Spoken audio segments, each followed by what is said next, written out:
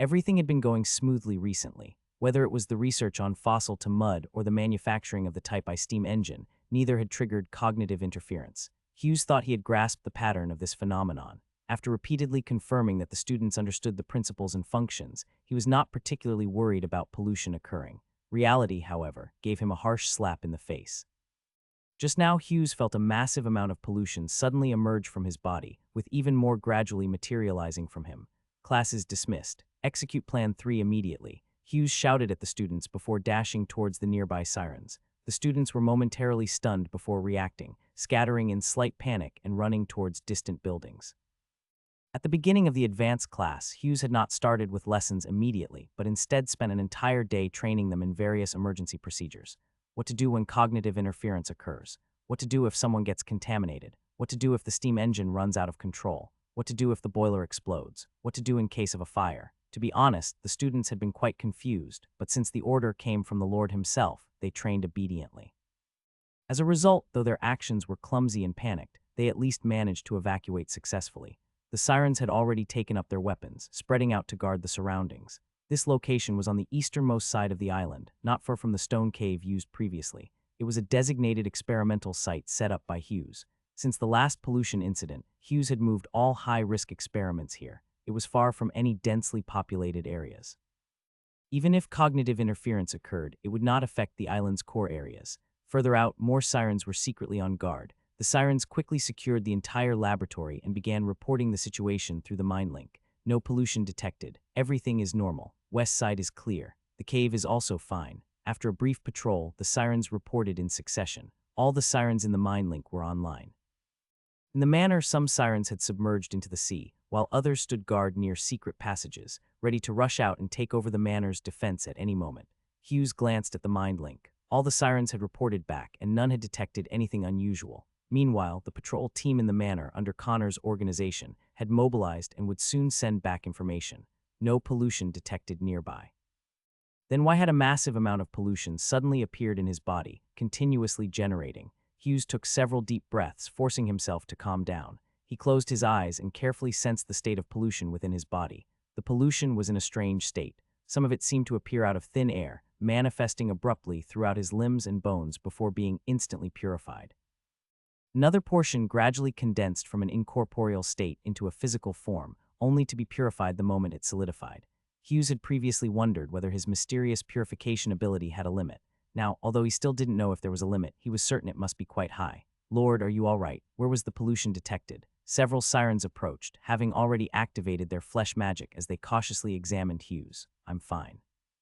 Pollution originated from within my body. The sirens were startled, exchanging glances. They hadn't sensed any pollution in the life force transmitted through the symbiotic contract. It's fine, at least for now. All the pollution generated in my body has been purified. Lord, the patrol team from the manor reports no anomalies. Hughes frowned. Continue the patrols. Do not relax. Yes, you don't need to worry about me. Stay on guard for a while and observe the situation. Hughes waved his hand.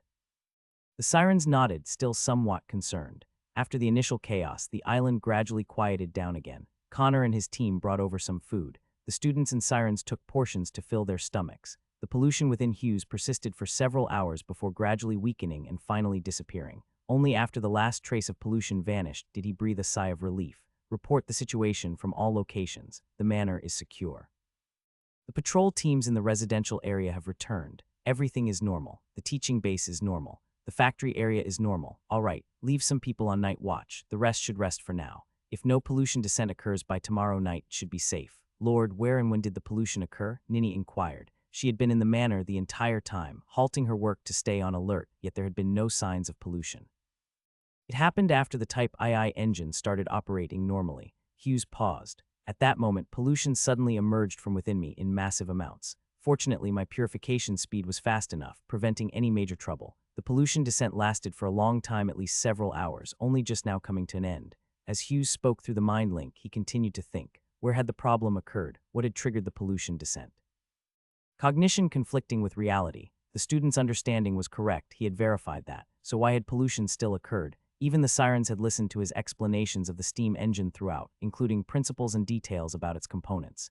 He had taught it all personally, so where could the mistake be? Think harder, think deeper. Cognitive interference. When personal cognition deviates from reality, pollution appears. This was an established fact. Everyone's understanding had been correct, he had confirmed it. That was also a fact. According to Occam's razor, the simplest explanation is usually the most effective. When faced with a problem, one should start with the simplest possibility, a simple and direct possibility. Then the most likely answer was, I was wrong, the knowledge I taught was incorrect. Impossible. The principles of the steam engine are extremely simple. Even if I only knew the theory, I could derive it myself. Besides, I've actually seen steam engine blueprints. The steam engine can't be wrong. Then could it be?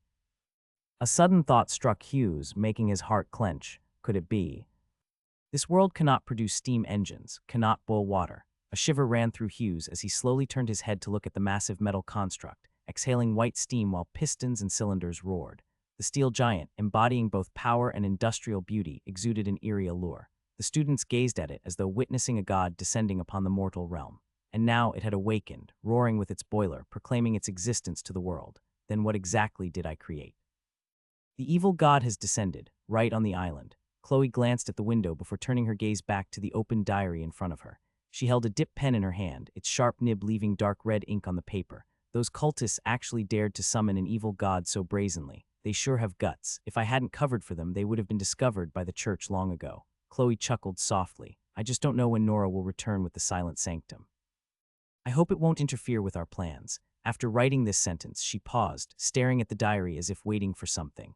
A moment later, the dark red writing seemed to fall off the page, disappearing word by word. The diary quickly turned blank, and then a new, neatly written line appeared on it. She won't be coming back. Lightly twirling a strand of hair around her fingers, Chloe nodded thoughtfully. She picked up the dip pen and pressed it against the diary, attempting to write again, but no marks appeared. The ink had run out. So she took the pen, flipped the nib upside down, and without hesitation stabbed it into her left eye, twisting it a few times. When she pulled it out again, the nib was coated in dark red liquid. She placed the pen back on the diary. Do I need to take care of that evil god? No need. The Candlelight Church's ship is about to arrive. Don't cause unnecessary trouble. Our plan is what matters most. All right, the ritual is already set up. Now we just wait for our god to descend. Chloe snapped the diary shut with a crisp sound, hummed a light-hearted tune, stood up, took one last look outside the window, then smiled and drew the curtains closed.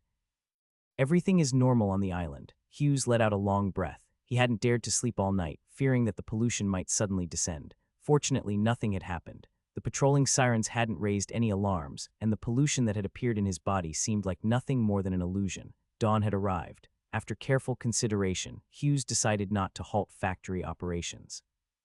First, cognitive interference required a full day before pollution manifested, so the daytime should be relatively safe. Second, the factory district was far from the test site, so even if there was pollution, it was unlikely to spread. And most importantly, he had suddenly realized something. It was true that this world cannot build steam engines explain the pollution, but there was another, simpler explanation. He hadn't triggered cognitive interference at all. In other words, the pollution in his body was not directly related to the steam engine's operation. Something else had caused it, meaning his steam engine manufacturing had actually succeeded. Thinking about it, it made sense. Although factories in the Rhine were rare, they did have steam engines. Hughes had even tried improving them before. If this world couldn't boil water, then what were those metal constructs? With this realization, the whole situation looked different. The cognitive pollution from before had always appeared suddenly, but this time the pollution in his body had partially appeared suddenly and partially formed gradually. Furthermore, cognitive interference pollution appeared on the ground. While some sirens had been directly splashed and buried in it, most of them had managed to dodge it. But after pollution appeared inside Hughes, he hadn't stayed still. Yet, the pollution kept generating inside him, following him wherever he went. Luckily, because of this, the pollution hadn't spread externally. It had been entirely purified by him.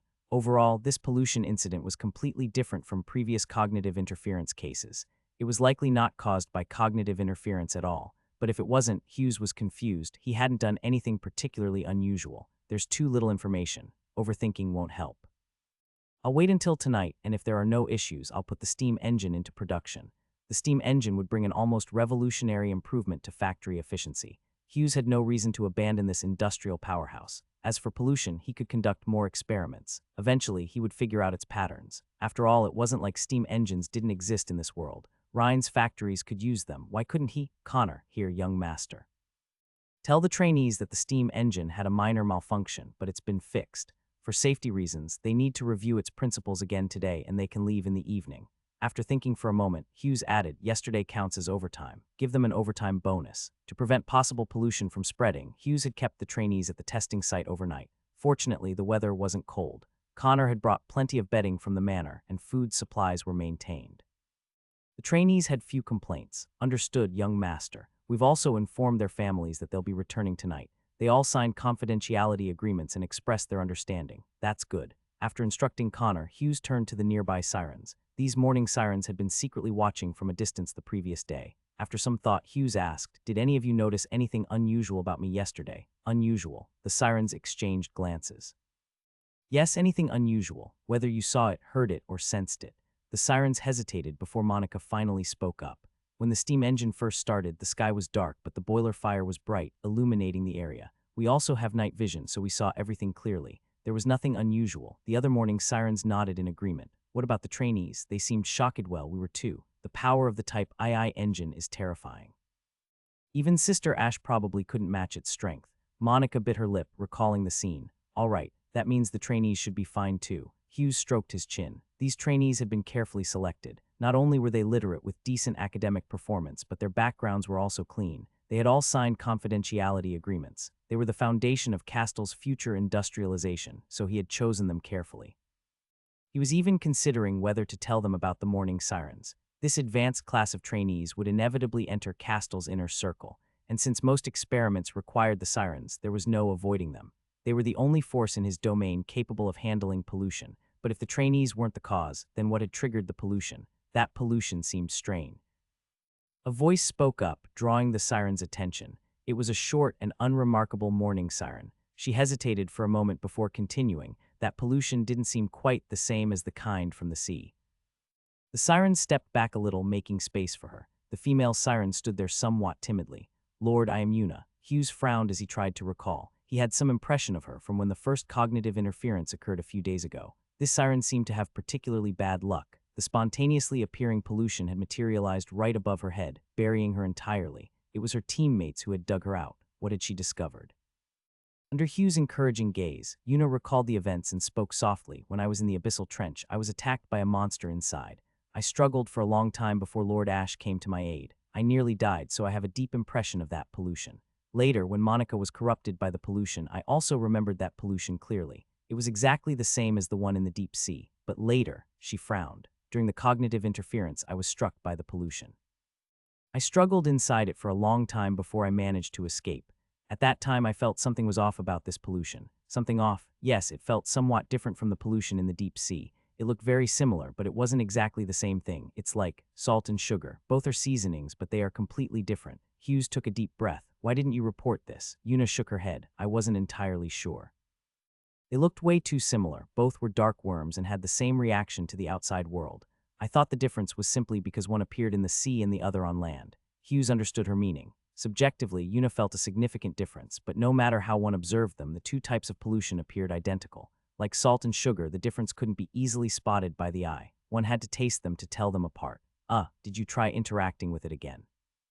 Being wrapped inside pollution doesn't feel good. Una's face visibly darkened. Her mouth twitched and she spoke in a small voice. Hughes recalled the writhing dark pollution, which moved as if composed of thousands of squirming worms, and shuddered. Thankfully, he had purified it quickly enough. The moment the pollution appeared, it was cleansed. Otherwise, if that stuff had kept appearing inside him, Hughes' face darkened as well. All right, I understand. Did anyone else notice anything? The sirens exchanged glances and shook their heads. In other words, we might have triggered the pollution's descent for a different reason. We don't know what that reason is yet. What we do know is that, unlike cognitive interference, it does not cause a random downpour of pollution. Instead, it continuously generates new pollution within the body in massive quantities, lasting for a long time. The pollution downpour from cognitive interference was also overwhelming in volume, but it usually only happened in a single wave. As long as one wasn't as unlucky as Una, who had been buried alive, there was still a chance of survival. But today's pollution descent had directly generated pollution inside his body, in massive amounts, and lasted for several hours. If Hughes hadn't had purification abilities, he would have been as good as dead. The candies he had obtained from Nora could suppress pollution to some extent, but against such prolonged, high-dose pollution infusion, they would have been useless. Hughes sighed, his expression growing heavy. These past days, he had devised several ways to deal with cognitive interference. He could indeed drive scientific and industrial progress, but the advancement of an entire civilization couldn't rely on him alone. In the future, ordinary people would need to participate in research. He wanted to create a system that could sustain itself healthily.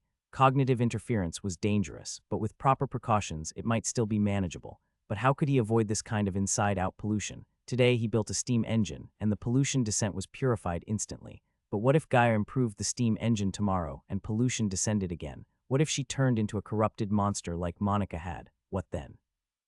Even if they managed to handle it, Gaia couldn't sign a symbiotic contract with him.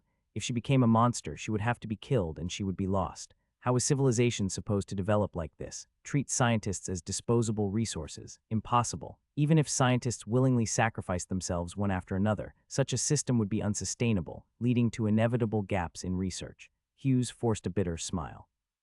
If this world was truly this strange, then it was no wonder the major powers had all become extremely conservative.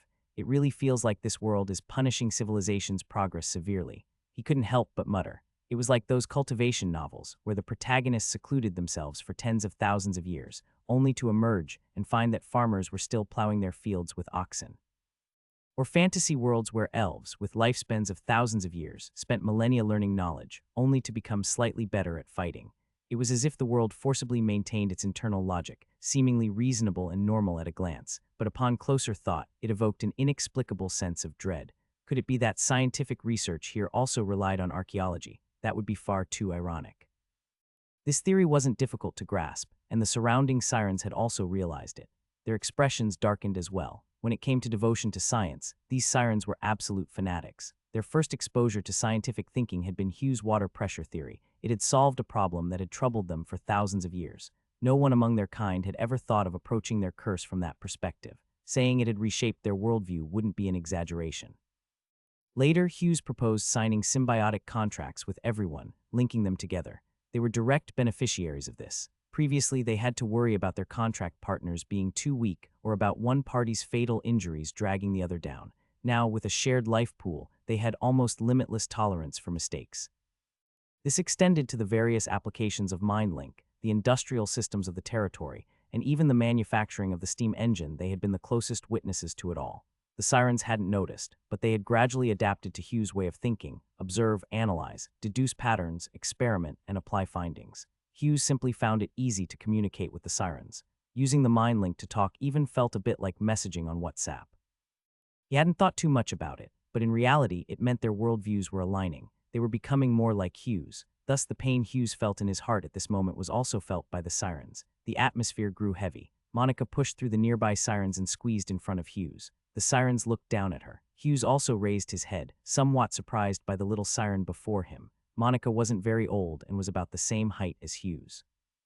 She looked straight into the eyes of her lord. Humans fear pollution, but I don't. Humans love science, and so do I. If humans can't do it, then I will.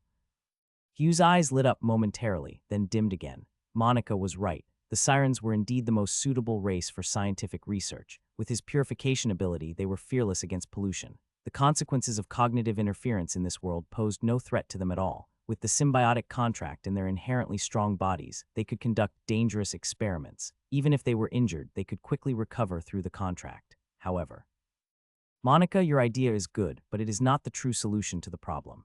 Hughes looked into the distance at the Type II machine. He added fuel to it periodically, and it was still roaring. If my territory only consisted of Castle, and my people were limited to those on this island, then there would probably be no issue.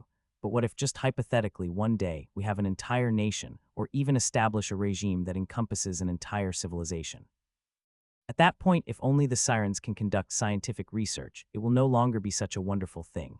If the sirens are strong, then you will form an academic oligarchy, monopolizing knowledge. Eventually, you will diverge from humanity, even if you share similar thoughts. If you are weak, then you will be controlled and forced to conduct research, perhaps brainwashed with grand ideals or coerced with force.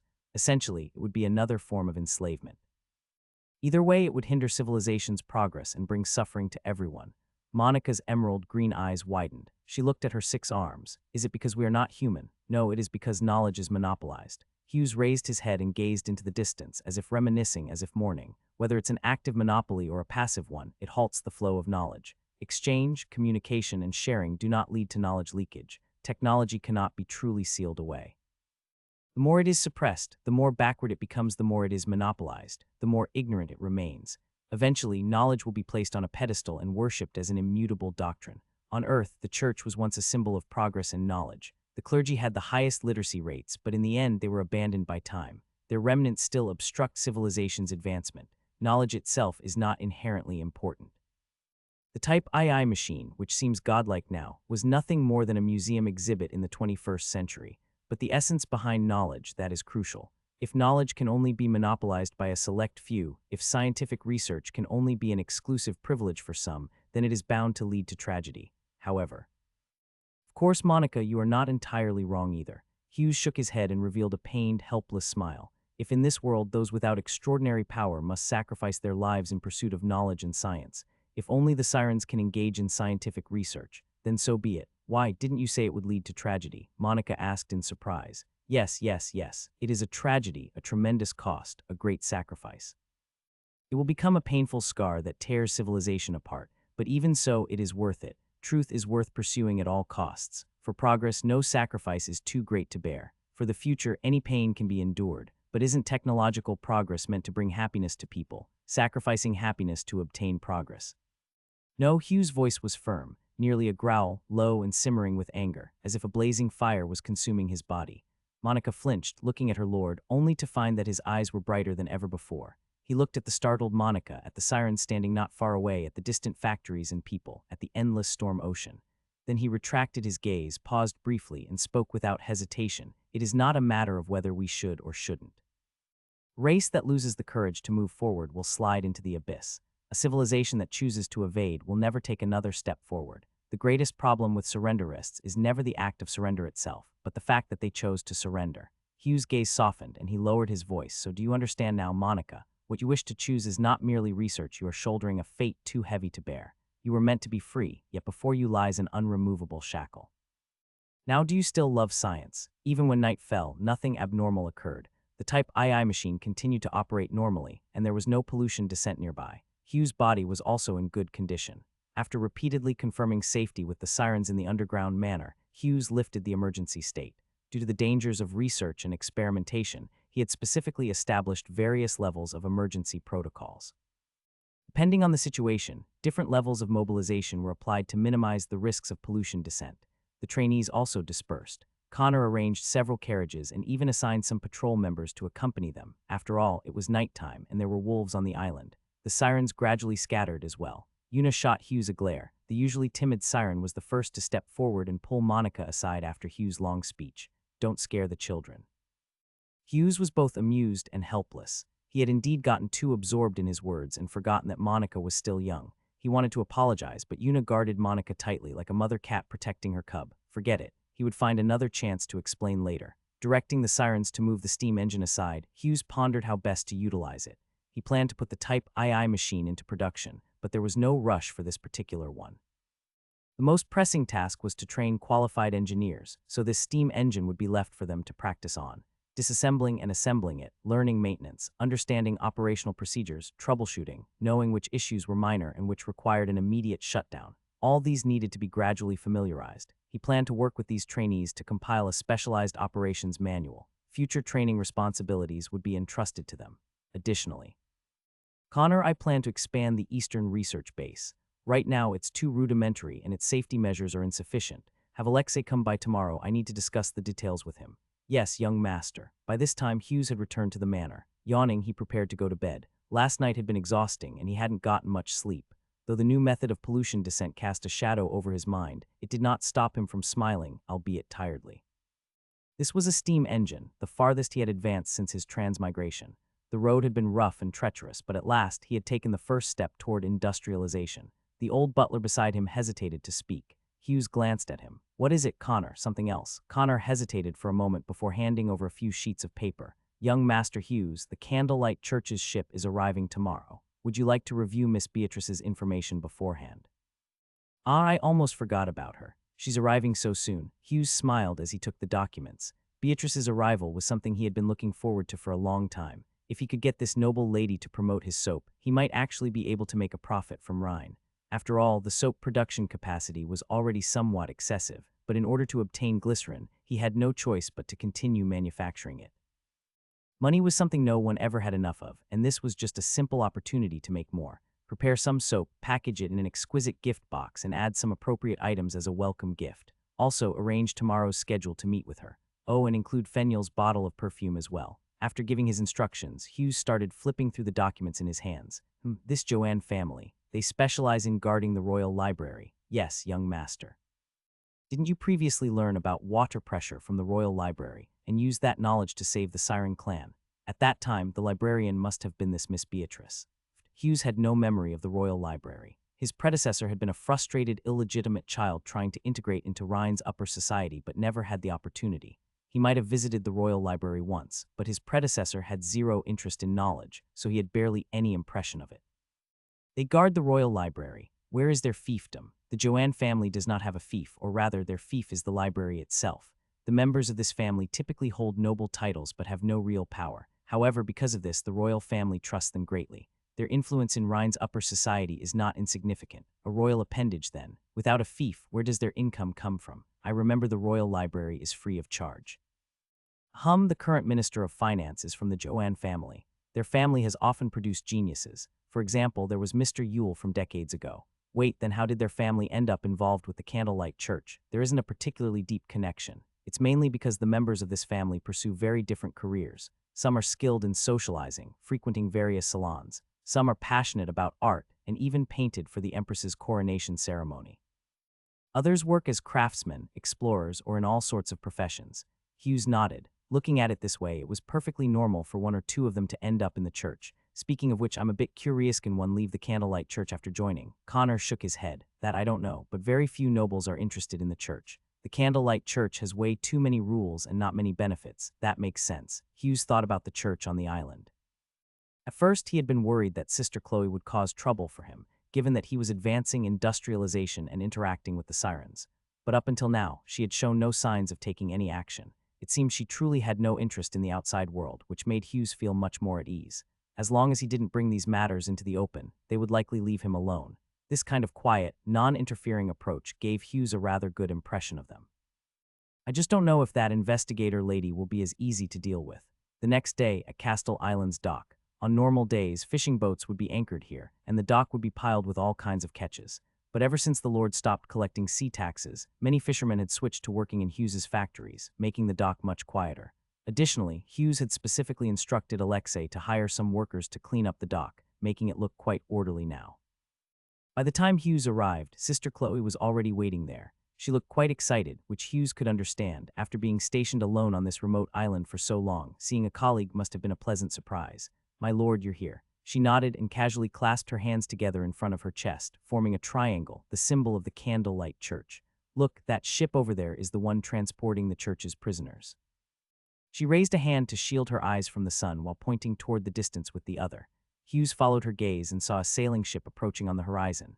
The ship didn't look large, and with its design it could only operate in coastal waters. Its propulsion relied solely on sails. There weren't even oars, let alone a steam engine. Hughes evaluated it as an ordinary cargo sailing ship with almost no ability to fend off pirates. It might not even withstand rough waves. Backwards, extremely backwards. Not to mention Earth, even in this world, this was among the most outdated ships. He had seen pirate ships from a distance before, and although they looked somewhat old, their designs were much more advanced than this. "By the way, why did you come to receive these prisoners, my lord? I could have handled the handover myself. Since I promised you, I wouldn't go back on my word." Hughes' eye twitched as he recalled his previous agreement with Chloe. This nun showed not the slightest trace of holiness. Her greed was nearly unmatched. But greed wasn't necessarily a bad thing. At least it was easier to deal with than those fanatical religious zealots. The Joanne family is loyal to the royal family, and I am also loyal to the royal family. That makes the Joanne family my friend. Hughes spoke unhurriedly. Since Miss Beatrice is visiting my territory, of course, I must personally welcome her. I see. Chloe didn't ask further, nodding as she accepted the explanation. Not long after, the sailing ship docked. The sailors shouted commands as they lowered the anchor into the water and threw ropes onto the dock, securing them to the posts. A few sailors jumped ashore and laid a long wooden plank between the ship and the dock. The ship wasn't large enough to require rowboats for disembarkation. A group of weary-looking people was herded off the ship. Although they weren't bound, the sailors treated them rather roughly. Hughes glanced over and actually spotted a few familiar faces. This made him sigh. It was the first time he had seen acquaintances from his previous descent. Don't worry, I'll handle the handover and have them perform a simple atonement ritual before sending them to your manor. Chloe leaned in and whispered to Hughes. When it came to money, this nun was surprisingly reliable. Soon, a large wooden crate, tightly sealed, was carried off the ship by the sailors. Hughes estimated its size, and then his eye twitched. This must be his previous body. Come to think of it, he had always found it strange. Why had the Candlelight Church gone through the trouble of transporting his corpse to this small island after killing him? Even if they had mistaken him for a cultist, wouldn't it have been easier to simply destroy the body? Why go through all this effort? There was a small mistake. Beatrice is not secret keeper, but merely an investigator. So sorry for the inconvenience. Although his heart was full of doubts, Hughes did not show it on his face. He merely glanced at the wooden box and then shifted his gaze away. Soon, a young lady dressed as a noble appeared in front of Hughes. She was not wearing the attire of the church, only pinning the Candlelight Church's sacred insignia on her collar. She wore a dress, but it was a rather plain style with little lace and no petticoat. Hughes glanced at Connor, and the old butler nodded at him. This is Miss Beatrice. On the ship, Beatrice lifted her skirt slightly, preparing to disembark with great strides, but suddenly saw Hughes on the dock. She paused for a moment. Her gaze swept over Hughes' intricately designed clothes and then stopped at his crest. Her steps quickly became feeble, her figure halted, and she waited for the maid behind her to catch up before half falling into the maid's arms. Hughes' throat moved slightly. He struggled to maintain his expression, but found it hard to hold back. The person in front of him was an extraordinary from the Candlelight Church, an investigator capable of independently handling strange incidents. She could instantly charge through the crowd and twist Hughes' head off with her bare hands. Supported by the maid, Beatrice walked onto the shore, looking as if she would faint at any moment. She stopped in front of Hughes. The two paused for a moment, but neither spoke. According to noble social etiquette, an unmarried girl could not take the initiative to talk to a strange noble like Hughes, who had not been formally introduced. The same applied to Hughes. For nobles, initiating a self-introduction was considered very impolite. Although he didn't care much, since he was acting, he decided to go all the way. He had specifically changed into this restrictive noble attire to leave a good impression on the other party. So the two of them stood there, then looked simultaneously at Chloe nearby. This sister, originally standing aside with a watching the show expression, suddenly realized she had become the focus of everyone's attention. Oh, all right, ahem. Reluctantly, she introduced the two with a brief introduction. Only then could Beatrice raise her head and take a look at Hughes before her, and she was stunned. Hughes was dressed in a meticulously tailored velvet robe, deep purple, almost black. His handsome face was somewhat pale, carrying a trace of frailty, not makeup, but the result of staying up for 2 nights working on the steam engine and dealing with contamination. Seeing Beatrice's gaze, Hughes smiled gently and nodded, exuding an elegant yet mysterious aura. This attire and matching style were not chosen randomly. According to the information from old Connor, this Miss Joanne loved reading the Rose Elegy series of night novels, and the protagonist had this style. To promote soap, Hughes had gone all out. Not only did he change his clothes, but he also had the servants apply makeup and spent a long time styling his hair. The meticulous design and dressing dealt a heavy blow to this young lady. Previously confined to a social circle of other noble ladies, Beatrice had never seen such a scene. Although she was already an extraordinary, she was still young and had just completed her promotion. This was her first time performing a task as a member of the church. She stared at Hughes for a long time before snapping back to reality, her face visibly flushing red. Lowering her head, she couldn't resist sneaking glances at the young man in front of her, her face turning even redder. Part of it was a fluttering heart. Hughes' appearance was indeed attractive. Another part was embarrassment. She had not expected to be greeted by the local lord. Forget makeup, she had chosen her clothes casually. Should she pretend to faint, her mind was in a complete mess. Hughes maintained his smile, but inwardly he was overjoyed. Great, the soap promotion plan might actually work. This morning's efforts had not been in vain. The territory's finances were saved. Heth, naive young lady, prepare to witness the cruelty of society. Soon you will become a tool for promoting my product, squeezed of all value and then discarded. He immediately pointed to the carriage not far away. Ahem, Miss Joanne, you don't look well. You should rest quickly. The sea voyage must have been exhausting. Don't harm your health. Sister Chloe is a professional. You needn't worry about the handover. After speaking, he subtly nudged Sister Chloe beside him. Chloe rolled her eyes internally but still managed a smile. Please rest assured, I will handle it properly. She clasped her hands together, looking devout. The Lord has already discussed the specific handover matters with me in detail. He is a devout believer of the Candlelight Church and has always supported the construction of our church. Beatrice nodded slightly, and with the maid's help walked into the carriage while Hughes gracefully bid her farewell. Chloe, looking reliable, also bowed towards the carriage while forcing a smile and muttering through gritted teeth, need to pay extra. All right. The carriage gradually moved away, and the estate had naturally been prepared long before. After sending off the troublesome Beatrice, Hughes casually turned his head to look at the people and the massive wooden box on the dock. What should we do with them? These sinners just need a simple atonement ritual. It won't take long. As for that heretic's corpse, just bury it in the churchyard. Bury it in the graveyard. Hughes looked surprised. Are you sure? I mean, won't such an evil existence threaten my territory? Burying it in the graveyard is the safest. Don't worry, the Candlelight Church has never had any mishaps dealing with heretics. Chloe absent-mindedly nodded, her words somewhat vague. Hughes, like an ordinary lord, pretended to be uninterested, directing soldiers and sailors to escort the people and box to the church. Most of these sailors were hired by the Candlelight Church, and Hughes did not see their sacred emblem on them. For now, it seemed there was no issue. The Candlelight Church did not show any particular interest in the worker, Hughes' corpse. It didn't seem like they had discovered anything. Hughes tried to sense the presence within the box as he approached it, but found nothing unusual, as if it contained an ordinary corpse. Seems it was just a coincidence. He had probably just scared himself earlier. Watching the departing Candlelight Church team, the gloom in Hughes' heart dissipated somewhat. These Candlelight Church people had not caused him any trouble from beginning to end, which was quite pleasant.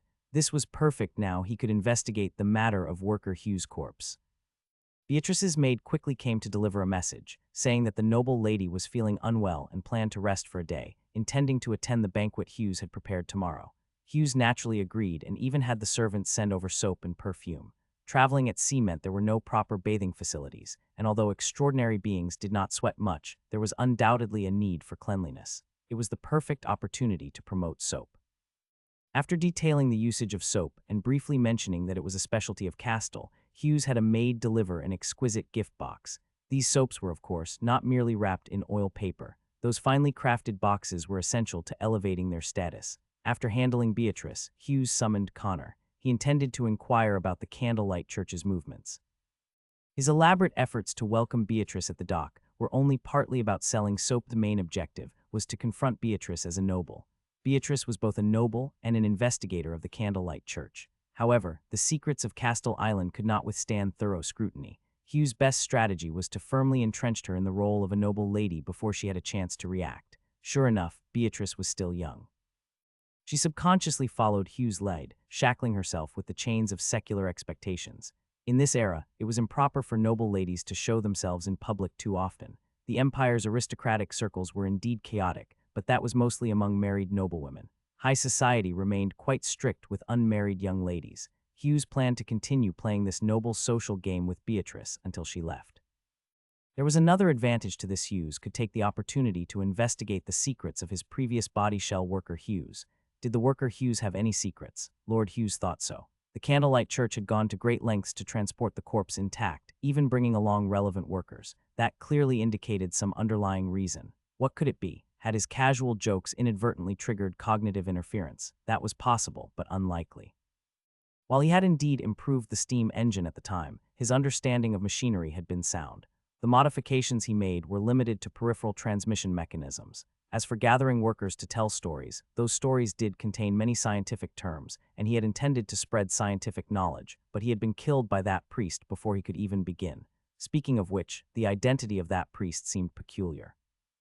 The former Hughes of low status had never come into contact with the church.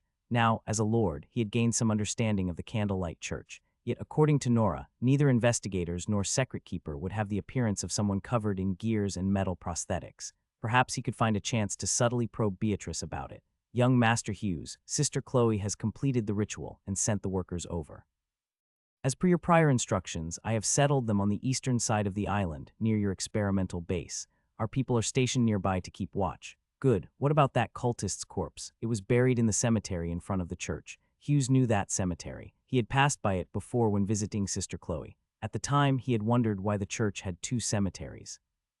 Now it seemed that believers were buried in the cemetery behind the church, while the one in front was used to seal away cultists. Did they perform any rituals, purification rites for the cultist, or anything? There shouldn't be any. Connor paused. It was our people who buried the wooden coffin. There aren't many left in the church. Brother Kiski has fallen ill, Sister Chloe isn't strong enough, and the church's followers, well. What about the followers? The followers have gone to work in our factories. They don't have time for worship anymore. Hughes twitched at the corners of his mouth. Why did this church seem so pitiful? All the believers had abandoned prayer for wages, and no one was left to attend the church. He wondered how Sister Chloe was managing. All right, leave it for now. Connor nodded and left. He had many matters to attend to, including arranging the banquet for tomorrow and gathering information on the Joanne family. Hughes sat in his chair for a while before walking to the door and locking it. He planned to find an opportunity later to take a look at the corpse of worker Hughes. Although it had already been buried, digging it up shouldn't be too difficult. With only Sister Chloe in the church and Brother Kiski, who seemed to be an extraordinary out of commission, now was the perfect time to investigate. Speaking of which, could Brother Kiski be a secret keeper? That didn't seem likely. He was completely different from the previous priest. There were no mechanical components on him at all. Never mind, I should contact the sirens first. I'll need their help for this investigation. Hughes had no intention of blatantly digging up a grave. The area around the church had a dense forest, making it easy to hide. A plan was gradually forming in his mind. Just as Hughes activated his mind link to summon the banshees, a thought suddenly struck him. On the Golden Throne, he had always possessed the body of worker Hughes. After his death, that body had displayed the fatal wound on its chest. Then, if the corpse changes, will it be reflected on that body as well? Hiss. This was something he had never considered before, but it was easy to verify. He glanced at the locked door, found a comfortable position, and slowly closed his eyes. On the Golden Throne, Hughes' expression gradually became more animated. Soon he withdrew his gaze from Lord Hughes. The noble youth's head drooped like a puppet, back again. His eyes shifted to the chairs beside the long table. A robust middle-aged man, an elderly man with white hair, a priest in a white robe, and a young man. He first looked at the middle-aged man, whom the first time I descended, I was a farmer. I quietly farmed for a while, then was killed by bandits on my way to a nearby town. The farmer's chest bore several bullet wounds. Hughes turned his head. The second time I descended at the port, found clues about the local brotherhood, and tried to investigate the existence of extraordinary power. Unfortunately, I exposed myself and was killed. Then he looked at the priest and frowned. This body has been here ever since I transmigrated. I can't descend into it, nor can I communicate through it. Something seems off. He stared at the white-robed priest, but the priest kept his head bowed, his face obscured by shadows, unlike the other shells that met his gaze. And then there's worker Hughes. The wound on his chest seems normal, untouched. It looks like it only records the state of the moment of death. He deliberately avoided worker Hughes' eyes. If he looked into the shell's eyes, it would turn to face him, initiating a descent. But as long as he avoided eye contact, nothing should happen. At least that was how it was supposed to be. As he stared at the wound, worker Hughes slowly turned around and looked toward the Golden Throne. In Hughes' horrified gaze, the worker tilted his head. Hughes' pupils shrank instantly. How could his shell start moving on its own? Had the shell come back to life and developed its own consciousness? Or had the church done something to it, causing it to mutate? No, that wasn't important. He needed to try and make contact first to determine whether it was hostile. Hughes took a deep breath. Hello. He greeted worker Hughes with an unchanged expression. Worker Hughes did not respond at all. He just stared blankly at his surroundings, occasionally making slight movements. Who are you? Can you hear me? When did you wake up? Hughes. Candlelight Church. Hughes tested for a long time and finally realized that this shell seemed to have gained some characteristics of life, but it didn't seem to possess intelligence. No, even calling it the characteristics of life might be inaccurate. It could simply move. Hughes had tried suddenly shouting at full volume, attempting to startle it, but it showed no reaction whatsoever. Any normal living being would have some instinctive response, and that was difficult to fake. In short, Hughes found it baffling. This shell had changed from an unmoving puppet to a moving puppet, nothing more. What did this mean? After pondering for a long time, he couldn't make sense of it. The shell did not respond to anything Hughes said, whether it was conversation or commands. Yet Hughes himself was still confined to the Golden Throne and had no way to deal with this self-moving shell. Wait, was he really helpless? Hughes' eyes lit up. He could try descending into this shell. Previously, he had deliberately avoided making eye contact with it, afraid of accidentally descending into it.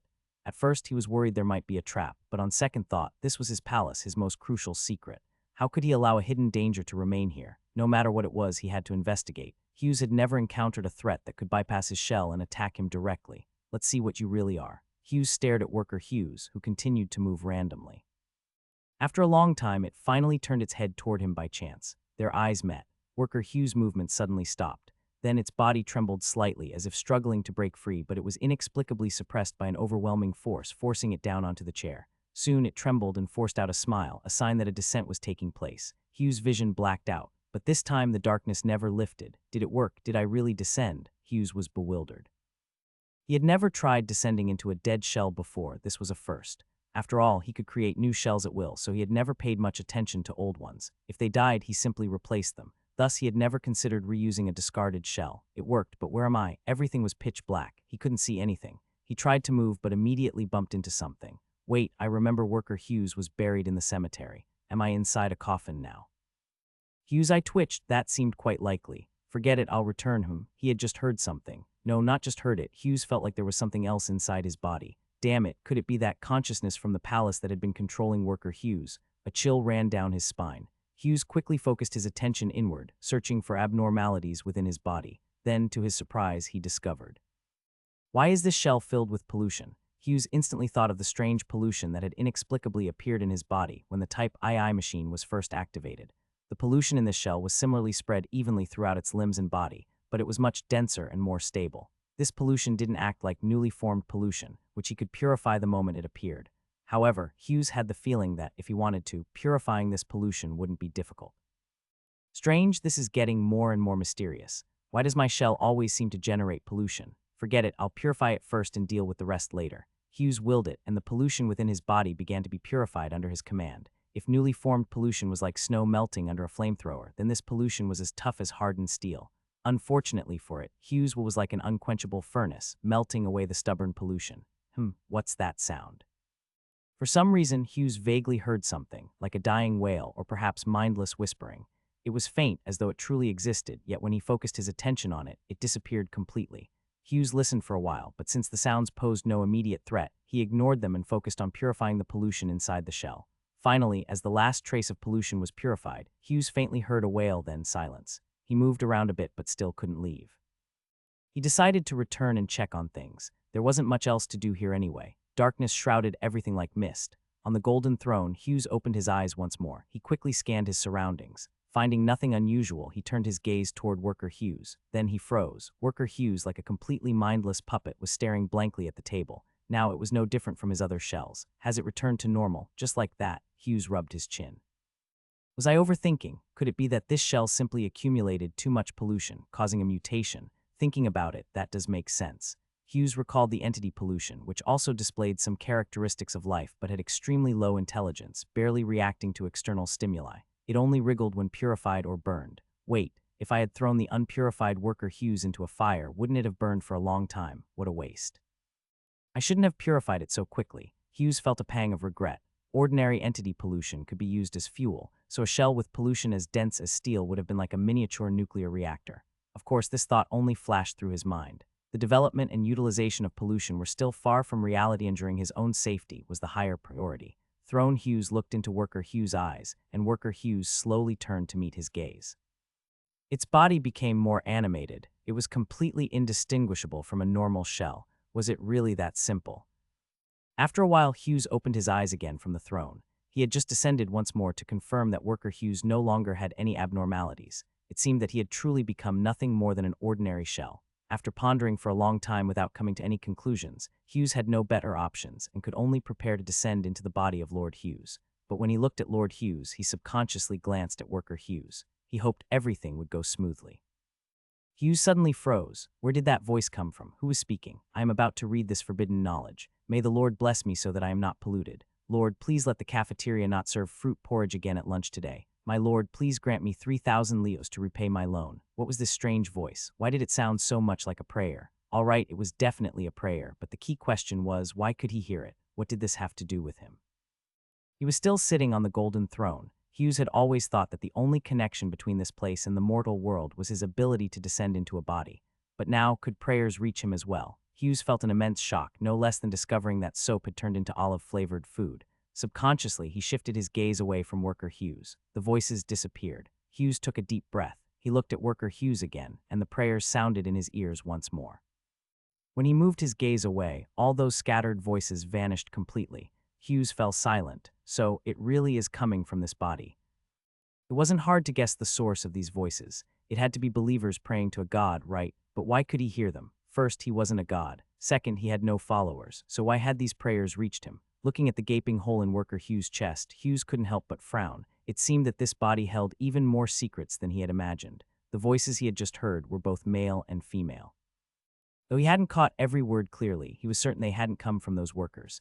If they weren't from the workers in his past life, then where did these believers come from? Could they be followers of the Candlelight Church? That seemed possible. The Candlelight Church had killed worker Hughes and deliberately transported him to this remote island. No matter how one looked at it, there was some kind of conspiracy involved. Hughes stroked his chin.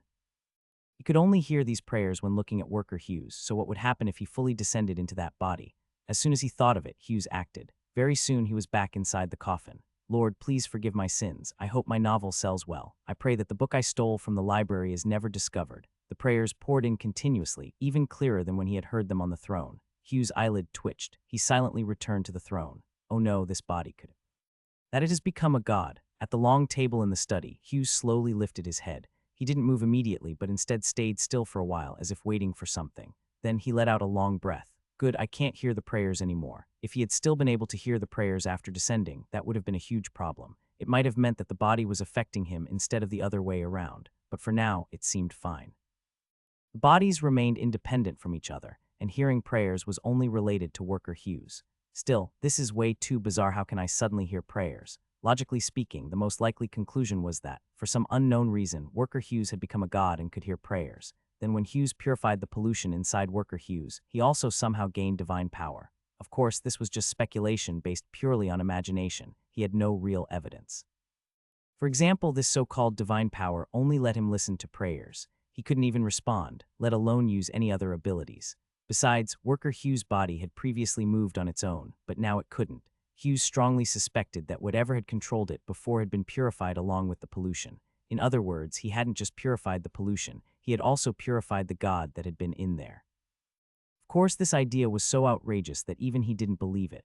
How could a god be purified so easily, without even the slightest resistance? Regardless, he had now acquired a strange ability to hear prayers. Although it's useless, it does point me in a direction. The Candlelight Church must be plotting something. What exactly had happened after worker Hughes' death? He had to find a way to investigate. Hughes narrowed his eyes. All right, let's go check on that body first. He activated the mind link, and countless points of light emerged in his consciousness. Ash, I'm listening. Can you come to me? No, I'll come find you.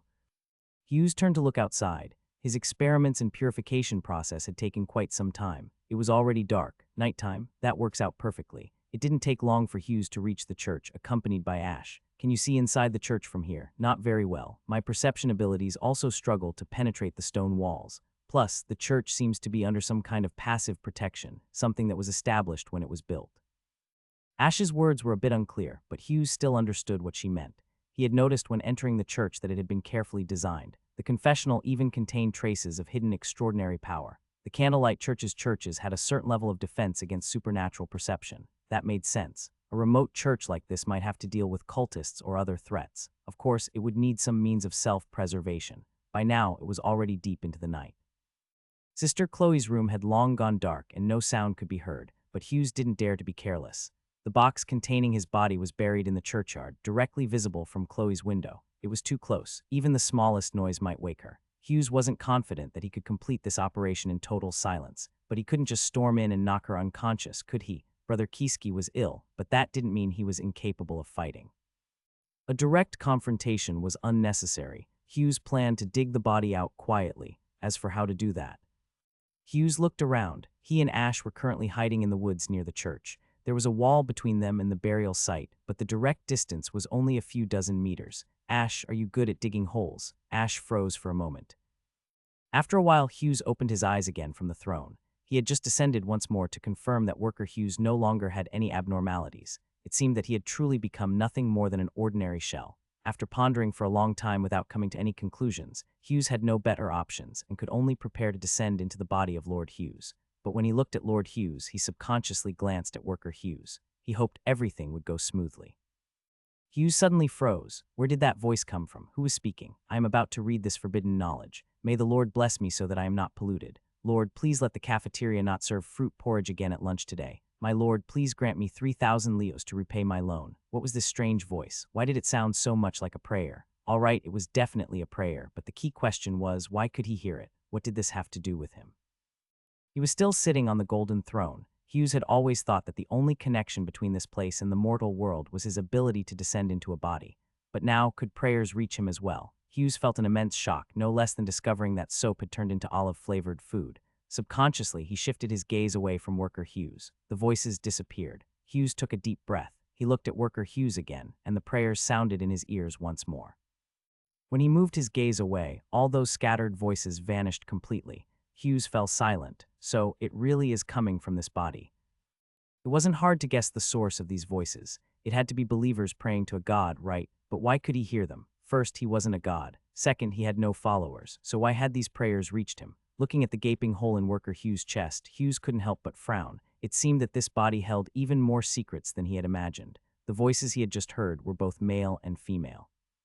Though he hadn't caught every word clearly, he was certain they hadn't come from those workers. If they weren't from the workers in his past life, then where did these believers come from? Could they be followers of the Candlelight Church? That seemed possible. The Candlelight Church had killed Worker Hughes and deliberately transported him to this remote island. No matter how one looked at it, there was some kind of conspiracy involved. Hughes stroked his chin.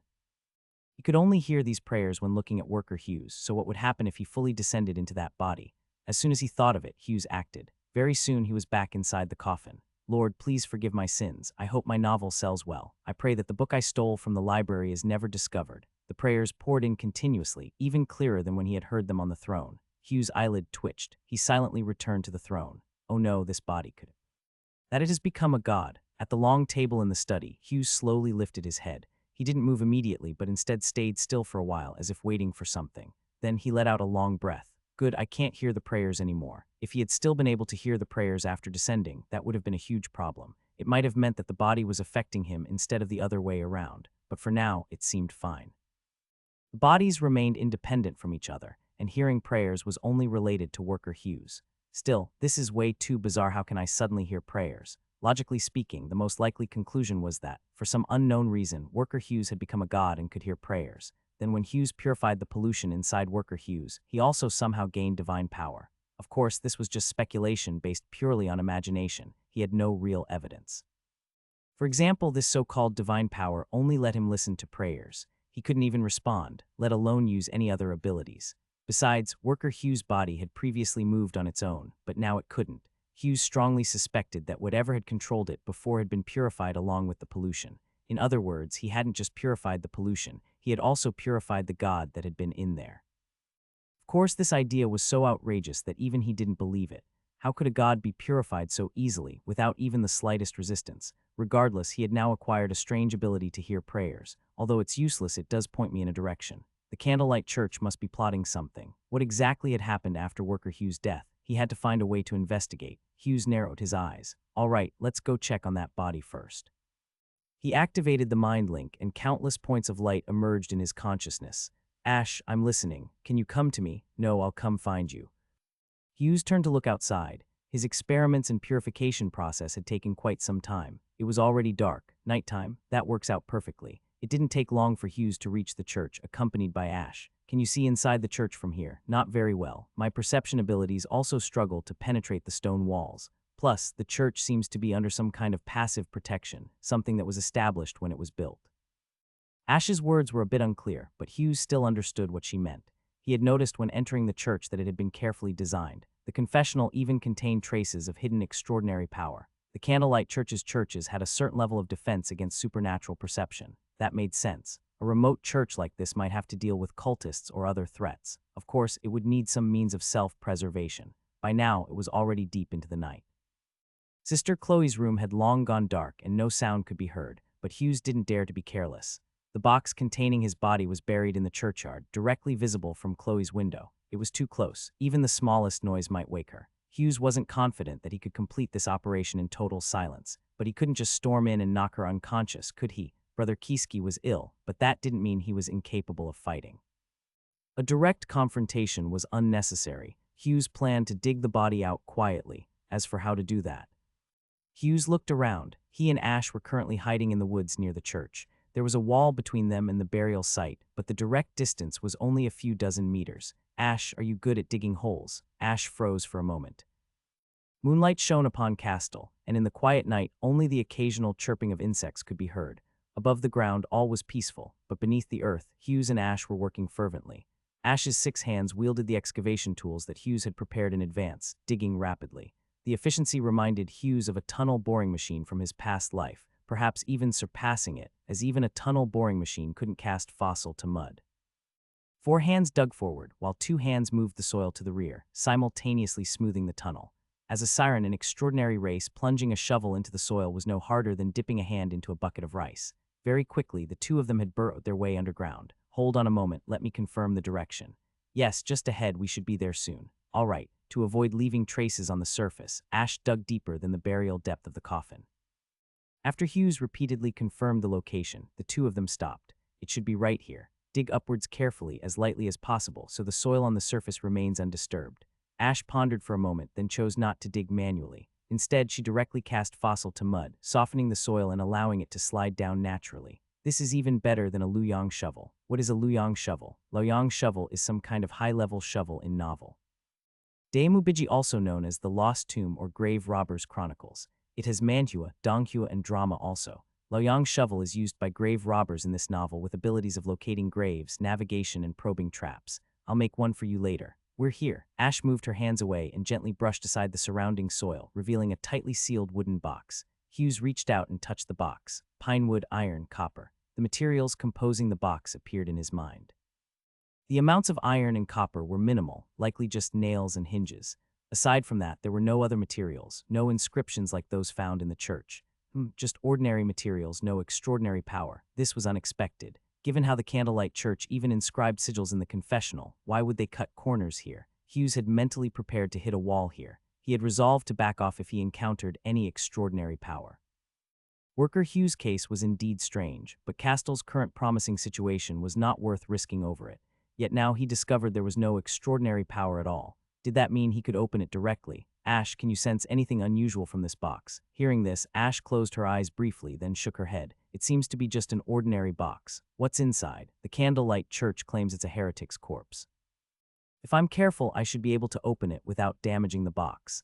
Ash examined it from different angles and spoke with certainty. She wasn't sure why Hughes was so interested in it. If this box contained a heretic's corpse, it was likely related to contamination. If it was just contamination, there shouldn't be much of an issue. As long as she activated flesh magic, no amount of contamination could harm her. Hughes looked at the box again and felt there was no major problem. All right, when you open it, if anything goes wrong, we leave immediately. The sea is not far away, I'll call the others for backup. Hughes sent a message through the mind link and quickly received confirmation. Go ahead and open it, Ash. Remember to use flesh magic. Ash nodded, stepped back a little, and used 4 hands to grip the box's corners while the remaining 2 skillfully removed the wooden panels. Her movements were slow and careful, minimizing noise. As the bottom panel was fully removed, something black fell out and she quickly caught it. Her expression turned strange. Lord, Ash turned slightly. Hughes stepped forward and looked down. What is this? It appeared to be a lump of black stone. Hughes placed his hand on it, feeling its composition. Granite, nothing else. It was just an ordinary rock. Is there anything else in the coffin? Ash shook her head. Only this. The box had no corpse. Hughes felt his hair stand on end. What did this mean? Had Worker Hughes' corpse already been disposed of? Was the Candlelight Church just putting on a show and placed a rock inside instead? That would make sense. No wonder Chloe was so certain there was no issue. The wooden box also lacked any extraordinary power. Wait, Hughes suddenly looked up. If the box never contained a corpse, then where did his descent actually occur? He distinctly remembered being trapped in a cramped space, unable to turn over. Was that not a wooden coffin? A chill ran down Hughes' back. This box had been buried by his own people. It was buried at noon, and he came to dig it up that night. Yet in such a short time, the body had disappeared. Something was wrong, very wrong. A deep sense of unease crept over Hughes. Restore the box and the stone to their original state. We need to leave now. Ash silently nodded. She worked quickly, restoring the wooden box before retreating with Hughes. The soil was loose, making refilling the hole an easy task. When Hughes returned to the surface, he looked around and saw no one else. Only then did he breathe a sigh of relief and instructed Ash to restore the ground's appearance. Good, no one noticed. Let's go back to the cave first. Something is definitely off about this. Ash nodded, and the 2 quickly left the forest. Under the moonlight, the woods returned to silence. After a long while, a sigh came from behind the trees. A slender figure emerged from the shadows. She wore a fiery red cloak, the wide fabric draping to the ground like feathered robes. The moonlight, her face remained hidden beneath the hood's shadow. She looked down at the ground, then in the direction where Hughes and Ash had left. So it really is you, Lord. I thought we could be fellow travelers, but it turns out you believe in those decayed gods. Very well. She shook her head and slowly walked away from the forest, heading toward the church. Under the hood, a pair of crimson eyes flickered. The usually carefree face was now solemn. If Hughes saw her, he might not even recognize her sister Chloe. Let the ritual begin, she murmured. In the forest, the graveyard, and every shadowed corner, figures clad in red hooded robes emerged. Inside the church, the once extinguished lights suddenly reignited, illuminating the stained glass dome as if it were molten steel, red and scorching. The red-cloaked figures walked toward the church. The edges of their robes gradually caught fire. The curtain was rising. Hughes returned to the manor smoothly. For some reason, he felt an inexplicable sense of unease. The mysterious disappearance of worker Hughes' corpse weighed on him like a heavy stone pressing against his chest. Who could have swapped it right under the candlelight church's nose? Wait, under the candlelight church's nose. Hughes suddenly furrowed his brows. That corpse had been full of pollution. It took Hughes a long time to purify it before he finished. If the candlelight church knew about this, it made sense for them to bury it in such a remote place. But during today's burial, there had been no ritual or any sort of procedure, just a simple, direct burial. That was odd. Did the candlelight church knowingly bury a polluted corpse? Did the church possess a unique purification method, or did they already know the coffin was empty? Hughes took a deep breath. The ominous feeling grew stronger. No, I need to ask Connor. A maid peeked in at the doorway, then quickly ran off to find Connor. Connor had been busy these days, especially with tomorrow's banquet. He was currently in the reception hall, directing the servants in their preparations. After a while, he arrived at the study. Young master, you called for me. Tell me about the candlelight church's burial rituals. Yes, specifically about today's burial of that cultist. Connor was a bit surprised. Today's burial ritual. It didn't seem like much of a ritual, they just buried the body directly. The church lacked manpower, so our people handled everything. I already know that. What I want to ask is, does the candlelight church always bury cultists this way? This question was clearly beyond his knowledge. Connor thought for a long moment before shaking his head. I've never seen other cultists being buried. They don't seem to have public burials. Come to think of it, isn't it strange? Aren't cultists usually executed in secret? Why bring one here for burial? Hughes' heart sank. So the candlelight church didn't have such a tradition. Then what were they really trying to do? Young master, are you worried that? Hughes hesitated for a moment before decisively speaking. I'll be direct, the coffin I checked was empty. There was no cultist inside. You checked it. Wait, wasn't it already buried? Hold on, empty. Yes, I'm worried someone stole the body. I don't know what for, and it was buried only this afternoon. By evening it was gone. There's a high chance. A high chance that something's about to happen. Connor couldn't sit still anymore. He quickly strode towards the door. I'll go inform Miss Beatrice. Wait a moment. Connor turned around, confused, only to see Hughes sigh lightly. Hughes didn't dislike the idea of letting Beatrice, the investigator, handle the issue, but thinking it through, there were too many doubts in this matter. First and foremost, did Beatrice, or rather, the candlelight church, even know about this? Stealing a body right under our noses in a single afternoon, how difficult would that be? The burial site was only a few meters away from Sister Chloe's room. Swapping the body without alerting her was nearly impossible. A more likely scenario is that the candlelight church already knew about this. Connor opened his mouth but ultimately remained silent. Indeed, it was more likely that the candlelight church staged the entire act. Perhaps there had never been a cultist's corpse to begin with. If Hughes went to Beatrice now, even just to probe, there was a significant chance he'd expose himself. They might have used this body as bait, waiting for Hughes to take the hook. Both Beatrice and the candlelight church were likely in it, and even if Miss Beatrice doesn't know about it, do you think she could really do anything? Both of them had seen Beatrice's records. She was a newly promoted investigator with no prior experience handling extraordinary affairs. That was why Hughes had been able to easily manipulate her into staying behind closed doors. When it came to dealing with these kinds of problems, Hughes had far more experience than she did. After all, pollution had already descended more than once. Do we still have firearms? Aside from that one, Hughes gestured toward the gun holster at Connor's waist. We do, but only long rifles. Get them ready. If cultists are involved, we might need them. Understood, young master. Also, increase security at the manor. Make sure there are enough night watchmen. If cultists plan on making a move, this place could be in danger. On the island, only a few locations were valuable targets. The northern residential area had a dense population. The manor housed him and the candlelight church's investigator. Then there were the factories, but Hughes wasn't too concerned about those. Factories could be rebuilt. Besides, he was planning to upgrade them with Model II machinery anyway, which meant partial demolition was inevitable. Connor acknowledged the orders and left. Hughes then activated the mind link. Everyone, get ready. Level III alert. Keep several squads on standby near the beaches, ready to deploy at any time. Activate 2 battlefield channels. Report any anomalies immediately. The sirens raised their heads in surprise, exchanging glances before rushing to the hall to grab their weapons. A level III alert didn't require full mobilization. Most sirens only needed to prepare themselves. Apart from a few landing squads, the others just had to carry their weapons with them. Ash, is there another pollution event? Ash looked up, eyes filled with concern. No, it might be even worse. Hughes paced quickly in his room. He had considered letting the sirens take control of the entire island, but ultimately held back. If they showed themselves, they would almost certainly clash with the candlelight church. That could startle the real cultists into hiding. It was better to wait and observe. Besides, he wasn't completely out of options. Ash, you take over command for now. I have something to handle and will be back soon. Understood. Ash's response was always firm and reliable. Hughes couldn't help but breathe a little easier. He sat in his chair, then lowered his head as his expression gradually became blank. That's right, he planned to return to the palace and descend into Worker Hughes' body. No matter whether the cultists were scheming or the candlelight church was baiting him, the key to everything remained the same: the corpse. He knew the least about this situation, yet he had the one advantage: he could control the corpse. No one knew he could descend into it. That was his ultimate trump card. Wasting no time, Hughes scanned the golden throne's surroundings. Nothing seemed out of place. He immediately turned his attention to Worker Hughes. Worker Hughes slowly lifted his head. His expression became lively, revealing a slightly shy smile. Darkness swallowed his vision. When he opened his eyes again, a place brightly lit. Wait, wasn't he supposed to be inside the coffin? Where was this? Hughes immediately controlled his body, remaining completely still, not even opening his eyes. He squinted slightly, allowing a small amount of light to filter through. There was light here, and it was very bright. Where was this? Had he been released? A flood of chaotic thoughts surged in his mind in an instant, but Hughes forcibly suppressed them, staying utterly motionless like an empty husk. No rush to investigate, could pretend first. Success, it worked. The evil god has descended. Fantastic.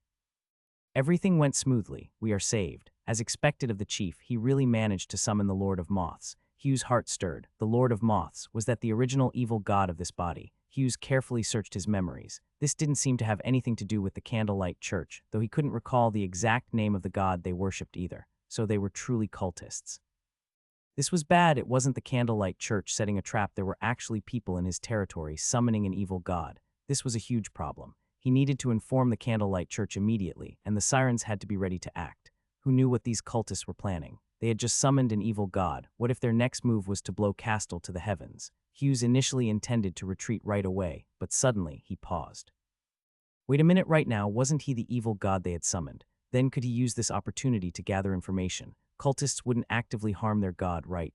And even if they did, so what? This body was already abandoned. At worst, he'd just die again. With that thought, Hughes confidently opened his eyes. Flames, towering flames, nearly reaching the sky. He was sitting in front of a massive bonfire. It was nighttime, yet these people had lit such an enormous fire. Weren't they afraid of being discovered? That meant they must be far from any settlements. Scanning his surroundings, he saw only barren land. There was no ocean in sight, making it difficult to determine the exact location. Hughes let out a breath of relief. As long as they were far from people, they could get themselves killed all they wanted, as long as they didn't drag the other islanders down with them. This should still be on the island, right? He looked down at the ground. It was covered with intricate patterns whose purpose he couldn't discern. Perhaps they had been used for the summoning ritual. This body, the evil god. Thinking back to the palace, the worker Hughes had controlled earlier, who had been glancing around, could that have been an evil god? Hiss. Did he accidentally purify an evil god today? No way, right? That god was that weak. And judging by its behavior, it didn't seem too bright, unable even to react properly. Could an evil god really be that weak? Hughes' eye twitched as he turned his gaze toward the cultists. They were all uniformly dressed in oversized red robes, perhaps too oversized. The hems of their robes dragged on the ground, sparkling embers as they moved. Embers. Hughes' eyes widened. He noticed that the hems of their robes were slowly burning, far too slow for normal flames. So many of them, could they all be extraordinary individuals? Hughes swallowed hard. If they were all extraordinary, then Castle was in real trouble. He couldn't immediately determine their exact numbers, but if they clashed with the sirens, even if they won, it would be a bitter victory. Hughes grew increasingly tense, and the red-robed cultists seemed just as wary. They had originally been standing in the gaps between the ritual patterns on the ground, facing the bonfire, engaged in some unknown activity. But the moment Hughes got up, they all froze. How is this possible, evil god? This shouldn't be. How can an evil god? Hughes suddenly shouted, so you were the one summoning an evil god.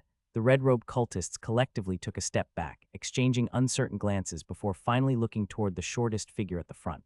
That person hesitated slightly, seemingly sensing that something was wrong. She cautiously asked, "Are you the evil god? Hughes, what were you doing? Red-robed person, are you the Lord of Moths?" Both Hughes and the red-robed person fell into silence, sensing each other's wariness. This wasn't working. There was no way to communicate like this. Why were these cultists so unfaithful? Their god had descended into a vessel, yet they weren't willing to reveal a single piece of information. Weren't cultists supposed to be foolishly devoted? Hughes pressed his lips together and softened his tone. I am not a god. He could certainly pretend to be a deity to extract information, but after some thought, he decided against it. For some reason, he felt a vague sense of unease. Something about these cultists wasn't right. Pretending to be a god might not be the best approach. These were cultists, people who knew far more about evil gods than he did. If he tried to fake it, he could easily expose himself. But that wasn't even the main issue. The real problem was these cultists were acting too strangely. Their god had just come to life, stood up, and questioned them, yet instead of frenzied devotion, they were all filled with wariness, as if ready to attack at any moment.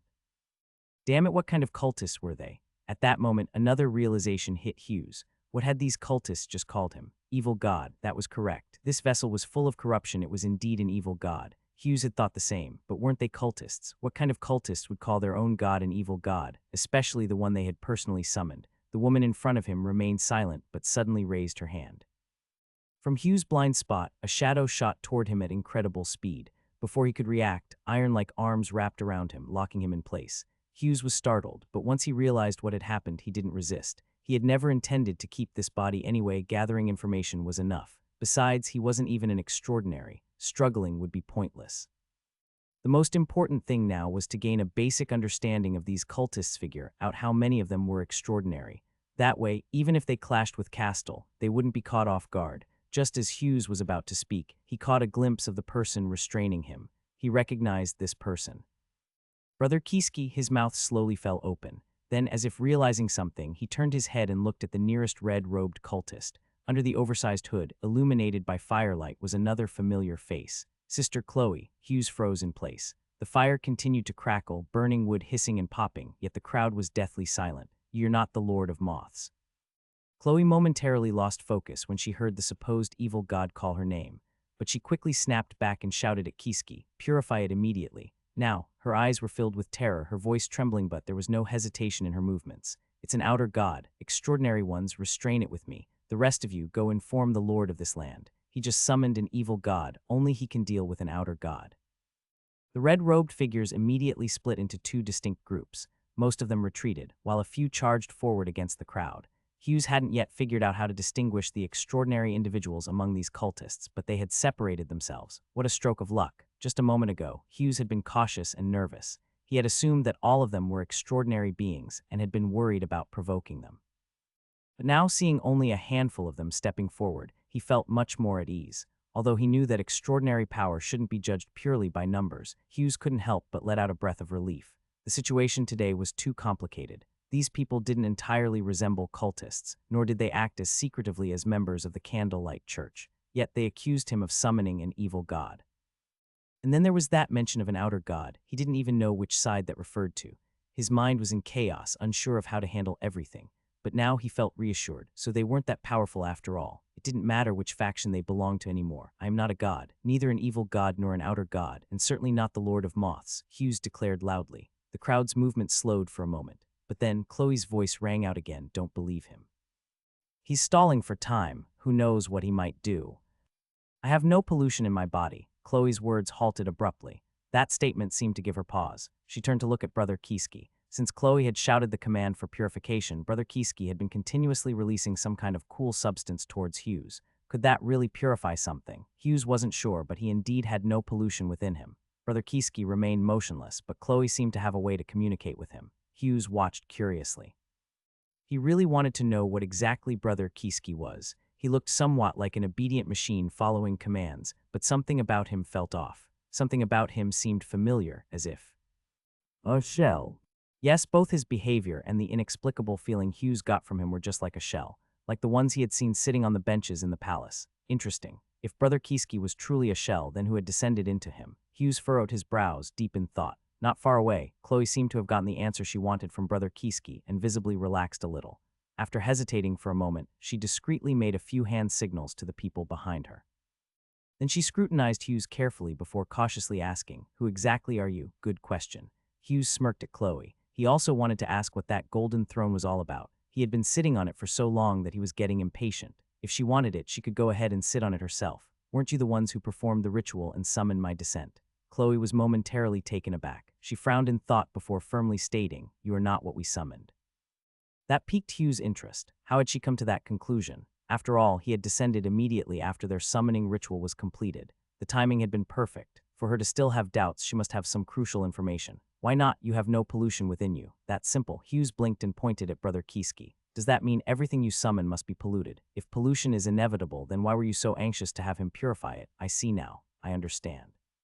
You must be a newly born outer god. No wonder you are untainted. I am not a god. Fine, fine, if you say so. Either way, you are incredibly lucky. You were born into the vessel we had prepared for summoning an evil god and happened to encounter us. The last thing I wanted was to meet you cultists. Hughes noticed that Chloe seemed more at ease now. She appeared convinced that he was a newly born outer god. An outer god was still a kind of god, right? Did that mean such gods were considered safe? Originally, this vessel was filled with pollution, but a newly born outer god is naturally pure, so you are truly fortunate. Hughes remained silent, patiently waiting for her to reveal more information. Unfortunately, I cannot tell you more. In this world, truly important knowledge always comes with pollution. Hughes knew this already. Cognitive barriers. That stuff didn't affect him. Any pollution that entered his body was automatically purified. He was about to tell them not to worry about cognitive barriers when he suddenly realized something strange. Their positioning was off. At some point, they had changed formation again. They now stood in a pattern distinctly different from before, aligned with the lines drawn on the ground. When had that happened? No. It was when Chloe ordered the mortals to retreat and the extraordinary ones to advance. They had used that moment to reposition themselves. Newborn outer god, please rest for now. This world is extremely dangerous. We will protect you as much as possible. Perhaps you are the hope we have been chasing. Hugh's vision darkened. An irresistible drowsiness swept over him. The last thing he saw was Chloe lifting her red cloak, revealing a sacred emblem pinned to her collar. It depicted a moth flying toward flames. We are the moths chasing fire. We will meet again soon. On the golden throne, Hugh's expression shifted unpredictably. This was the first time he had been forcibly ejected from a shell. Aside from dying and returning, that is, the moths chasing fire had left a deep impression on him. Not only did they possess the means to forcibly expel him from a shell, but their actions also surprised him.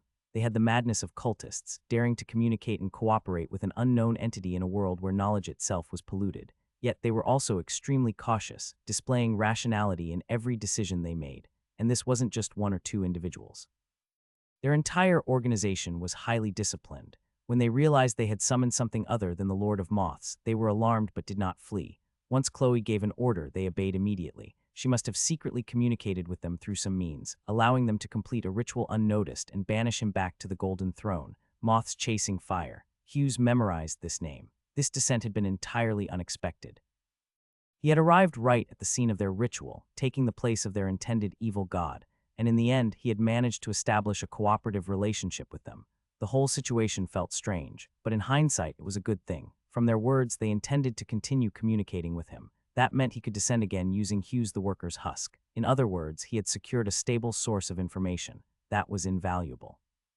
More than anything, he lacked access to information in this world, and because knowledge carried pollution, he had almost no way to acquire it. Not a bad harvest. Time to return and check on things. With a thought, Hughes looked toward another husk. The noble youth smiled at him, and Hughes descended once more. Inside the manor, at the long table in the study, Lord Hughes slowly lifted his head. Looking around and seeing nothing amiss, he activated the mind link.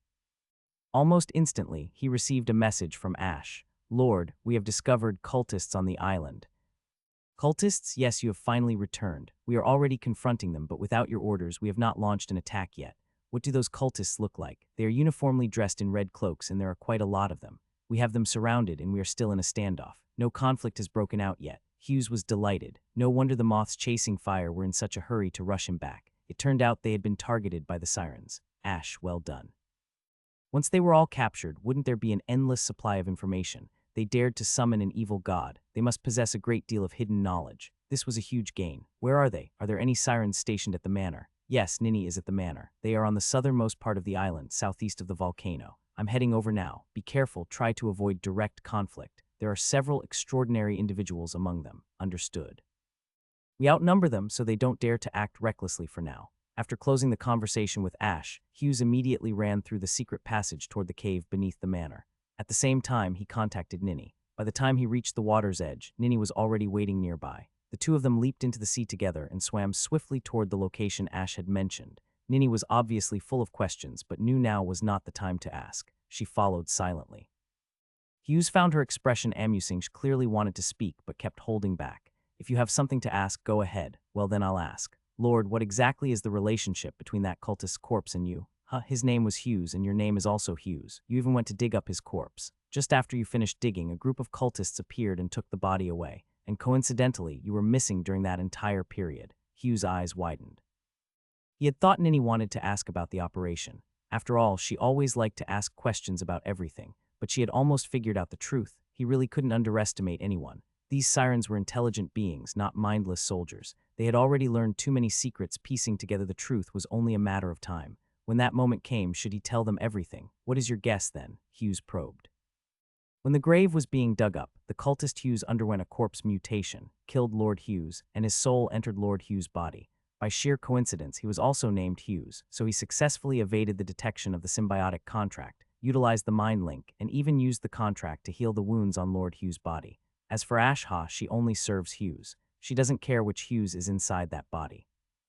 And now the only remaining enemy of the cultist Hughes is the Candlelight Church, who personally witnessed his burial. He has gathered the former subordinates of Lord Hughes, the Sirens, to surround Sister Chloe and the others who were trying to uncover the truth. He then boldly declared them as cultists, claiming they were preparing to summon an evil god. How ironic. The claws of the evil god are labeling these devout warriors, who fight for their faith, as traitors. What blasphemy.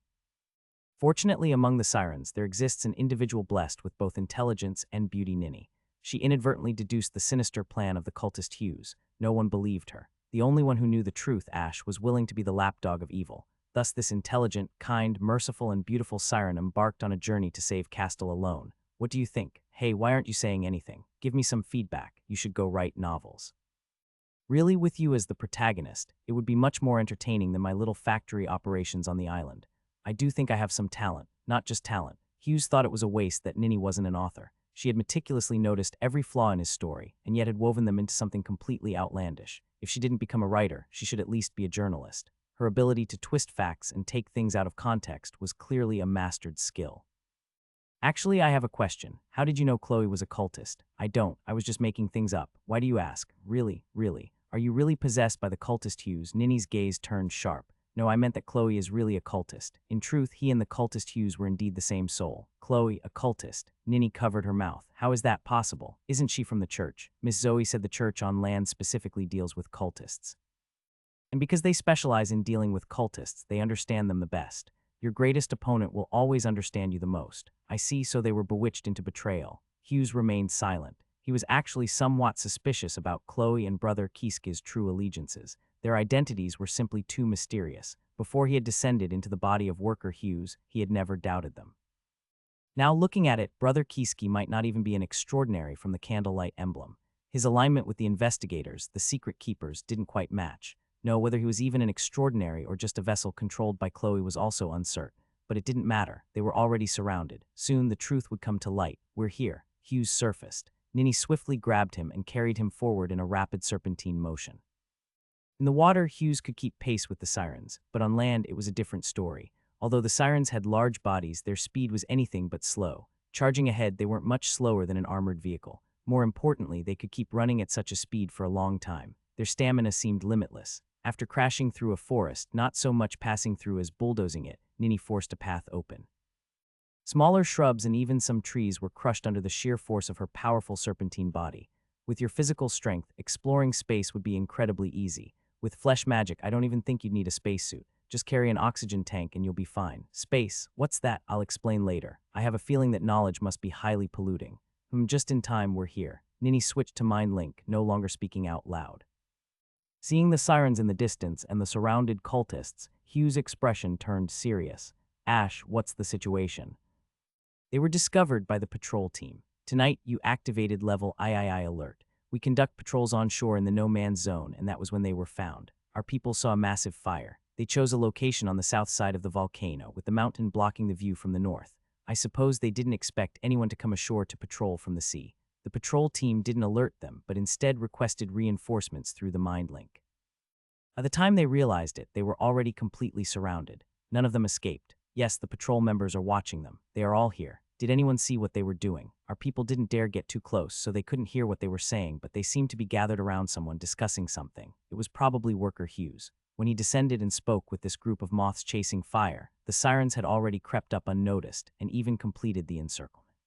That was truly unexpected. What's their current situation? They have been in a standoff for a long time. They are not panicked at all, and their order is very well maintained. Take me there. Hughes soon saw the group of moths chasing fire. Just like when he saw them through Worker Hughes' body not long ago, they were dressed in loose red hooded robes, standing quietly in place, watching the surrounding sirens. Did you try calling out to them? Yes, but they neither surrendered nor revealed their identities.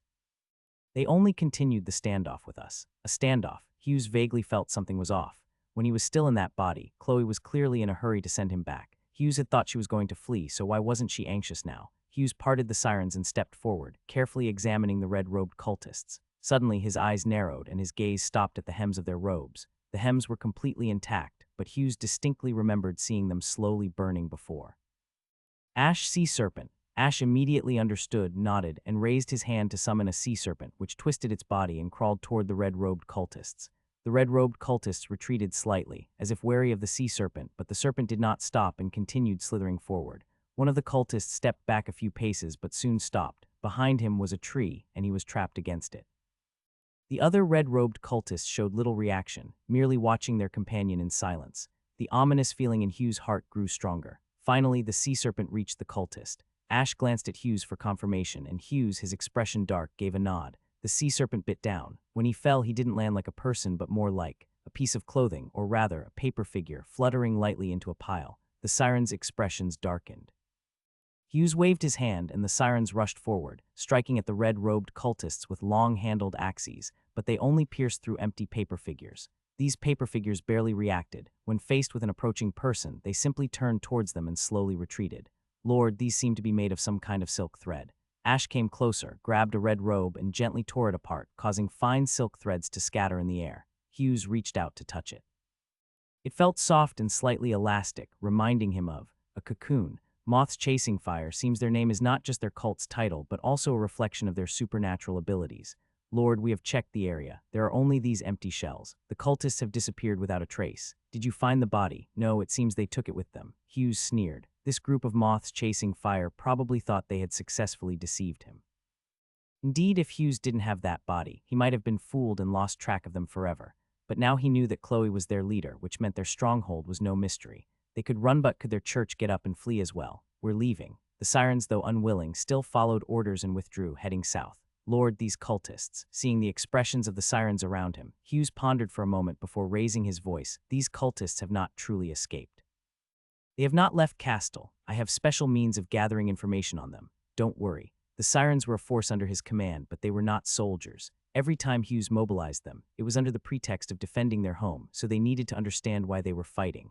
Knowing why you fight might seem insignificant after all. In battle, following orders should suffice.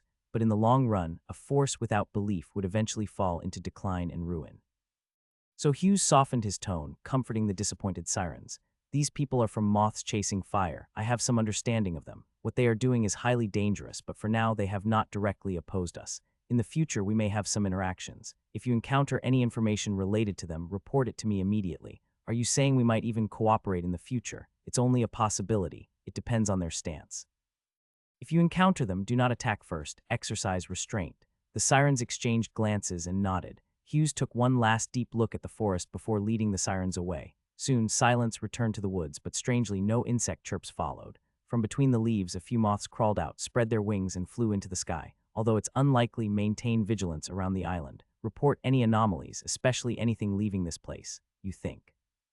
Let's see what choice they make. If expected, they will contact me on their own. Ash narrowed her eyes. She despised these cunning cultists. They were like moray eels, slipping away at the slightest distraction. Perhaps there would be another chance to engage them. Next time she would not fail. Back at the manor, Hughes bathed and changed his clothes. Connor, send an invitation to Chloe of the Candlelight Church. Invite her to tomorrow's banquet welcoming Miss Beatrice.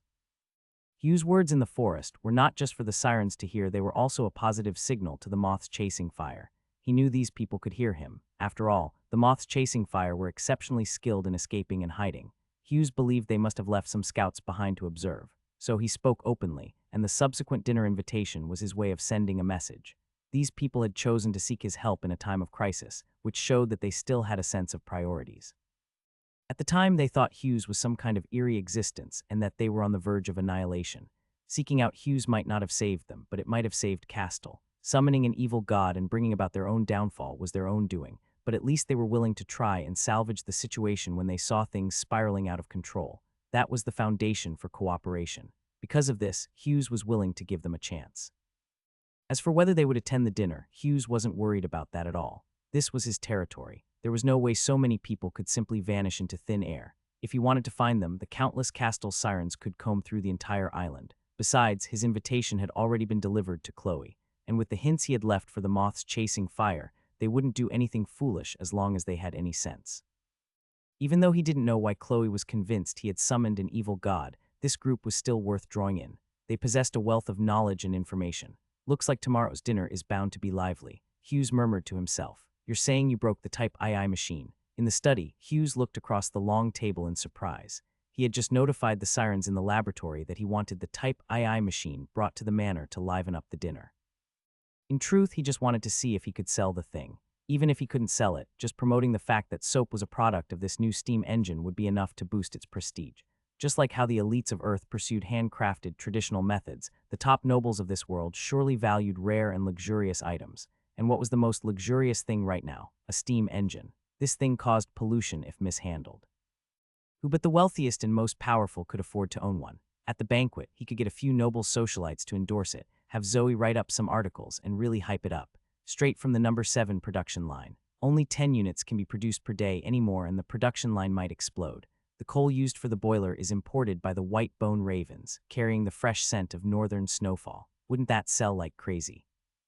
But when he inquired about the machine, the sirens hesitated and mumbled before finally revealing that Monica had broken it. Monica stood across from him, looking guilty. Although the tunnel connected the study to the sirens' dwelling, Monica was the only one who had come up. First, the existence of the sirens hadn't been made public yet, and appearing in the manor was still risky. Second, the tunnel was quite narrow, and only someone as small as Monica could easily pass through. She was just a child. Hughes opened his mouth but held back his reprimand. Monica had sneaked off to play with the Type II machine while the other sirens were busy, and she ended up breaking it. Although it was a bad thing, she hadn't meant any harm. A standard punishment would suffice. You'll copy the safety regulations 10 times, the full version, not a single word missing. And you can't use all 6 hands to write at once, 1 letter at a time. You don't have to pay for the broken steam engine. It was meant for experiments anyway, so it's fine. Just be more careful next time. Besides that, your wages will be docked. I'll cover the cost, but you need to understand that this isn't me showing you favoritism. It's because I'm your guardian. Do you understand? I understand. Hughes stared at her for a moment before sighing. Monica, since you understand, tell me why I'm punishing you. Because I broke the Type II machine. Hughes shook his head and pulled out a booklet from the table. It was the safety manual he had written. Monica instinctively frowned. She was sick of it. She always found it tedious and useless. I know you don't like these rules, but machines don't care whether you like them or not. You need to understand that a steam engine's power far exceeds human limits. The same goes for sirens. If it's not running, the worst that can happen is you break the machine. But once it's running, breaking the machine is the best possible outcome. If the boiler explodes, you'll die. Not even the symbiotic contract can save you. You might even take others down with you. If the flywheel is ejected at high speed, that massive chunk of iron will smash through everything in its path, living or dead. The consequences don't just affect you. You don't want others to get hurt or worse, die because of you, right? Monica's eyes reddened, tears welling up. Hughes got up, grabbed a box of handkerchiefs from a nearby shelf and handed one to Monica. Monica snorted, turning her head away. Hughes blinked and placed the box on the table before walking over to the fireplace. He picked up a long-handled axe and tapped the hidden mechanism. With the sound of gears grinding, the tunnel entrance closed. A muffled ouch came from inside. Through the mind link, Hughes sensed several sirens who had been eavesdropping quickly scurrying away, so there was more than one eavesdropper. How did they even squeeze into the tunnel? Yuwa. Monica burst into tears, snatching a handkerchief and loudly blowing her nose. How odd these sea creatures could actually cry. Did they even need to keep their eyes moist? Hey, don't cry, Monica. I just wanted to show off the Type II machine at the banquet. Maybe squeeze a few more gold coins out of the nobles. Hey, don't wipe your nose on me. After a bit of playful scuffling, Hughes collapsed back onto the chair, panting. So how did you even break the Type II machine? That bulky thing is built like a tank. Did you activate flesh magic and ram into it? Of course not. Then what happened? Remember when we tried to burn some of the pollution? It didn't work. Those things just wouldn't burn. Hughes nodded. He was aware of that experiment, and he had been disappointed. The pollution did shrink when burned, but the process was slow and the heat output was low. The sirens had spent a lot of time on it and discovered a few properties of entity pollution. First, before providing any heat, the pollution needed a long period of intense heating. Second, in the furnace, it tended to clump together, prolonging this heating phase. Finally, it required extremely high temperatures, almost reaching the melting point of steel. What kind of boiler could withstand that? All these factors combined made it an incredibly inefficient fuel source. I figured out a way to make it burn better. Hughes sat up straight. This was big. If he could use entity pollution as fuel, he might solve his energy problems. How did you do it? I yelled at it. The study fell silent, with only the occasional sound of Monica sniffling. Did I hear you correctly? You said the solution to the problem of entity pollution being difficult to burn is to scold it. What do you mean? Just reprimand it with words, belittle it. Hughes opened his mouth, unsure of what to say. If fuel refuses to burn, just scold it. Will getting angry make it easier to ignite? What kind of nonsense is this? This is way too idealistic. Wait a minute, idealistic. Is this really a property of the fuel? Hughes' eyes sharpened. Could it be cognitive interference? When did you start doing this? A few days ago. There's no problem at all. In fact, the pollution burns even better when scolded. Hughes felt his worldview shattering. If there's no cognitive interference, that means Monica's discovery is correct. If the fuel refuses to enter the boiler, just scold it. Is this world too idealistic or what? How is this even useful? Should every boiler in the future be equipped with a fuel encourager, or in other words, a political commissar, someone specifically assigned to give ideological motivation to the fuel before it enters the furnace? Knowledge is truly polluted. Just imagining this scene is driving me crazy. After sitting in a daze for a long time, Hughes suddenly raised his head again. So how exactly did you break the steam engine? Did you scold it? Monica showed an embarrassed expression. Sorry, Hughes. Wait, you really got into an argument with the steam engine and scolded it into going on strike. This doesn't make sense. Hughes' already confused brain suddenly caught onto a flash of inspiration. Wait a second, why didn't this happen when I started the steam engine? What did you do to it? Why does it now have the characteristics of a living thing? That steam engine was assembled by his own hands. He personally lit the boiler and successfully ran the test. Even if this world is idealistic, he should have noticed something. Why did it work fine for him? It's like this. Monica hesitated, looking a little uneasy. She had pestered Sister Ash for a long time. Finally, Ash, utterly exhausted by her nagging, gave her permission to participate in the pollution experiments. Although burning pollution didn't seem particularly dangerous, if it escaped, it could harm the island's residents. After all, this pollution wasn't just inanimate matter. It could move on its own and was always trying to escape the furnace chamber. Standing in front of the burning boiler, Monica tried various crazy ideas. Scolding was actually one of the more normal approaches. Eventually, she found that scolding worked best. Sticking her hand into the fire to beat the pollution also worked, but it interfered with the combustion process and risked damaging already burning pollution. Once attacked, the pollution might go on strike again. In short, this fuel was incredibly troublesome. Even though Monica had figured out a few tricks, she still found them impractical, so she decided to let Anu do the scolding. Wait, who's Anu? Did you name it? Hughes, I twitched. It's a friend summoned by my friend. Then Hughes watched as Monica raised her hand and summoned a sea serpent. That thing can talk. Of course not. Have you ever seen a talking snake? Monica put her hands on her hips and spoke righteously. Hughes was speechless. So how did you make Anu scold the pollution? I just gave it a mouth. Standing before the furnace, Monica was getting tired of scolding. Her throat was dry. The pollution was barely burning properly, but the method was too exhausting. She had 6 hands, but not 6 mouths. She raised her hand and summoned a sea serpent. You will be called Anu. Now go scold it. The sea serpent looked at the writhing pollution in the furnace.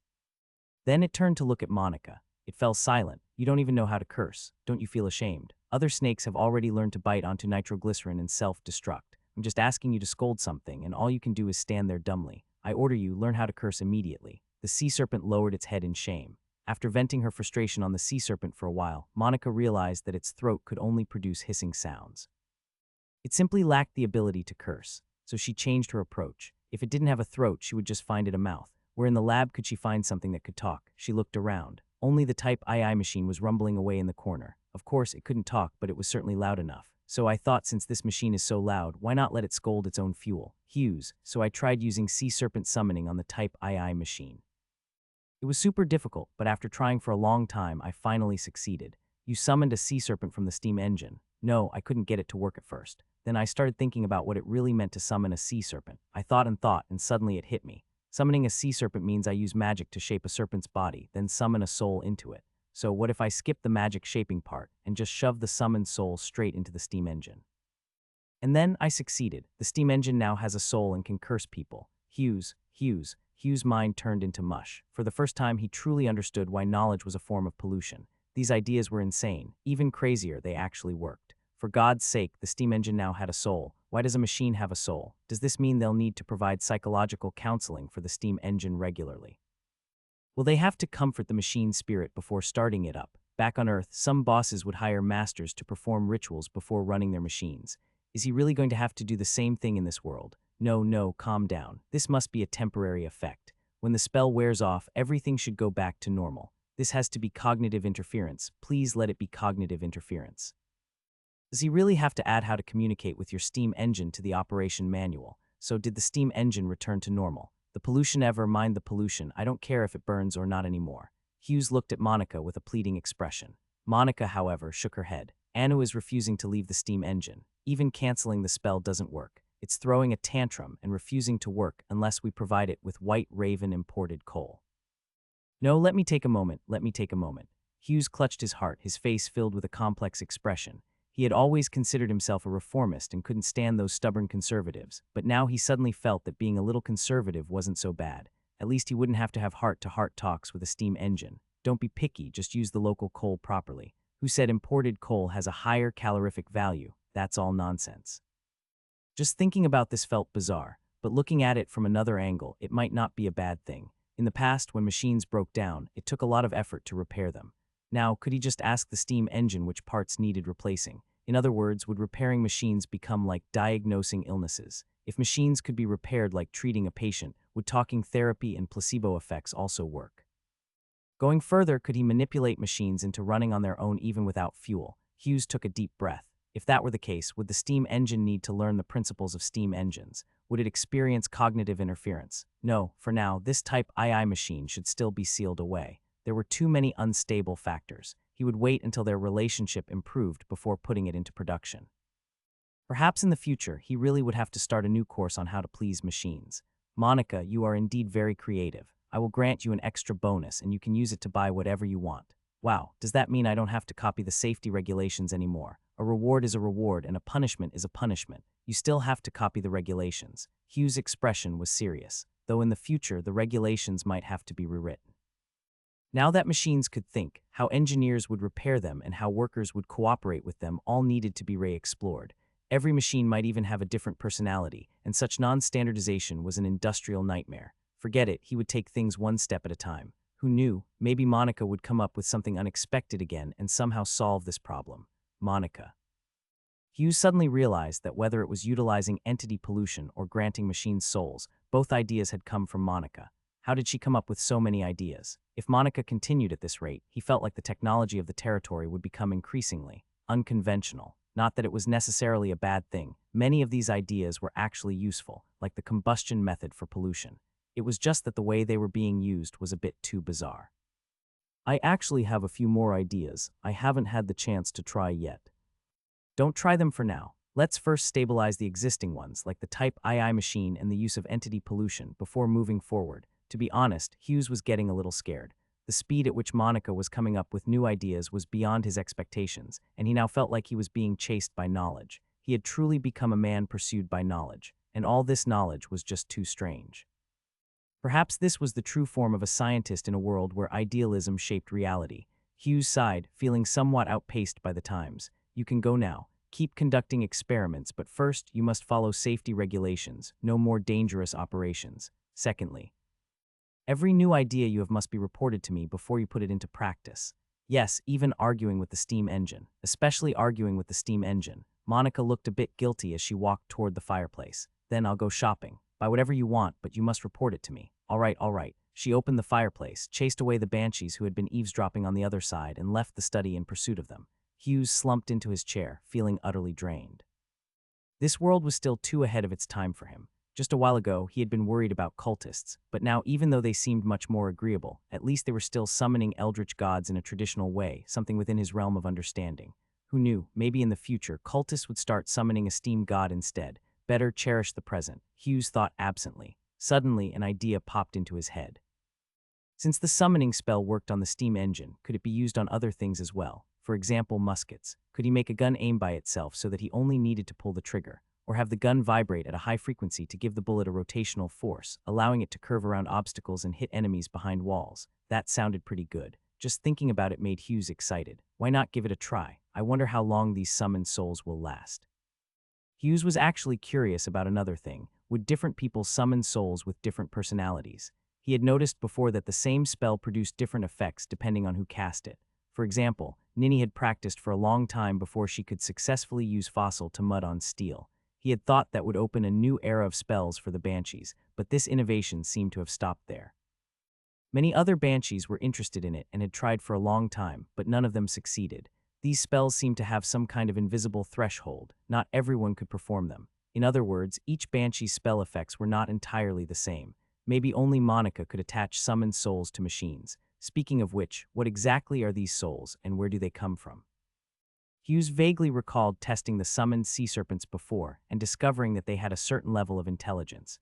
Could an intelligent soul be created out of thin air, or did they have their own realm of existence? Moreover, why did these souls always feel strangely familiar to him? Wait, these souls were being summoned and then placed into machines or the bodies of sea serpents. This felt very similar to how he had descended into a body. Could he descend into these machines as well? Or, conversely, could the souls Monica summoned descend into his body? Hiss.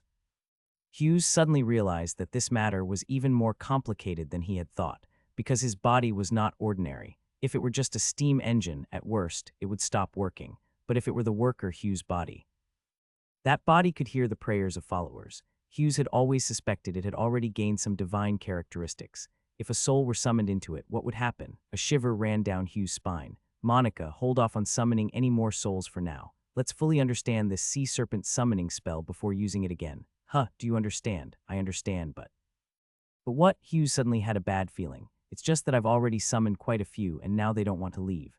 On the storm ocean off the coast of Castle, a pirate ship with black sails approached a small sailboat nearby, forcing it to lower its sails and slow down. Hey, you can't do this. The first mate stepped to the ship's railing, raising his head to shout at the towering pirate ship.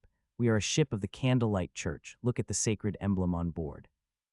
Besides, there's nothing valuable on this ship. We're just transporting prisoners. A figure wearing a black tricorn hat appeared at the edge of the pirate ship. He grabbed a rope and swung lightly a few times before stepping onto the side of the sailboat in one agile motion. The first mate glanced at the flintlock pistol at his waist and took a few steps back. We are of the Candlelight Church, the sacred emblem, see. Jeremiah glanced at the sacred emblem with a blank expression, then fixed his gaze on the first mate's eyes, his hand resting on the guard of his scimitar. "Yes, sir, my lord, you must have something you want to ask. I'll tell you everything. There isn't any cargo in the cabin, but we do have plenty of fresh water." "Where is your captain?" I'm here. A man beside him quickly put on a fawning smile and carefully moved forward. "What did you deliver to Castle?" "Prisoners, no, a group of people who might be contaminated, but it's not entirely certain. Any cargo, like timber or steel." The captain was stunned for a moment and then shook his head. Jeremiah's expression immediately darkened. The month was almost up, yet there was still no sign of what that lord had promised.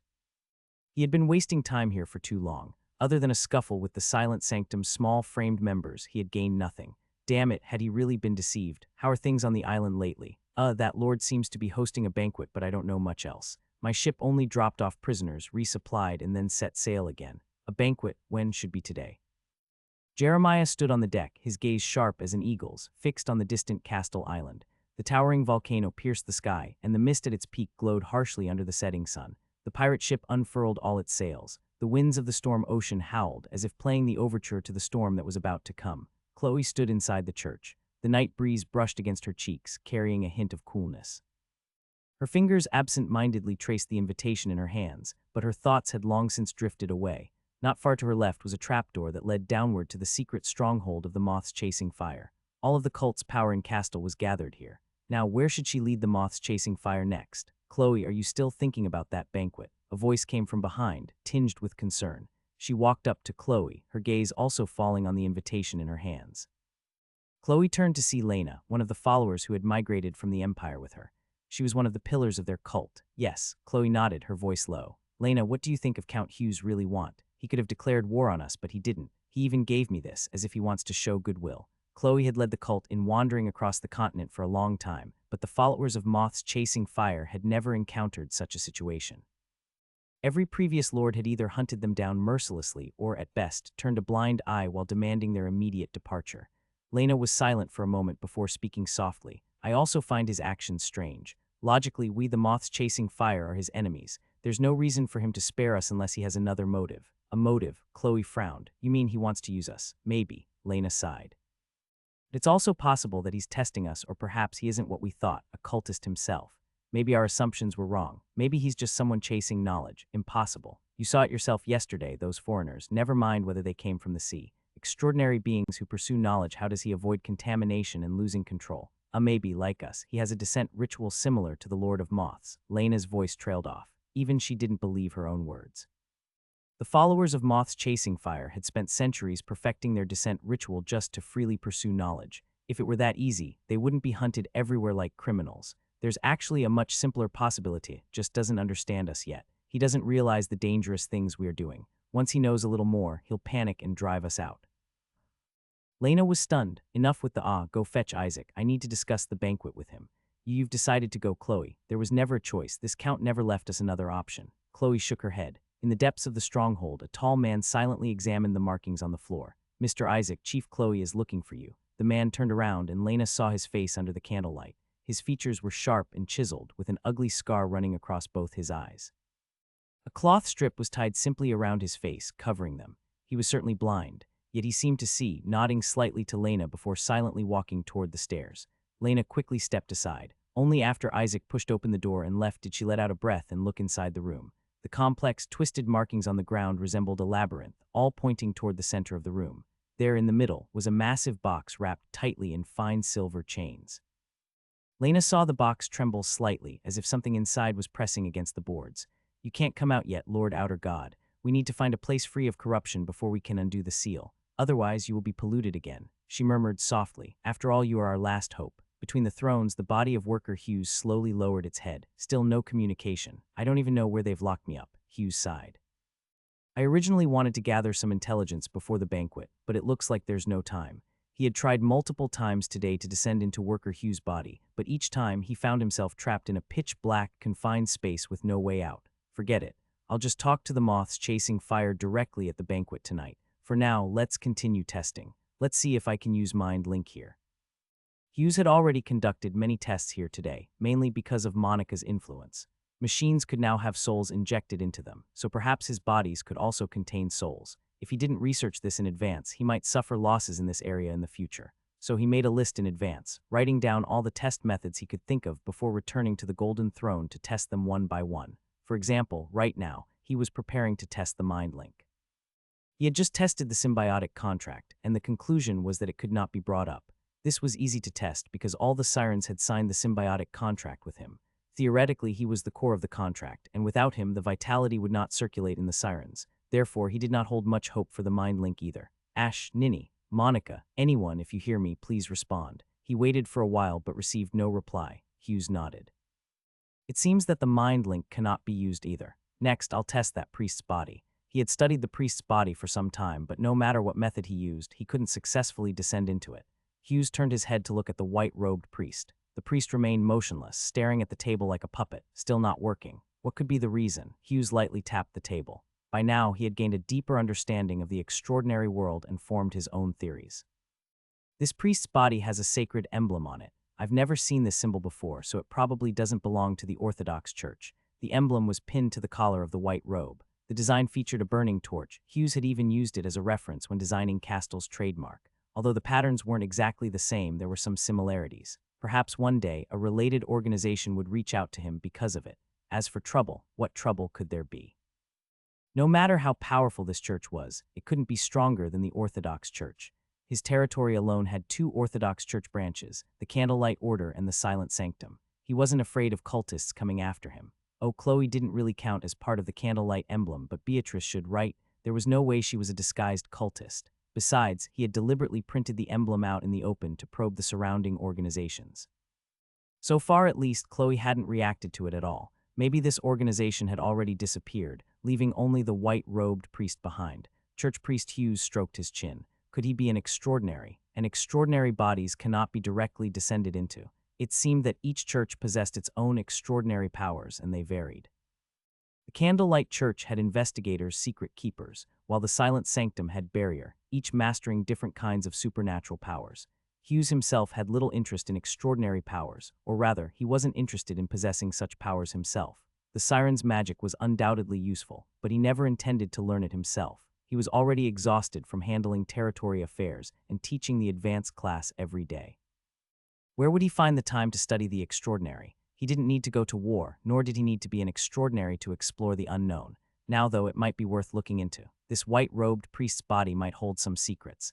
If it were convenient. Becoming an extraordinary was a low-priority matter for him. After all, it was just a theory. He could consider it when an opportunity arose. Hughes then turned to look at the other bodies.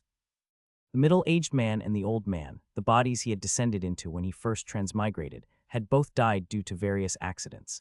After death, he would return directly to the Golden Throne. If it weren't for Worker Hughes' situation, he wouldn't have even thought about descending into the bodies of the deceased. Now was a good time to try. Looking at the middle-aged man, the man slowly lifted his head, revealing an honest smile. Hughes' vision suddenly went black, and he felt himself falling rapidly. A few minutes later, Hughes returned to the throne. He repeated the process several times. Every time he descended into the middle-aged man or the old man, it was the same complete darkness, and he couldn't move his body at all. Hughes suspected that these two bodies had already been buried underground. All right, now I've basically figured things out. First, regarding extraordinary abilities, the extraordinary power granted by the symbiotic contract cannot be used in any other body, and I also cannot use it here. I don't know if actively ascending to the extraordinary would be the same, but I suspect it might be different. Secondly, whether a body is dead or alive does not affect my control over it. Only at the moment of death am I forcibly returned. This point was crucial. Lord Hughes' current identity was extremely important to him, making him somewhat constrained. After all, this body was just a mortal one. It would get tired, fall sick, and eventually die. But the death of a body didn't mean he couldn't control it. Worker Hughes was proof of that. The gaping hole in his chest remained, yet he could still be controlled. This suggested that he might only appear alive, while in reality, death had little impact on him. Even his corpse wouldn't decay, remaining intact. That opened up many possibilities, but I should still avoid taking risks. Count Hughes' identity is too important. If my body dies and someone discovers it, that would be troublesome. And then there's the white-robed priest. Even though Worker Hughes' body was transformed into a god, capable of hearing believers' prayers, it didn't stop me from descending into him. Yet I can't descend into the white-robed priest. This body must be hiding a great secret. I should keep an eye out for clues about this sacred emblem in the future. All right, that's about it. Now I should check on Monica. Monica had summoned a whole bunch of souls and couldn't send them back. Hughes hadn't even had a chance to see them yet. He had come to the Golden Throne first, making sure his body and soul were fine before dealing with anything else. At worst, if the souls couldn't return, they would just be extra fuel for the boilers. But if something happened to his soul, that could be real trouble. Throne Hughes closed the mind link, turned his head toward Lord Hughes, and was about to descend. Then he suddenly stopped. Just now, when he had called out through the mind link, no one had responded. That was fine, but how was I even able to activate the mind link? The mind link was an ability granted by the symbiotic contract. The fact that no one responded to Hughes' call didn't mean he couldn't use it. It worked like making a phone call. If the other person didn't pick up, that was their issue. The symbiotic contract, however, determined whether he had the phone in the first place. This doesn't make sense. The power of the symbiotic contract shouldn't carry over here. Unless Throne Hughes has also signed a symbiotic contract with someone. The symbiotic contract was not brought to this throne, and he had already confirmed this. When the distance between contract holders became too great, their life force would continuously deplete. Using this, Hughes had conducted several tests. For example, he returned to the Golden Throne at the farthest possible position, then had the sirens move closer or farther away. At the same time, he switched between the palace and other bodies. The final conclusion was that the party bound by the symbiotic contract was this body of his, the Lord Hughes. Even if he descended into another body, he would not have the ability of the symbiotic contract. Meanwhile, the sirens could still exchange life force with the empty shell of Lord Hughes. The symbiotic contract was not bound to his soul. Or rather, Hughes was not the kind of soul that this contract could restrict. This did not surprise him. The Golden Throne clearly had an extremely high rank, and it was impossible for a mere symbiotic contract to bind it. But now he suddenly discovered that he could still use the mind link, even though he did not have a symbiotic contract with the sirens here. Hughes fell silent. He tapped his fingers lightly on the table, resting his head on his other hand in contemplation. I still have the ability of mind link. There are two possibilities. First, the Hughes in the throne has a symbiotic contract, which is why I can use the mind link. The other possibility is that this is an ability I inherently possess. To be honest, both possibilities were somewhat hard to believe. If it were the first, he could not explain why there was a symbiotic contract. The sirens' contracts required physical contact to be established. Had they been here before, this was not the sea. The sirens had to sign a contract with him to gain the ability to walk on land. If an uncontracted siren had been here, how could it have arrived? Could it be that this palace was once in the sea? Hughes shook his head. This kind of speculation was meaningless. Guesses without any real foundation were no different from fantasies. The other possibility was that he naturally possessed the ability of mind link. This seemed reasonable, but why can't I use it when I descend into a body? Could this ability only work here? Yet another hypothesis that was difficult to prove or disprove. Forget it. I should return to the island first. There's still too little known information. I'll explore further in the future. But the moths chasing fire seem to hold many secrets. They even understand the difference between evil gods and outer gods. Perhaps they know something about this palace. I'm looking forward to tonight's banquet more and more. Hughes turned to look at the noble youth's body. Before descending, he unwillingly called out again. Is anyone there? Can you hear me? Are you there? After descending into Lord Hughes' body, the first thing Hughes did was open the mind link. Monica, I'm here. Receiving a response inexplicably relieved Hughes. He had encountered far too many bizarre situations today. Seeing that communication with the sirens was still normal actually gave him a sense of reassurance. How much do you know about the mind link? I don't know much. Oh, wait, I do. Ask away. Is the mind link exclusive to sirens? Have you ever heard of other races having it? Wait a moment, it seems so. I've never heard of other races having it. Can this ability only be obtained through the symbiotic contract? I think yes, that's right. Hughes frowned. Why are you speaking so strangely? Because I actually don't really understand this stuff. I asked, Anash knows a lot. Then why didn't you just let Yuna talk to me? You didn't connect with her. You only linked with me so you can only hear my voice. That made sense. It was just like having a chat app open to only one conversation. Wait, Hughes suddenly froze. If there was no link, then communication was impossible. Mind link. Could it be that when he was on the throne, someone could actually receive his messages, but because they weren't linked, it didn't work? But how exactly could he establish a link? Wait a minute, I remember researching the mind link within the symbiotic contract before. Hughes fell into deep thought. It seemed to have been during the first time he and Ash infiltrated the sea together. Back then, Ash was still a bloated monster. He had discovered that mind link could travel in a straight line within the visible range, but its effectiveness would rapidly decline if obstructed. He had concluded that it was very similar to radio communication. Later in the stone cave, after signing a symbiotic contract with all the sirens, he found that the power of the mind link had strengthened. Even very thick rock layers could no longer block it. At the time, he hadn't thought much about it, but now. It really was like radio communication, and the strengthening of the mind link was akin to increasing transmission power. Radio communication had extremely broad applications. Walkie-talkies were a form of radio communication. The simplest walkie-talkies usually had a few fixed channels that could be selected by turning a dial. As long as two walkie-talkies were on the same channel, they could communicate with each other. Anyone who had used these simple walkie-talkies had likely encountered this situation before. Someone else was already using the channel.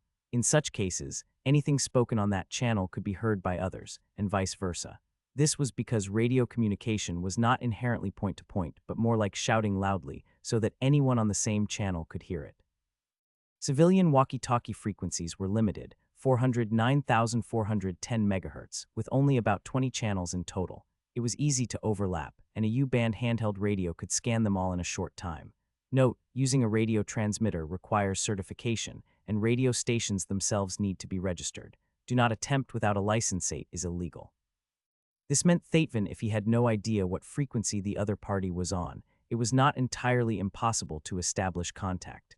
As long as he scanned channel by channel, he would eventually find the right one, if the mind link really functioned like radio communication.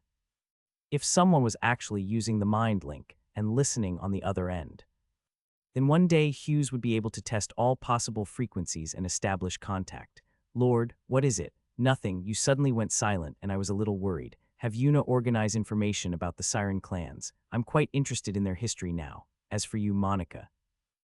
I'm here. You're coming with me to the Eastern Laboratory. I want to see what kind of things you've been summoning. All right, I'm at the Eastern Laboratory right now. Arguing with the steam engine. No, they're all very friendly. How could we argue? And it has its own name. It's called Anu, not steam engine. Hughes couldn't help but smile wryly. As long as you're happy. He walked through the busy manor, passing by the servants who were preparing for the evening banquet. The reception hall was already newly decorated. Hughes arrived at the stables, greeted the gatekeeper, and soon he was riding toward the laboratory. This was where the Type II machine was first ignited. After the last accident, Hughes had the area converted into a full-fledged laboratory. This way, even if there were pollution issues, the apprentices at least had a place to stay instead of cramming together in a small hut. The buildings here were constructed with the help of the sirens. Many of them would also come to attend classes, as long as they hid well enough not to be seen by other apprentices. The structures built by the sirens were not only tall but also incredibly sturdy. With their fossil-to-mud ability, Their construction skills rivaled the concrete and steel buildings of Blue Star. This was something Hughes had specifically requested. After all, the experiments conducted here weren't necessarily safe. Sturdy buildings might just save lives. With housing in place, a dedicated kitchen was soon built, followed by a rest area for the security patrols. Now Hughes was considering whether to build a perimeter wall. Previously, he thought it was unnecessary. There were no large beasts on the island. But now things were different. While there were still no large beasts, there were large machines. If a steam engine ever threw a tantrum and ran wild, who knew what might happen? Setting the joke aside, Hughes rode along a newly built path and arrived at the laboratory.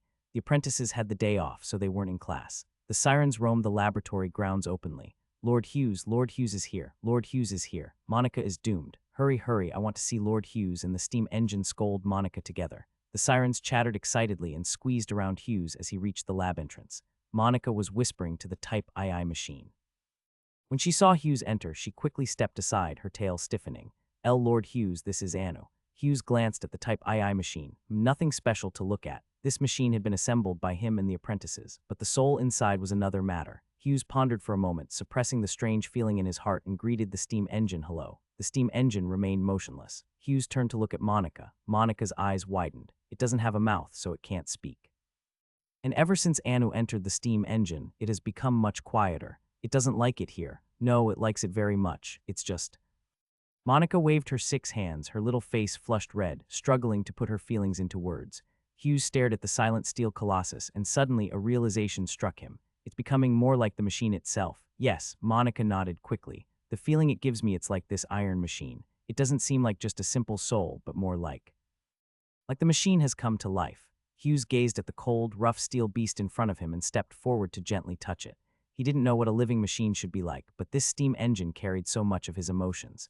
Its design, the coordination of every bearing and piston, the placement of every bolt on the boiler, every part held his painstaking effort. I know you well. I don't understand souls, but I understand steel and machinery. A heavy yet reassuring sensation flowed through his fingertips, and Hughes suddenly felt at ease. It was happy. At that moment, Hughes understood why the summoned souls refused to leave. Perhaps it wasn't that souls had been injected into the machines, but rather that the machines had developed souls of their own. They had always been here. They may have never been alive before, but that didn't mean they didn't exist. Add water, load fuel, and light the boiler. Ah, no. It doesn't like the wood here. It needs imported.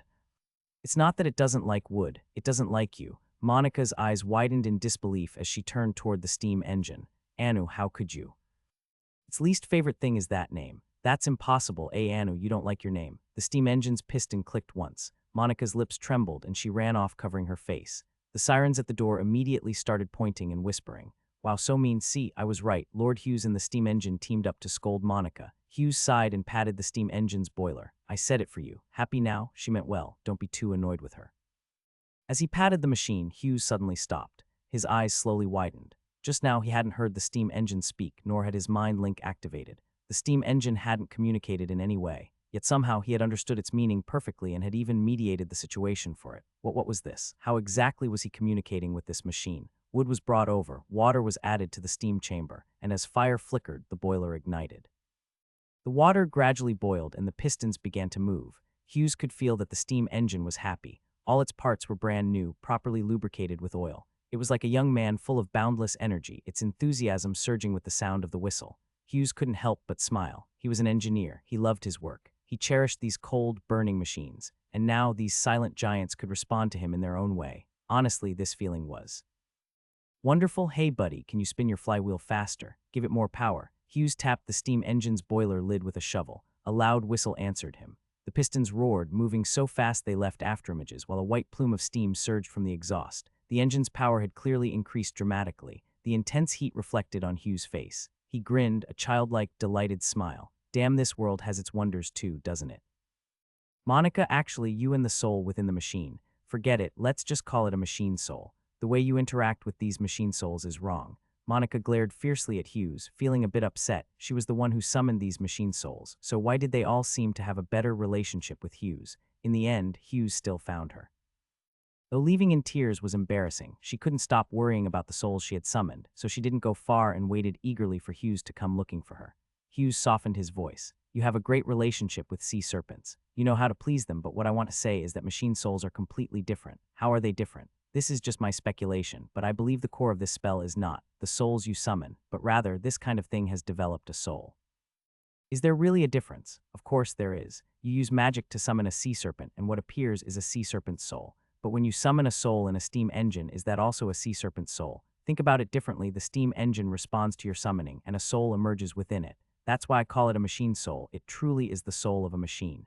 Steel, machinery, these things are not living beings. You shouldn't use the same methods you use with creatures to try and please them. Monica's emerald green eyes widened. Then how should I please them? It's simple, just treat them as real machines. Repair their damages, replace their parts, lubricate them with oil. Maybe even talk to them about your dreams and life. That's all. Yes, they don't need caresses, they don't need you to play games with them. They don't feel loneliness, they only quietly fulfill their responsibilities. Monica fell silent, looking at the table in deep thought. On the table lay a messy assortment of items, from a dining spoon to an exquisite musket, a gun she had specifically asked Connor for. Each of these objects had different functions, but the one thing they had in common was that they all contained souls. Hughes hadn't expected Monica to summon so many souls, and from such a wide variety of hosts. It was clear that she was genuinely interested in this spell, and had spent a lot of time studying it. Give it a try, Hughes suddenly spoke. Monica looked at Hughes in surprise. After hesitating for a moment, she stepped toward the table. Her gaze wandered over the objects before settling on a rusty spoon. She picked it up and carefully examined the fine cracks on its handle. Suddenly, she realized that she had never truly cared about the bodies of these machine souls. She had only summoned them and treated them like living creatures, but she had never given them the maintenance they deserved. I understand now, Monica whispered, a hint of realization flashing in her eyes. She stood up, walked to the corner of the room, and pulled out a small file and a bottle of lubricant from a toolbox. Hughes watched her, the corners of his lips curling slightly. What are you going to do? Since they are the souls of machines, I will treat them as machines. Monica's voice carried a newfound determination. She returned to the table and began carefully cleaning the rust off the spoon. She used the file to gently smooth out the cracks before polishing it to restore its shine. As the rust gradually disappeared, the metallic sheen ray emerged. Monica suddenly felt the spoon tremble slightly in her hand, as if responding to her efforts. She paused for a moment, then smiled faintly. It seems happy, Monica murmured. Hughes nodded. That's how they communicate. They don't use words, but they respond through actions. Feeling the solid touch of the metal in her hand, Monica experienced an indescribable sensation. The reliability of metal and steel was entirely different from the existence of living beings. They were cold, hard, and silent, yet they contained a unique sense of order and power. This sense of reliability did not come from emotions or instincts, but from their precise structures, stable performance, and silent loyalty. The soul of a machine lay in precision and order. Every gear's engagement, every lever's movement, every screw's fastening, all were carefully calculated and designed. Machines operated based on strict rules. They did not stray due to emotions, nor did they lose their way because of external influences. This precision brought a sense of security. Do you like it? Monica instinctively nodded. You can fully trust a well-maintained machine. It will never betray you, never make mistakes. Every action is predictable. Every outcome is controllable. This sense of order is something that living beings can never provide. Living beings may betray due to emotions, desires, or instincts, but machines will not. Do you understand that feeling? Machines are forever loyal. Machines can always be relied on. Of course, that is if you truly maintain them well. How you treat them is how they will treat you. Then what about Anu? Next time, remember to check and repair it, do proper maintenance. That's more useful than companionship and hugs. It will like you. Monica nodded firmly and left. She was eager to see her big friend. Don't forget to bring someone with you. Never operate alone. Don't worry with Anu, I'm not alone. Wait, do machine souls count as people? Then would a single person maintaining equipment with a machine soul still count as solo operation? Hughes suddenly felt that the operation manual he wrote might need some updates. Forget it. There's no such thing as an eternal, absolute truth. I'll update it later. Glancing at the cluttered table, Hughes sighed and stood up. It seemed that the machine souls weren't a big problem. For now, he had to focus on the upcoming banquet. Tonight's banquet was his first contact with cultists, so he couldn't be too cautious. He also had to pitch his products to Beatrice and take the opportunity to showcase Castel's strength. Ash, the banquet is about to start. How's everything on your end? Everything is sorted into teams. Once the preparations inside the manor are complete, we can move into position. No matter what those moths chasing fire cultists try, I can quickly take over the manor's defense. Good. The manor's security is in your hands. They may have extraordinary individuals among them, so stay alert. Understood. Hughes had a feeling that ever since the failed ambush that night, Ash had developed a deep hatred for moths chasing fire. Hopefully, everything would go smoothly. Each group report your status. Group 1 is in position on the top floor balcony of the manor. Group 2 is in position in the chemistry laboratory within the garden. Group 3 is in position on the second floor west side. Group 3 is in position in the study right behind you, Sister Ash. Group 4 is not in position yet. Miss Zoe just came by and said that the room over there hasn't been tidied up yet, so we need to wait a little longer. Ash nodded.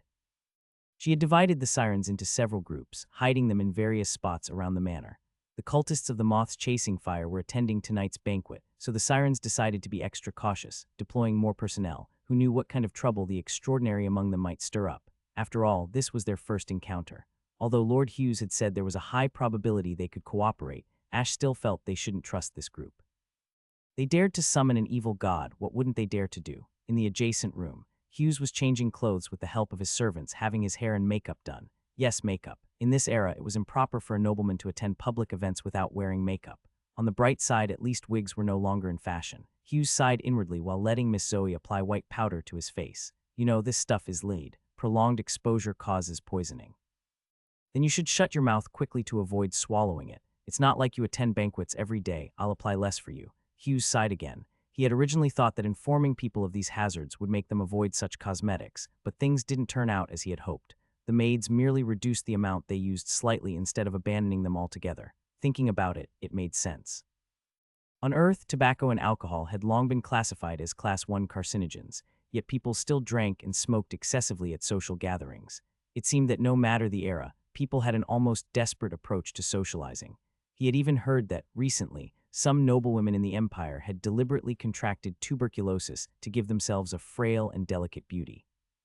Although this kind of thing was rare due to its sheer madness, every time it happened, it was praised as a romantic gesture, beauty to the point of death, and it really was deadly. In this era, tuberculosis was a terminal illness, and once infected, one wouldn't live for many more years. So Hughes had no choice but to keep his mouth shut and let Miss Zoe apply the lead powder. At least lead poisoning took a long time to be fatal. Did the manor staff see the sirens? What did they say? They didn't have much of a reaction. We informed them in advance, and besides, they've already been screened once, so their acceptance level is pretty high. Ever since the recent incidents of pollution descent, Hughes gradually realized that it was becoming increasingly difficult to keep the sirens' existence a secret for long.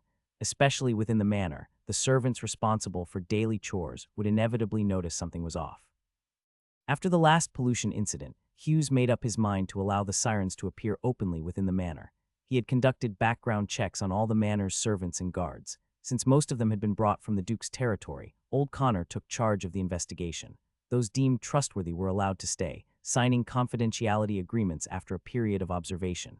Naturally, their salaries included an extra confidentiality bonus.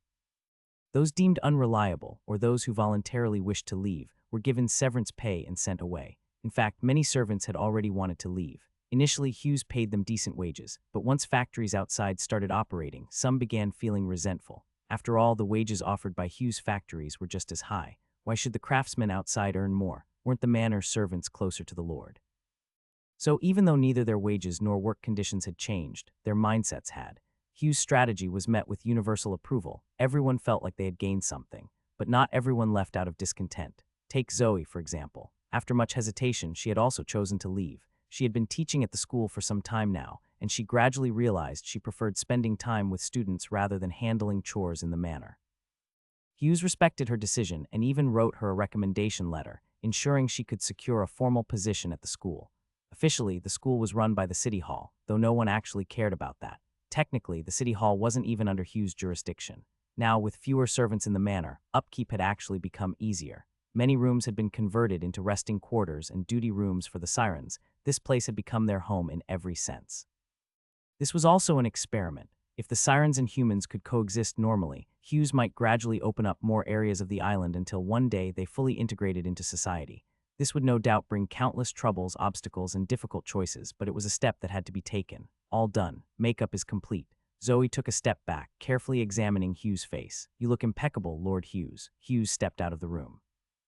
In the adjacent room, the sirens were whispering with Connor. "Is there a problem, young master? Lord, are you sure it's fine for the sirens to appear openly in the manor? I believe Beatrice is staying in a room upstairs, isn't she? Don't worry, Lord. We have 2 teams watching her, if she makes any move. We will communicate it through the mind link." Hearing the voice in his mind, Hughes nodded. The followers of Moth's Chasing Fire are nominally members of the Candlelight Church. There shouldn't be too many of them attending, but keep an eye on the perimeter. Don't let them use our gathering here as a distraction to cause trouble on the island. Don't worry, everything's arranged. Honestly, I think Ash is being overly cautious, but it's never a bad thing to be careful. Hughes nodded. Connor, have you informed Miss Beatrice? She's been informed, including the exact timing. The surveillance team just reported that she's ready to attend the banquet. You know how ladies' preparations always take a long time. Good, then go ahead with your tasks. When does the banquet start? Connor smiled slightly. It's about to begin. It's just not time for you to enter yet, so that's how it was. Hughes recalled noble social customs and nodded. I'll go to the entrance to greet the guests first. You can do as you please. Should I accompany you? No need. None of the guests attending are of a status equal to yours. You just need to head to the banquet hall directly later. Chloe wore a black nun's habit and walked down the street without looking sideways. In the end, she decided to attend this banquet alone. The invitation sent to the church was both an olive branch and a threat. Castle was an isolated island, and it was difficult for the moths chasing fire to relocate everyone. Ultimately, she just gave Isaac some instructions before heading to the banquet alone. To be honest, she had been looking forward to working with Hughes. This lord had been establishing factories and even opened a school, seemingly leaning toward the faction of technological innovation. Chloe originally wanted to trade some knowledge from the cult. Unfortunately, the cult spies later reported that he had actually been hoarding a large amount of pollution in the eastern caves. In the storm ocean, only one kind of person would hoard pollution, the remnants of the Church of the Sea God. Thinking of this, a wave of regret surged in Chloe's heart. Perhaps if she had acted sooner and provided more assistance to Castle, Hughes wouldn't have sided with those monsters. Subsequent events confirmed her suspicions. The six-armed monster from the sea had become his subordinate, and just a few nights ago there had been fluctuations of an evil god's descent. Unfortunately, that esteemed one was in a critical period and couldn't move. Otherwise, they would have left this island long ago. Miss Chloe, you've arrived. A greeting made Chloe lift her head. Unknowingly, she had already reached the manor's entrance. The old butler, Connor, was looking at her with a polite smile. Did you come alone? Yes, I came by myself. This is my sincerity. I will inform the Count. Please come in. Chloe nodded, rubbed her face, forced a smile, and stepped into the manor. Then her smile froze. The extraordinary abilities of the sirens leaned toward concealment and perception. At this moment, Chloe sensed countless cold gazes within the manor fixed upon her. All of them were extraordinary beings. There was no need to think. These were definitely the six-armed snake monsters from last night. She couldn't even muster the thought of cursing. She simply felt that Hughes was a complete madman. The sea god's followers were perpetually in a state of intermittent madness, especially the extraordinary ones. Each of them was a ticking time bomb, and he had crammed an entire group of them into the manor. Since becoming an extraordinary, Chloe had never felt so weak. At this moment, she felt like a moth caught in a spider's web, looking up only to realize there were more spiders than webs.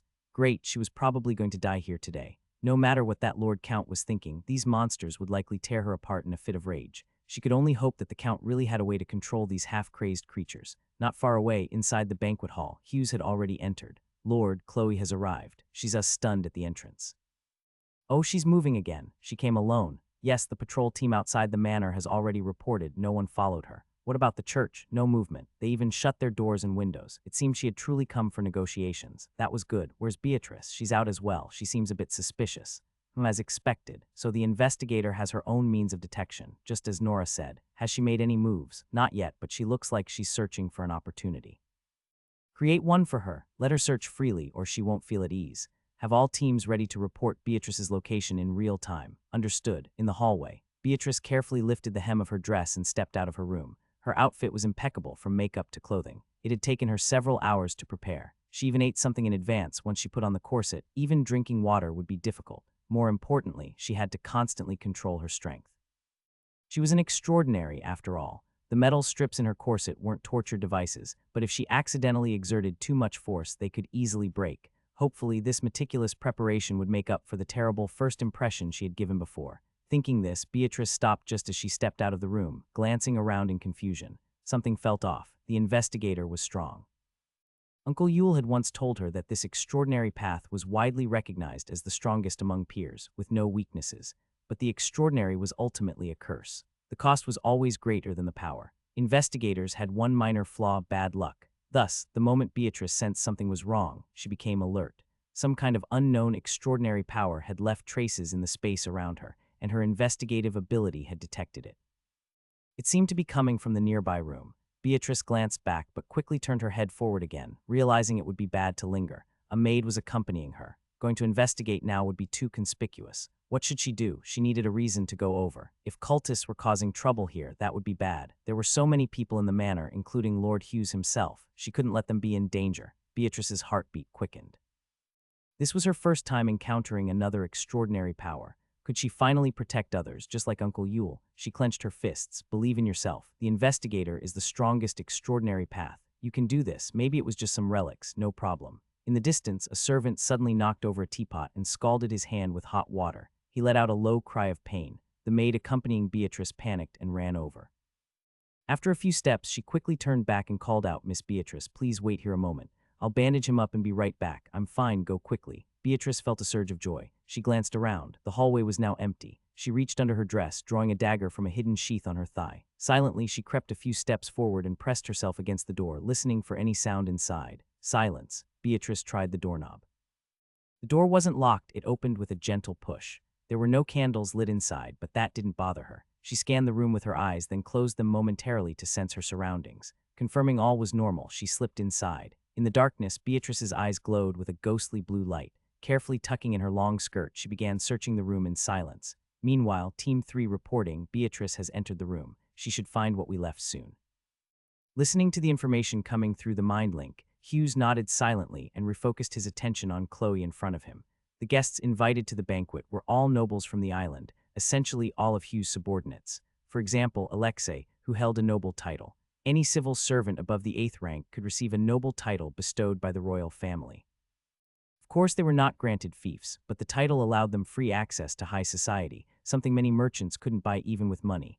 Therefore, Hughes and Chloe's quiet departure didn't cause the slightest stir. Under Connor's cue, Alexei had already steered the crowd's conversation toward Castle Island's unpredictable weather.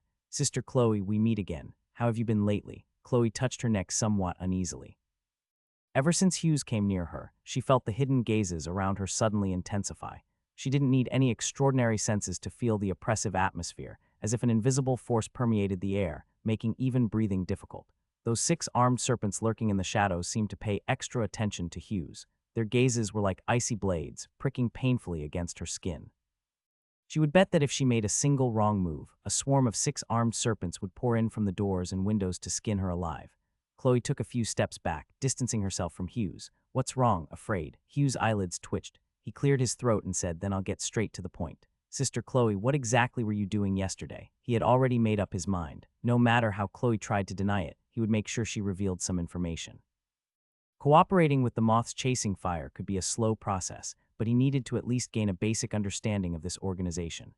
If they were truly insane cultists, then this collaboration wouldn't be worth it. Castle only needed to develop steadily. Eventually, it would possess the power to handle the extraordinary world. There was no need to take unnecessary risks. This moment marked the first confrontation between the two sides. "Summoning an outer god," Chloe said flatly. Hughes' expression froze instantly. The air seemed to solidify in that moment, and a trace of shock flickered through his eyes. He truly hadn't expected Chloe to just say it outright. Hughes stared intently at Chloe, trying to find any hint of a joke or a lie in her expression. But Chloe's face remained unnervingly serious, even carrying a faint trace of mockery. Just as she thought, Chloe mused inwardly. He actually doesn't understand what the moth's chasing fire represents. His willingness to engage with them ultimately stemmed from ignorance. There was nothing shameful about ignorance, and pursuing knowledge because of it was even commendable. But Chloe had seen too many nobles before, greedy, weak, eager to chase after truth yet unwilling to pay the price. Why summon an outer god? Chloe lifted her head, as if seeing this lord for the first time. He seemed to be the first noble who, upon hearing their goal, didn't scream for the guards but instead sought to understand their purpose. "Oh, I see now." Chloe suddenly recalled the strange fluctuations she had sensed on the island not long ago. This Count Hughes had also summoned an outer god. What am I thinking? This very room probably contains more than one of an outer god's followers. Chloe, suddenly losing interest, spoke in a bored tone. "Summon the Lord of Moths, then kill it. This ritual will remove the pollution from us." "Kill it, remove pollution. Isn't the Lord of Moths the god you worship?" "Exactly. And because we worship it, we must kill it. We can't actually allow an outer god to descend. That would bring disaster. I'm not like you people from the Sea God Church," Chloe thought to herself. Hughes felt his brain struggling to keep up. Why worship it if they were going to kill it? They summoned an outer god but didn't want it to descend. Weren't they completely insane? Did these people actually have any rationality, or were they just pretending to be sane? Hughes decided to avoid questioning the outer god aspect for now. Instead, he focused on the part he understood. You performed this ritual, causing such a commotion just to deal with pollution. Yes, this way fewer people will die. Pollution can kill people. Chloe fell silent, thinking that this count was seriously insane. Wasn't pollution dangerous enough already? She had long heard that the Sea God Church had ways to utilize pollution, but even they feared the vast, polluted ocean. Yet Hughes spoke as if he didn't care at all. Well, that made sense. After all, only a madman would bring 6 armed serpents into his manor. The room fell into silence. Communication seemed difficult. They lacked both common ground and trust, maybe getting to know each other more before negotiating would yield better results. Hughes pondered on how to break the deadlock. Perhaps cooperation. My lord, Beatrice seems to have run into some trouble. A slightly puzzled voice came through the mind link from the siren. What happened? She didn't find the extraordinary item we left for her. The so-called extraordinary item was actually a clue deliberately left for Beatrice by the sirens. Hughes knew that the extraordinary aura in the manor couldn't be hidden from the investigator, so he simply let her discover some extraordinary items to put her mind at ease. It was a jar of candy left by Nora, something that could cleanse pollution. Hughes didn't know the specifics, but it should be enough to attract Beatrice's attention. If left unchecked, Beatrice could easily cause trouble. Explaining things to her wouldn't necessarily work, but if she found clues on her own, she'd be much more likely to believe them. After all, she discovered them herself. She wouldn't doubt her own conclusions. Did you hide it too well? No, we placed it right on the table. It's the first thing she should see when entering the room. She didn't look for it. She did. She even searched the table for a long time and checked for hidden compartments, but somehow she completely overlooked the jar sitting right on top. My lord, what should we do now? She seems to have lost track of time. The maid is supposed to check on her soon. Should we send the maid in? Hughes' eye twitched. How incompetent was this investigator? She couldn't even find something in plain sight. No, that didn't make sense. She had extraordinary abilities to aid her search. So why couldn't she find it? Bad luck. Impossible. Ahem. Chloe coughed lightly, drawing Hughes' attention. Is that Beatrice in trouble? Hughes raised an eyebrow. Don't look at me like that. I left a mark on her. She's been in the upstairs room for half a day, frantically searching for something. She ran into some trouble. Then how about I go find her? I think I can guess what you're doing.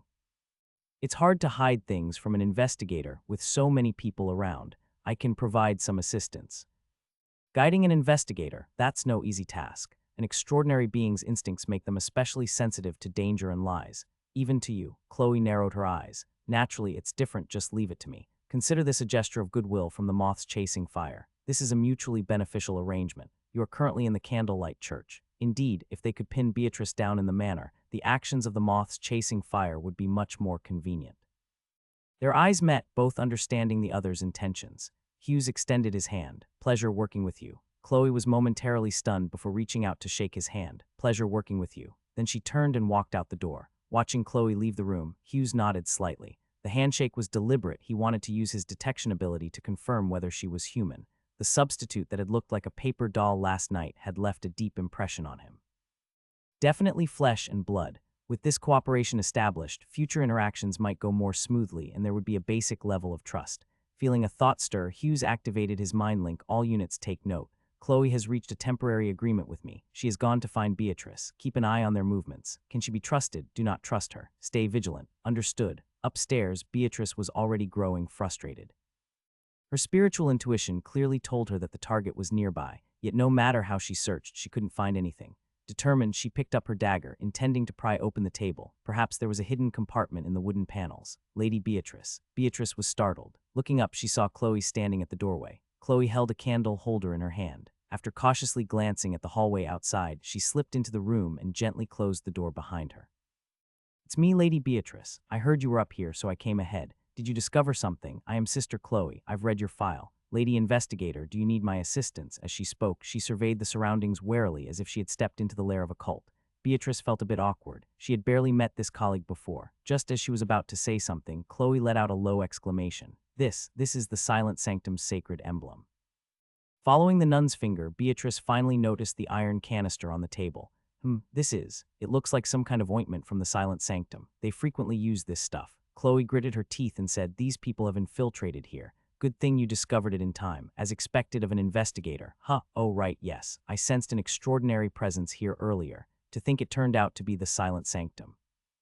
It seems they've already made contact with the local lord. Do you think the Count has fallen under their influence? Impossible. How could Mr. Hughes be deceived by those savages? Chloe's expression twitched. She took a few steps back toward the door. Then let's leave first. I saw the maids looking for you just now. I told them you were in the garden. Oh, all right. Let's head to the banquet hall first. Beatrice followed her. On the way, Chloe carefully maintained a distance from Beatrice. As a naiad, she had a talent for concealment, but investigators excelled at detection. Although Beatrice seemed like a novice, it was best to avoid physical contact just in case, naiad meaning nymph. The two made their way to the banquet hall, where Hughes was waiting at the entrance. Chloe exchanged a glance with him before stepping back and quietly sighing in relief. At least some cooperation was achieved. I should be able to leave alive, right? No matter how insane this lord is, he wouldn't attack me after this. And with this foundational trust, further discussions can proceed. Hughes, however, had no time for such thoughts. He was extremely busy. The patrolling sirens had made a new discovery, forcing him to simultaneously exchange complex pleasantries with Beatrice while frantically responding in the mind link. What's going on? Are you sure? Absolutely sure, Lord. That ship is identical to the pirate ship you described. Any movements? None, it's just anchored there. What about nearby? Any other pirates? Only this one ship has been spotted. The sirens primarily patrolled the manor and the island. There were few stationed in the surrounding waters, so by the time they noticed the pirate ship, it had likely been there for quite some time. What are these pirates planning? Why have they suddenly stopped near Castle? And of all times, why now? The sirens were mostly concentrated on the island. Could they be plotting something? Any rowboats coming ashore? None spotted. Hughes maintained a calm expression, but his mind was in turmoil. He quickly issued a command through the mind link: increase surveillance along the coastline immediately, especially around that pirate ship. Report any abnormalities at once. Understood. Hughes refocused, keeping his usual elegant smile as he spoke to Beatrice. Miss Beatrice, you seem a bit tired. Would you like to take a break? The manor's garden is quite relaxing. Will you accompany me? I'm sorry, but I have some preparations to attend to. You may rest for now. There will be performances later. Beatrice nodded reluctantly and descended the stairs. Hughes turned his gaze to Chloe. Everything went smoothly, she whispered. Then we can continue our discussion. But hold on, it seems we have more guests arriving. More guests, yes, visitors from Gem Bay, those pirates. For some reason, they seem interested in my banquet. The Church of the Sea God, the Church of the Sea God, what's that? The name seemed vaguely familiar, but no matter how hard he tried, he couldn't recall it clearly. What do you mean? Are you joking? You don't know about the Church of the Sea God? I don't. Chloe stared at Hughes intensely, making him feel slightly uneasy. Is there a problem with that? Yes, a big problem. I don't know which of us is crazy. The creatures of the sea, they all belong to the Church of the Sea God. Aren't your subordinates from the sea? Pa, I say, did we really have to come straight from the sea? Couldn't we have just rowed a boat? Jeremiah spat out seawater as he complained to the tattooed man beside him. After Jeremiah told him they needed to go to the island, the man had simply thrown him into the water and dragged him all the way to shore. Dragged was the right word. Jeremiah knew how to swim, but once the tattooed man entered the sea, he moved as swiftly as a fish. The man glanced at Jeremiah, then walked towards the island without saying a word. Damn it, everyone from that Sea God Church is insane. There's no reasoning with them. There had been several instances before when collecting the sea tax. Problems that could have been solved with mere threats or intimidation had ended up escalating into full-blown fights. Jeremiah had no idea why the governor insisted on working with these lunatics. Sure, they could fight, but still. He scowled at the tattooed man, already plotting how he'd deal with these crazies once he became the pirate king. But before he could dwell on it, the man suddenly lunged at him and pinned him to the ground. I didn't, MMPH. Jeremiah didn't even get to finish his sentence before the man clamped a hand tightly over his mouth. His body was pressed firmly against the ground, unable to move. He could only widen his eyes in shock and stare at the tattooed man in terror. The man's expression was unusually serious. His gaze was fixed straight ahead, his ears twitching slightly as if listening for something. Though Jeremiah was furious and confused, he didn't dare to struggle when he saw the man so tense. Held his breath and waited silently. After a few seconds, the tattooed man finally released him and whispered, "Patrol. Keep quiet." Only then did Jeremiah understand, feeling a cold sweat break out on his back. He cautiously lifted his head and followed the man's gaze, spotting a few blurry figures in the distance slowly moving away. Damn, that was close. Jeremiah muttered under his breath, then turned to the tattooed man with annoyance. You knew there were patrols here. Why didn't you tell me earlier? Tattooed man shot him a cold look, his voice laced with disdain. You're too noisy. Jeremiah was at a loss for words. He could only glare at the man and curse in his mind. These lunatics from the Sea God Church really are impossible to communicate with. The two lay motionless until the patrol disappeared into the distance. Only then did the tattooed man stand up and motion for Jeremiah to follow. Though he was reluctant, Jeremiah knew this wasn't the time to throw a fit, so he obediently trailed behind. They carefully advanced along the shadows of the coastline. The tattooed man moved with an eerie grace, blending seamlessly into the darkness. Jeremiah prided himself on being fairly agile, but keeping up with the man was proving difficult. Soon, they neared Hughes Manor. Jeremiah had seen this place before. He had caught a glimpse of it from afar last time he came to collect the sea tax. The manor was brightly lit. The sailors hadn't lied, there was indeed a banquet happening. Just as Jeremiah was about to step forward, he noticed the tattooed man frowning.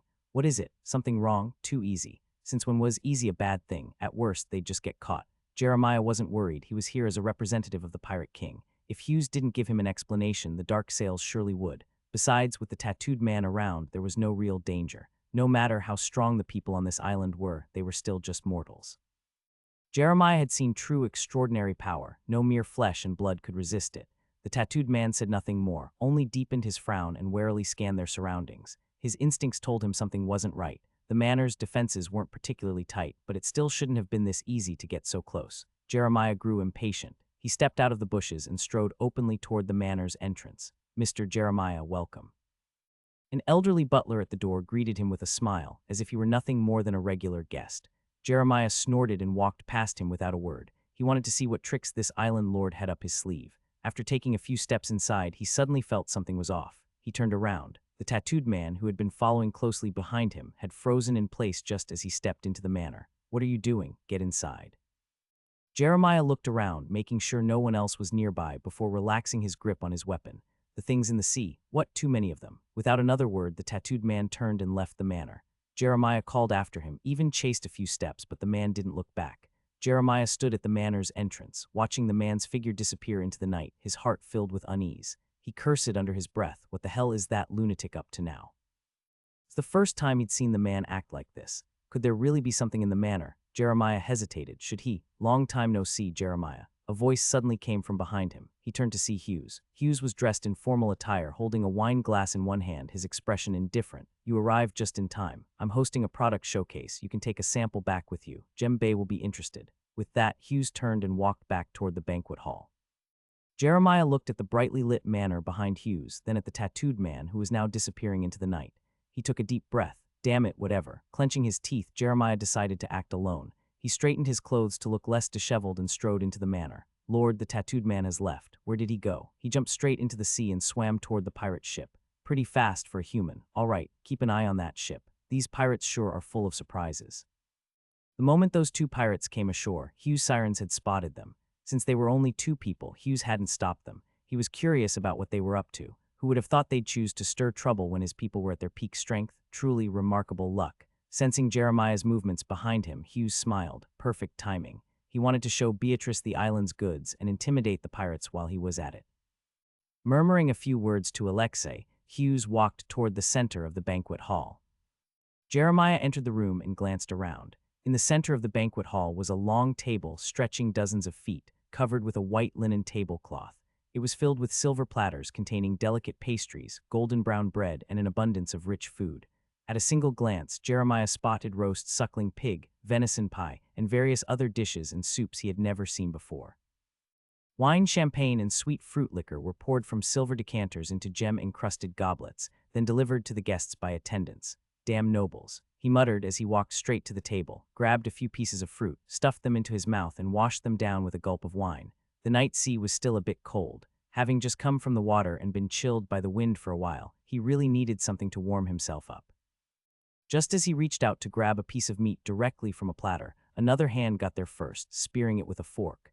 Jeremiah squinted and followed the hand upward with his gaze. Alexei was smiling at him, lifting the forked meat into his own mouth. "What brings our dear Captain Jeremiah here?" Jeremiah had originally come to demand answers, but the tattooed man's sudden retreat and Hughes' unhurried demeanor made him hesitate. Doubts crept into his mind as he quickly tried to find an excuse. "Looks like you're also here to check out Castel's goods." "Goods?" Jeremiah blinked, a bit confused by the statement. What goods did Castel have? Sweet fruit wine. Oh, that was indeed good stuff, but surely that so-called count wouldn't expect to use it to fool Jembei, right? Ever since he had spread the word that rare commodities could be obtained here, Jembei had been stirred up quite a bit. The pirates had been cut off from supplies for too long and were indeed desperate for resources, but they knew the frontier count's ways too well. Most believed this was just a stalling tactic. Even so, the Pirate King had still given Hughes a month to prepare. Jeremiah wasn't just some reckless thug. He understood what that meant. It meant that even Jembei was so desperate that it had to try out such an unreliable supply source. Things were worse than he had imagined. If this Hughes had nothing but sweet fruit wine to offer, Jeremiah sneered coldly. "Try this, Castel's olive oil dressing." A small plate of salad was placed in front of him. Olive oil. Yes, your goods aren't just olive oil, are they? Something like that, along with a few small trinkets made from its byproducts. Jeremiah's mouth twitched. Listen up, if you don't come up with something real within a month, Jembe won't let this slide. You'll all be lined up and fed to the fish, and Captain Jeremiah, who believed your nonsense, won't end up any better. Got it. Tell that so-called count to hurry up and send for something useful. All right, don't worry. Seeing Alexei's completely indifferent attitude, Jeremiah gritted his teeth in anger. I know you might be good at fighting, but you are absolutely no match for Jembe. Even if that so-called empress comes, she wouldn't stand a chance. The sea god is there along with many things you can't even imagine. Get it? I don't want to end up fish food with you. Ah, the Lord is coming up now. It's about to start. Let me introduce the goods to you. Damn it, these people had no idea how powerful the extraordinary beings of the Church of the Sea God were, and those lunatics would absolutely make a move. Jeremiah had heard that extraordinary members of other churches rarely stepped onto the battlefield, but the madmen of the Church of the Sea God had no such hesitation. This count probably thought that having a few ships and some troops meant he could go head-to-head with Jembe. Jeremiah sighed inwardly as he glanced at Alexei's nonchalant expression. Castle was doomed, not that he cared much. He could only hope Jembe wouldn't take out their anger on him. Hughes stepped into the center of the crowd and clapped his hands lightly. The musicians in the distance stopped playing, and all eyes in the banquet hall turned toward him. The long table in the middle was cleared away by servants and replaced with a small square table. Hughes lifted the cloth covering it, revealing neatly arranged small rectangular blocks. Soap. You can use it to wash your hands. It works similarly to the church's holy water number 9, but I doubt you'd be interested. A servant came forward carrying a tray with a few small blocks, placed on delicate porcelain plates. Holy water number 9. Jeremiah thought for a moment but couldn't recall anything about it. There was no church near Jembe capable of producing holy water. He had seen holy water number 7 before, which was said to prevent infection when poured onto wounds, but it was expensive. Pirates preferred using strong liquor instead. Not far away, Hughes was enthusiastically introducing the product to a noble lady, while a servant brought clean water for them to test it. What's the use of this? Washing hands, clothes, bathing, basically anything that needs cleaning. What was the point of that? Maybe it could be sold for money, but Jembe wasn't lacking in money. What they needed were supplies, ships, and weapons. That's it, he was already losing patience. Might as well head back and explain things to the Pirate King. If his ship could be the vanguard in an attack on Castle, maybe he could atone for his mistake. No rush, there's a little something else. Jeremiah stood up, like gunpowder. Gunpowder. You mean firearm powder? Jeremiah instinctively touched the flintlock pistol at his waist. In this era, firearm powder was exclusively produced by alchemical workshops, expensive and not particularly effective. Firearms were fine for scaring people, but in real combat, Jeremiah only considered firing his gun as a last resort. After all, even if he did fire, hitting the target was uncertain, but spending several gold rums was guaranteed. You could use it in guns, yes. But we have other uses for it. In Castle, we call it gunpowder. What other uses? Loading it into cannons. You've never seen a cannon, have you? It's basically an oversized gun. Imagine replacing your usual bullet with an iron ball the size of a human head. Now boom, how many hits do you think your ship's mast could take? Jeremiah's eyes widened. He pictured himself holding a giant firearm and firing at his enemies. Damn, he could even shoot at ships, blowing holes right through them. Wouldn't that mean they could sink instantly? Could something like this really exist? His gaze fell on the curved blade hanging from Alexei's waist. It looked somewhat familiar. If such a massive gun truly existed, would pirates even need to board ships anymore? They could just stay at a distance and pull the trigger. Jeremiah's eyes glazed over as he slumped back into his chair. No, wait a minute. How much firearm powder does this thing need per shot? Thinking of the expensive firearm powder being poured into the gun barrel one handful at a time, Jeremiah shuddered, as if he were stuffing gold coins inside. It's not that costly, and besides, gunpowder isn't even our main product. Alexei recalled how excited he had been when he first heard that they could produce their own gunpowder. As a graduate of the Royal Army Academy, he naturally understood how important this stuff was. The infantry manual had 3 entire chapters dedicated to the use of firearms. It was no exaggeration to say that an army with firearms and one without them were 2 completely different forces, with entirely different combat strategies. Of course, along with that came complaints about the alchemy workshops. Not only was firearm powder expensive, but the production was too low. The front lines simply couldn't get enough. Because of this, armies in this world only used it as firearm powder. Cannons were not widely equipped after all. What was the point of going through the effort of hauling artillery to the battlefield if they ran out of gunpowder and couldn't fire? There was also a more direct issue. Firearm powder couldn't be stored for long. Hughes had studied this problem for a while and suspected that the raw materials used were different from those of black powder. Castle didn't produce much saltpeter, Small-scale production was manageable, but large-scale manufacturing would inevitably run into supply shortages. Perhaps the pirates could help with this. Alexei narrowed his eyes. It's about time. Jeremiah, come with me. Huh, where to? Isn't your count still introducing other goods? You people from Gem Bay have your own product list. What are you like those nobles, interested in perfume? Jeremiah followed silently. With gunpowder, he could finally report back, but if there was something even more powerful. Not far from the estate, Jeremiah stopped in front of a small hill. Calling it a hill was a bit much. It was really just an elevated mound of earth with several people working around it. How's the preparation, Ken? Gaia just checked everything. No issues, Mr. Alexei. Good, step back. The group moved behind a large rock nearby. Jeremiah, puzzled, peeked out curiously. A faint spark flickered on the other side of the hill, and then a girl came running back quickly. How long is the fuse? About 10 seconds. Alexei nodded and patted Jeremiah on the shoulder. Look over there, see that small hill? Jeremiah glanced at it in confusion, then was abruptly pulled behind the rock by Alexei. Boom, a massive explosion and flash of fire sent Jeremiah tumbling to the ground in shock. Alexei stood beside him, pointing toward where the hill had been. It's gone. Jeremiah stared blankly at the towering man, then followed his finger in a daze. The small mound of earth, which had stood there just moments ago, was now missing a huge chunk, as if a piece of cake had been scooped out. A jagged wound remained on the ground, with countless cracks radiating outward. Jeremiah's sluggish mind slowly began to process what had happened, but no matter how he thought about it, he simply couldn't understand. How? Why? It's simple. Similar to fire powder, just with a bigger explosion, enough to make a hill disappear. But how? Firearm powder couldn't possibly do this. That was a hill, a whole hill. How did it just vanish? Increase the yield. Yield. Yes, yield. Remember that word. Jeremiah turned to look at the now missing hill. He felt as if the thunderous explosion had etched that word deep into his brain, never to be forgot. Jeremiah, I heard your pirate ship is nearby, isn't it? The pirate captain shivered. Alexei said nothing more, but Jeremiah already understood what he meant. How much yield could his ship withstand, back at the estate? Beatrice listened to the explosion in the distance, frowning slightly. What was that sound? It seemed quite close. Hughes smiled at her. Come out and take a look. The servants had already opened the doors to the banquet hall. Numerous oil lamps illuminated the garden outside. Hughes led the guests out of the house and looked up. The sky was like deep black velvet, dotted with sparse stars. Suddenly, a sharp whistling sound pierced the night, followed by a golden light shooting up from the ground, soaring into the sky. Bang.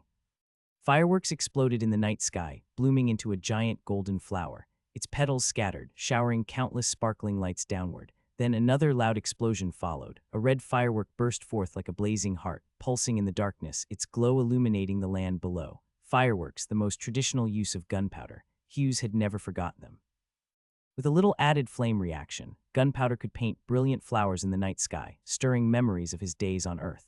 During the new year, fireworks would light up the sky continuously. Those watching would see the fire reflected in their eyes, feeling an inexplicable emotion in their hearts. Hughes gazed at the dazzling display above, filled with complex emotions. Steel was like cold logic. Fireworks were like burning dreams. Both were equally romantic. Beatrice stood in the garden, watching the fireworks bloom in the sky.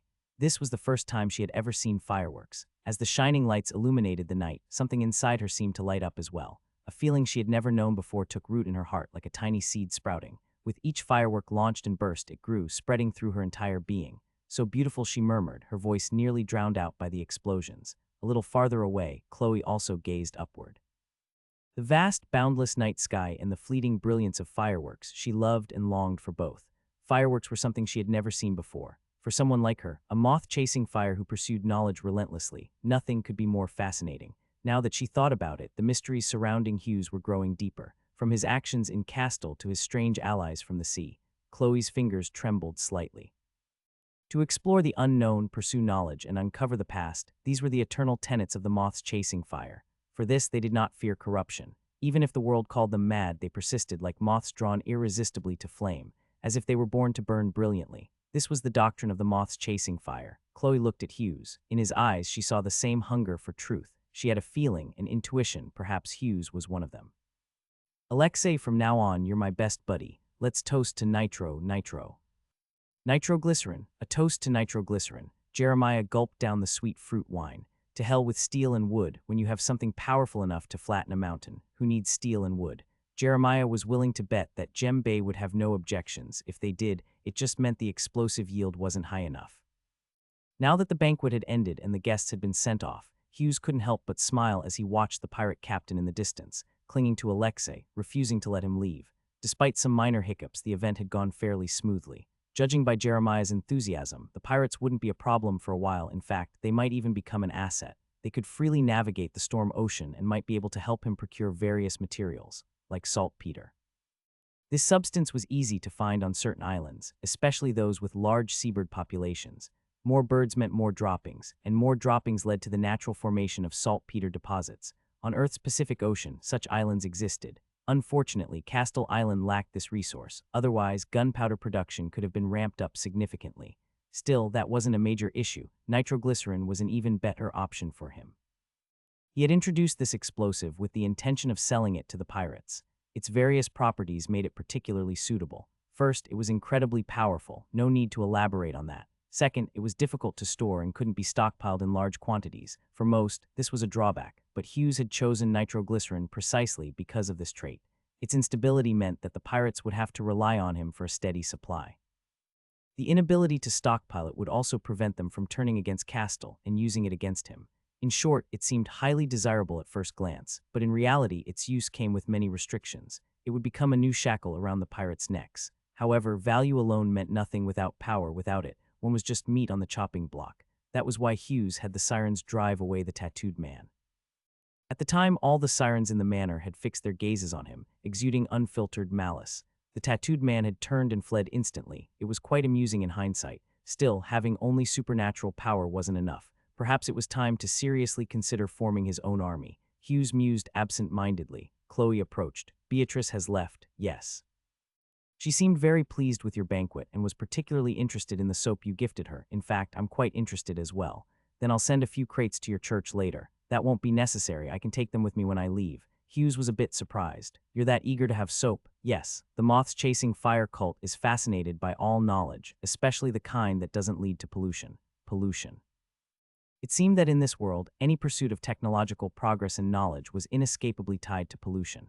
I see. So that's why you summon outer gods to deal with pollution, because you chase knowledge. Chloe nodded solemnly. We were once a branch of the Candlelight Church, but we split from them due to ideological differences. They also pursue knowledge, but they bury whatever information they uncover. Each secret keeper holds vast amounts of knowledge and secrets, yet they never share them.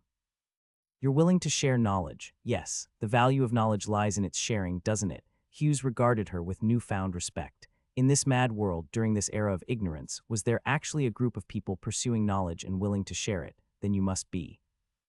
Despised by everyone, Chloe said with a wry smile. Knowledge always comes with pollution, and sharing knowledge is also spreading pollution.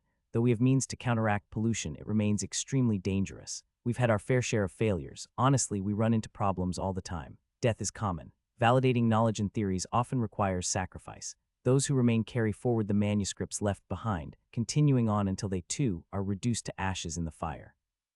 Indeed, cognitive interference, cognitive barriers, and the inexplicable pollution that descended upon the body, this world severely punished technological advancement. The moths chasing fire were waging a battle against the entire world. No wonder they named themselves after moths chasing flames. It was an act of self-destruction. Foolish, yet magnificent. Hughes had always believed that this world followed a spiral pattern without true progress, but now he realized he had been too hasty in that assumption. Every world had its brave pioneers. Then we will be friends. I too walk the path of knowledge. Hughes extended his hand solemnly. Chloe hesitated for a moment, glanced at the pirate still downing sweet fruit wine, then grasped his hand. Let's hope so, but first, you'd better explain your connection to the Church of the Sea God. The Church of the Sea God. Hughes took a deep breath. Can you start from the beginning? What exactly is the Church of the Sea God? I feel like there's some kind of misunderstanding here. You really don't know. Fine, I'll tell you. But since you're unaware, I can't tell you directly. It would cause pollution. You understand that, right? This convoluted explanation. If Hughes weren't already familiar with cognitive barriers, he would have thought she was crazy. You can just say it.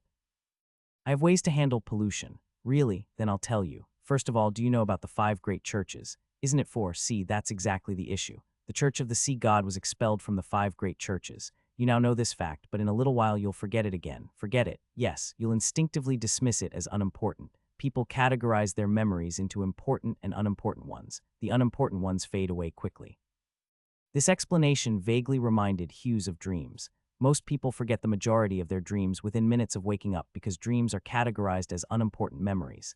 Like a dream, Chloe looked surprised. Yes, that's a very accurate description. Just like a dream, you'll forget about this soon. but at least for now, you're aware that the Church of the Sea God was once one of the 5 great churches, but later something changed in the sea. I know about that. The pollution surged up from the ocean depths, right? Yes, it happened a long time ago, about 1,000 years. Our cult has gathered some ancient records mentioning a place in the sea called the Abyss. The pollution originates from there. Hugh's eyes widened. The Abyss. Hughes was naturally not unfamiliar with it. He had once ventured deep into it with the sirens, and in the end, the sirens had fled from the Abyss. As for his impression of the Abyss, Hughes felt there was nothing particularly special about it. It wasn't much different from other parts of the deep sea. Dark, warm, and empty. The sea, full of vibrant life as most people remembered it, could only be seen in shallow waters. The deep sea was an entirely different scene. At the time, the sirens hadn't thought much of it either, which was why they stopped in the Abyss to establish their home. If they had discovered any danger back then, they might have been more cautious, and Monica's incident might not have happened. What is in the Abyss? Why is it spewing pollution? The Sea Templedon asked me what it is. The ancient texts only recorded its name. I know as much as you do. The Abyss contains the Sea Temple, and that's all there is to it. In short, pollution started emerging from the Abyss, and the sea gradually became a massive source of contamination. All marine life died, leaving only some extraordinary creatures behind, which were also twisted into monsters by the pollution. Wait a minute, all marine life died. What kind of joke is that? Then what about the fish being caught at the docks? Pollution. Hugh's pupils shrank instantly. The fish in the sea were all pollution. Wait, no way, impossible. It couldn't be. He had eaten fish before, wouldn't he know if it was polluted? He had even sent people to inspect the fish caught by the fishermen, and there had been no sign of pollution at all. Wasn't the pollution supposed to exist only in the deep sea? You should have noticed that pollution is not lifeless. It moves and can be attracted. I know you've been accumulating some pollution on the island. It's been some time now, hasn't it? Take a look and see if it is still the same as before. What do you mean? No one has been able to give a precise answer as to what pollution really is, but I suspect that it was once living creatures that, for some reason, transformed into what it is now. What I'm about to say is purely my speculation. I haven't found any relevant records in ancient texts, but at least it makes some sense. Chloe frowned as if recalling something unpleasant. The fish and shrimp in the shallow sea were once pollution themselves. Over the past 1,000 years, they gradually reverted back to fish and shrimp because they were far from the source of contamination. I once heard a member of the Church of the Sea God say that there are no fish or shrimp in the deep sea. This is because the pollution in the deep sea continues to be affected and has never reverted to its original form. A sudden realization struck Hughes like a bolt of lightning, leaving him frozen in place as past memories surged like a tidal wave. When he first followed Ash into the abyssal trench, he had been curious about why the deep sea was so empty, devoid of anything. At the time, he reasoned that it was just like the deep sea on Earth, where sunlight couldn't reach, nutrients were scarce, and only a few organisms could survive. But now he sensed something was off. Even with limited nutrients in the deep sea, it shouldn't be so barren that not a single fish could be found, right? So that was the truth. The deep sea contained only pollution, no living creatures. Everything made sense now. The fish and shrimp, were they actually transformed from pollution? Yes, which is why I don't eat seafood. Will eating them cause contamination? Supposedly not. Some extraordinary beings have tried before, but most people can't accept it. After all, once you know what these things in the sea originally were, it's hard not to be repulsed. Hughes recalled the texture of the fish and shrimp he had eaten. Didn't seem much different from those on Earth. No wonder pollution could burn. It was originally transformed from living organisms. Wait a minute, wasn't this just like petroleum? Hughes rubbed his chin. Now that he knew about deep-sea pollution, many details started coming together, sending a chill down his spine. For example, Yuna had once said that the pollution in the sea felt different from the pollution caused by cognitive interference. Could it be that the two types of pollution came from different creatures? Perhaps the pollution in the sea originated from fish and shrimp, while the pollution from cognitive interference came from beasts. It was worth researching further in the future. Go on. Where was I? Oh, right. The Church of the Sea God was destroyed after the Great Sea Mutation 1,000 years ago, but new followers have emerged, mainly among coastal people. It is said that the Pirate King has deep connections with them. In the past few decades, they gradually established a method to gain power, a supernatural system.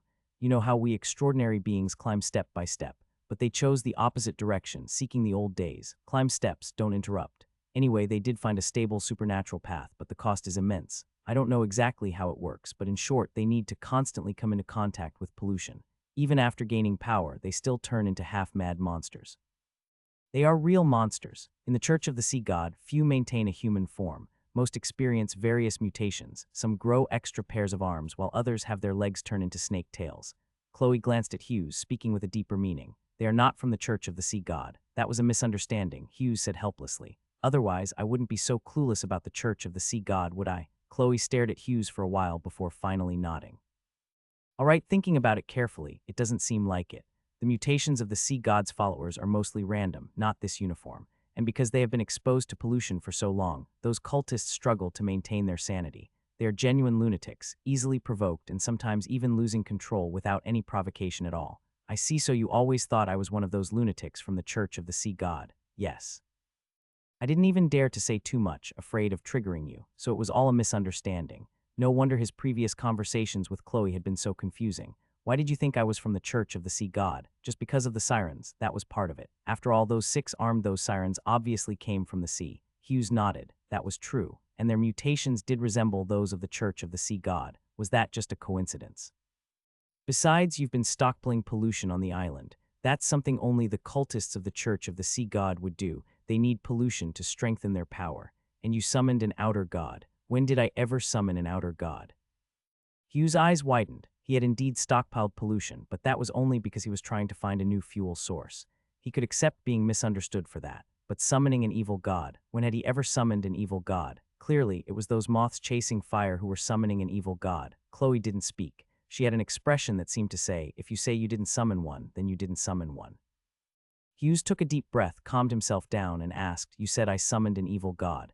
When did you see that happen? A few days ago, over in the east. I remember you even detained a group of people there and wouldn't let them leave. I almost thought you had sacrificed them. A few days ago, detained a group of people. Hughes recalled the situation, his expression gradually becoming serious. Could it have been the day of the Type II machine's test run? That day, he had spent the entire day with the trainees assembling the Type II machine. In the evening, they excitedly fired it up. Back then, the steam engine wasn't talking, yet it was just operating normally.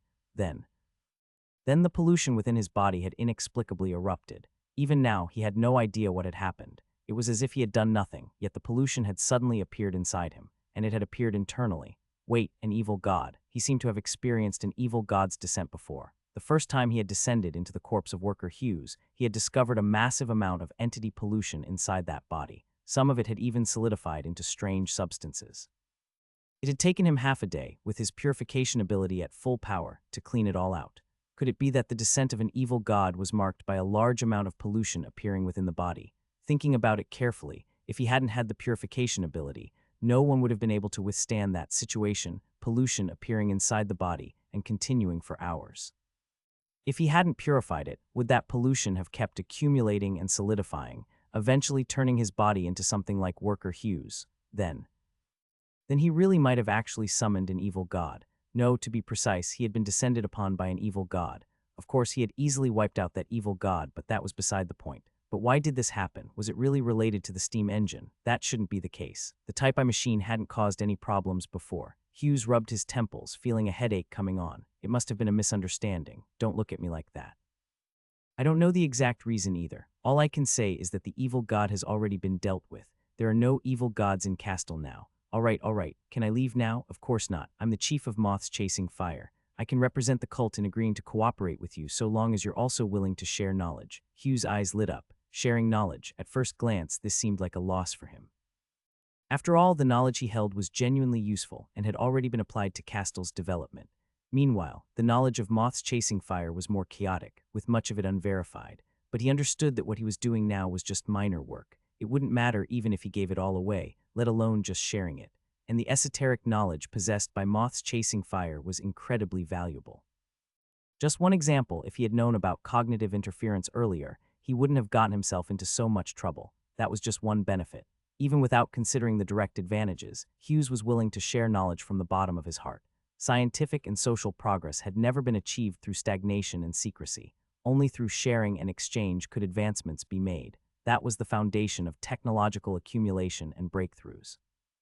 I am willing to share equally. This is not just an intention, it is a promise. I am willing to share knowledge with you on equal terms. Chloe's eyes lit up. No, this wasn't just a metaphor. Her eyes literally glowed red and her breathing became rapid. Good, this is wonderful. I didn't expect to find a fellow seeker here. With those words alone, you have earned the friendship of moths chasing fire.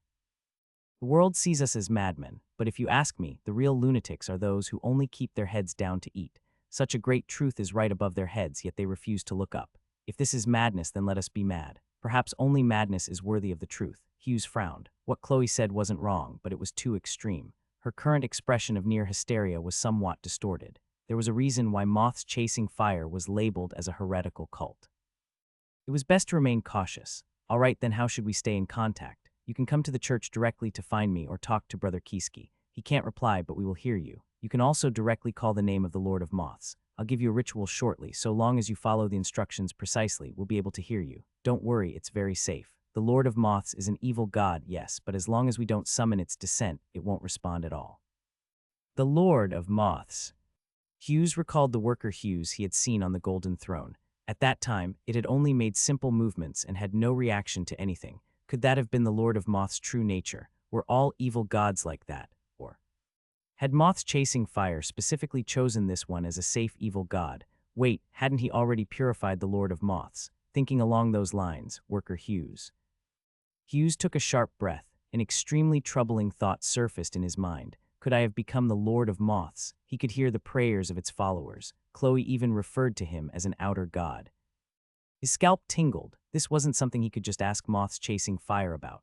If they found out he had erased the Lord of Moths, who knew how they would react? Even after learning the truth about the Church of the Sea God, he only felt more ignorant. There were more and more mysteries to explore and understand. Hughes accompanied Chloe to the manor's entrance. Ash handed over a few boxes of soap, looked at Chloe with a blank expression for a moment, then turned and left. She doesn't seem to like me. Who does like you? Didn't you say everyone wants to get rid of you? That's true. Chloe shook her head, took the soap, and slung it over her shoulder. Then I'll be going. Remember to try out the ritual. The offerings are easy to find. All right, I'll give it a try. Chloe waved as she walked away. After a few steps, she suddenly stopped. Oh, right, something seems to have happened on Nora's side. Nora, Hughes raised an eyebrow.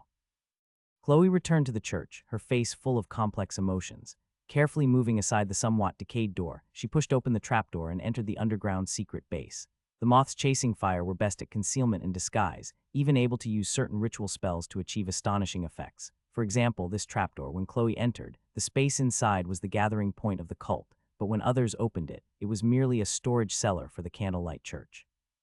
And it was not some illusion that could only be seen but not touched. Both spaces truly existed, merely superimposed onto the same door using special techniques. Extraordinary ability, cocooning. This was why the Moths Chasing Fire dared to hide within the Candlelight Church's church. It was well known that heretics were even more hated than cultists, and the ones who loathed the Moths Chasing Fire the most were the Candlelight Church, their former brothers and sisters. How did it go, Chief? What did that lord say? The cult members gathered around, looking at Chloe with worried expressions. To them, Hughes' banquet was nothing less than a dragon's lair or a tiger's den. The last encounter with those sirens had left a deep impression on them. A silent encirclement, flawless coordination, and decisive execution, those supernatural beings were born warriors. If not for the fact that the moths were skilled at escaping, they might have never made it out.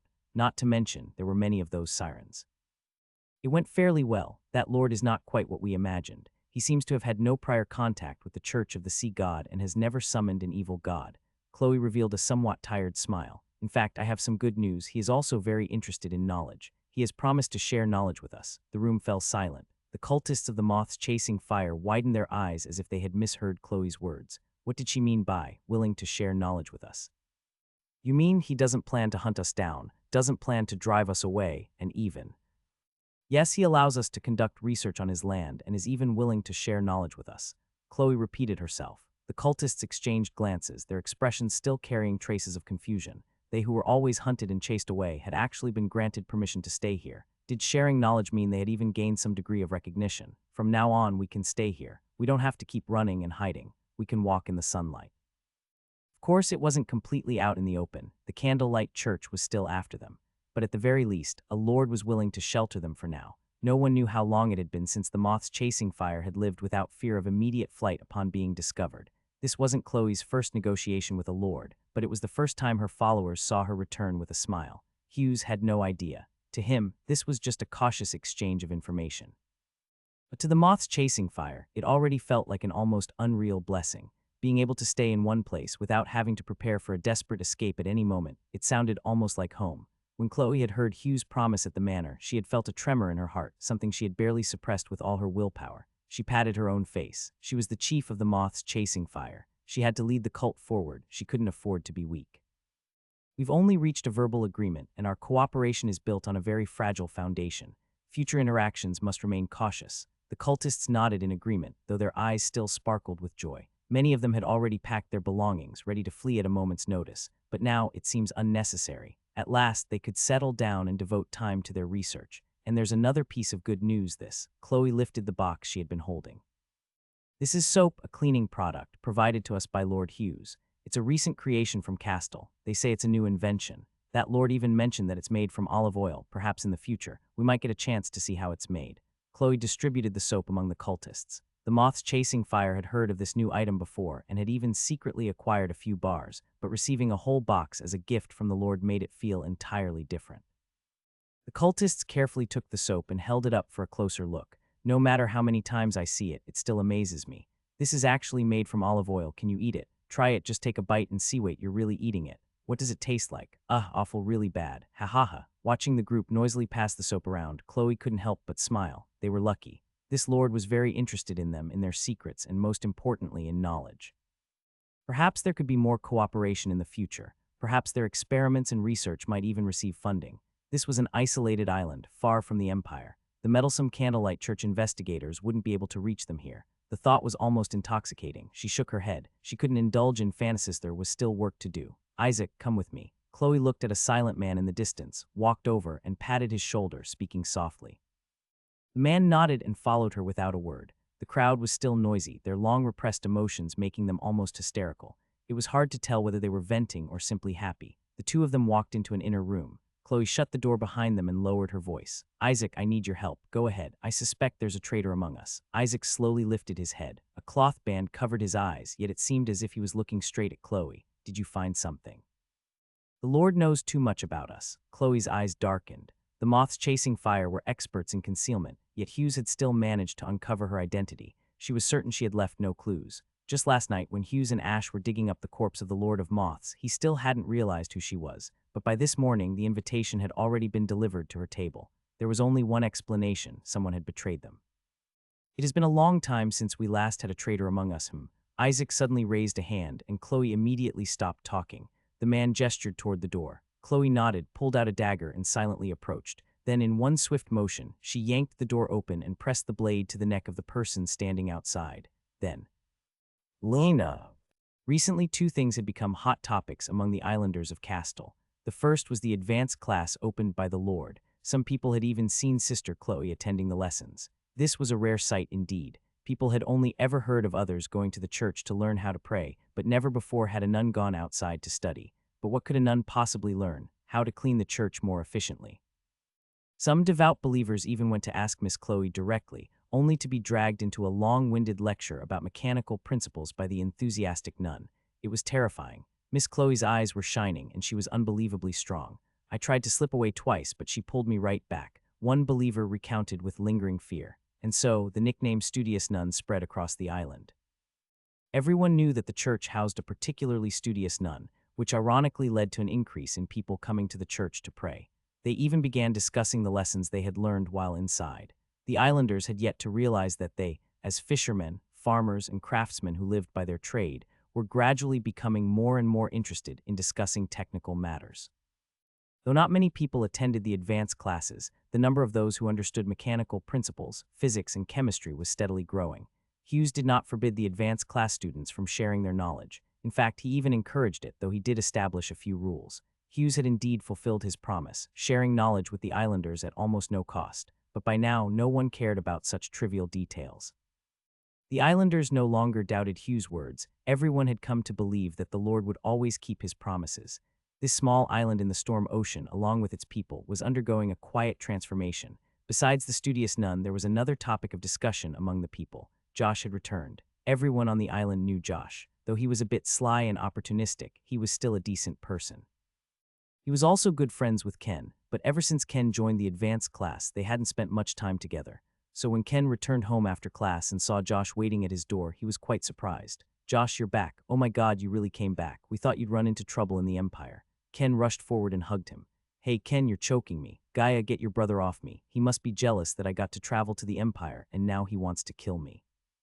"Actually, I am kind of jealous. I heard you ran into pirates." The group laughed and chatted as they entered the house. Old Ivan went to light the stove and boil some water. Since everyone in the family attended the advanced class, they earned money but had no time to cook. So most nights they just made do with whatever food they could throw together. But tonight was different. Josh had brought fried fish and potatoes for them. Ever since the olive oil factory opened, islanders could buy olive oil at low prices. As a result, fried fish and fried potatoes had become increasingly popular. Many workers would buy fried fish from street vendors before heading to work. It was a rare delicacy for the islanders, but the key was that it was affordable, making it an occasional treat they could indulge in. The students in the advanced class earned less money, so they usually couldn't afford such luxuries. When Gaia and Ken saw the large bag of fried food, they couldn't help but swallow hungrily. You made money. You sold all the soap, of course. Josh grinned. I'm here to split the profits with you guys. You wouldn't believe how well that stuff sells in the Empire. Josh had been among the first to buy soap. When he took a few bars home, he was immediately fascinated by the little invention. That day, he must have washed his hands at least 20 times. The islanders all loved the new product, but Josh thought further ahead. As he held the soap in his wrinkled hands, a thought formed in his mind. If I take this to the Empire, I could probably sell it for a much higher price. Josh was a man of action. That very night, he ran to find Ken. Ken didn't have much money, but his family all worked for the Lord and had the privilege of buying soap at a lower price. Ken convinced his family to use their quota to help Josh buy soap. Then Ken reached out to other families, and in the end, Josh left the island carrying a large crate of soap, sailing to the Empire aboard a returning candlelight church ship. Unfortunately, things didn't go smoothly. We ran into pirates as soon as we left Castle. Pirates, they didn't take your cargo. No, and that's the weird part. Their captain just asked us a few questions and then left without touching anything. Honestly, everyone on our ship was scared stiff. That pirate captain had a curved sword at his waist, the same kind Scribe Alexei wears. Who knows how many people he's killed with it? Oh my god, the outside world is really dangerous. Why do you think they let you go? I'm not entirely sure, but I have a guess. They asked us where we came from, and when they heard Castle, they backed off. Maybe it has something to do with the Lord. The Lord? You think he has a deal with the pirates? Ken and Josh turned to look at Gaia, then burst into laughter. Impossible. The Lord is a count of the Empire. There's no way the Empire would ally with pirates. If anything, they probably fear him. Exactly. The Lord is so powerful, it's only natural for the pirates to be afraid of him. We used to have to pay sea taxes when we fished, but I heard the Lord gave the pirates a good beating. That's why they don't dare collect taxes anymore. Oh, so that's why you all have free time now. You don't need to fish anymore and can work in the Lord's factories instead. All right, enough about the sea taxes. Tell us about your time in the Empire. How many places did you go to sell all that soap? Hearing this, Josh scratched his head sheepishly and put down his fried potatoes. Actually, I didn't go to many places. I sold all the soap at the port. You sold it all at the port, but that was a whole crate. Yeah, after I demonstrated how it worked, it was gone in less than half an hour. He smacked his lips as he recalled the scene. It wasn't selling, it was a frenzy. Josh pulled out a pouch, counted out a pile of Leo coins, and placed them on the table. This is your share. Why is there so much? How much did you sell each bar for? 10 Leo. How much? 10 Leo per bar. And even at that price, they sold out instantly. I think I could have charged 20 Leo each and still sold them all. Ken and Gaia's eyes widened in shock. The two fell silent for a while before Ken finally spoke. Josh, we can't take this much. We didn't invest any money, we just used our quota to buy soap. This is too much. The sight of so much money made Ken swallow nervously, but he still refused. He wasn't in dire need of funds, and he didn't feel right taking so much. Listen, my friend, this money is rightfully yours. Without your quota, I wouldn't have made nearly as much. Besides, there's something I need your help with. What is it? Can you introduce me to the Lord? Hughes looked at the young man in front of him with interest. He had heard from Ken about Josh's story, traveling alone with goods across the storm ocean to sell in the Empire. Hughes admired his courage and determination. However, his selling price was too low. Soap was a valuable commodity, yet Hughes sold it at a very low price on the island. Even if he sold it for 10 Leo per bar in Castle, it would still be in high demand. In the Empire, when compared to Holy Water No. 9, soap could be sold at N-County luxury item prices, perhaps even for hundreds of Leo. Josh's words came out stammering. He felt as if his tongue wasn't his own. The speech he had rehearsed so many times suddenly vanished from his mind, but at least he had said it, though stumbling and incoherent, he had managed to say it. Hughes chuckled lightly. It's a good idea. You have courage and you're not reckless. You tested selling it first and only came to me after confirming it worked. That's excellent. Josh's face flushed slightly. Lord Count was actually praising him, but Hughes' next words made the young man feel like he had fallen into an ice-cold abyss. How do you plan to deal with pirates? Pirates? Yes, pirates. You don't think the reason they let you go last time was just luck, do you? That ship belonged to the Candlelight Church. The Candlelight Church, so only church ships are safe from pirates. You're overestimating the Candlelight Church. Pirates don't leave their ships alone because they fear them, but because the Candlelight Church pays them off. Huh, Hughes found it amusing. This kid really knew nothing. Everyone at sea has to pay tribute to the Pirate King. He doesn't care if you're from the Candlelight Church or the Empire. Even the Imperial Navy has to pay taxes to them regularly based on the number of ships they have. That's why there are so many jokes about it. Josh nodded blankly, then suddenly shuddered. Then, that means I have to pay them too. What are you thinking? Do you really think pirates would care about a few Leo from you? Even if you wanted to pay, you wouldn't have a way to do it. If that ship hadn't belonged to the Candlelight Church, and if you weren't carrying only a small amount of goods, do you think other ships would have let you on with your cargo? For ships carrying passengers, pirates would often accept a fee and let them pass. But for cargo ships, things were more complicated. Most merchant vessels needed permission from Jembe and an authorization letter stamped with the blood seal of the pirate court. The remaining cargo ships were mostly smugglers belonging to the pirates, closely linked to either the Empire or Jembe. Regular passenger ships weren't allowed to carry large amounts of goods. Pirates would inspect them, and if they caught someone secretly transporting cargo, well. Pirates didn't believe in fines. They preferred simpler methods to enforce Jembe's authority. The masts of the Dark Sails fleet were always adorned with severed heads. When the sails unfurled, the dried skulls would knock against each other, making a crisp sound. Josh stood frozen for a while before his entire demeanor deflated. Only now did he realize just how absurd his idea had been. He had lived his whole life on the storm ocean and had actually forgotten about the pirates. How foolish. It seemed he had only two options now: either continue hiding a small amount of soap in his luggage when traveling or give up the business entirely. So do you understand now? If you want to sell soap, you need an authorization letter. Yes, I'm sorry, Lord. I've wasted your time, Josh said, lowering his head. I can get the authorization letter. What? Josh looked up, his eyes filled with confusion. As realization dawned on him, his eyes widened. My lord, you mean? I can get the authorization letter. So where's your ship? Can you get one? I can, Josh bit his lip. He had no idea where he would get a ship from. He didn't even know how to sail. In fact, he embarrassingly got seasick. But he knew this might be the biggest opportunity of his life, and he would do whatever it took to seize it. He had no idea how he would manage it, but as long as he tried, there was hope. Summoning all his courage, he gave his answer. Hughes glanced at him, then grinned and tore a piece of paper from his notebook, writing 2 lines on it. Take this to Alex. You have a 2-ton limit. Within a week, bring your ship to me. He slapped the note onto the table. Josh had no idea how he walked out of the Lord's manor. Everything that happened today felt like a dream. Just weeks ago, he had been working in a factory, often mocked by others for slacking off. And now, he looked down at the note in his hand, his fingers trembling slightly. He had never expected to even meet Lord Count. When Ken had spoken on his behalf, he had assumed the Count would toss him to some city hall official, or worse, throw him out completely. Yet now, things had exceeded even his best expectations. No, he hadn't received the letter yet. He had 1 week to get a ship. Josh finally snapped back to reality. Clutching his head in distress, he squatted down. He simply sat down on the ground. The stone-paved road was clean and cool to the touch. After an unknown amount of time, he suddenly paused. No, that's impossible. That's impossible. That's impossible. But I should at least try. Josh's greatest strength was his willingness to act on his thoughts immediately. Ignoring his frustration and hesitation, he got up and hurried forward. He had no idea where he was going, but taking action was better than doing nothing. He could figure things out along the way. For now, he'd try the city hall up ahead. Young master, are you really planning to get an authorization letter from the pirates? Why not? That kid doesn't seem very reliable. He's too young, but he dared to come to me. Courage is far more important than you think. Give him a chance to try. Besides, I don't plan to rely solely on him. Hughes looked at Connor. Send a message to Jeremiah. I need 3, no, 5 authorization letters. They'll agree. On the eastern part of the island, a newly built testing ground, Hughes looked at the 24 hands gripping the steam engine, and the strange feeling in his heart was overwhelming. This steam engine was a newly assembled Type II machine, entirely put together by the trainees, without Hughes intervening at all. It weighed at least 3 tons. 3 tons just carried over like that.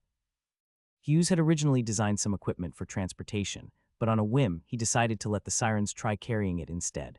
The result was unexpectedly good. The 4 sirens had no problem at all moving the 3-ton machine, except that they weren't very good at walking backward. Their snake-like tails tended to tangle, so for a large part of the way, only 3 of them were actually carrying it.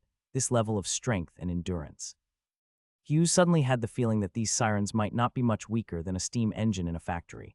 They even had 6 hands each, meaning one could do the work of 6 people. Seeing this untapped potential, he had an urge to exploit it. How is it? Heavy. It's fine, really. The main problem is that it's hard to grip. This thing is too slippery. If we had a few more hands, it'd be perfect, Ninny said casually. Hughes, the siren set the steam engine down, and the trainees began assembling and fine-tuning it.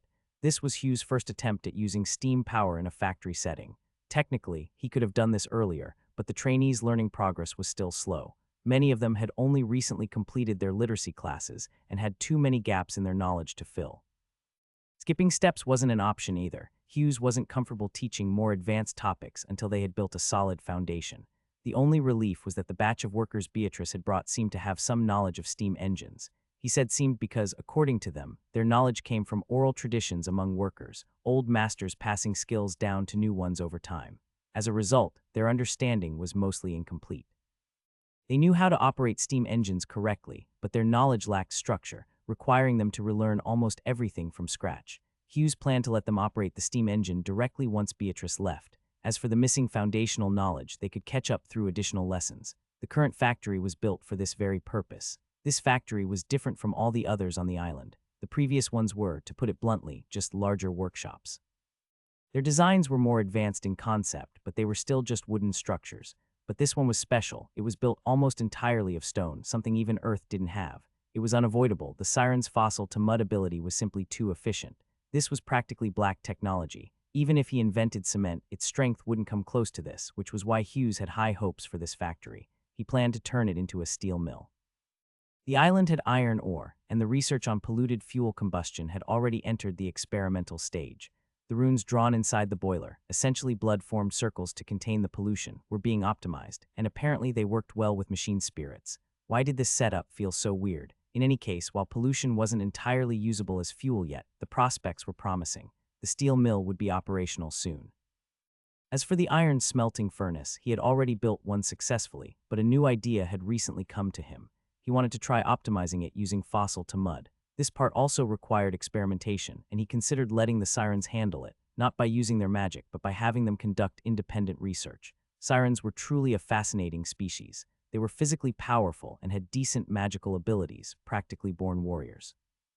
Normally, species like this would naturally develop a culture of worshipping violence, and their values would lean in that direction. But strangely, these sirens didn't. They clearly worshipped gods, and for an unknown length of time, they had remained in an uncivilized state. But after interacting with Hughes for only a short period, they had almost fully adapted to his values and ways of thinking. This was highly unusual. Most races struggled to change their ingrained beliefs. Even among humans, communication between the young and the elderly could be difficult, yet these sirens had adapted at an astonishing speed. Hughes had originally thought it would take 1 or 2 generations for such a shift to occur, but now it seemed he had overestimated the time required. When he first met them, they only knew how to kneel and pray to their gods. Now, they were interested in science. Conversations with them sometimes reminded Hughes of the people from Earth. In any case, with Monica constantly stirring things up, the sirens' interest in technological research had only grown. They had even attended advanced classes, so he might as well leave this part of the work to them. As for Hughes himself, he planned to start studying chemistry. 3 acids and 2 bases. If it was just about obtaining them in small amounts, that wouldn't be too difficult for him. The real challenge was mass production. Castle Island had a volcano, which gave him an advantage in this field. Previously, the nitroglycerin he made had been produced in small amounts in a lab, with the sulfuric acid being directly extracted from sulfur ore. But now he had some new methods, such as the blast furnace he was building. With pyrite, a single blast furnace could produce multiple products: iron, sulfuric acid, and cement. He could try setting up an integrated production line. On Earth, this would be considered outdated, highly polluting heavy industry, but here it was cutting-edge technology. With concentrated sulfuric acid and salt, he could make hydrochloric acid. Nitric acid was more troublesome. It required saltpeter, which was a bottleneck. He would need to have the pirates find a solution. Lord, the installation is complete. Ken wiped the sweat from his forehead and looked at the steam engine before him, smiling with satisfaction. He had the highest scores in mechanical principles, and he had led the assembly of this steam engine. He felt an inexplicable attachment to this cold piece of steel. Don't connect the transmission equipment yet. Let's do a no-load test run first. If it works, we'll have our first steam-powered factory. Hughes was also growing fond of this big guy. The Type II machine might look simple in structure, but its design had stood the test of time. It was durable on Earth. Some steam locomotives still used this type of engine. The trainees shoveled coal into the furnace. As the ignition process began, Hughes stepped up beside Ken, placing a hand on his shoulder. "My lord, do you think it'll go smoothly?" "It will. The last one worked, didn't it? That's exactly why I'm watching this one so closely. The last one had issues." Hughes sighed inwardly but kept his hand on Ken's shoulder. If any pollution appeared in his body, this way, Hughes could purify it immediately. As the boiler burned, the water in the steam chamber gradually heated up, and the piston let out a few strange noises before slowly starting to move. Soon, the flywheel began to turn. Ken let out a deep breath and smiled. My lord, we succeeded. Succeeded, perhaps, but now was not the time to relax. Hughes still held onto Ken's shoulder, not letting go. The normal operation of the steam engine was only the first step.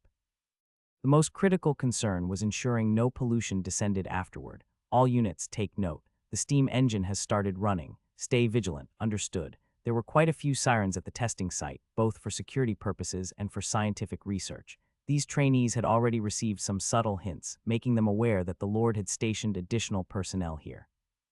Hughes planned to first test their attitudes. If they were receptive, he would consider publicly revealing the existence of the sirens. Hughes was fairly confident about this. These trainees had been carefully selected for their interest in learning and scientific research, meaning they were relatively open-minded. It seemed there wouldn't be much issue in revealing the sirens to them. Previously, Connor, Alexei, and Zoe had all interacted well with the sirens, which made Hughes optimistic. But this matter could not be rushed. Hughes planned to probe gradually. Moving too fast might break their cognitive barriers and cause contamination. Besides the sirens, there were many other things to address, such as preventing pollution, cognitive interference, and cognitive barriers, all of which Hughes intended to disclose at an appropriate time. After running for some time, the steam engine was shut down. The trainees stepped forward again to inspect both the engine and its stabilizing mechanisms. Once they confirmed everything was in order, they all broke into genuine smiles. Hughes took a step forward, clapped his hands to get their attention, and then announced with a smile, the ignition was a success. Your hard work was not in vain. Tonight I'll have food sent over and we'll hold a celebration here. The trainees erupted in cheers. Hughes had previously informed them they would need to stay here for an entire day. This was a measure to prevent cognitive interference. Speaking of which, the moths chasing fire seemed to have more advanced methods for dealing with pollution. It was a good opportunity to learn from them. Hughes glanced toward Chloe in the crowd. Yes, Chloe had also joined the advanced class and was now studying alongside the trainees. Hughes had chatted with Chloe briefly before, and the result had surprised him. Chloe had an in-depth understanding of steam engine structures and even proposed improvements for multi-stage exhaust utilization. This had been an unexpected delight. If all the members of the Moths Chasing Fire cult were at this level, then deeper collaboration was entirely possible. He could provide them with land and protection while they pursued their beloved scientific research. As long as they didn't spend all their time trying to summon an outer god, everything was negotiable. As for their loyalty, that wasn't much of a concern. The world was vast, but there were few places where the Moths Chasing Fire could find refuge. According to Chloe, they had even tried to establish settlements in uninhabited wilderness, only to abandon them later. They still relied on human society for experimental materials. In fact, their arrival at Castle this time was to explore whether they could find a small island to serve as their cult's headquarters. Their vision was to locate a resource-rich island and maintain connections with the outside world through trade caravans. This way they could stay away from human society while still obtaining necessary supplies. It had to be said, their idea aligned perfectly with Hughes' own plans for Castle. Sensing Hughes' gaze, Chloe subtly moved closer. What is it? I want to know how you avoid knowledge pollution. I want to compile a set of guidelines for handling dangerous knowledge. You need that? Chloe looked surprised. I've told you so many dangerous things before, yet you haven't been affected at all.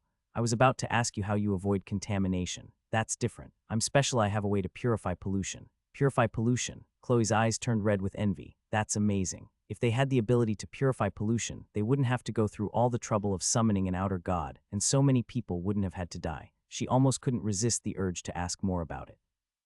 But such precious knowledge was likely beyond what they could afford. Hughes scratched his head at this. He didn't know why pollution was automatically purified once it entered his body, but he had to admit, this ability had saved his life more than once. In fact, this ability could even be shared with the sirens. If he developed it properly, perhaps more people could use it in the future. After all, the runes drawn with his blood could already stabilize pollution within a boiler.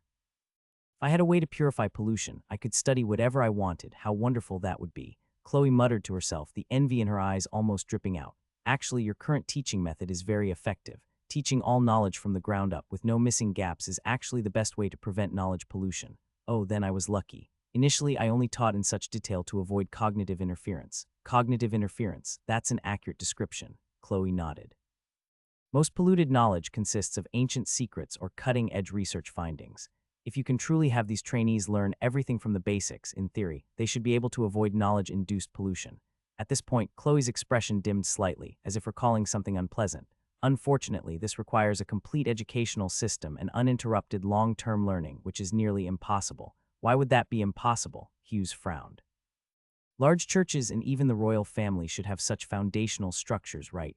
Wouldn't throwing money at the problem solve most of it? Oh, wait. Perhaps they already had internal academies training a group of specialized personnel, but they simply didn't make it public. Large organizations hoarding knowledge, monopolizing it. Yes, Chloe nodded bitterly. The knowledge we risk our lives to uncover might be common sense to them, but they keep it locked away. Only the highest-ranking members of their organizations have access to it. Even when we manage to steal small fragments, we can't study them properly because too much foundational knowledge is missing. Indeed, systematic professional knowledge required long-term study. If you lacked the basics, even having research papers thrown in your face would... Wait, did she just say they stole knowledge? Hugh's expression darkened. Chloe put her hands on her hips and widened her eyes. What, do you also think we shouldn't steal it? Just let them lock knowledge away like that? No, I just feel like you all are a little too good at secretly stirring up trouble. You even secretly summoned an evil god last time. Hughes thought carefully and then spoke seriously. I don't think stealing knowledge is a real solution to the problem. Then what do you suggest? Reasoning with them. They won't listen. Then we'll reason with physics. Physics. What physics? The physics lessons you've been teaching. Chloe looked confused. That's right. They still live in this world and follow this world's physical laws. We might not be able to convince them ideologically, but at the very least we can eliminate them physically. But how is that even possible? That's the empire, the candlelight church. You haven't seen their power. And you haven't seen the power of industry. Do you think the knowledge in your hands is just a hobby? Just some fun stuff? Hughes shook his head and pointed at the steam engine not far away. That steel machine took me 3 days to build. You should have some idea of its output power, right? You're an extraordinary. Can you withstand that machine? When my factory is built, machines like this will fill the warehouses one by one. When my steel mill is up and running, its production will only be limited by the number of skilled workers. How many extraordinary individuals does your church have? You've seen firearms before, haven't you? They're not much of a threat to the extraordinary. But what if I triple the gunpowder charge, increase the bullet size as well? Even the sturdiest armor won't withstand its power. And what if I increase it 30-fold? It takes 3 days to build a steam engine. How long will it take to manufacture a firearm in the future? How long does it take to train an extraordinary? Chloe was stunned. Their church had always pursued knowledge for the sake of knowledge. They had never thought about using knowledge to change the world. They couldn't even find a stable environment to settle in, let alone think of anything else. Hughes wasn't exaggerating. Chloe had some understanding of these technologies, and she knew he was telling the truth. This was the first time she had looked at knowledge from this perspective. Knowledge, science, truth, these vague concepts had always been a kind of spiritual force to her. But now Hughes had cast them in cold steel, allowing her to glimpse a fragment of the future. Scientific research, technological progress, a future where truth revealed itself in the world. That would be truly. Chloe bit her lip, unable to suppress the tremble in her heart. Just thinking about such a future made her indescribably excited. If it could really be achieved, she felt it would be worth dying for. But would such a world truly exist?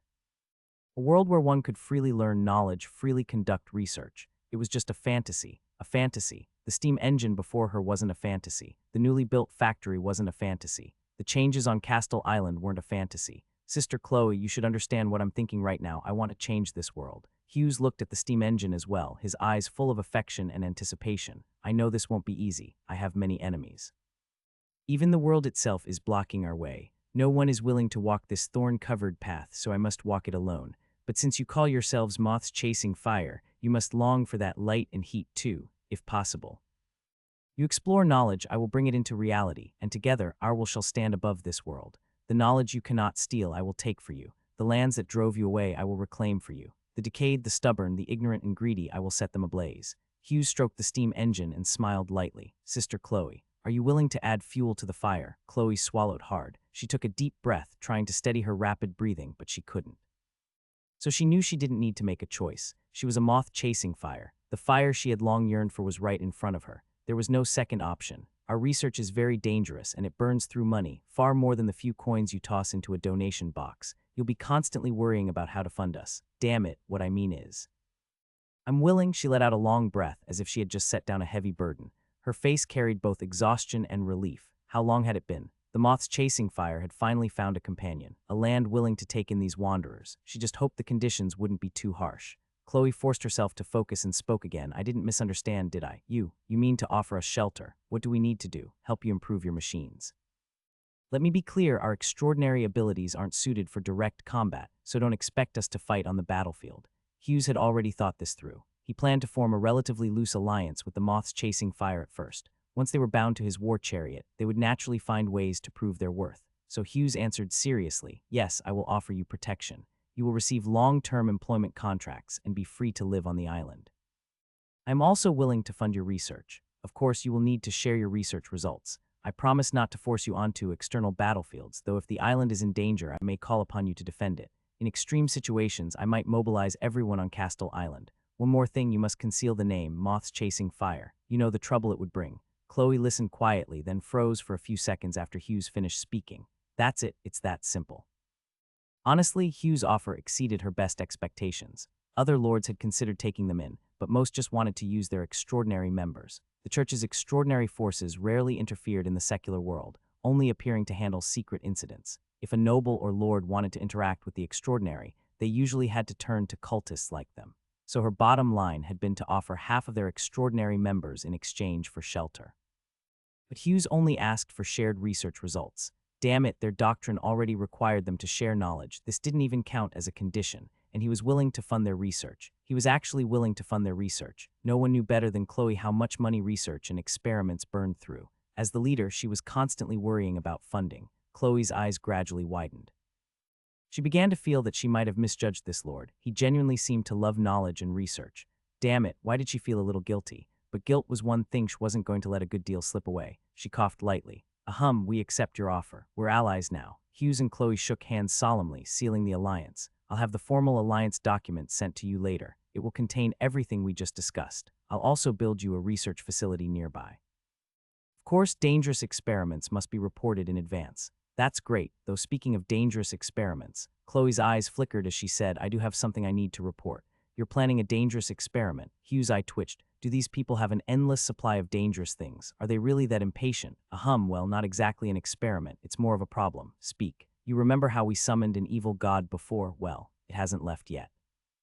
"Evil god? What evil god? Wait, could it be Worker Hughes?" Hughes' expression became strange. Thinking carefully, he had purified their Lord of Moths and was even regarded as an outer god. Speaking of which, what exactly is an outer god? Hughes pondered for a moment, then his expression changed drastically. "What? You still have an evil god in your hands? How can such a dangerous thing remain in the territory?" "It's not dangerous, really not dangerous," Chloe hurriedly explained.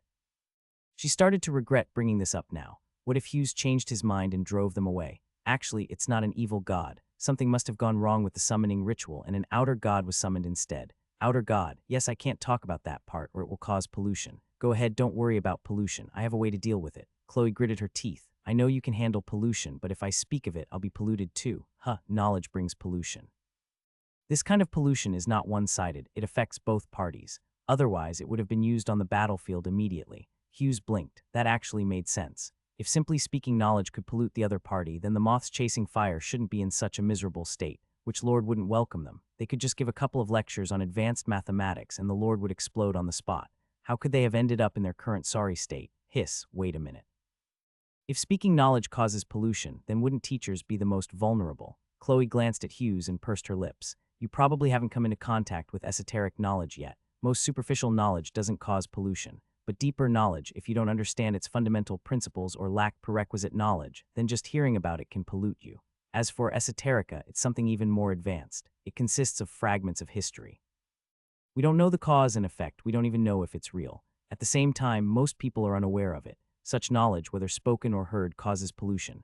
Esoterica, Hughes suddenly thought of a supernatural class, the Candlelight Church's secret keeper. Does the secret keeper have something to do with this? Chloe's eyes widened. You actually know about that. Indeed, secret keepers usually possess a vast amount of esoterica.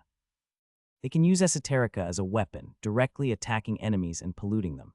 The strength of a secret keeper is directly tied to the number of esoterica they possess. I see. Do you have any secret keeper in your cult? Cough, cough, Chloe choked. Hughes patted her back a few times before she caught her breath. How could we have one? We used to be part of the same order as the Candlelight Church, but we separated long ago. And if we had secret keepers, why would we still be wandering everywhere?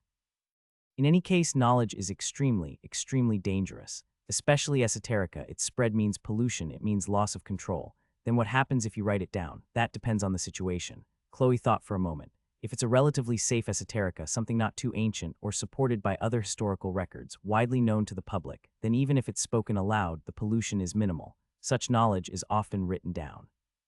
Once recorded on paper, it gradually loses its polluting properties and becomes ordinary knowledge. So reading books is a safer way to acquire knowledge compared to conversation. But if the esoterica is truly dangerous, then it's a completely different story, even the opposite. They contain some kind of bizarre power. When written down, instead of losing their pollution, it actually deepens. At the same time, such dangerous esoterica are rarely documented. Only a few historical records mention them, by which I mean safe historical records. Fear flickered in Chloe's eyes. If these esoterica are recorded, their pollution could even spread to originally safe historical texts. Hugh's pupils suddenly contracted. Dangerous esoterica, once recorded, becomes even more dangerous, and they can contaminate related historical records as well. How is this possible? Does this mean that not only is exploring science punished by the world, but even exploring history is? What exactly happened in this world? There's more, Chloe said solemnly. These polluted pieces of knowledge can distort related historical records. In other words, even if you avoid reading esoterica and only read ordinary history, you can still be polluted, and those records may not even be correct. That's why writing down ancient esoterica is a serious crime. All churches severely punish such actions. Hughes pressed his lips tightly together, saying nothing. This world was even more dangerous and insane than he had imagined. Not only was interacting with the supernatural a risk, even reading normal historical records could lead to pollution. A history that was once safe might not be safe anymore. Hughes suddenly recalled Nora's words, "Remain ignorant, that is the last mercy of this world." Perhaps, for ordinary people, ignorance was the greatest protection. A cognitive barrier was the last line of defense. The two fell into a long silence. The things you told me before about the Church of the Sea God.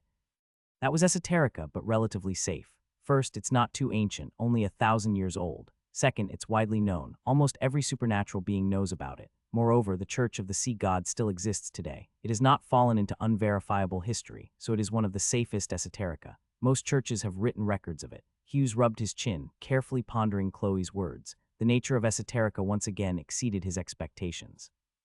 He had assumed that with his purification abilities, he would be completely immune to the pollution of knowledge. Now it seemed he had been naive. The pollution of knowledge was two-way, or rather, as long as knowledge spread, pollution followed. Fortunately, these terrifying properties only applied to esoterica. They didn't seem to affect scientific research and technological progress much. Right, esoterica was divided into dangerous and less dangerous categories. Could knowledge itself be the same? Right now, there was no issue because he was only exploring relatively safe fields. But in the future, would the knowledge he pursued still be safe? And considering this world's idealistic nature, would nuclear bomb blueprints carry radiation? Would massive battleships drive workers insane just from building them? There was no way to be sure. Hughes turned to look at Chloe. So knowing how dangerous the world is, you still choose to move forward. Yes, that's why we call ourselves the moths chasing fire. Jeremiah lazily stretched and looked at the sun, which was already high in the sky.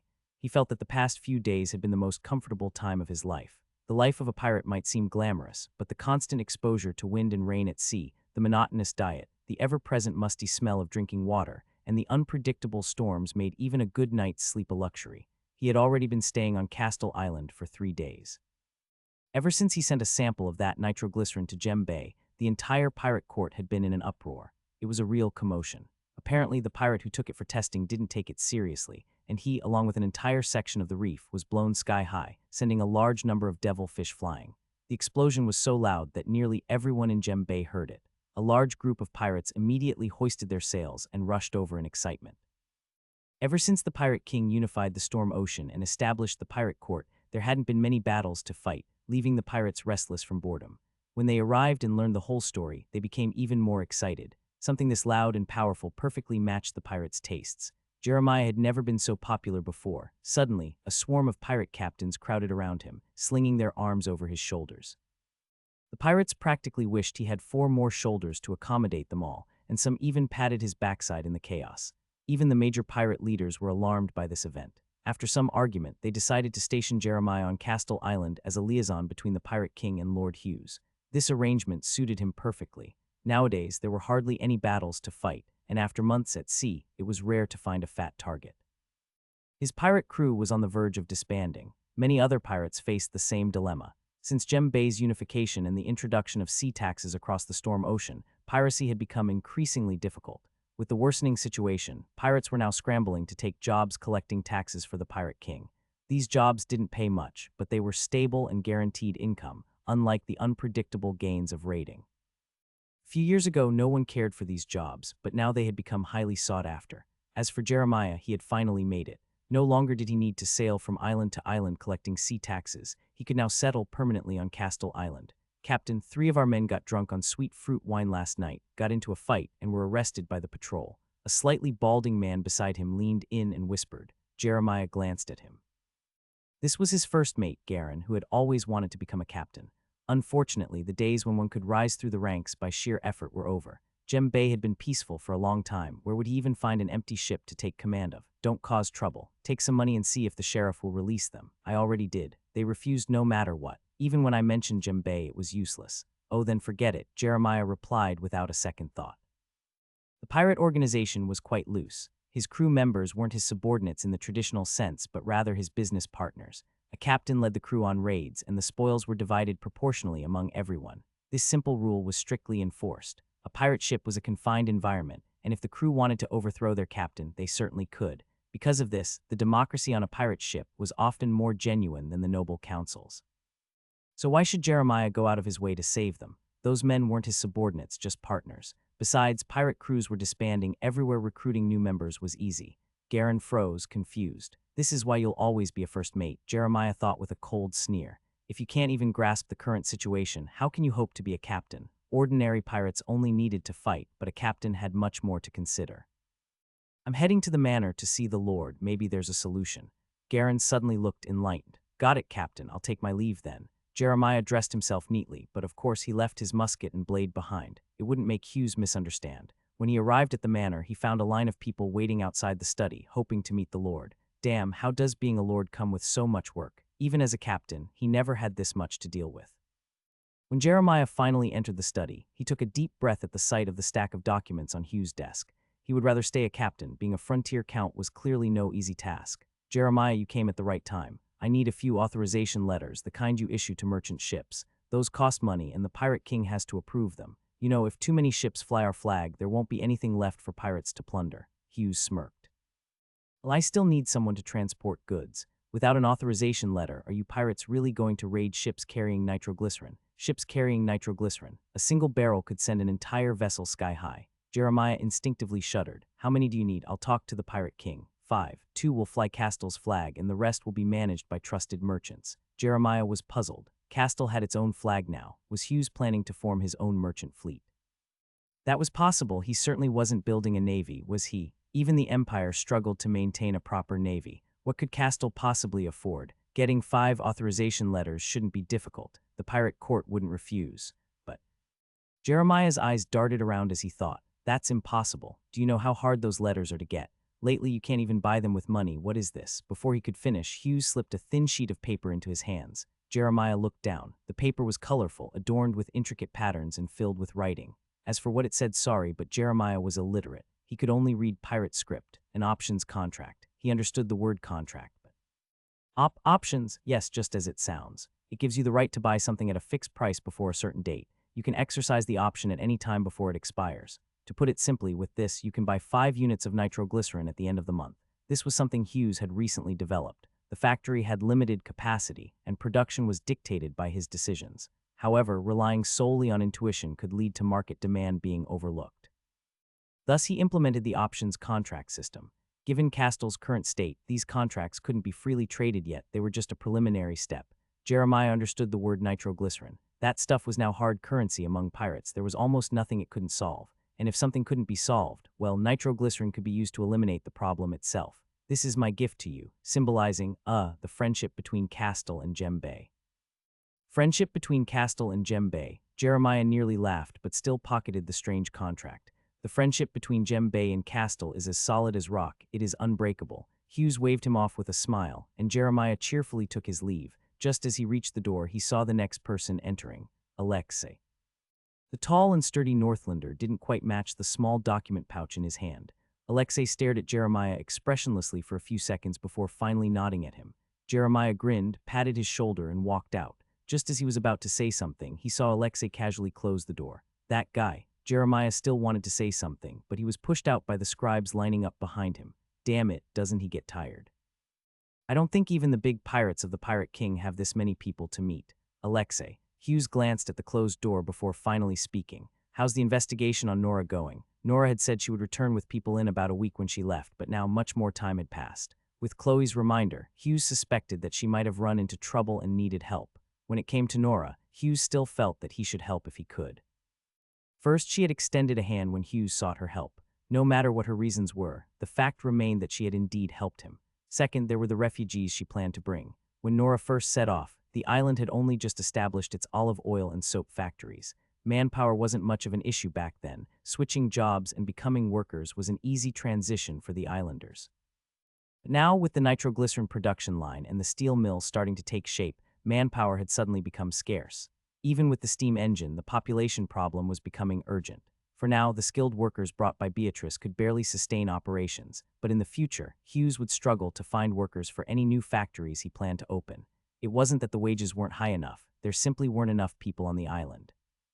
Hughes had sought out the pirates for an authorization letter, partly to sell goods and partly to import food. Right now, a large portion of the workforce was occupied with food production, and food prices on the island had been steadily rising.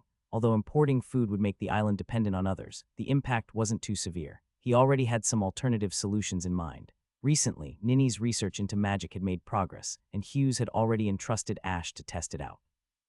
If all went well, food wouldn't be a major issue, but the lack of population was a serious problem. Lord, I have already inquired about Nora through royal channels. It was the royal family that recommended her in the first place, so they must have ways to get news of her. Hughes nodded. That was exactly why he had sought out Alexei, and the royal family would definitely be invested in this matter, as they were making every effort to combat the Candlelight Church.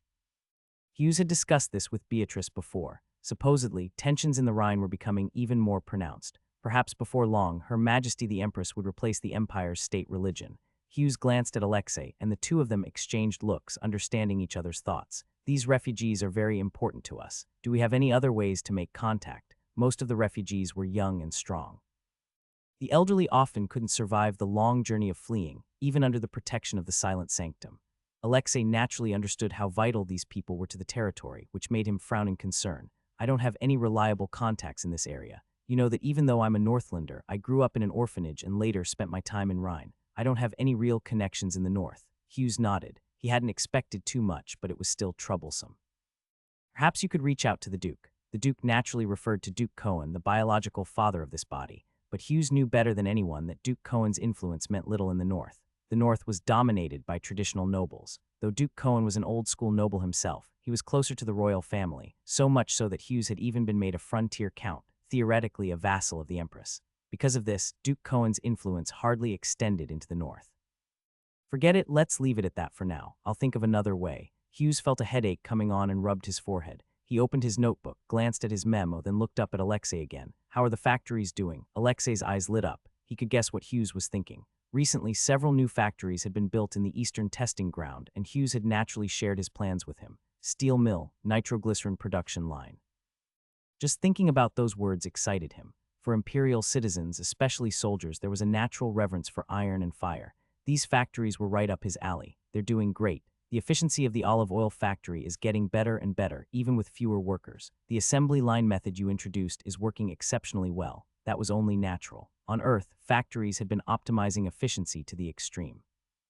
Even the most basic ideas Hughes brought over were enough to amaze people in this world. What about the soap factory? It's the same situation, but we have a problem. The inventory is piling up too much. Alexei had a complicated expression as he spoke. This was the first time he had encountered such a situation, or rather, he had never even considered such a thing before, producing too many goods, to the point where they couldn't be sold. Back in Rhine, he had seen factories before. Those smoke-belching, sewage-ridden places produced things at an incredible rate, but demand always outstripped supply. Yet now an entire warehouse was full of unsold goods, and it wasn't as if no one wanted them. These were highly sought-after products. This completely exceeded his understanding. It's simple. The market is saturated. How many people does Castle have? No matter how much they use, they can't consume that much soap. Hughes remained unfazed. Overproduction, he was all too familiar with that concept. Don't worry. I sent Jeremiah to get the authorization letter. It won't be long before it's approved. Then we can form our own trade caravan and sell the soap to various coastal ports. Besides that, Miss Beatrice is about to set out as well. Alexei's heart stirred. He had been involved in Beatrice's plans almost from the beginning, so he understood exactly what Hughes was up to. He didn't understand high society, but he did know one thing: those people had money. For now, expand the warehouses a bit. Soon you won't have to worry about these things. And you have confidence in our soap, don't you? Alexei grinned. He was well aware of the quality of the island's soap. As long as they got it to port, selling it wouldn't be an issue. He stood up, bid farewell, and walked to the door. Just as he grabbed the doorknob, he hesitated, then turned around. Isaac directed the followers as they moved supplies back and forth. To be honest, he was somewhat surprised that the Lord had truly granted them such generous conditions, and so quickly at that. Last night the documents were delivered, and this morning they were notified that a laboratory was available, allowing them to move their equipment inside. The people even inquired about their needs, such as workbenches and tools. In just a few hours after making those requests, the tools were already piled up in front of him. This gave Isaac an almost unreal feeling. At the entrance of the laboratory stood a clock, making it easy to see the time at a glance. This place seemed to place particular emphasis on time and efficiency, unlike anywhere else he had seen. Isaac had dealt with many nobles, whose efficiency, or rather their lack thereof, was an insult to the very concept of efficiency. They only worked when they felt like it, and working would quickly sour their mood, causing them to abandon their tasks.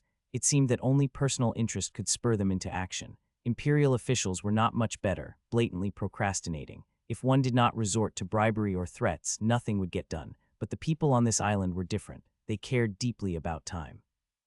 Almost every request was fulfilled as quickly as possible, and if they couldn't complete it immediately, they would at least inform when it would be done. It was a strange feeling. Isaac was mainly responsible for logistics within Moth's Chasing Fire. Chloe led the followers forward, while he ensured no one lagged behind. Thus, he was well aware of people's working states. Those working for the Lord were not driven by the greed for gold like the nobles. Instead, they seemed propelled by an immense motivation, as if they were simply accustomed to working efficiently and keeping an eye on the clock. This was actually the influence brought by Hugh's factories. Everything in the factories instilled a sense of time in people, the duration of each step, the coordination of different processes, the intervals between each technique. Most of the territory's people were Hugh's employees, and this punctual mindset quickly spread throughout Castle. Unknowingly, even though the islanders themselves did not notice it, to outsiders, the difference was stark. If this were in later eras, such values would be basic expectations, but in this age, punctuality was a rare trait. Clocks were incredibly expensive, and very few people could always know the time. As a result, those who valued punctuality and efficiency here seemed out of place in this world. Isaac did not dwell on it for long before noticing a familiar figure. Chief. Everything is already set up here. That fast, it is indeed fast. The people here are highly efficient. Isaac nodded, his face showing some approval. That Lord treats us quite well. HMPH, he just helped me find a job, too. Chloe crossed her arms, then sighed after a moment, picking up a cup of water from the table and drinking. How many people can you still contact, especially in the Northlands? The Northlands. Isaac had a vague guess. Not many. What is this about? Well, she hesitated. Today he asked me if we had any followers in other places and if we could bring them here. Isaac nodded. Moth's Chasing Fire excelled at concealment, and their followers were scattered across the continent. If they wanted to remain undetected, it was not difficult. Not everyone was willing to wander with the cult. Some chose to hide in a place and quietly conduct their research. If they could bring them over, that would be a good thing. I knew he had ulterior motives. He actually wants to gather intelligence on the Northlands. You know, Nora from the Silent Sanctum has close ties with him. Nora's situation. It was that lord who informed me. Last time, when the Outer God descended, I forcibly activated my vessel, so I won't be able to contact her for a while. I see. Then there's nothing we can do. I will give you the contact information for our northern followers, but he hesitated before speaking. The Silent Sanctum is barely surviving right now. Getting too close to them may not be a good choice. The Silent Sanctum and the Candlelight Church are at odds. The enemy of my enemy is my friend. If they come, the Candlelight Church will be in trouble. Chloe casually sipped her tea, speaking with confidence, but Isaac fell silent. After a while, he said quietly, "Don't forget where our stronghold is. Right now, we are the Candlelight Church." Chloe spat out her tea. After parting ways with Isaac, Chloe walked into the adjacent laboratory. At the cost of a few bags of snacks, she successfully negotiated with Monica for the rights to use a steam engine. This was something Hughes had helped coordinate. Monica had reached a bottleneck in her research on the machine spirit. Or rather, she was never particularly good at systematic analysis and research. She relied more on bursts of inspiration. Ordinarily, that would be an ineffective approach. But she had a lot of inspiration. Thus, Hughes handed this steam engine, infused with a machine spirit, over to Moth's Chasing Fire, who were experts in studying the fusion of souls and machinery. A few sirens stepped forward, carefully carrying the steam engine into the Moth's Chasing Fire laboratory. The followers paused their work, watching the sirens with interest. These supernatural beings from the sea were a fascinating sight to the cult's fervent researchers. However, the two sides had been enemies not long ago, and tensions still lingered. The sirens spoke little, setting down the steam engine before leaving. Chloe stepped forward, running her hands over the machine, feeling its cold, sturdy steel. This is the steam engine, yes. Chloe glanced at Isaac, then turned back to the steam engine, her eyes filled with reluctance. I'm leaving the research to you. You're not leading the study yourself. Isaac was surprised. He and Chloe were both part of Moth's chasing fire, and he knew how much these soul-infused machines fascinated her. Why was she handing this work over to him? I plan to take a trip to the Northlands, of course, only after I fully understand the situation there. I may stay for a while. You're going to the Northlands, but that wasn't part of our agreement with the Lord. Chloe sighed, gently patting the steam engine. That wasn't included, true, but he doesn't have much spare power left. I'm the best candidate for the job. He hasn't explicitly asked me, but I know what he means. Once things here are settled, there should be news about Nora. I will go to the Northlands for him, whether he wants to negotiate with Nora or gather refugees. Chloe smiled. After all, I am the chief. Underground in the manor, the cavity excavated by the sirens had expanded several times over. Now, the area beneath the surface was already larger than the manor above. Moreover, with the advancement of the sirens' fossil-to-mud technique, primarily provided by Hughes, he had successfully combined it with steel to create an otherworldly version of reinforced concrete. Judging by appearances, its strength was at least as high, if not higher, than that on Earth. After all, the stone melted by fossil to mud was less prone to forming voids when cast, and any errors discovered could be easily corrected. At this point, Hughes had lost the motivation to develop cement. This spell was simply too convenient. If not for the fact that many structures would need to be built in the future, he would have loved to let the sirens focus entirely on masonry. The sirens were also highly passionate about construction, especially when building their own homes, to the point of obsession. This feeling was eerily familiar to Hughes. It took him a long time to remember. Wasn't this exactly how he played Minecraft on his computer? That was a construction game where materials could be collected and used to build structures. With fossil to mud, the difficulty of building and digging for them wasn't much different from in the game. As a result, quite a few sirens were completely addicted to excavation, and the underground cavities beneath the manor grew larger and larger. Hughes thought about it. If it were him doing the digging, Castle would eventually be hollowed out.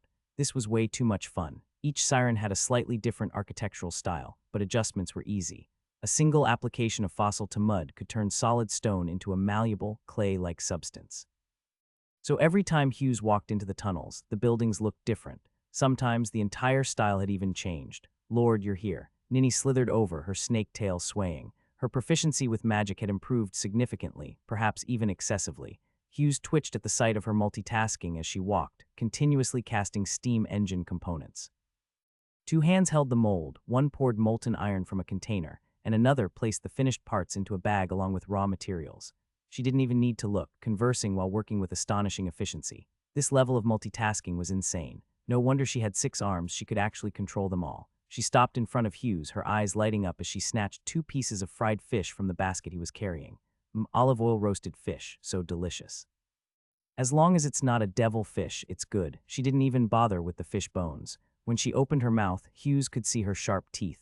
Actually, I came here for that spell, right? Ninny nodded knowingly. Come with me. I've told you before, Monica's spell research is nothing special. I'm the true master of spellcraft. She snorted, lifted her chin proudly, and stuffed a few more pieces of fried fish into her mouth.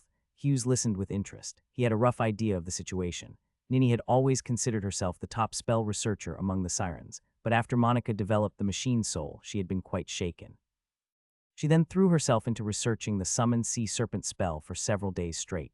Her scales had even peeled off in the process. After finally achieving results, she immediately notified Hughes, eagerly waiting for the Lord's praise. So Hughes specially bought her favorite roasted fish and came to see her. How did he know all this in such detail? Because the sirens had created a new group chat, one that excluded Ninny and Monica.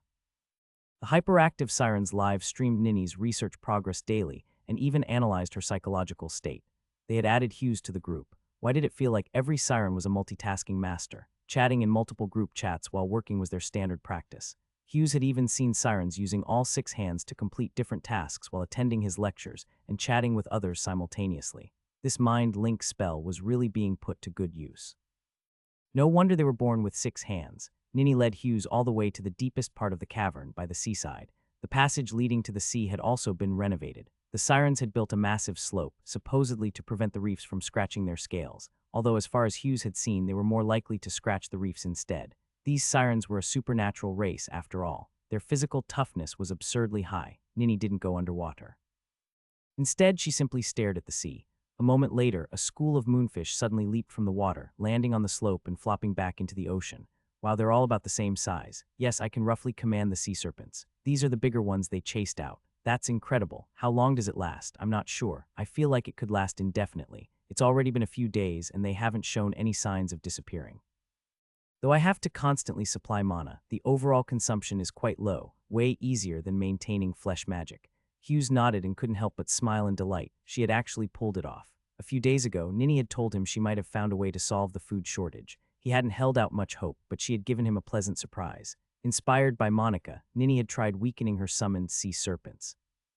By making them smaller and weaker, she extended their duration and increased their numbers, and she had succeeded. The number of these sea serpents was terrifying. According to Ninny, there were at least several hundred. She had lost count herself, but this kind of sea serpent was practically useless in combat. After much contemplation, Ninny had found another use, herding fish. Although the sea serpents were weak, they were still intimidating enough to scare fish. And with enough numbers, they could form various formations. Ninny experimented with using the sea serpents to surround schools of fish and drive them toward a target location. It worked perfectly. The sea serpents easily corralled the fish as she commanded. After practicing for a while, she could even drive fish straight onto the shore. This is amazing, absolutely amazing. Looking at the shore full of moonfish, Hughes couldn't stop smiling.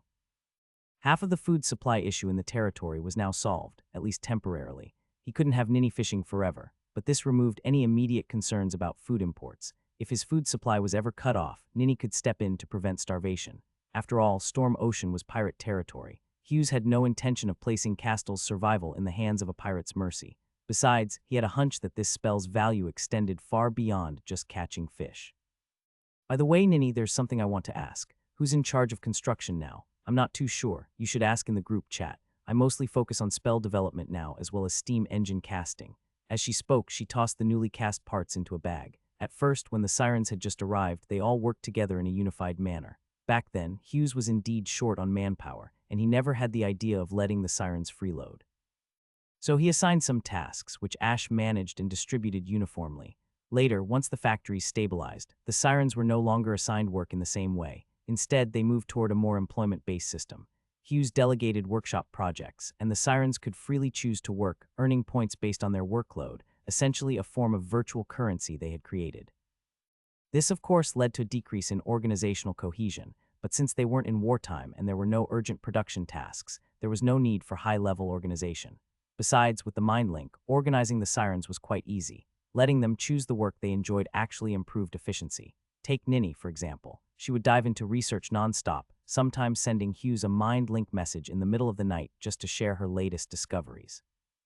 Hughes called out through the mind link and Yuna responded, saying she'd come over soon. That was a bit unexpected for Hughes. Yuna is handling construction. I thought Ash was in charge. Ash, she's only interested in combat. She doesn't care much for research or construction. Oh right, she's currently studying a polluted wolf, though I think she's just keeping it as a pet. As a pet, yeah, she's already trained it to follow commands, though honestly I have no idea what use a wolf would be. Hughes rubbed his chin. Indeed, what use could a contaminated wolf have? Lord, you called for me. A somewhat timid voice echoed from the depths of the underground palace. Hughes and Ninny turned to see Yuna approaching. Yes, I heard you're now leading the construction efforts. Leading. She instantly grew nervous, instinctively raising her 6 hands and stammering, I wouldn't say leading. I just really like construction and spend a lot of time on it. Gradually, everyone just started coming to me with questions. That's impressive. Yuna visibly blushed, her tail tip scratching the ground, digging a small pit into the smooth floor. At this rate, she could carve out a 3-room apartment in no time. Has she always been like this? Hughes discreetly opened a private mind-link chat with Ninny. Yeah, Yuna's always been a shy one, but she's really talented when it comes to construction. I don't know much about that stuff, but everything she builds just looks. Right, see that palace over there? She built it. Hughes glanced at the distance, the underground palace within this massive cavern. He had visited plenty of times, witnessing its construction from start to finish. At first, it was just a natural cave, with the sirens carving out a few rooms for rest and storage. Then, when Hughes moved the brewing workshop down here, the sirens dug out the cave's center, creating a massive hall surrounded by various functional rooms and workshops. Eventually, as the sirens stopped being assigned work, those passionate about construction, or rather, those obsessed with digging underground, quickly transformed the space into a sprawling palace that constantly evolved at an astonishing rate. By now, the palace had undergone countless iterations. Its design was sharp and rigid, with an abundance of jagged angles, giving it an eerie kind of beauty. Why did it feel like the kind of place a villainous boss would live in? Yuna, I actually have a project for you.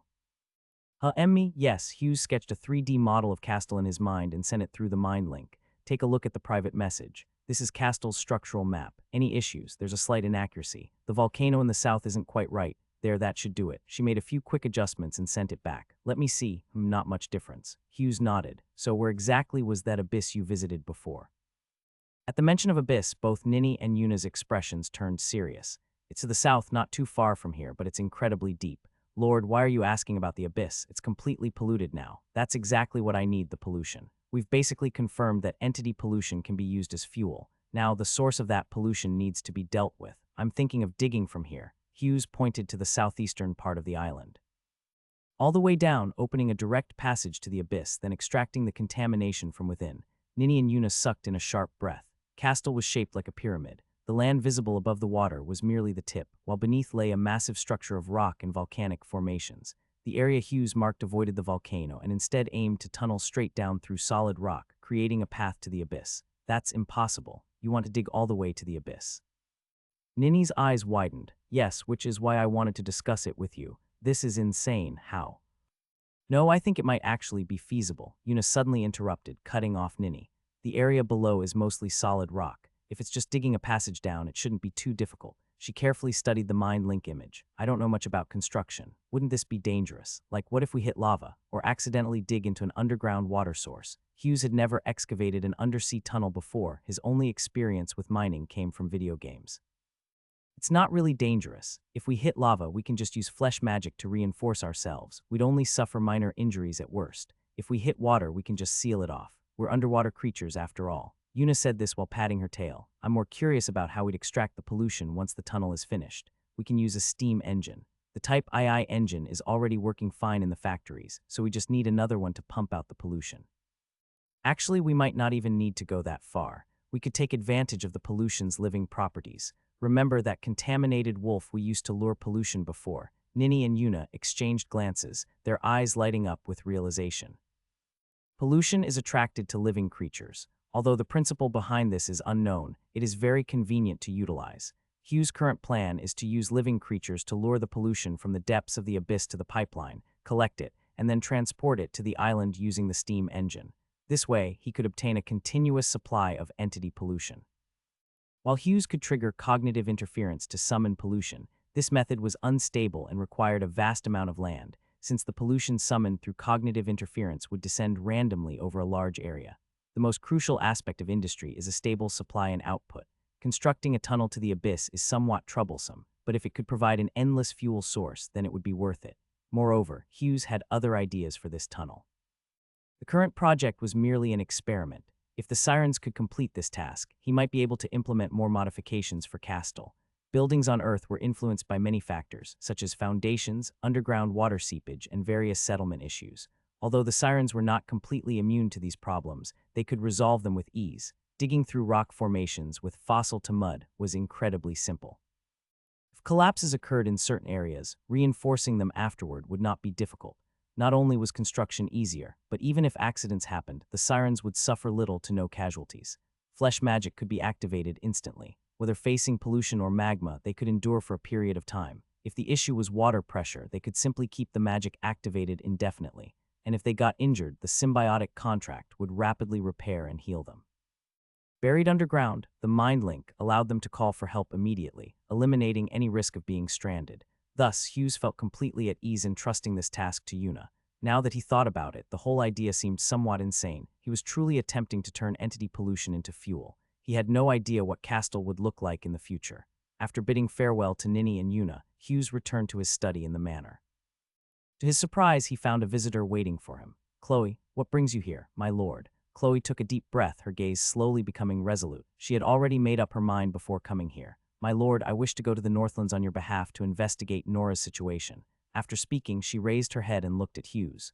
Contrary to her expectations, Hughes did not immediately agree. Instead, he seemed to be contemplating something. After a long moment, he finally looked up, his expression serious. Chloe, to be honest, I didn't expect you to come forward. I had originally planned to send Connor to the Northlands. Because this time my goal isn't just to investigate Nora's situation, I already know what's happening there. As he spoke, Hughes turned and handed Chloe a document from his desk. This information comes from the royal family. You should take a look. Chloe picked up the document, flipped through a few pages, and slowly furrowed her brows. Count Basil. Yes, a frontier count just like me. However, he has the backing of the 3 Grand Dukes of the North and has developed rapidly, something the royal family is unwilling to see. Chloe looked slightly confused. She usually only dealt with local lords and knew little about the empire's political landscape. The frontier counts are appointed by the royal family. They are the royal family's sword, expanding the empire's territory. However, the 3 Grand Dukes of the North have a poor relationship with the royal family. I see. So are you saying that Count Basil has betrayed the royal family, more or less? He chose to align himself with the 3 Grand Dukes and with their backing expanded rapidly northward. Hughes briefly explained the frontier count system to Chloe. Wait a minute. This system sounds flawed. Hughes smiled, his eyes showing a hint of appreciation. You're absolutely right. Frontier counts are indeed prone to aligning with other factions. You see, I'm already secretly dealing with pirates, selling them supplies. Surely you didn't think all that nitroglycerin was for fireworks. Yes, Hughes was essentially an arms dealer, supplying weapons to the pirates of Gem Bay, despite the Empire's strict embargo. Then why does the Empire still implement this frontier count system? Wouldn't it just create regional warlords? Does the Empress not realize this?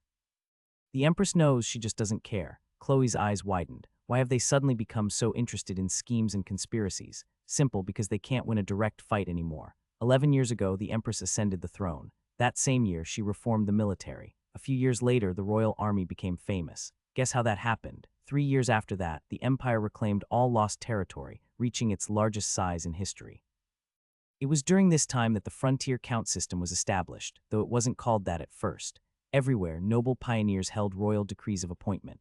The Empress never cared about their loyalty. Betrayal meant nothing to her because the royal army would deliver every traitor's head to Rhine, and those territories of the frontier counts, naturally, they would return to the Empire. Do you understand now? Hughes smiled at Chloe, took the document from her hands, and returned it to the cabinet. If you're strong enough, loyalty doesn't matter. If a frontier count remained loyal, the royal family gained both loyalty and land. If a frontier count betrayed the Empire, the royal family would crush them and still gain their land. If a frontier count died, the Empress would simply issue a new decree, tapping her sword on the shoulder of another kneeling noble, creating a new frontier count to expand the Empire. One could imagine how the surrounding nations viewed these endless waves of frontier counts. At this moment, the Empire was at its peak, and its army was unstoppable. This is why I need a team that can gather intelligence for me within the Empire. That is my true objective. From the Northlands to the White Raven Principality, and then to the Empire's coastline, I need to form a team that can gather information and collect intelligence for me. Chloe swallowed hard. She hadn't expected Hughes' plan to be this ambitious. Helping Nora and transporting refugees was just a side task. Thinking about it, it made sense. Given Hughes' layout in Castle, he was definitely not going to limit himself to this small island. This was the moment when he was beginning to extend his reach toward the Empire. Miss Chloe, I know you want to prove the value of moths chasing fire, but there's no need to do it this way. I understand your pursuit of knowledge and technology. Just keep focusing on research. There's no need to waste your life in this direction. I can find someone else to build the intelligence network for me. Chloe fell silent. Hughes' meaning was clear. He needed someone to handle intelligence affairs long-term, not just a temporary stopgap. As the head of Moths Chasing Fire, she was willing to make sacrifices for the organization. A trip to the Northlands wasn't a big deal, but if she had to dedicate her entire life to intelligence work and never pursue knowledge again, just thinking about it made her feel miserable. All right, it seems I really can't accept such a life, she said with difficulty. It's fine, Miss Chloe. Research is also a great contribution to Castle, and a particularly significant one. Chloe felt a little ashamed. She stood up, ready to bid farewell and leave, when suddenly an idea struck her. But I do have a good candidate. Hughes blinked and gestured for her to continue. Isaac. He handles logistics for Moths Chasing Fire. He's not that passionate about research, but when it comes to opposing the Candlelight Church, he'd definitely be very interested. I'm listening. He and his brother were both orphans, originally members of the Candlelight Church, but during a catastrophe caused by an outer god's descent more than 10 years ago, the Candlelight Church abandoned them. His brother died. Very horribly, the follow-up actions of the Candlelight Church were also chilling. In the end, he chose revenge. Revenge, that's why he joined Moths Chasing Fire. Yes, while our main goal is the pursuit of knowledge, we don't mind causing trouble for the Candlelight Church. Isaac is particularly enthusiastic about that. Hughes nodded in understanding. After all, the Candlelight Church and Moths Chasing Fire saw each other as heretics. Religious orders treated heretics far more cruelly than pagans. Isaac has access to many covert contacts within Moths Chasing Fire. These are our hidden informants. Passing messages through them wouldn't be a problem. Besides, Isaac is an extraordinary individual, a very special one. Special, yes, the extraordinary path of moths chasing fire is called chrysalis. It specializes in stealth, disguise, and perception. But Isaac, he has dual paths, chrysalis and investigator. Dual paths are possible. In theory, no. But the Outer God's descent back then was an extremely unique event. It said that a being who could manipulate souls fused the souls of many people together. In the end, only 3 survived and all of them became dual-path extraordinaries. And at that time, Isaac wasn't extraordinary then. His brother's soul was fused into his body. The Candlelight Church, fearing contamination, refused to treat him. His brother's soul perished inside him, and his corpse was desecrated by the Candlelight Church. Investigator is the legacy his brother left him. Chloe paused, recalling the events. Later, he found our order. After taking the oath of the chasing moth, he became one of us and eventually advanced into chrysalis, gaining his dual path abilities. Hughes fell silent. Based on Chloe's description, Isaac seemed to be an excellent fit. Chrysalis was already an intelligence-oriented path, and Investigator further enhanced it. Stacking them together wouldn't just be a simple 1 + 1 = 2 effect. Moreover, he held a deep hatred for the Candlelight Church and wouldn't mind doing some dirty work for Hughes. The only concern was reliability. Hughes hadn't interacted much with Isaac. The man wasn't directly under his command, and he would need time to build trust. Chloe naturally understood this concern. She quickly continued, "Actually, you don't need to worry too much. He swore the oath of the chasing moth. We were concerned about his loyalty too. After all, he came from the Candlelight Church. True, moths chasing fire had more reason to worry. After all, Isaac had once belonged to their enemy. That must mean the oath had significant binding power. The oath of the chasing moth can only be taken by the most devoted members.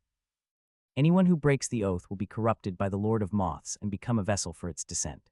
If he gets a chance to go to the Empire and fight against the Candlelight Church, I'm sure he wouldn't mind adding a few more conditions to his oath." It sounded like a good plan, but there was just one issue. Hughes had already purified the Lord of Moths. However, his worker's shell could still hear the prayers of its followers. Did this mean he had partially inherited the Lord of Moths' divine authority?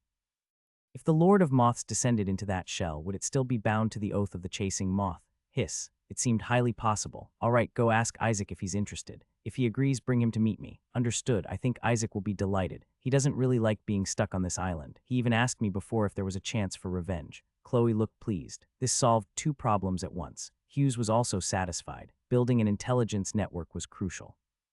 Castle was isolated overseas. Without his own information channels, it would be difficult to gain influence in the Empire. That's why he had been painstakingly developing Beatrice's connections to gain another source of information. Of course, selling soap to make money wasn't a bad side benefit. Speaking of which, he needed to find Beatrice a ship back to the Empire. The noblewoman seemed intent on staying, and it was starting to give Hughes a headache. It seemed he had been too successful in winning her over. Now, whenever she had free time, she would linger around him, making it difficult for him to go to certain places. He needed to send her back quickly. As for the ship, he had an idea. Josh had asked to borrow a ship before, and Hughes hadn't given him a response yet. Jeremiah should be returning soon with the trade authorization. Once that was settled, Hughes could fund Josh to form a trade caravan, send Beatrice back to the Empire, and have the caravan sell soap along the Empire's coastline. When they reached the Northlands, they could drop Isaac off. Then on the return trip, they could bring back refugees. A 5 birds with 1 stone plan. Now, where to find a ship? Jeremiah was supposed to deliver the authorization personally. He couldn't possibly be swimming here, right? Off the coast of Castle, Jeremiah stood at the bow of his ship, holding a small brass telescope in his hand, carefully scanning the surroundings. No matter how I look at it, everything seems normal, but why do I have a bad feeling about this? He had just returned from Jembe. The process of obtaining the authorization papers had gone smoothly. The moment he mentioned it to his superiors, the documents were thrown down to him. It was said that several factions in the Pirate King's court were currently fighting to the death, and a peripheral pirate captain like him would only be sought after. Moreover, he had successfully obtained nitroglycerin from Castle. Jeremiah felt that his future was looking bright. Perhaps one day he too could become a great pirate, commanding a fleet of dozens of ships, unlike now where he only had the Dark Pearl. Thinking about this, Jeremiah felt a surge of excitement. He happily patted the mast. "Don't worry, even if I become a great pirate, you will still be my flagship." This ship had been sailing the seas for many years. She was an old lady now, but she was sturdy and reliable. Jeremiah had complete confidence in her. "Captain, Castle Island is just ahead. The weather is nice today. We should arrive in an hour." Jeremiah glanced at the sails. Sailing was a skillful trade. It required experienced sailors working together to move a ship. And if one wanted to cross the vast sea, an experienced captain like him was indispensable. This was the value of a captain. A pirate captain didn't necessarily have to be the strongest fighter, but he had to be capable of bringing the entire ship back through storms and battles. Jeremiah smiled in satisfaction. A captain as good as him was rare. Before long, Castle came into view. Jeremiah directed his crew to dock the pirate ship directly at the harbor. In the past, he had to anchor farther away to avoid the island's lord suddenly turning against him. But now that both sides were allied, Jeremiah felt completely at ease. Such a big ship, how could it possibly go missing? After arriving at the port, he left the registration process to his first mate and swaggered toward Hughes Manor. It was now mid-morning, and the streets were empty. The factories in the distance, however, were bustling with activity. Jeremiah grabbed a fried fish from a roadside stall, stuffed it into his mouth, tossed a few coins down, and walked away. The fried fish on this island was really good. He almost wanted to stay here just to eat it. Reaching the manor's entrance, he wiped the grease off his hands onto his clothes. Connor then led him to the study. There were quite a few people waiting in line, but Jeremiah was taken in directly. As soon as he stepped inside, Hughes walked up to him and handed him a cup of tea. "Jeremiah, you came at just the right time." A moment later, Jeremiah's face had turned slightly pale, while Hughes, sitting behind his desk, smiled at him. "You're saying you want my ship?" No, just borrowing it." Borrowing, that sounded like another word for robbery. Jeremiah was a pirate. He wouldn't fall for that nonsense. He slammed his hand on the table and stood up abruptly. "Do you know how important the Dark Pearl is to me? She is everything to me. Look at her, she's barely been at sea for a few days, a brand new ship, and you want to take her away from me? Impossible. Absolutely impossible. No amount of money will change my mind. I even went through all that trouble to get you 5 authorization papers. Do you know how much effort that took? The Pirate King's court nearly skinned me alive. I already handed over all the benefits you gave me, and now you're coming after my ship. This is truly disappointing." Jeremiah snorted coldly, staring at Hughes, but he didn't take a single step back. He wasn't lying. For a pirate captain, nothing was more important than his ship. As long as he had a ship, he could gather a crew. No matter what losses he suffered, he could always make a comeback. But without a ship, climbing back up would depend on luck. Not everyone had the good fortune of stumbling upon an abandoned vessel. That was in the past. Now the Storm Ocean had very few fat targets left to plunder. Ever since the coastal principality of Tees was destroyed by the Empire, the Empress had almost completely abandoned maritime trade in order to blockade Gem Bay. The pirates still roamed freely across the Storm Ocean, but they barely survived by collecting sea taxes. If it were the old Jeremiah, he wouldn't have accepted this. But now, Jeremiah had been appointed as the Pirate King's representative in Castle. He barely had time to set sail for plundering anymore, let alone make any real money. Maintaining a ship cost money. Keeping a crew required even more money. No profits. The pirates would split up and leave on the spot. Countless pirate crews had disappeared this way, leaving behind nothing but increasingly dilapidated, abandoned ships. The golden age of piracy was long over. Gem Bay itself was merely struggling to survive. Now, as long as there was money, there would be ships, men, everything. The problem was there was no money. Jeremiah was a pirate captain. At first, he felt lost, but recently he had come to understand something. The Dark Pearl could no longer carry him forward. He needed to board a bigger ship. Even if it meant letting go of the past, he had to do it. Castle was that bigger ship. Jeremiah's tone softened. His sharp gaze eased, and he removed his hand from the scimitar at his waist. "But then again, we're friends, aren't we?" He sat back down, his voice low. "I'm always willing to help a friend. I think you misunderstand." Hughes pulled out a document but didn't hand it over.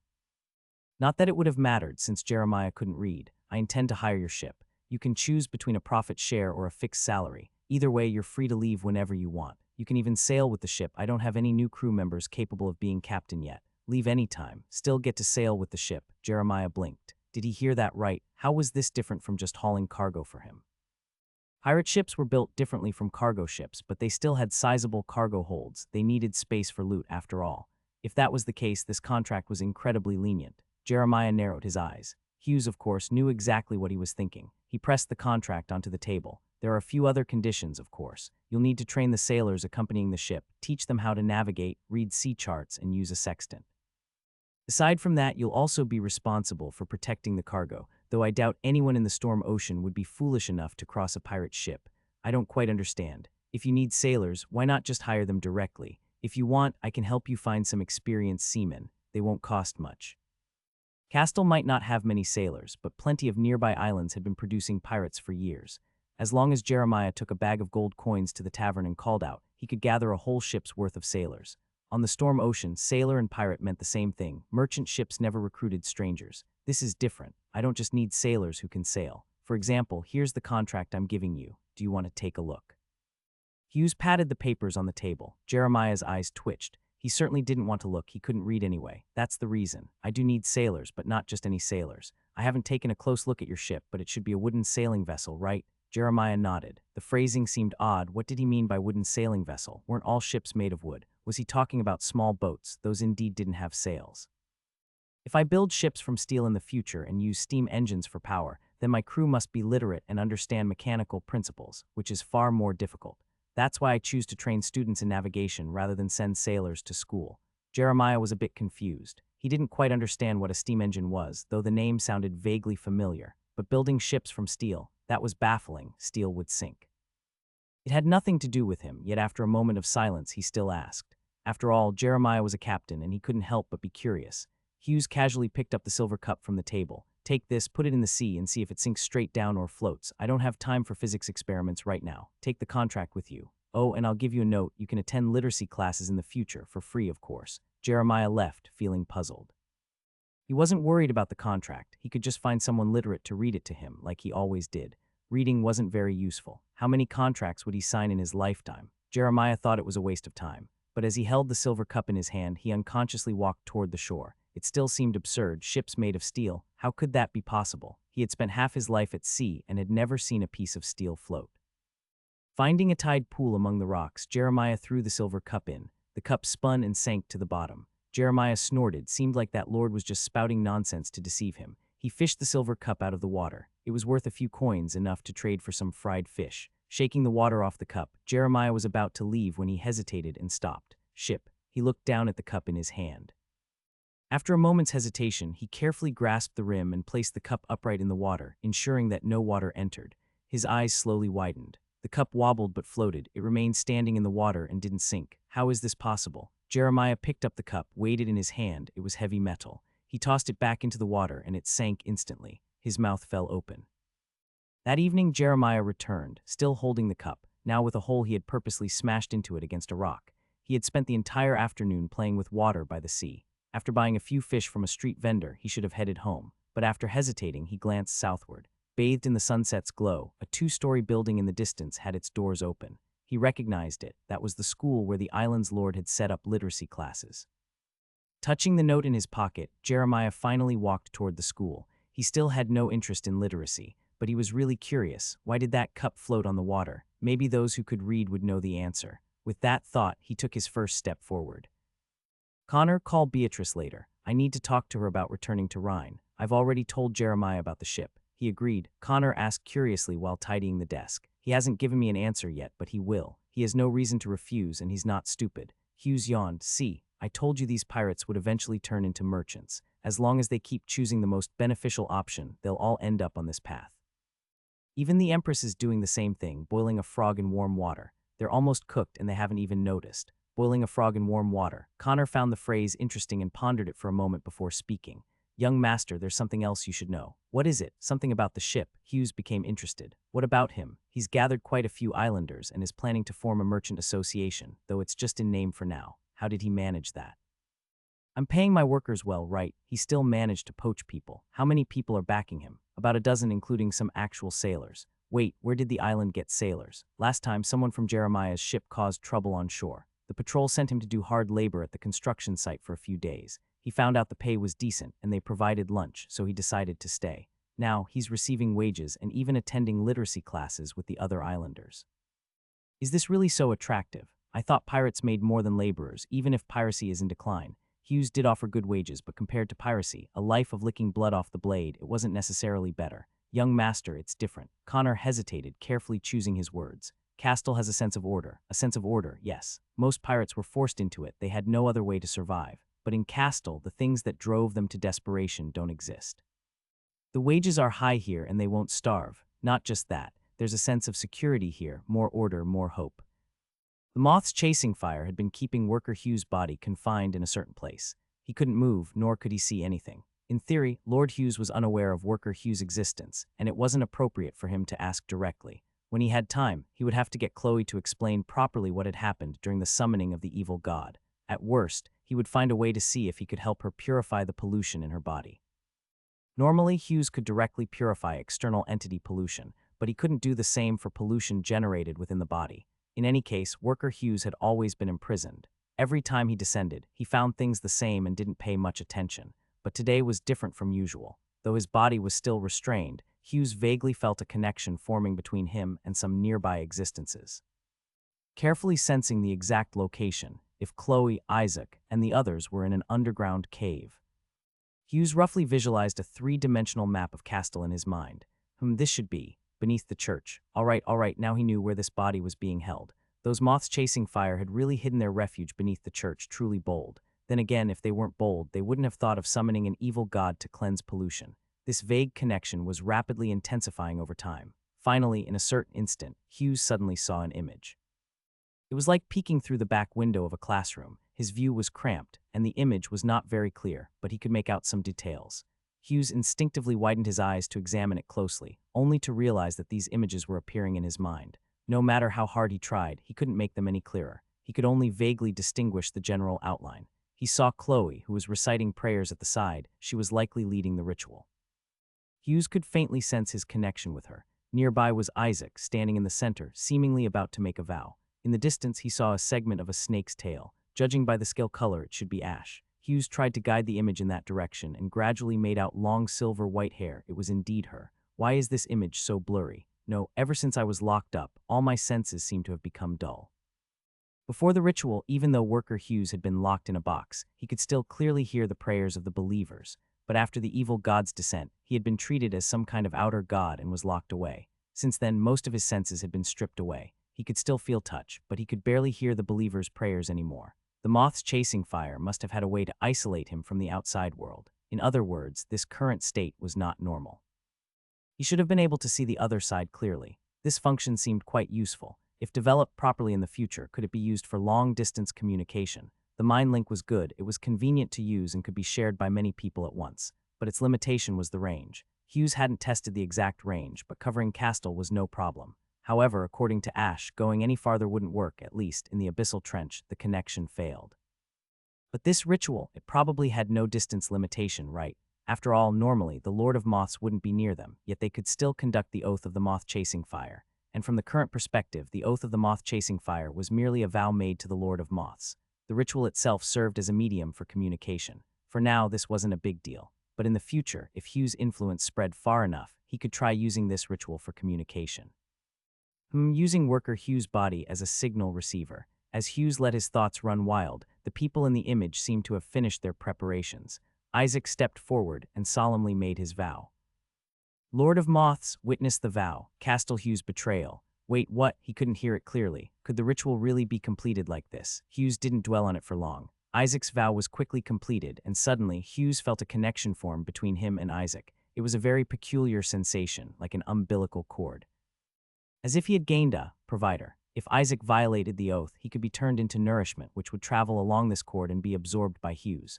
By focusing on this connection, Hughes also discovered other intriguing uses. For instance, the previously blurry image seemed to become clearer. The perspective was no longer fixed on the ritual itself, but centered around Isaac. It felt like a third-person game view. He could see Isaac's movements, but couldn't control them. How was this achieved? Interesting. On Chloe's side, the ritual seemed to be completed. The images in Hughes' mind gradually faded, but his connection with Isaac remained. If he could break the moths chasing fire's seal on this body in the future, perhaps he could perceive the other side more clearly. What exactly was this so-called Lord of Moths? With that thought, Hughes returned to the throne room and descended once again into Lord Hughes' body. Patrol team, any anomalies detected? All clear. Normal here as well. The two pre-arranged siren squads responded immediately. Hughes then opened a private chat with Ash. Ash, how's it going on your end? Everything went smoothly. Isaac completed the Oath of the Moth-Chasing Fire. His vow was exactly as we finalized earlier, not a single word was changed. Before conducting the ritual, Chloe had consulted with him about the vow. The wording was extremely cautious, explicitly forbidding Isaac from betraying Castle while listing several specific acts of betrayal. There shouldn't be any loopholes in the wording. Hughes had scrutinized it for quite a while and found no issues. Good, since that's the case, Isaac can be trusted. Have them return for now. I'll discuss the details of his work with him later. Understood. Hughes let out a long sigh. The ritual was done, and Isaac had successfully been drawn into Castle's inner circle. In a few days, he could be sent to the Empire. Before that, there was still the matter of the ship to resolve. Jeremiah had agreed to provide a ship, but Hughes couldn't just take it outright. He needed a proper contract, clearly specifying ownership, usage rights, and responsibilities in case of issues. Isaac was right about one thing: these regulations could significantly elevate Castle's potential. What he wanted to build wasn't a dictatorship, but a system with a healthy structure that could operate independently. That being the case, I need to look into Josh's situation as well. Recently, two major events occurred on Castle Island. The first was that a servant from the manor, Isaac, decided to resign from his position and took several guards with him to establish an independent merchant guild called the Ashes Alliance, separate from Castle. Hughes personally handled his departure and gave him his blessings. The second event was that Josh was summoned for a conversation with Hughes. Afterward, he publicly apologized to his previous associates, admitting that he neither owned any goods nor ships. He also displayed a hiring contract, revealing that he and Isaac's Ashes Alliance had jointly hired Jeremiah's ship. These two incidents sparked discussions among the islanders for quite some time. Regarding Isaac's case, the islanders unanimously believed that this was done with the Lord's consent. After all, everyone knew how sought after the soap was, and it was only reasonable for the Lord to establish a trading caravan to sell goods beyond the island. As for Josh, many people thought he was finished. They believed he had been warned by the Lord and that there was no longer a place for him in Castle. However, as time passed, opinions gradually changed. After Josh's apology, his recruited followers discussed the situation among themselves and ultimately did not abandon him. On the contrary, more people came to seek him out. These people were not fools. From the very beginning, they hadn't fully believed Josh when he claimed to have ships and goods. The real reason they were willing to work with him was that he had actually succeeded in taking soap to the Empire for trade. Now, even though he had publicly apologized and admitted that his previous claims were false, the hiring contract in his hands was real. People now knew that he truly had access to goods and could borrow ships. As a result, many adventure seekers came to him, hoping to carve out a new opportunity for themselves. Meanwhile, another trading group, the Ashes Alliance, had a name that didn't quite sound like a merchant guild. Although people were interested in joining, Isaac made it clear that he was not recruiting on the island. His priority was to establish a foothold in the Empire's market before considering expansion. This left many people disappointed, and they eventually turned to Josh instead. "So why are you coming to me?" Ken sighed. "There are so many people willing to follow you on an adventure." The two of them were sitting in Ken's home. Josh had brought some fried fish, as he hadn't spent all of the money he earned from selling soap last time. Looking at his friend across from him, Josh grinned. "Hey Ken, you're really thick-headed." He pointed at Ken with a grilled fish in hand. "You saw the announcement, right? Lord Hughes is offering extra subsidies for advanced class students going on voyages, and he specifically highlighted those enrolled in mechanical courses." Ken nodded. He had indeed seen such an announcement, but hadn't thought much of it. What did sailing have to do with ships and mechanics? Besides, voyages usually lasted 10 days to half a month.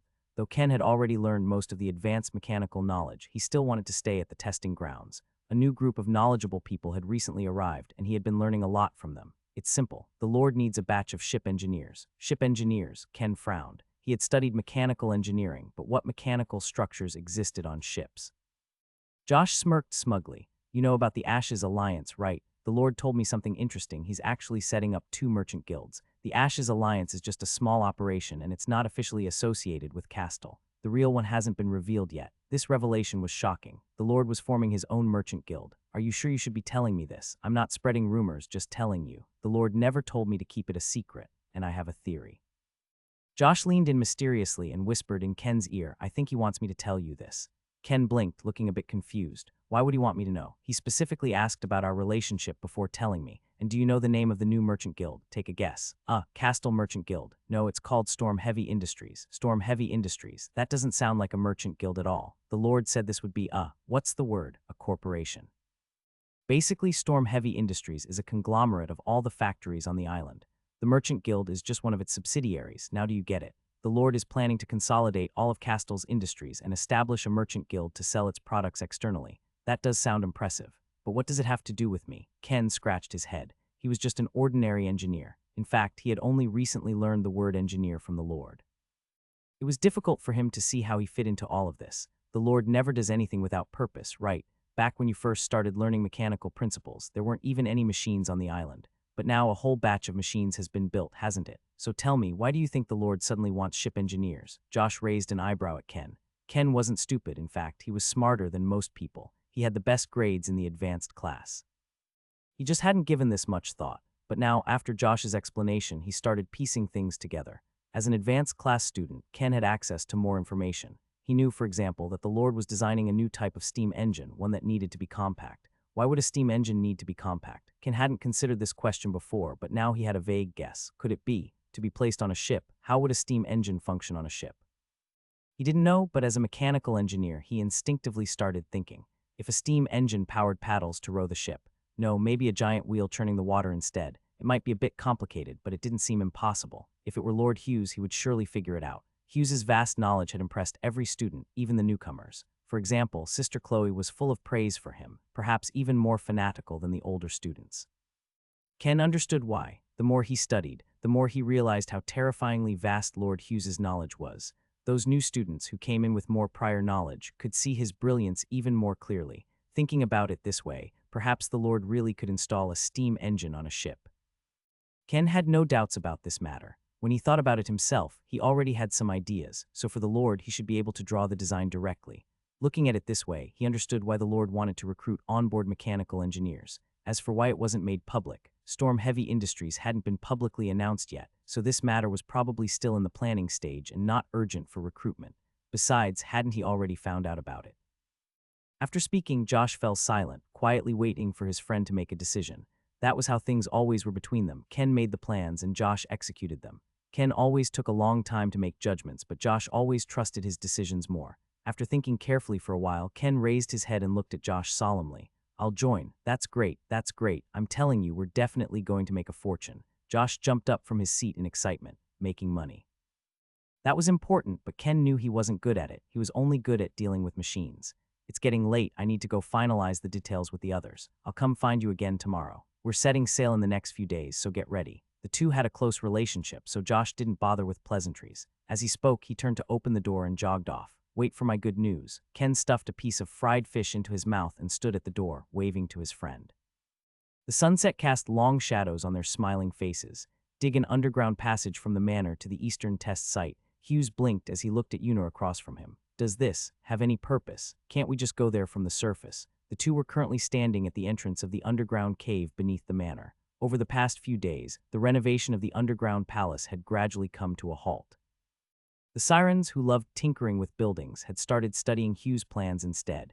His plan for a passage leading directly to the abyssal trench had already sparked several days of heated discussions among the sirens. There is a purpose, my lord. As soon as Una started talking about construction, she became visibly excited. She no longer had her usual timid demeanor and instead appeared almost fanatical. The biggest problem with your abyssal trench passage is how to ensure we don't dig off course. All of our construction is underground, with no directional calibration. A passage that long could easily end up going somewhere completely unexpected. Hughes nodded. Indeed, this was a technical challenge even on Earth, let alone here, where modern surveying tools were unavailable. That's why we decided to dig an underground passage as a trial. If it goes well, we can proceed with constructing the passage to the abyssal trench. So you chose the route from the manor to the eastern test site. Yes, since we're digging anyway, we might as well make use of the tunnel. I think a passage to the test site would be quite useful. Useful, it certainly was. The area beneath the manor was where the sirens lived, and the test site was a place they frequently visited. Until now, they had always traveled there by sea. Technically, traveling by sea was much faster. The sirens moved terrifyingly fast in the water, but there was one downside. They had trouble carrying things. Whether it was materials, daily supplies, or finished products, bringing them back through the sea was inconvenient. Most things couldn't be soaked in water, especially various documents. This often led to situations where the sirens would arrive, but their cargo wouldn't make it in time, forcing them to wait. The people on the island were already working efficiently, but things could still improve. So you're planning to dig a tunnel so the sirens can push carts to transport goods. Yes, Hughes stroked his chin. Why did this feel like a subway? A manually operated subway. At that, it felt kind of odd. The sirens did have this transportation need. Hughes thought about it. Since they were digging a subway anyway, why not bring in steam locomotives directly? This could serve as an experiment. The underground environment was relatively stable, with no concerns about people sabotaging the tracks. Even if something went wrong with the steam locomotive, there wouldn't be casualties. This could actually work. After weighing his options, Hughes quickly made a decision. Hold off on construction for now. I'll draw up a blueprint. Let's make the project bigger and build a section of subway as a test. If this subway experiment succeeded, then planning a railway network on the island would be much more convenient in the future. In fact, Hughes could even establish a full-fledged underground subway system. The subway wouldn't just be for transportation. Some types of cargo could be transported via subway as well. For instance, pollution. Once it was extracted from the abyssal trench, it could be transported via the subway network to a factory for incineration. This would prevent pollution leaks while also making it easier to monitor. Moreover, subway construction wasn't that difficult. The first functional subway on Earth had been built during the 19th century. If they could do it back then, there was no reason he couldn't do it now. Besides, steam locomotives were one of the most stable applications of steam engines. Even before Hughes had transmigrated, there were still operational steam locomotives on Earth. Yuna looked slightly puzzled by all this, but the sirens were already accustomed to their lord's wild ideas. He always came up with technologies that no one else could imagine. Even Monica found some of his ideas astonishing. Speaking of which, the steel mill is almost finished. The trade convoy will set sail tomorrow, which means Beatrice can finally leave. Once she's gone, those workers can start working at the factory. Hughes had previously reached an agreement with Chloe to have those workers employed under him. First, he had to get rid of Beatrice. Beatrice was sent by the Candlelight Church to monitor him. If she saw the polluted workers laboring in the factory, she might misunderstand and think Hughes was running some sort of cult, which would be a problem. Now that the steel mill was nearly complete, Hughes was in a hurry to form a trade convoy to set sail, partly for this reason. Castle was simply too remote. No merchant ships ever passed by. Beatrice had been sent here on a ship arranged by the Candlelight Church, so in theory she could request a ship to take her back. As an investigator, she had that right, but who knew how long that would take? Speaking of those workers, they're actually old acquaintances of mine. I should find an opportunity to visit them. They're probably already bored out of their minds by now. The Candlelight Church's exile didn't mean these workers were being taken care of. They still had to participate in numerous rituals and prayers, along with a complex process of atonement. It was a painful ordeal. If Hughes could offer them jobs where they could actually earn wages, they'd probably be overjoyed. Castle in the manor. Beatrice sat at the desk, resting her chin on her left hand while stirring the quill in the inkwell with her right. Before her lay a sheet of parchment. With the advent of new types of paper, parchment was now used only by some nobles and the church. Though expensive, Beatrice loved its delicate texture. After a moment of thought, she began writing on the paper. Uncle Yule, I have come to Castle as you suggested. As you said, this is a peaceful and beautiful little island, with no danger at all. You could never imagine the interesting encounters I've had here. Castle's lord, Count Hughes, is truly an intriguing person. He is elegant in demeanor, humorous, and most importantly, possesses many marvelous things. Oh, I know you'll surely worry about me again, but I hope you can put your mind at ease. Castle is nothing like those dangerous places. It's very safe. You can relax your tightly wound nerves. I've been staying here for a while now. Count Hughes even hosted a banquet for me. He was very warm and welcoming and showed me Castle's specialty, something called soap. It's a small block used for cleaning the body, with an incredibly pleasant fragrance. It is said to be made from olive oil. I can hardly imagine how oil could be turned into such a solid block. I used my ability to check it, and there is absolutely no trace of the extraordinary, so you can rest assured, I have found no signs of the supernatural on this island. Except for that candy from the Silent Sanctum. Should she ask her uncle about the Silent Sanctum? Beatrice frowned slightly, subconsciously twisting her long hair around her fingers. After discovering the candy, she had subtly inquired with Hughes. It turned out the candy had been brought by the sister of the scribe, and that girl had already left by ship. Perhaps it was just a coincidence. She had met Scribe before, a Northlander. Maybe his sister had some connection to the Silent Sanctum. But Beatrice had asked, and Alexei was not a follower of the Silent Sanctum. He had grown up in Rhine. That should mean there was no issue. Beatrice clenched her fist and nodded as if giving herself encouragement before turning back to her letter. That Count Hughes even set off fireworks. You might not know what fireworks are. He modified firearm powder to make it bloom like flowers in the sky. How romantic, turning a weapon meant for killing into something so beautiful. That Count is truly a kind-hearted man. I also heard he developed a medicine for treating heart disease. What a compassionate person. At this point, Beatrice couldn't help but feel a little ashamed. She was already an extraordinary, and not just any, but an investigator, one with the easiest access to knowledge. Yet she was not as erudite as the ordinary human Hughes. Every conversation she had with him made her feel the depth of his knowledge. Beatrice glanced at the other side of her desk, where an exquisite gift box sat, containing several bars of soap. She understood Hughes' intentions. Castle was a remote island, and even though it had unique products, no merchants were willing to come here for trade. Hughes probably wanted her to take these to the noble circles in Rhine. This thought made her feel a bit despondent, a slight unwillingness rising in her heart. Was her only value as a noble lady? Beatrice tightened her grip on the quill, but after a moment, slowly relaxed her fingers. Even so, she was still willing to help Hughes. She couldn't quite explain why. She did admire the Count to some extent, but the feeling in her heart at this moment was more complicated. Beatrice unladylike bit the feather of her quill, her thoughts drifting away. She suddenly recalled Hugh's expression when he introduced her to soap, pure joy and excitement. He truly loved his work and dedicated himself to it wholeheartedly. That made her a little jealous. Perhaps she also longed to become such a person, doing what she wanted, unburdened by responsibilities and shackles. But unfortunately, she was weak. Forget resisting, she even needed courage just to complain. Beatrice cautiously looked around before tossing her quill aside and staring blankly at the letter. Uncle Yule, are we really only meant to be the extraordinary? Is this the fate of the Joanne family? I do not like the church, not one bit. She lay on the desk, her shoulders occasionally trembling. After a long while, a voice suddenly came from the doorway. It was her maid. Miss Beatrice, Count Hughes wishes to invite you to the study to discuss the details of your return trip.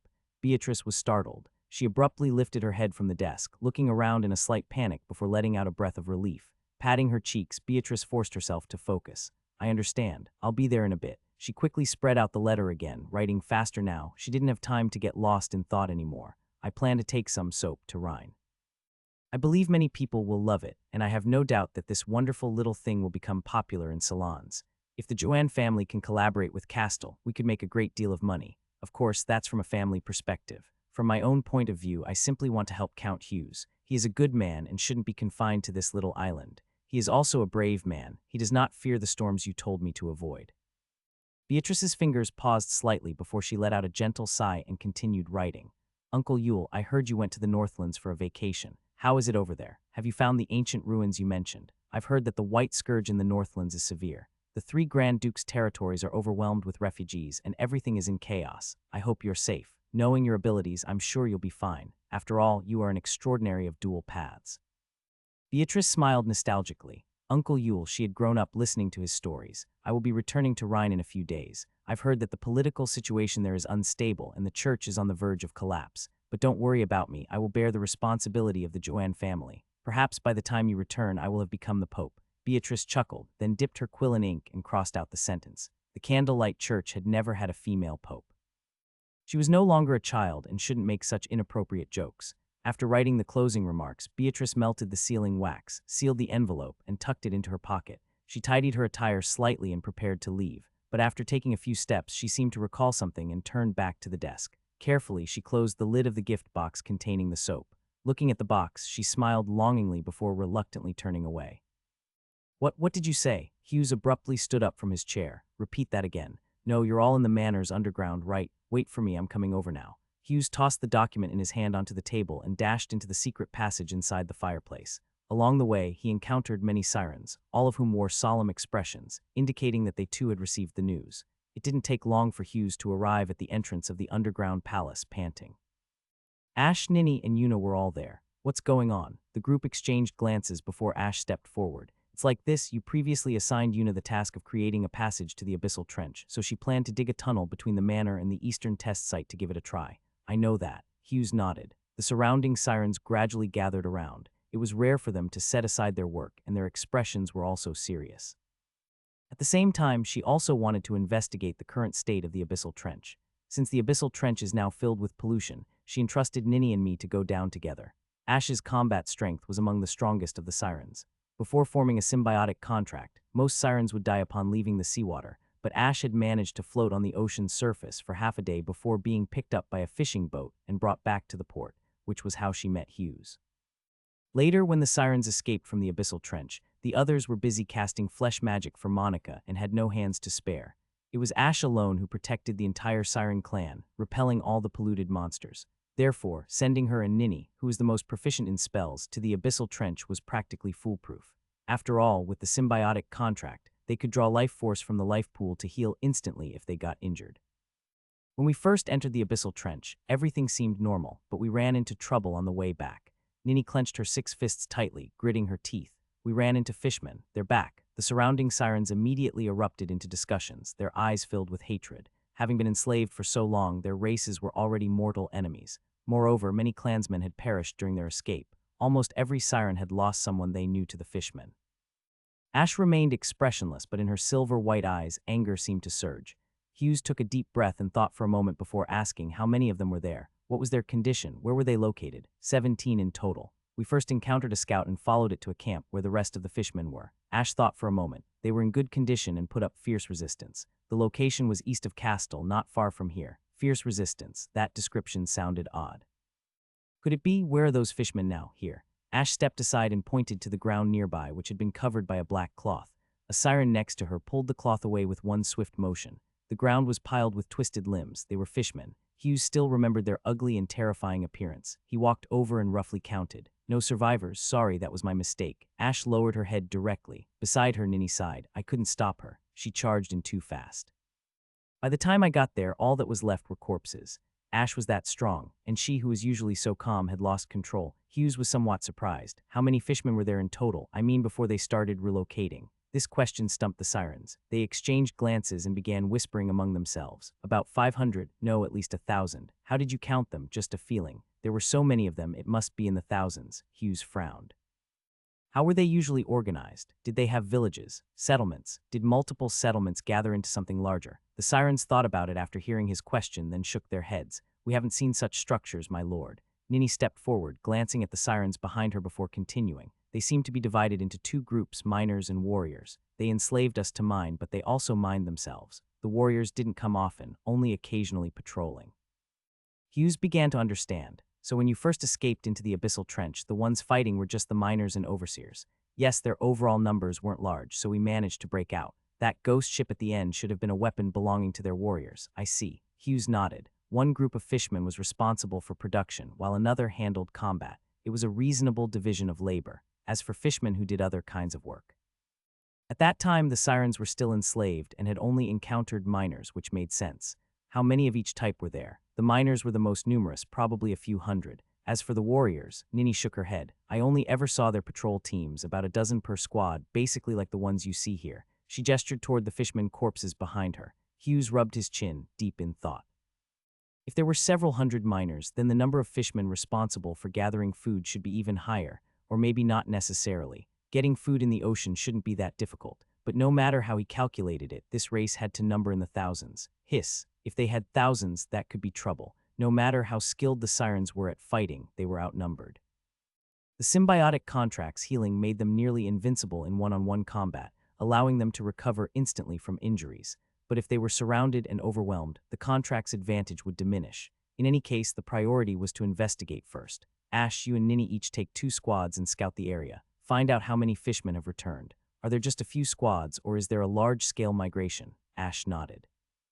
Ninny thought for a moment before asking, what if we encounter fishmen? Stay hidden and avoid detection. If it's a small group like this.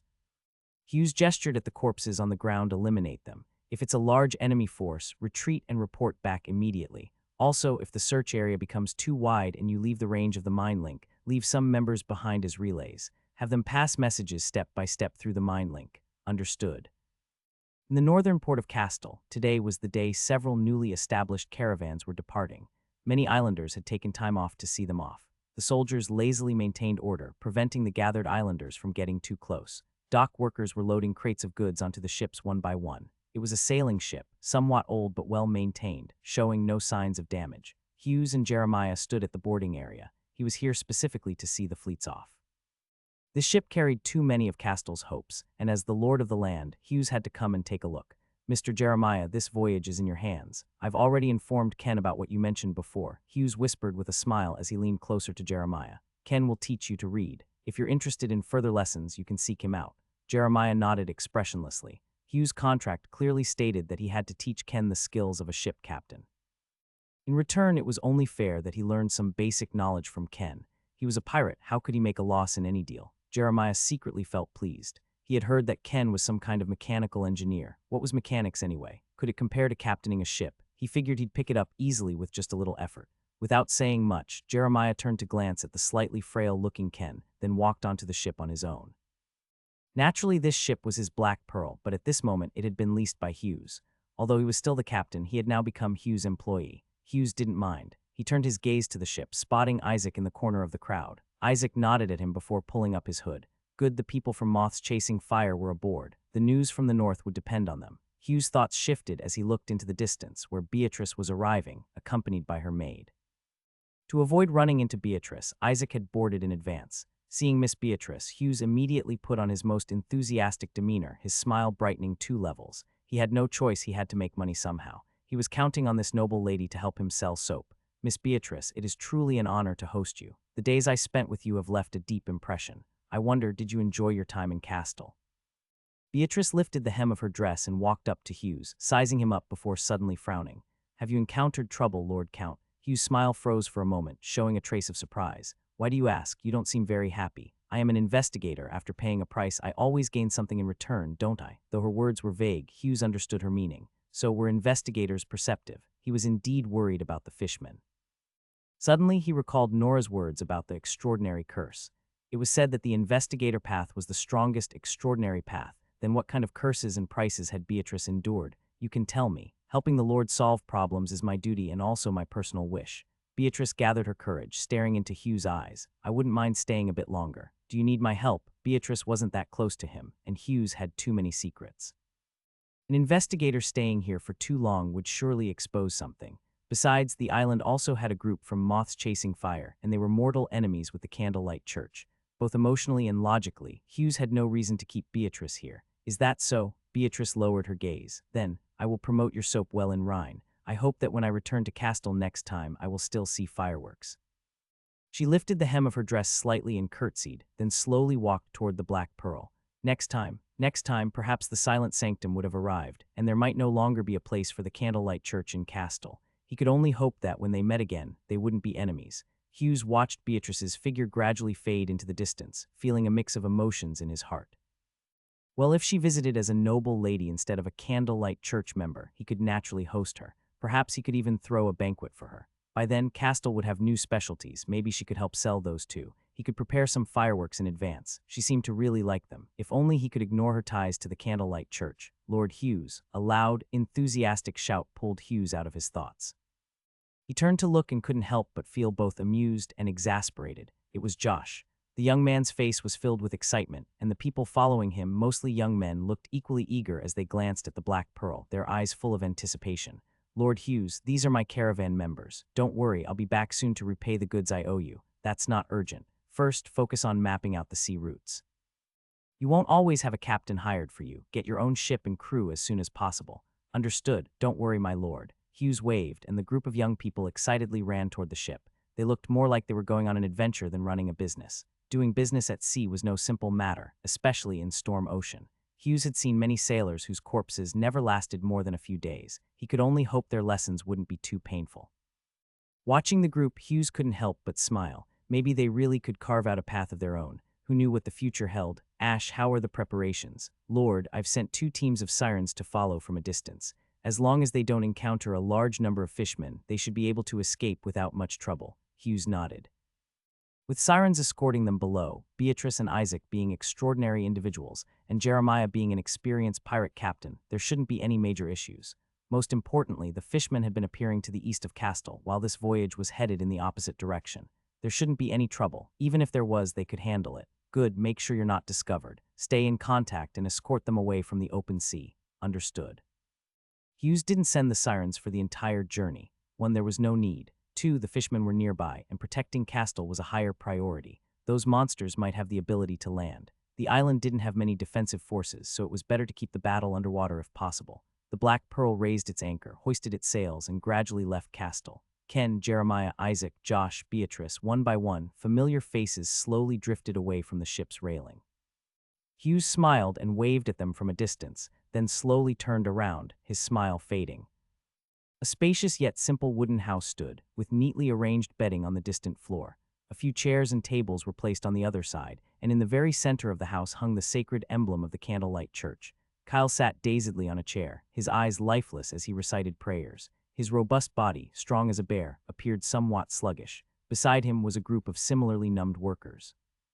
They were all dressed in uniform linen garments and sat around the sacred scripture on the table, reciting it in unison.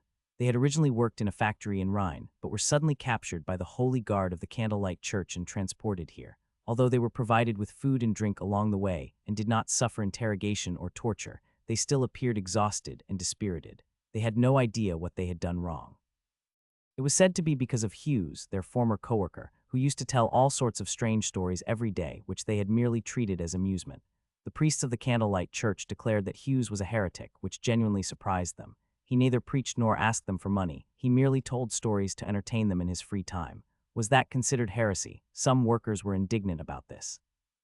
Factory owners had driven workers to death or insanity, yet they remained lawful citizens, while someone who told a few stories had to be executed. How was that fair? Those who voiced their objections never appeared again. The remaining workers became much more obedient. They followed the instructions of the Candlelight Church, reciting prayers day after day, atoning for sins they did not understand. The chanting continued for a while before gradually stopping. The day's atonement was complete. The workers glanced around, and upon seeing that no one was giving orders, they began to disperse.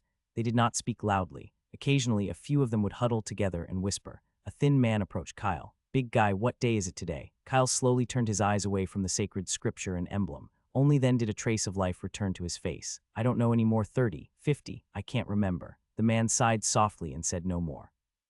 Kyle hesitated for a moment, but then spoke to comfort him.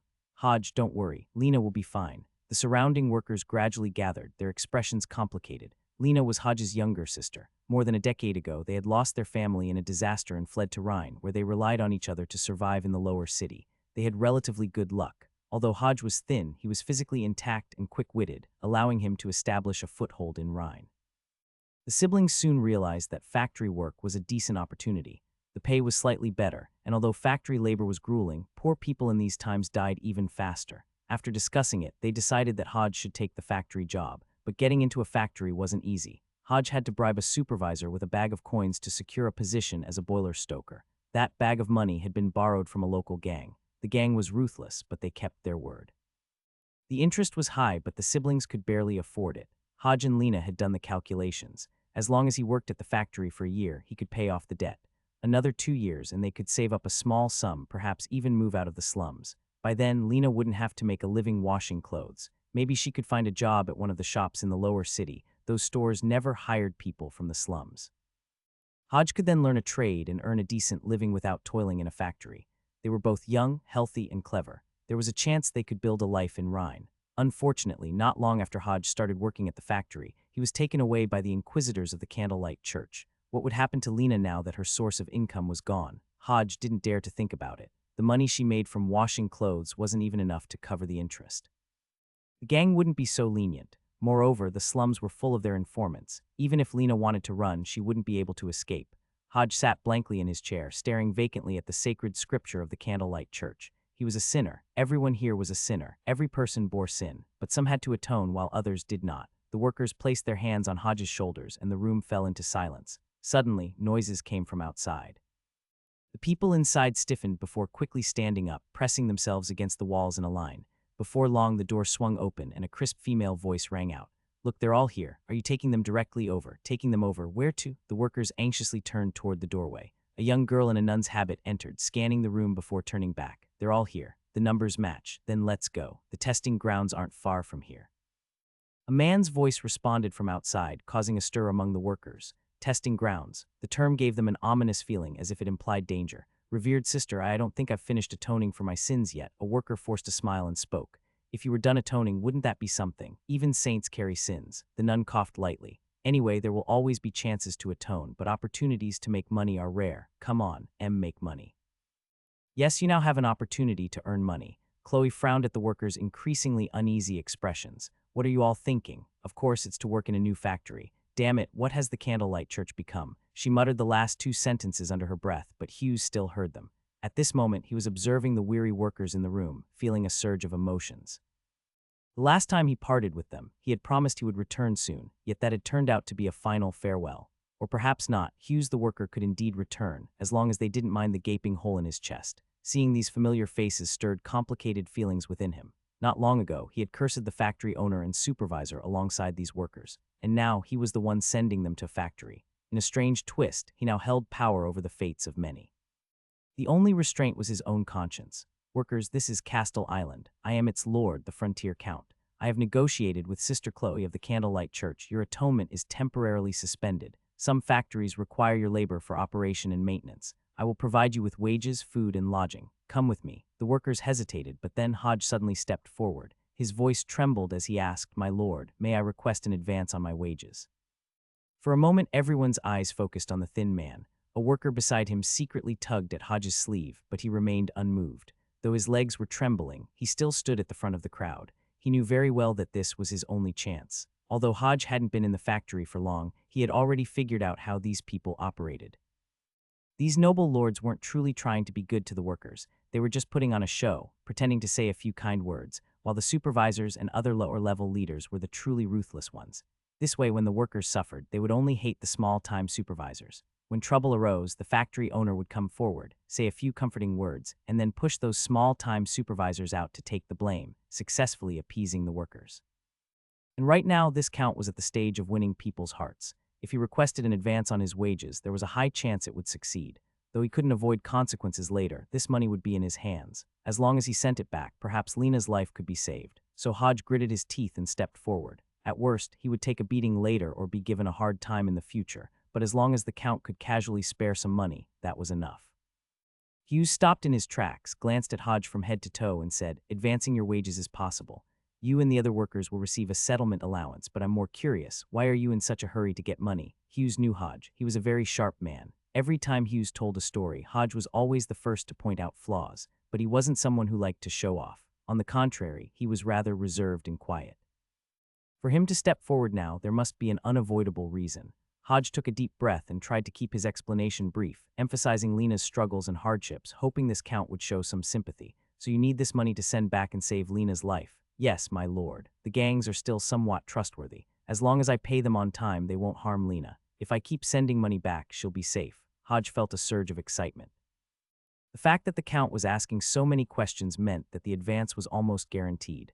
Combined with the settlement allowance he had mentioned, it should be enough to help Lena through this crisis. But this money was already 2 months late. The thought of this made Hodge's heart twist in pain. He wanted to pray but didn't know to whom. He and Lena used to visit the Candlelight Church's chapel occasionally, but now he no longer believed in the church.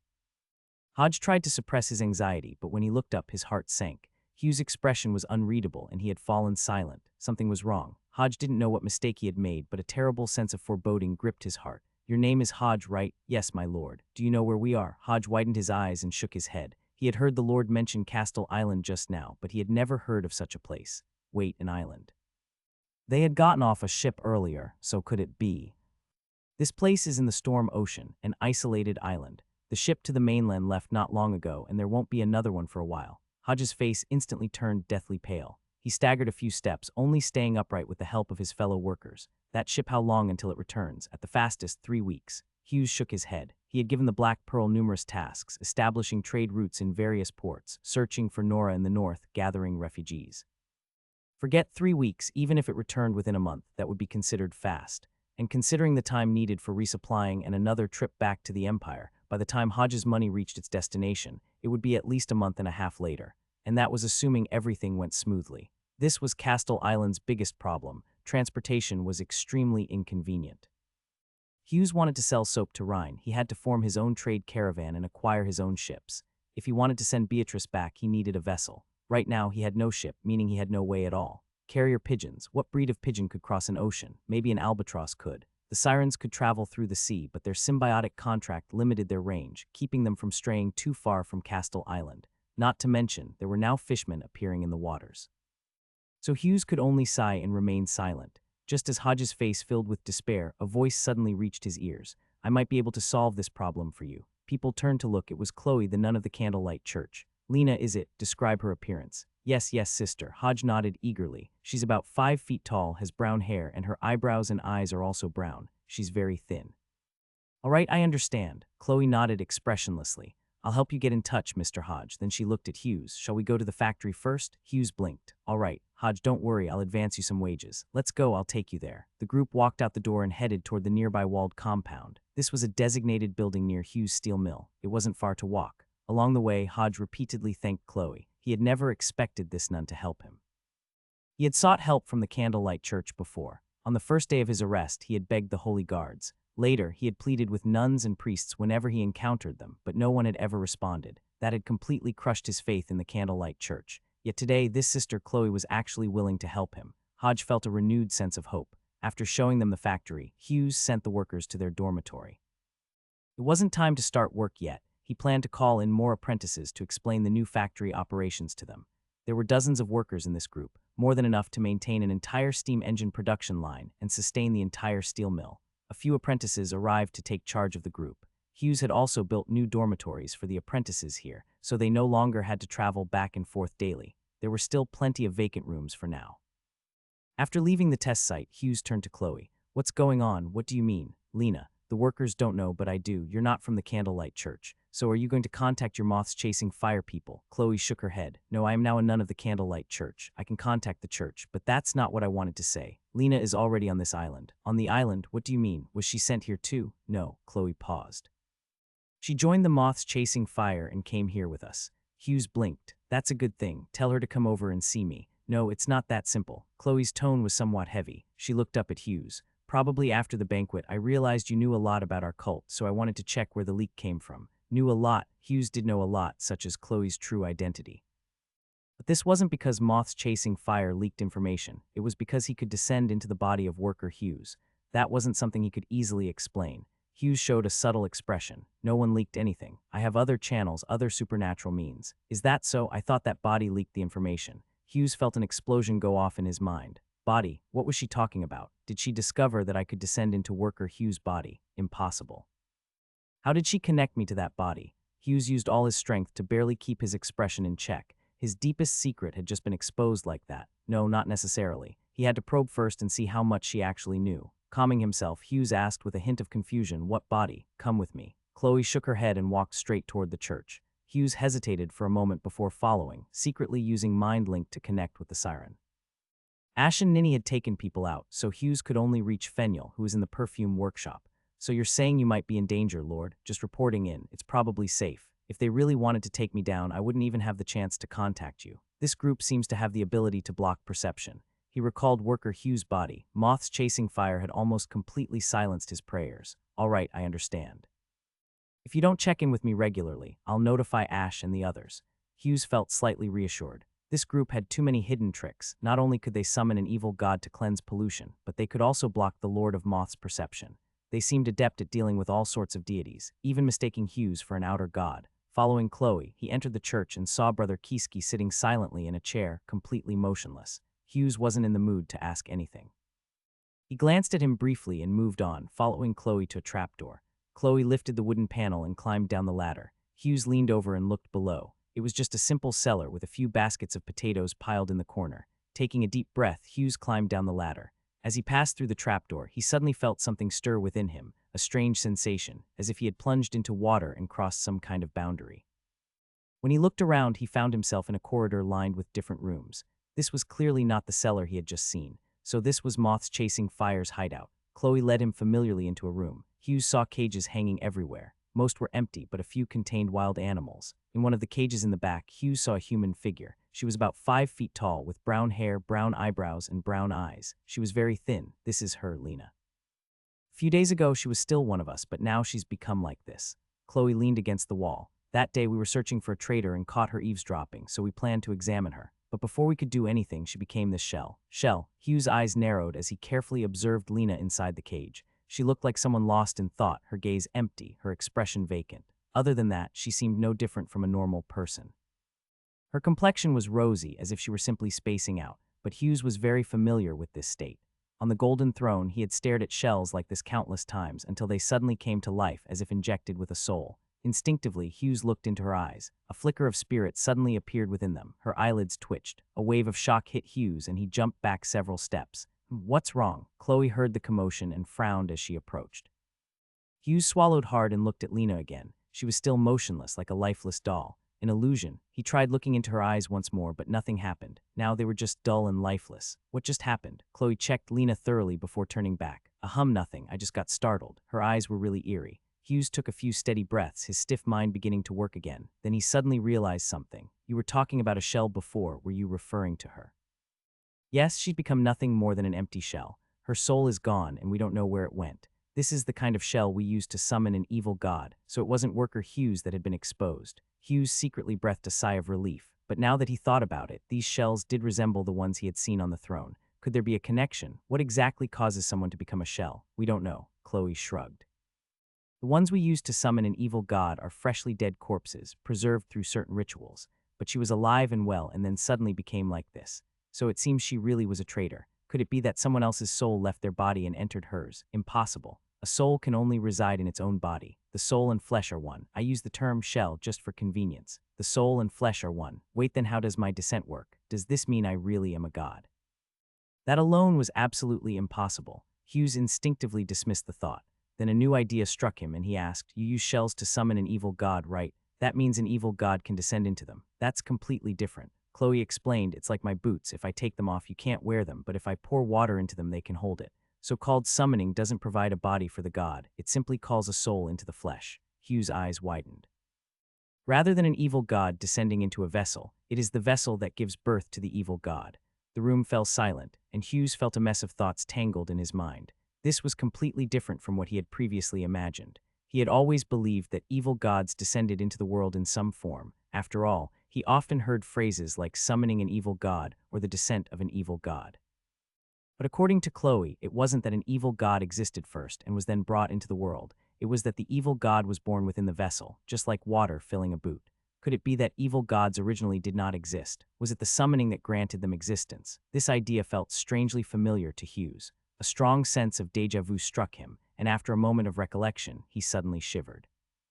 He remembered there was indeed something very similar to an evil god, machine souls. When Monica summoned a machine soul, it wasn't about inserting a sea serpent soul into steel, rather, it was about creating a soul within the steel itself. He had even specifically told Monica not to treat machine souls like animals, but rather as machines. A soul born in a machine, an evil god born in a body. So then, what exactly is an evil god? Hughes stared intently at Chloe, never before feeling such an urgent thirst for an answer. "Sigh, I've already told you so much. Don't you feel unwell?" Chloe was pressing her fingers against her temple, the firelight in her eyes flickering unpredictably. In the dimly lit room, she seemed like a moving furnace. "I've spoken too much already and have been affected by some contamination. Let me rest for a bit, let me rest." Her state was clearly unstable, as if she had just run a long distance. She sat gasping for breath in her chair. Hughes turned his head to glance at Lena. She still had that eerily doll-like expression. Damn it, why did the conversation have to stall here? He really wanted to know more. "Do others know? Can someone else tell me? I have no problem listening. Your purification ability is really enviable. Unfortunately, we can't switch people." "It's not that I don't want to tell you, but the question you're asking is too special. What is an evil god? This is an extremely contaminated secret knowledge. It has almost no proof, only pure speculation, which means the secret lacks any anchors. Then even if you recover, it would still be difficult for you to tell me. There is a way. You're underestimating us moths chasing fire. What we pursue is precisely this kind of dangerous and enigmatic knowledge. Secret knowledge, contamination, nothing can stop us from seeking the truth." Chloe's voice grew excited. The firelight in her eyes seemed to burn brighter, suppressing the discomfort she felt. "Huff, that's much better. You seem to get excited quite easily. That's the moment when the fire of the mind ignites. It unites my soul and flesh, naturally allowing me to resist contamination. Strong will has always been the solid wall that stabilizes reality.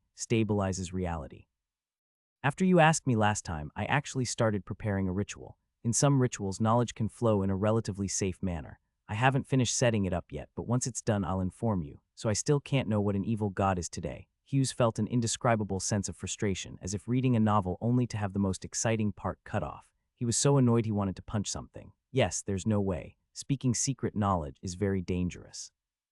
It must be done cautiously. You don't need to be impatient. You'll find out eventually, and not knowing now may not be a bad thing. Damn it, what kind of cryptic nonsense was this? Hughes felt a headache coming on. The room fell into silence again. Chloe sighed and curled up in her chair, hugging her legs. Hughes paced back and forth in the room, then suddenly stopped as a strange idea surfaced in his mind. Speaking secret knowledge causes contamination because you're spreading knowledge, right? Yes.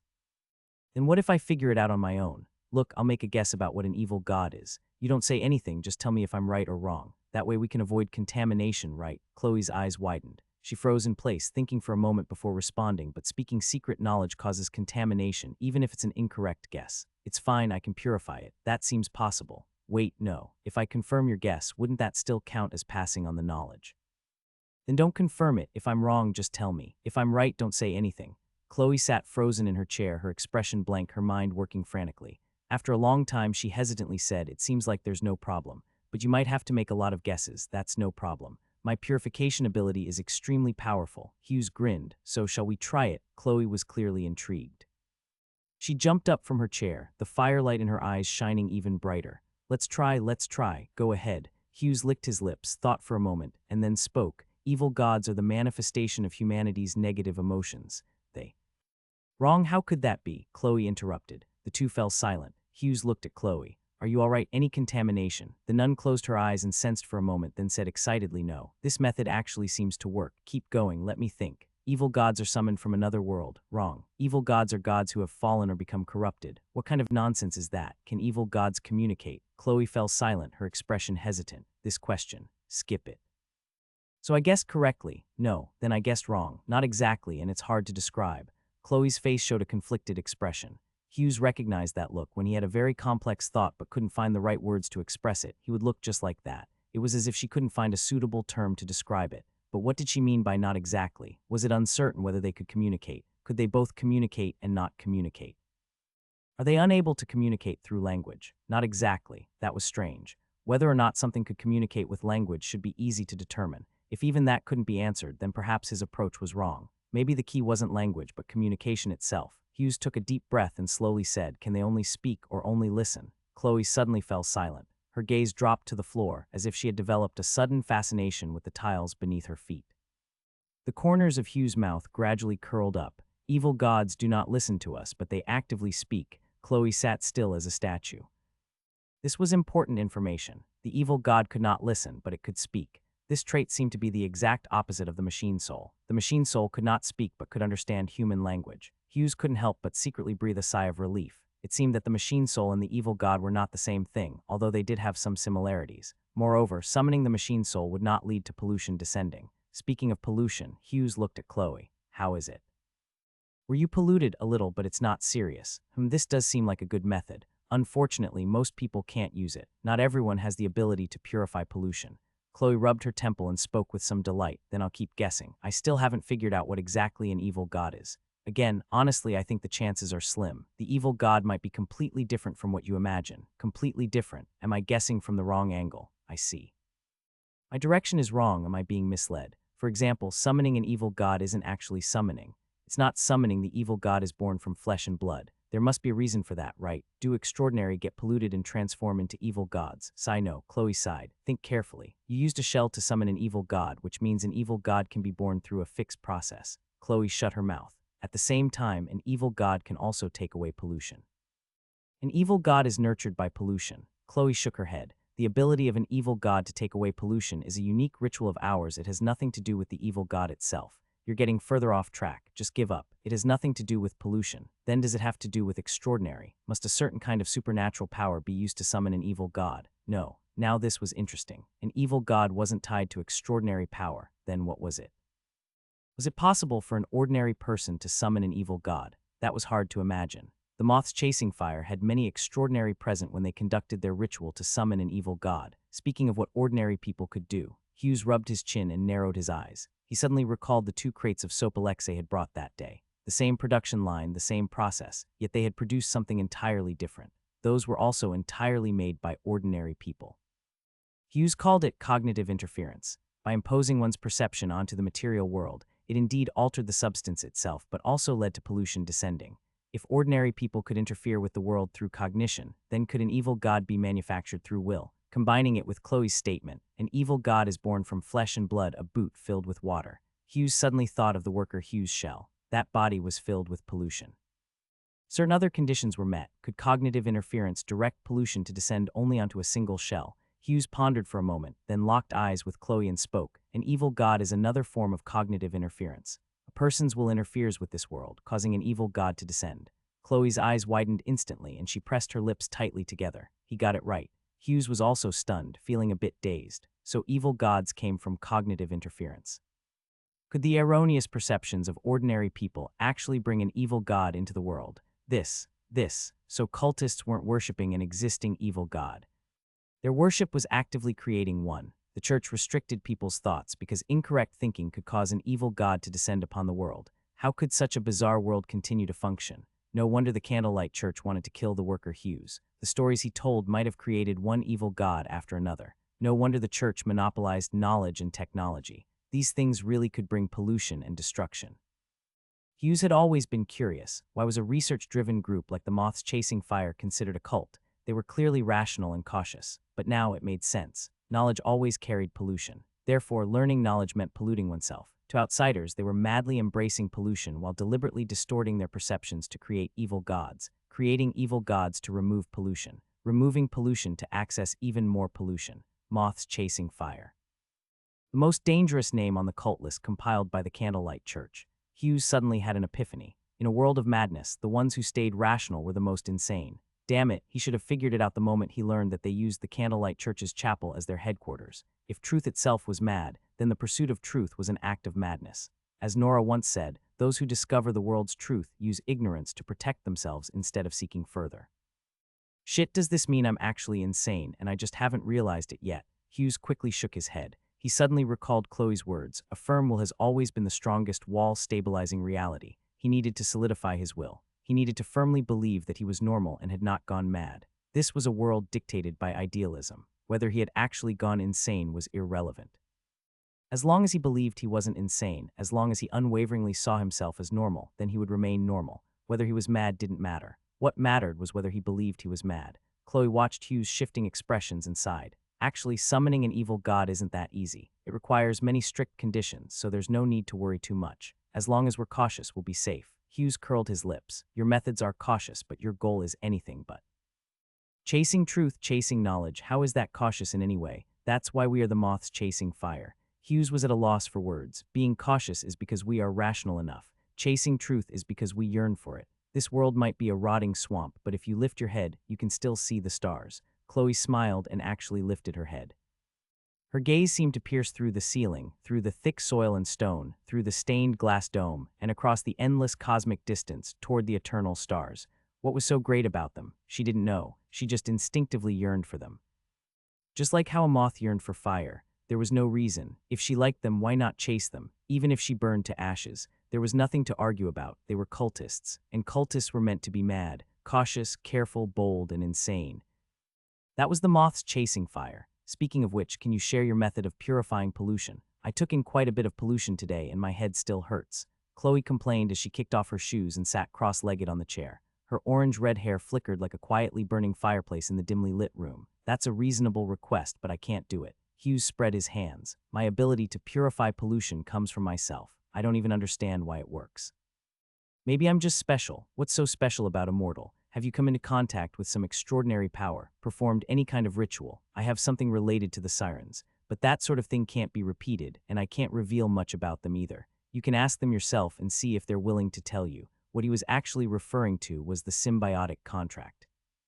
However, Hughes secretly knew that this purification ability was more likely to come from the Golden Throne, but that was something he could never say aloud. That bizarre palace, the shell, and the power of descent were his deepest secrets, not to be shared with anyone. Besides, even if he did say it, it wouldn't be of any use. He couldn't exactly strap Chloe into the Golden Throne in his place. It can't be repeated. Yes, perhaps only I can possess it.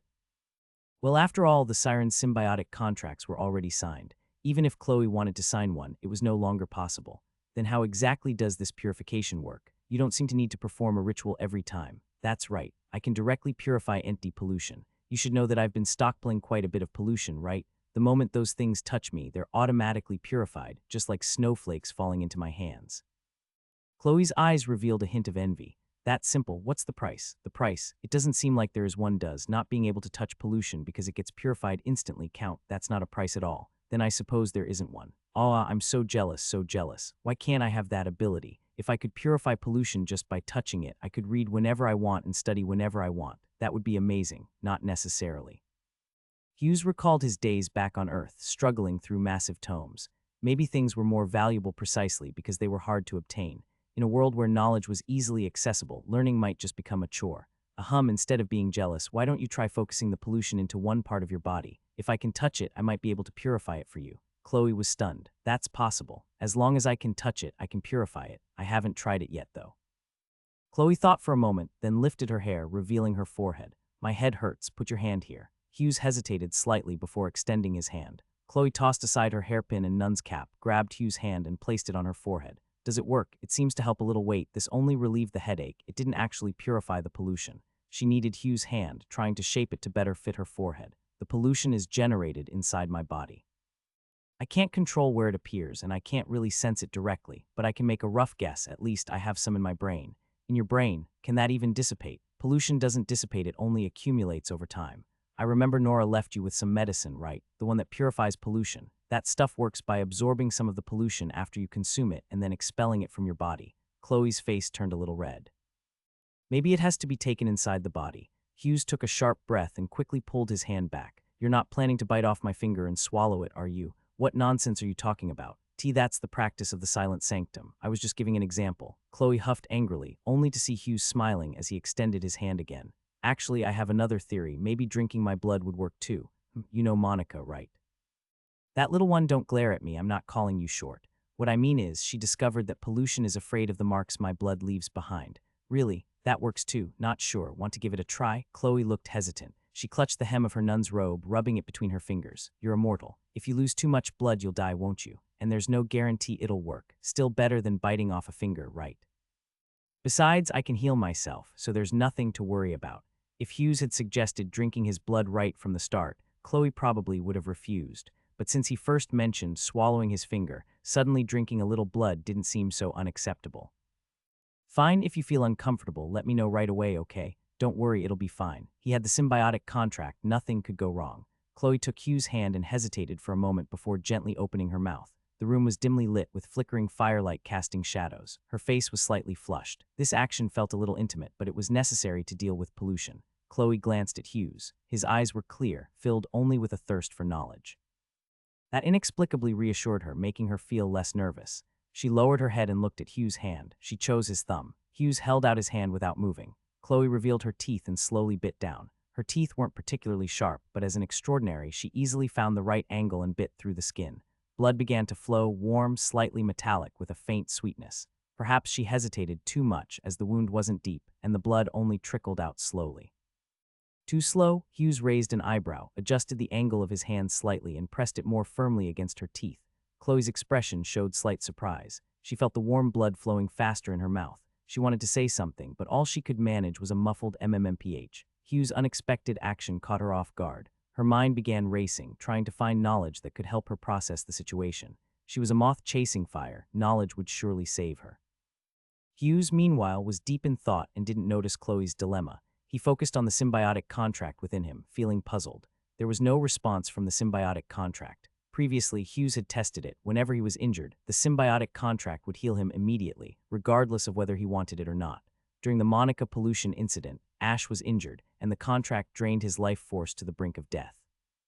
Ash nearly had to sever the contract just to stop it. Even then, the contract didn't stop. Because of that, Hughes had been worried about whether he could even draw blood smoothly. But now, despite the wound on his finger, why wasn't it healing? I have a bold idea. Hughes blinked. Chloe's words interrupted his thoughts. She had already sat up, stopping her movements, and was looking over with some hesitation.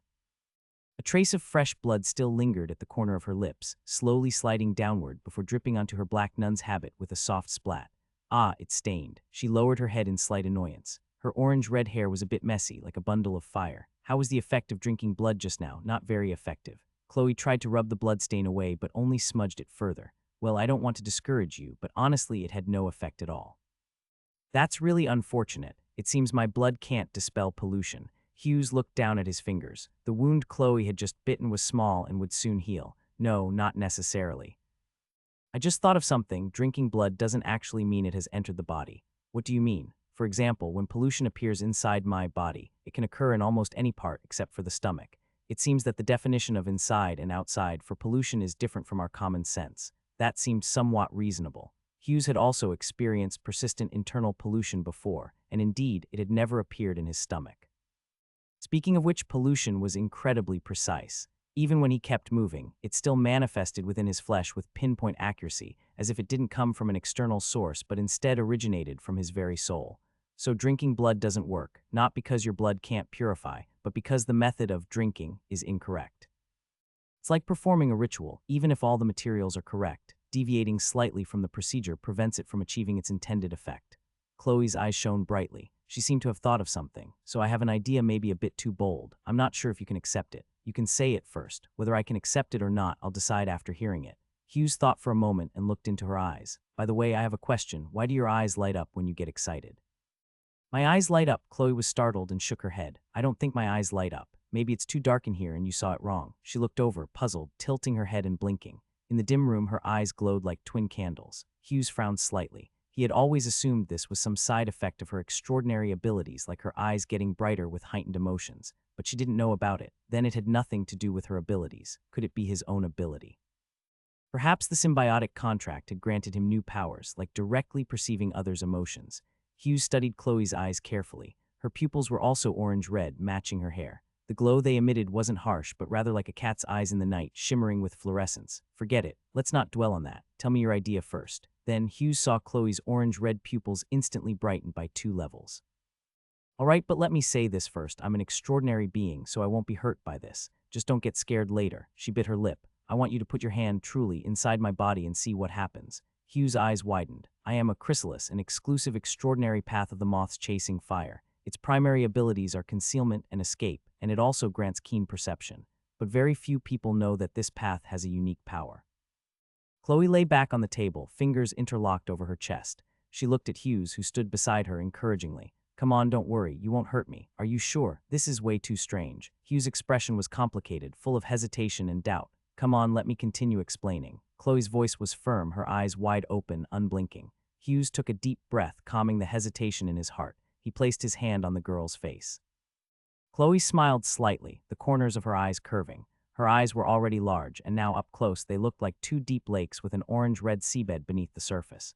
Hughes gritted his teeth and reached his fingers into those lakes. The ability of the chrysalis is limb reconstruction. My internal structure is completely different from that of a human. What you see isn't real. There was little resistance. His fingers sank in easily. Hughes felt as if he were dipping his hand into jelly. He didn't dare move recklessly and hesitated, stopping his actions. Suddenly, his wrist felt warm. Looking up, he saw that Chloe had placed her hand on his arm, guiding him deeper inside her body. Relax, relax, it's perfectly fine. Even if you smash my head to pieces, I won't die. At most, I just won't have a mouth to talk to you with. Hughes' fingers had almost entirely entered Chloe's eye socket. The warm, smooth sensation assured him that this wasn't an illusion. It was truly bizarre. His fingers had gone in through her pupils, yet they hadn't displaced her eyeballs, as if those orange pupils were merely painted on, and the girl before him was only wearing a human skin, while her insides were something completely different. This ability of yours is way too eerie. I'm starting to doubt whether you're even human. Hughes couldn't help but sigh. He felt his worldview being shaken. It's just a small price to pay. That's what being an extraordinary being means, enduring curses, gaining power, and gradually drifting away from humanity. Chloe spoke indifferently, as if she truly felt nothing about it. But Hughes believed that, even though she was a moth chasing fire and had wholly devoted herself to the truth, abandoning her human form couldn't have been so easy. Nora doesn't seem to have changed much. Her, HMPH. Chloe let out a light chuckle. The extraordinary beings of the Silent Sanctum are quite pitiful. She's a barrier, right? Has she ever told you that she won't die? She has. I was really shocked when I first heard that immortality was so simple. Immortality. Yes, it is immortality. The Silent Sanctum's curse of immortality is quite famous. Hughes frowned. Isn't immortality a good thing? So many people crave it. To be honest, I'm very curious. Why don't the nobles secretly become extraordinary beings to gain immortality? Who told you they haven't? Chloe sneered. You should take a look at the choir in their sanctum. The walls are covered with heads that wail day and night. Their suffering never ends. Hughes' movements froze, his eyes slowly widening. It said that in the farthest north, in the pure white land that no one can reach, there stands a peak made of diamonds, the pillar that holds up the sky. Climbing it takes a year, and circling around it takes another year. Every 100 years, a tiny 2-headed sparrow visits, rubs its beak on the peak twice, and then flies away. When this diamond mountain is finally worn down to flat ground, the pillar collapses, the sky falls. Only then will the first second of eternity have passed. Now, do you still like immortality? Hughes fell silent. After a while, he spoke in a low voice. This should be immortality, right? I thought eternal life just meant unlimited lifespan. Chloe's description of eternal life and immortality shook him deeply. Recalling Nora's words at the time, he only now realized the immense storm hidden beneath her calm tone. No wonder Nora called it a supernatural curse. There's no strict distinction between eternal life and immortality. In fact, this world is quite generous. If you want to grow stronger, it's incredibly simple. Various abilities will be crammed into you all at once. It's just that when it comes time to pay the price, it's not so simple. Chloe spoke softly. Hughes thought about it carefully. It did seem to be the case. Cognitive interference was the simplest example. Want the world to become the way you wish? No problem at all. If you think soap is delicious, then it is. But it wouldn't take long before this world, twisted by one's will, would reveal its cruelty. Pollution poured down from the sky, then surged toward all living things. With the siren's help, Hughes could easily cleanse it. But what if he couldn't? Monica had been polluted that day. If such monsters were everywhere, Castle Island would become a living hell. Suddenly, Hughes had an epiphany. This world was not just idealistic, it seemed to harbor a certain malice. It was fulfilling mortals' wishes in a twisted manner. Like eternal life, after a brief moment of joy, an eternity of suffering followed. Hughes pondered quietly, not noticing that Chloe had fallen silent at some point. Before he could recover from his thoughts, a sudden change occurred. Chloe's hand had merely been resting on his wrist. Now she suddenly clenched it tightly. Hughes felt his wrist being locked in an iron grip. He even heard the sound of his bones fracturing. Ignoring the pain, Hughes immediately tried to pull his hand away. But Chloe had completely changed. She was no longer relaxed like during their conversation. Her face was expressionless like a puppet. The hand gripping Hughes' wrist was like steel, utterly immovable. It hurt. Fortunately, the symbiotic contract hadn't failed this time. A surge of vitality rushed in, quickly healing his broken wrist, but Chloe's grip only tightened. At this rate, his hand would be torn off. Chloe, what's wrong? Damn it, what's happening? Hughes gritted his teeth against the pain, slapping Chloe's shoulder and face. But the girl showed no reaction, like a puppet. His vision darkened from the pain. He even considered returning to the Golden Throne and staying there until Chloe recovered. But seeing the eerie state she was in, Hughes gritted his teeth and stopped himself. He didn't want to abandon her like this. Besides, if he left now, he would lose control over the situation entirely. What if something happened and this body died? What was going on? Hughes felt like he was about to pass out from the pain. He clenched his teeth, forcing himself to think. Why did this sudden change happen? All he had been doing was purifying the pollution inside her. Could purification harm her? It was possible. If spirit and flesh were truly one, then purification shouldn't be so difficult. It was highly likely that the pollution had already fused with her spirit and flesh. Purifying her meant harming her. Hughes' eyes lit up. His intuition told him this guess was correct. But even if he knew the cause, he had no way to treat her. The symbiotic contract couldn't heal others. Wait, Hughes suddenly remembered. When she drank his blood earlier, the symbiotic contract didn't activate. Could it be that some kind of connection existed between him and Chloe, causing the contract to misjudge? When he placed his finger in her mouth, did the symbiotic contract treat them as one entity and thus not activate? Was there a way to guide the symbiotic contract to heal her? He didn't know why this was happening or when the connection between them began, but that didn't stop him from using it. The only question was how. Hughes' rational mind wavered. He gave up thinking and decided to trust his instincts.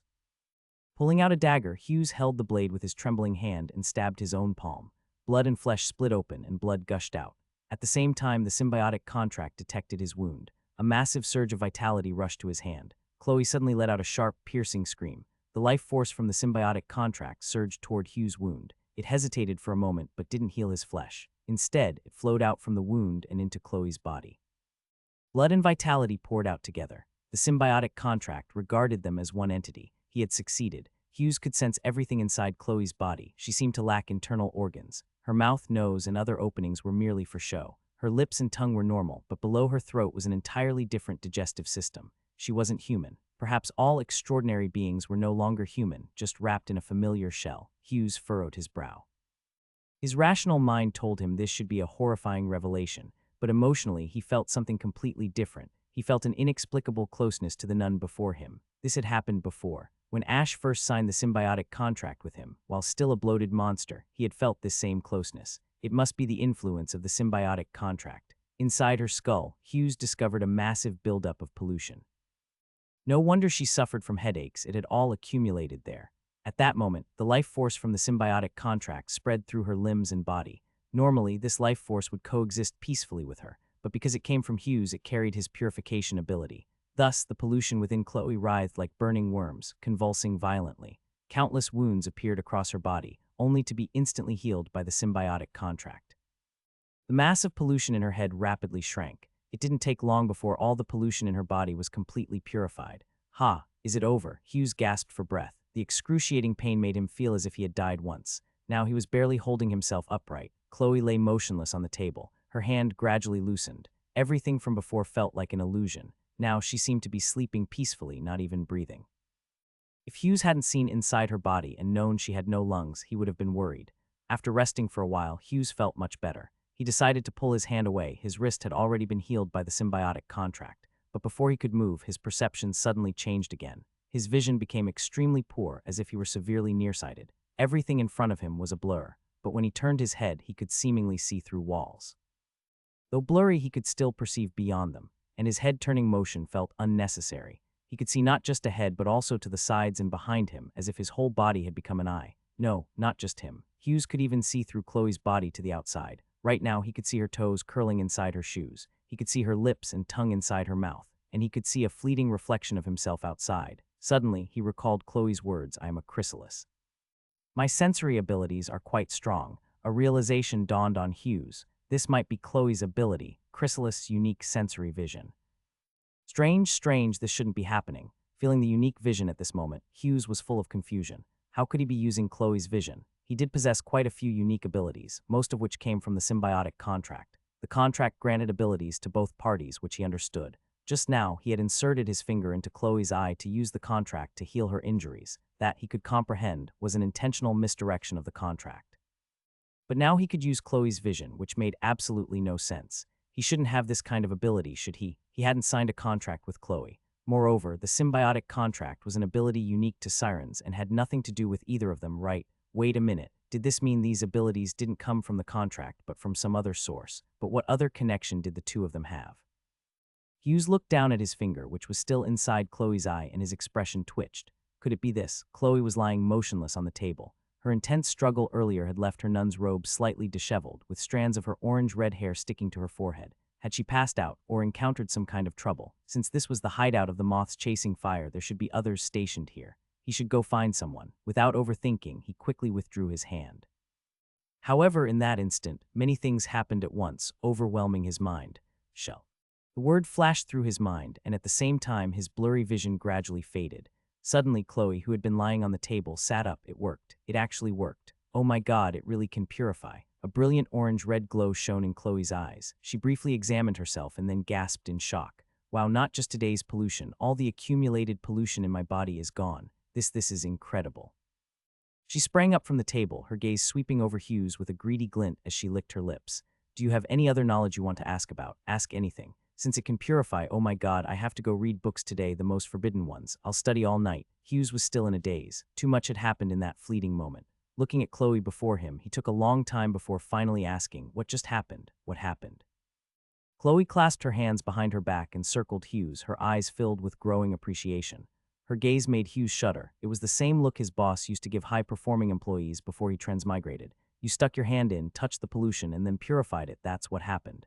Honestly, I'm quite shocked. It was instantaneous, and it even cleansed the rest of my body. I thought you'd have to stick your fingers in every affected spot. Hughes blinked. Instantaneous. Yeah, that's right. The moment you touched the pollution, it was purified. Hughes fell silent for a moment, then pointed at Chloe's face. Chloe, she wiped her face with her hand. When she looked at her palm, her eyes widened. Her hand was covered in blood. Her expression turned dazed and shocked. She then tried wiping her face with her sleeve, only to realize that her nun's robe was also stained with blood in several places and had many rips. What happened? When Hughes had slashed his palm with the dagger earlier, his blood was splattered everywhere. Chloe's struggles had also torn parts of her robe. She had been too caught up in her excitement to notice, but now that she was checking, everything seemed wrong. Her eyes were still filled with blood, streaks of it radiating outward from her eye sockets. Her hair was also stained, orange-red strands now mixed with dark red blood, creating an eerie beauty. So when she had just approached him with a cheerful smile, Hughes had felt incredibly conflicted. What exactly is going on? Why is it like this? This is all your blood. My blood isn't red, Hughes. What just happened? You're asking me. I'd like to know too. Hughes' mind was in a mess. Everything had been too bizarre. Both he and Chloe seemed strange. Something felt fundamentally off. I don't know either. You suddenly lost consciousness and gripped my hand tightly.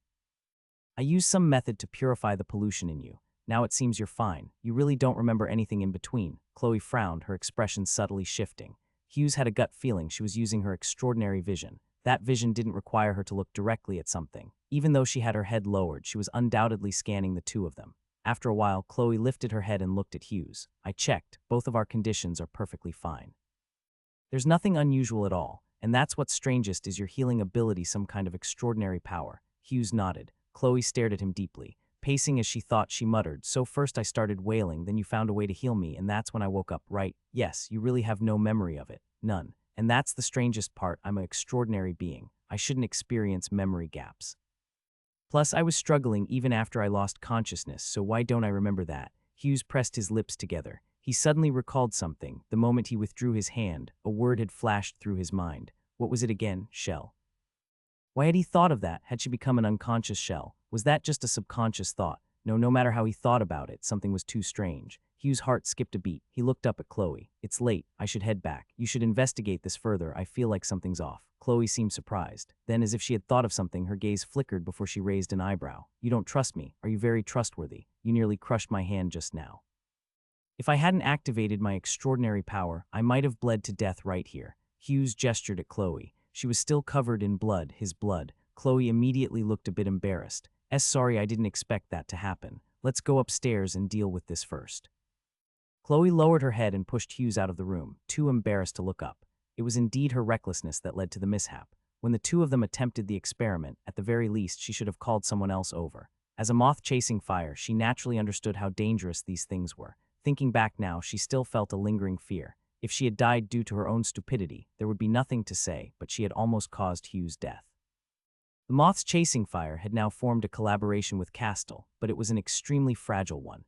If Hughes had died in her place, there would be no need for an explanation. An enraged group of sirens would tear their entire church apart, and in fact they were already here. Hughes opened the trapdoor and climbed up the ladder, only to be immediately pulled behind Feniel. The sirens stood in the church, armed with weapons, pressing several moths chasing fire believers to the ground. The trapdoor was open, yet the sirens did not come down. Their cold and indifferent gazes swept over Chloe, who stood below. Chloe took a deep breath, braced herself, and climbed up the ladder. Hiding underground was indeed safe. The trapdoor completely divided the space into two sections, making it impossible for the sirens to break in. But this whole situation had been caused by her recklessness. She couldn't just run away from it. As soon as she emerged, the siren's stares became even more hostile. Her entire body was covered in Hugh's blood, especially her hands and face. The sirens could smell it, yet she had no wounds at all. No matter how one looked at it, it seemed as if she had harmed Hughes. The sirens were tall. Though the church's vaulted ceiling was quite high, their presence made it feel somewhat cramped. With weapons in hand, their bodies, covered in hard, scaled tails and steel-like, muscular physiques, made them resemble killing machines. For a brief moment, Chloe felt as if she were standing before a group of war chariots ready to charge. Chloe was already short, and now, surrounded by these towering sirens, their weapon-clad bodies cast shadows over her as they stared down with icy eyes, like giant statues. Chloe stood still, silent. The church was completely quiet. "Lord, what happened?" "We couldn't reach you earlier, and then suddenly your life force started depleting rapidly. I contacted Ash right away and brought the others over." Hughes glanced around. There were fewer than 100 sirens present. Ash and Ninny had each brought 2 squads, leaving only about 20 on the island. Aside from Monica, everyone had come. "Wah, Lord, are you okay? They locked me in a room and wouldn't let me come. Hurry up and tell them to let me out." In the group chat, Monica was making a loud commotion. Hughes reassured her with a few words before turning to Feniel. "I'm fine. It was just a misunderstanding. It seems the moths chasing fire's gathering place has some sort of interference that blocked my communication with you all. Let Ash know. She doesn't need to come back. Ash, Lord, Ninny, and I have already completed our scouting and are on our way back. It's good to hear that you're safe." Hughes had spoken in the group chat, yet Ash had responded directly through the mind link. "Hughes, that fast? I thought you were still at sea, so you can already connect via the mind link. In any case, there's nothing to worry about. Chloe and I ran into some unexpected issues during an experiment, but everything's fine now." After finishing his message, Hughes looked up at those around him. Chloe was still surrounded, being glared at by several people, not daring to make a sound. "All right, it's fine. Just a misunderstanding. By the way, your underground shielding setup is quite impressive. I completely lost contact with the sirens. This was achieved using the Candlelight Church's technology. It can indeed block many forms of detection inside." Chloe answered cautiously. "Then maybe we should station some people inside." Feniel's voice was devoid of emotion. She was quite angry. Who knew what kind of trouble this nun had caused? Judging by Chloe's guilty expression and their lord's condition, it was clear something had gone wrong. There was no need to explain what Hughes meant to the sirens, and yet he had nearly gotten into an accident in Castle. Feniel had no interest in experiments. She also had no interest in fighting, yet without hesitation she had taken up her weapon and brought all her clansmen here. It was her duty. But what about Chloe? It seemed that this nun had failed in her duties. Hughes pondered for a moment before saying, "This accident wasn't her fault. In fact, she took on more risk than I did. I was actually the safer one. But things developed in an entirely unexpected direction. There was no way to predict it." "Lord," Feniel turned to Hughes, her tone carrying a hint of frustration. She didn't say much, simply asking, "What do we do next?" "Let's go back. This accident was strange. I need to investigate it thoroughly. Release them all." Several moths chasing fire believers were still restrained by the sirens. Though they hadn't been harmed, they had certainly been treated with hostility. Soon, the sirens let them go, their tails swaying as they silently left the church. Hughes sighed. He might need to comfort the sirens later. He could feel their emotions. They had been genuinely worried. After all, they had no idea that their Lord Hughes was merely a vessel. Perhaps he needed to be even more cautious in the future. He wasn't just carrying his own life now, he bore the expectations of too many people. Chloe, too. Once everyone had left, she spoke softly, "I'm sorry. I wasn't well prepared. Next time, let's go to the test site. There are more people there." Chloe quickly nodded. That was usually the way the moths chasing fire operated. Their experiments always carried great risks, so they were typically cautious. But today, every test she had conducted with Hughes had gone too smoothly. Whether it was explaining secret knowledge or spreading information through conjecture, everything had worked perfectly. It had made her so excited that she lost herself. Besides, she had never expected to be harmed by Hughes, a mere mortal. She had thought she was in control. That was the real issue. She had inexplicably lost control. Hughes realized this as well. Rubbing his chin, he asked, "Does your extraordinary path have cases of sudden loss of control or amnesia?" "No."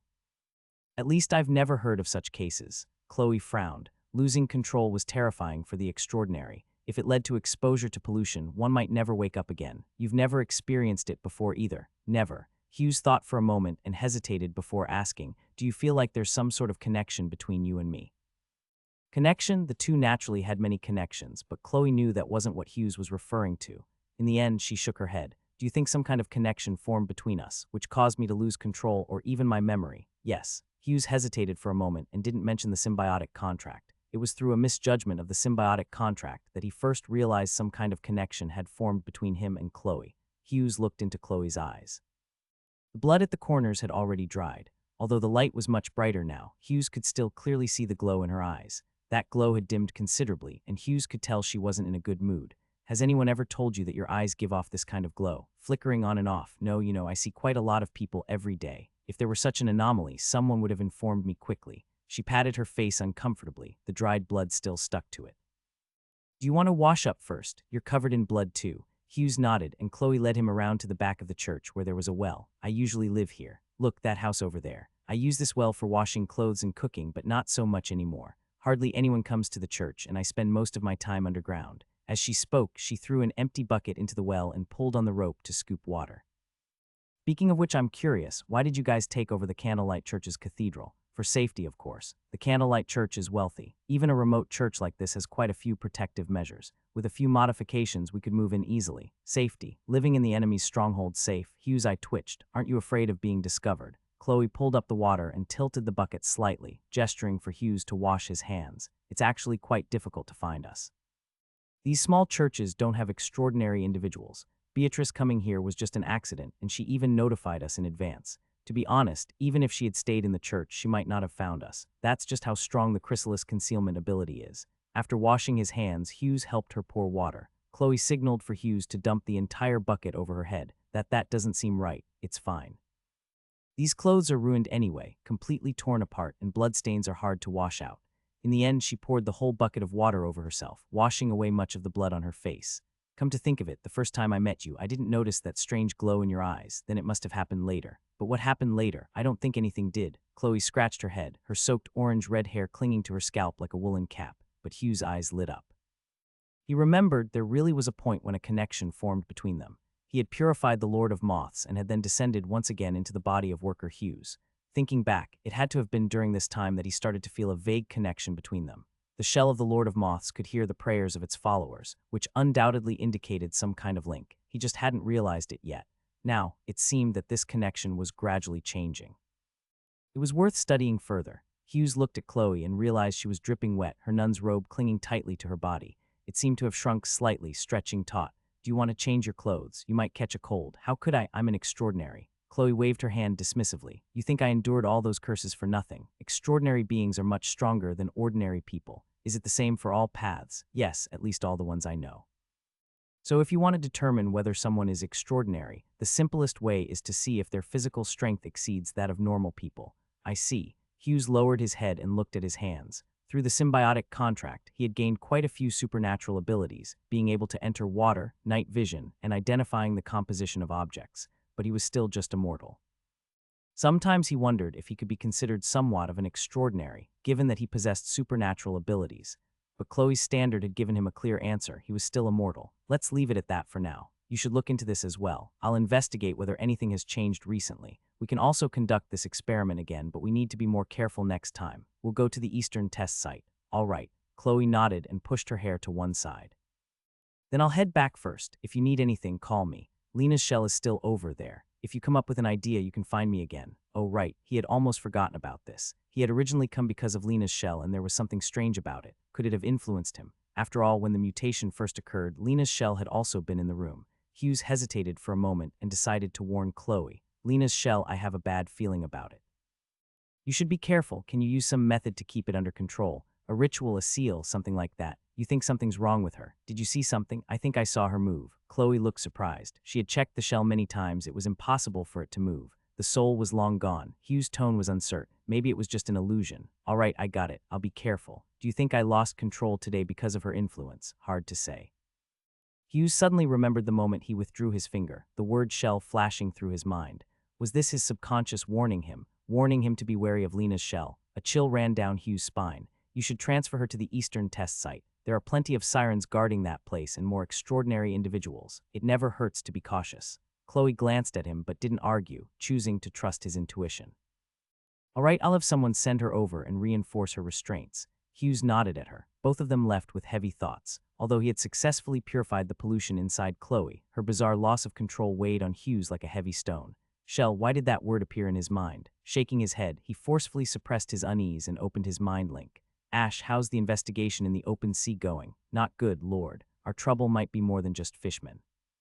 When Hughes returned to the cave beneath the manor, he found it as noisy as the steam chamber of the Type II engine. The sirens' arguments were louder than the bubbling of boiling water. They're gathered together. This is the perfect opportunity. We just need one charge to scatter them, and then it's just a simple matter of hunting them down. Kill, no way. At least consider their position. That place is too far from us. Even the mind link wouldn't cover it. And don't forget, this time they've brought those monsters with them. Kill, you mean those snake-like things. Honestly, I think they're just another form of pollution. Remember those polluted beasts beneath the abyss? There are really monsters. Check the group chat, there are pictures. That thing doesn't look like a polluted beast, though. The shape is way too different. Kill, it's fine, we have nitroglycerin. As long as we use enough of it, everything can be solved. But nitroglycerin is really unstable in water.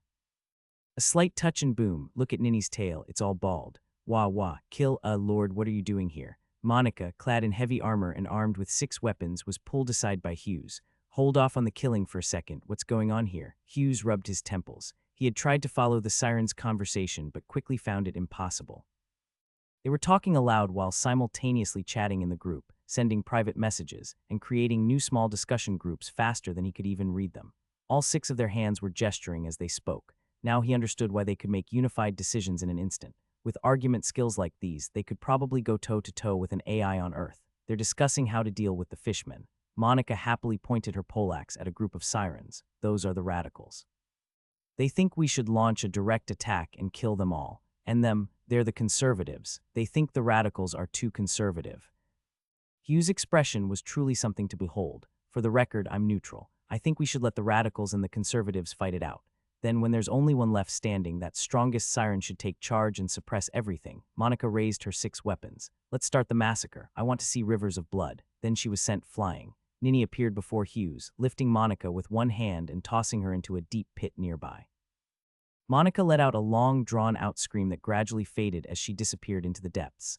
Is she going to be okay? Don't worry. That pit leads directly to the ocean. No matter which underground level you're on, jumping into the hole will quickly take you to the sea. Hughes listened closely, and sure enough, he faintly heard a splash. All right, so what exactly were they arguing about? It's about the fishmen. Ash, come over too. You were the one who first discovered them.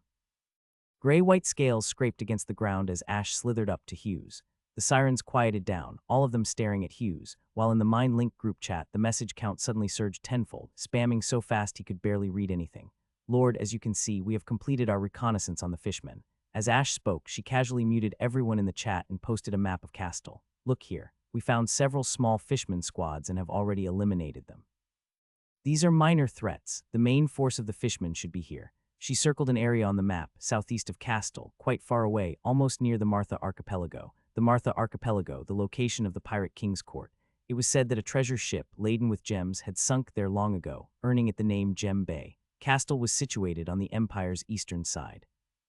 To the north was the White Raven Principality, and to the south lay the Eye of the Storm at the heart of the Storm Ocean. To the southeast was Gem Bay. Wait, something's off. The fishmen came from the southeast. Did they pass through Gem Bay? They couldn't have crossed the Eye of the Storm, could they? Rumor had it that a massive void existed there. Any ship that got close would be sucked in by the swirling seawater, making navigation impossible. That was just the surface. In the depths, the currents were even stronger and harder to resist.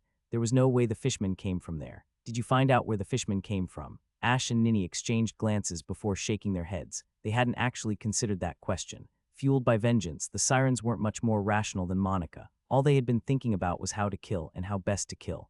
As for where the fishmen came from, who cared as long as they were all slaughtered?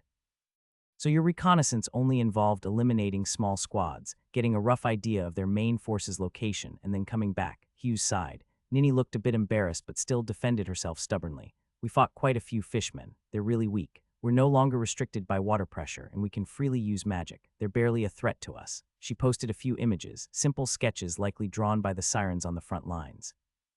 The first depicted a chibai fishman slashing at a siren's arm. A tiny cut appeared, but then a green glow flashed, instantly healing it. The second showed a fishman attacking a siren's tail, only for its weapon to bounce off the scales with a metallic ding. The siren in the drawing flashed a peace sign. The third depicted a siren grabbing a fishman with all 6 hands and tearing it in half. The fourth showed a siren biting into a fishman, then gagging. A large X was drawn over it, with a note beside it, tastes like shark poop.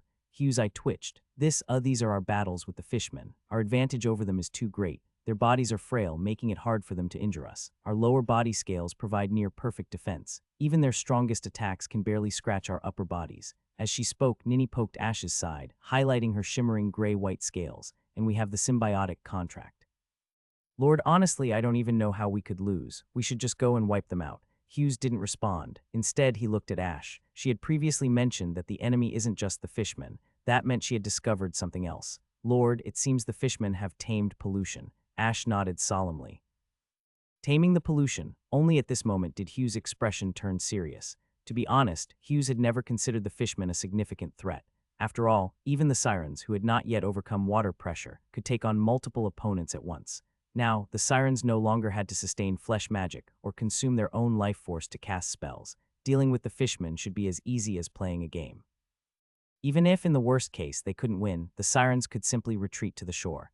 Hughes had previously dissected the corpses of some fishmen and confirmed they were completely unsuitable for movement on land. He could just bomb them from the shore into the water. It wasn't much of a threat at all. But if they had tamed pollution, then it was a completely different matter. If it was just regular pollution, it might not be too dangerous.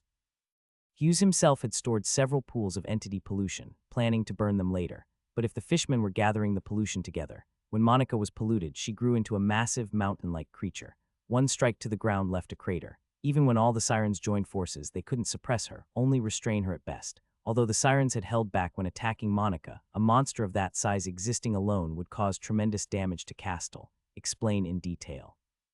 What's going on? Ash nodded. In the Fishman's tribe, we discovered several enormous creatures that we had never seen before when we were enslaved. They resemble snakes, about as thick as a human, but their length is impossible to estimate. We only saw them stretching far into the distance. These snakes are located at the center of the Fishman's tribe, making them difficult to approach. But their aura feels very similar to pollution, and they are writhing slowly, exactly like pollution. Hughes pondered for a moment, then turned to Ninny. Did you see these creatures? No, we were on the other side. There aren't many of them, and they are closer to the center of the Fishman tribe. Not many in number, extremely long, slowly writhing like giant snakes. Have you seen anything like this elsewhere? Like in the Abyssal Trench? Ash and Ninny exchanged glances, then shook their heads in unison. The pollution in the Abyssal Trench takes the form of monsters. For example, wolves, some pollution appears as larger, stronger wolves, but this kind of pollution is difficult to comprehend. Lord Hughes, those fishmen are incredibly weak. Let us charge in and slaughter them. If we run into trouble, we can always retreat. Hughes took a deep breath. Don't be hasty. I know you all want revenge, but don't underestimate them too much. Our enemy might not be just the fishmen. Tell me everything about the fishmen, their numbers, their current state, what they are doing, how they are organized. Leave out no details. Ash immediately began explaining, with Ninny occasionally adding a comment. Hughes listened quietly. Gradually, his expression grew more serious. So aside from warriors, the fishmen are mostly miners with almost no other roles. Yes, the ocean provides plenty of food, and a few people can gather enough to feed everyone. So most of them are either miners or warriors. Is that a problem? Ninny flicked her snake tail in confusion. Her assessment of the fishmen was mostly based on their combat ability. As for what they did, why should that matter? Of course it's a problem. and a big one. Hughes frowned. The fishmen are always mining. What are they doing with the minerals? Or to put it another way, mining is possible underwater, but smelting ores is not. Even if they sell them, what do they get in return? The surrounding sirens exchanged glances. It seemed that none of them had ever thought about this before. The fishmen had once enslaved them, and the sirens held only deep hatred for them. This intense emotion made it difficult for them to analyze the fishmen objectively. To them, fishmen were the embodiment of slavers, but Hugh's words made them start seriously considering the fishmen's nature, and the more they thought about it, the more they felt something was off. Yeah, they really only mine. We've never seen those ores being used. We assumed we just weren't allowed to see it, but not a single one of us has ever seen it. That's impossible. Through their mind link, the sirens quickly exchanged information. Back when they were enslaved, they hadn't had much time to communicate. Now that they were comparing notes, they immediately noticed the problem. The fishmen's actions were too strange. I have a theory about this. Hughes glanced around at the sirens. They stopped their discussion and focused their eyes on him. What if the fishmen exist solely for mining? They don't need the ores, yet they keep digging them up. In other words, they, like you, are also slaves. The mind link fell into silence. The cave was so quiet that a pin drop could be heard. The sirens widened their eyes. This possibility was too shocking. The race that had enslaved them was actually enslaved itself. It may not be physical enslavement. It could be faith-based or some other form of control. Something compels them to mine and deliver the ore somewhere. Otherwise, their tribe wouldn't be so singular in purpose. These fishmen are highly organized, yet they live only to mine. They have only miners and warriors, and even when they enslave others, it's for mining. So when you were enslaved by the fishmen, did you ever see where they sent the ores? The sirens shook their heads. So many of them, yet not a single one had ever seen where the ores went. Such strict secrecy could only mean something suspicious. Hughes rubbed his chin and thought deeply for a moment. Suddenly he asked, "What kind of ore were you mining?" "Black stone." "What is black stone? Was it the only ore?" "Yes, it was the only one. As for what it is," Ninny hesitated. The other sirens also began discussing among themselves. They knew they had mined black stone, but after exchanging thoughts, they realized none of them actually knew what it was. That shouldn't be possible. Hughes looked around and a judgment formed in his mind. Many sirens here loved studying. Quite a few had completed all their advanced courses. Some could even discuss engineering with Hughes. And yet, even under these circumstances, none of them could identify the ore they had mined. That likely meant this ore was related to pollution and the supernatural. Moreover, Hughes had a vague feeling, like he was forgetting something important, but he clearly remembered that Chloe would know the answer. "Church of the Sea God." Chloe spoke the words without hesitation. She had been about to transport the corpse when Hughes summoned her. After hearing Hughes' description, she immediately uttered those words. As soon as Hughes heard them, he suddenly felt as if a series of memories had been activated, instantly surfacing in his mind. The Church of the Sea God, one of the churches that had been erased. Chloe had once told him that this name could not be remembered. It would gradually fade away and then disappear from memory on its own. Eventually, it would result in that bizarre state of "I remember something about this, but I have no idea what it was." "Wait, then how do you remember it?" Hughes suddenly noticed a flaw in her explanation. "It's simple. You've seen tattoos before, right? Ink is embedded into the skin.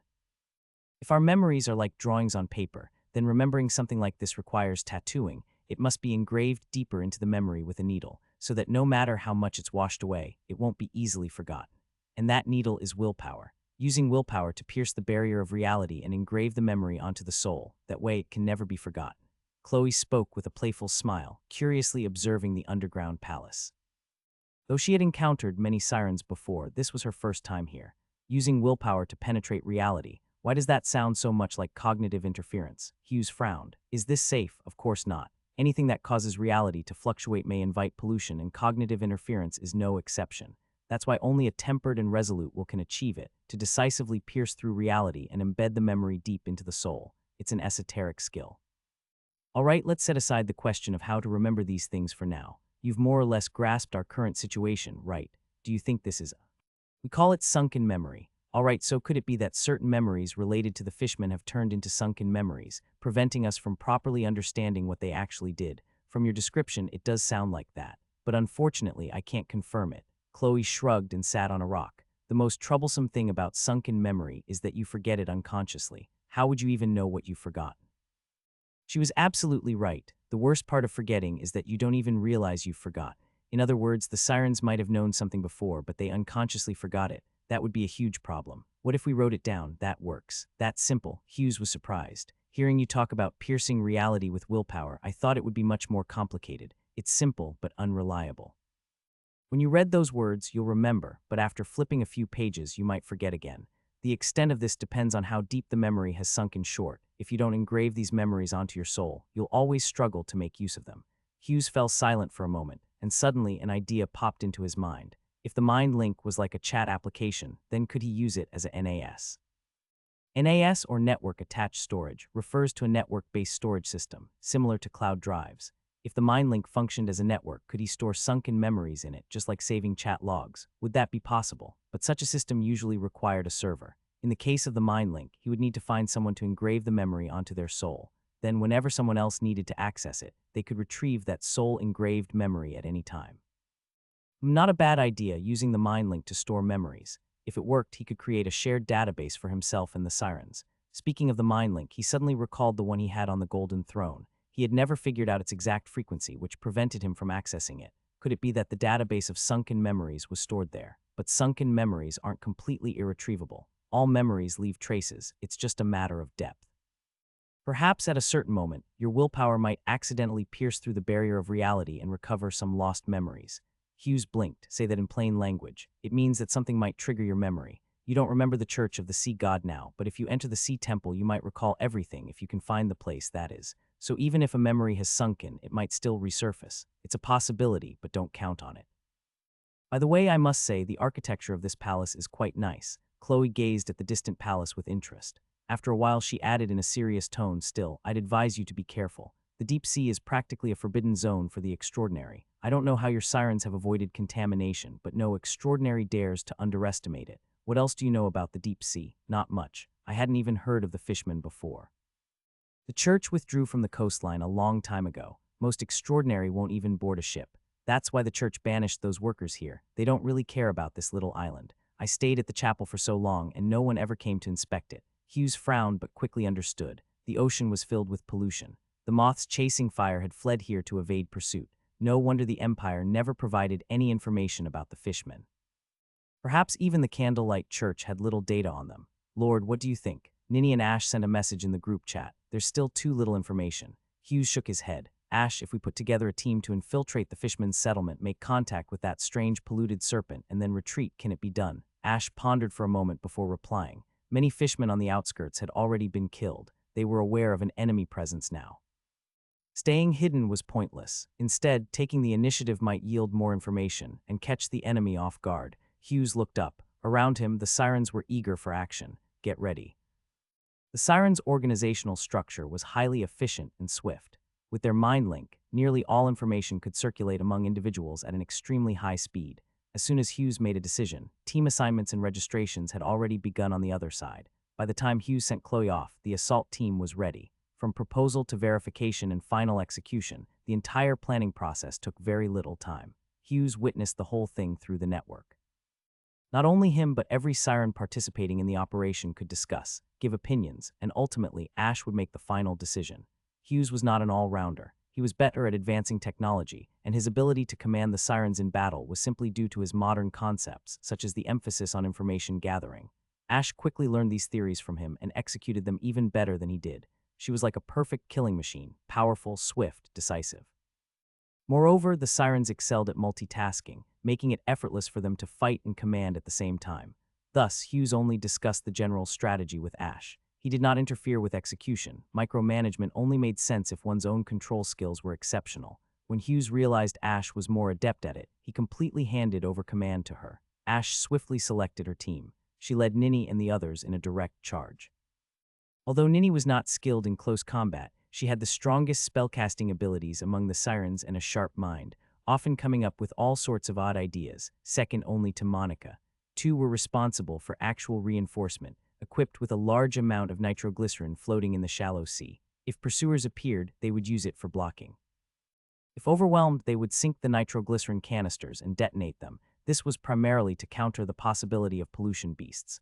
The final team was stationed between Castle and the Fishman's settlement, mainly acting as a signal relay to extend the mine link from Castle to the operation area. Our mission has two objectives. The first is to reach the polluted serpent and investigate what it is, ideally bringing back a sample. Yuna, you'll handle this, and Ninny will cover you. Yuna nodded. She carried a massive box filled with specialized polluted vessels for the polluted serpent, along with plenty of nitroglycerin. Storing explosives in deep water was something Ninny had researched extensively. Ultimately, she used fossil to mud to craft numerous hollow containers, each filled with nitroglycerin, and a miniature sea serpent she had summoned, essentially living fuses. At the same time, Yuna was the only one wearing armor. The sirens had no suitable armor to wear. Though Hughes had a few sets of full-body armor, they were designed for humans or small-statured individuals like Monica, and they weren't particularly effective. Armor that could withstand human strikes would dent under a single punch from a siren. If they wielded weapons, they could easily tear through it. Their scales were possibly even sturdier than the armor itself. These armors were simply not designed with supernatural beings in mind. Hughes considered crafting custom heavy armor for the sirens. Standing 3 meters tall and clad in heavy armor, they would be unstoppable on a mortal battlefield. Yuna's armor was something Nini had crafted herself. Ever since successfully using fossil to mud to melt steel, she had been idly experimenting with random creations, and this armor was one of them. Despite its unusual appearance, it had no significant flaws and was quite sturdy. Ash's gaze moved from Yuna to the rest of the team.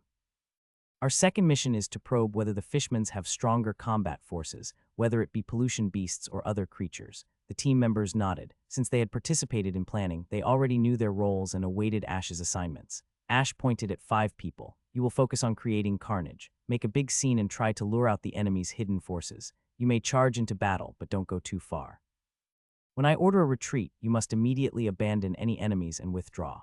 Additionally, your task is of lower priority than Yuna's. Ensuring her successful sample collection is the top priority. For the rest, except Nini, your main task is to protect Yuna and cover the retreat.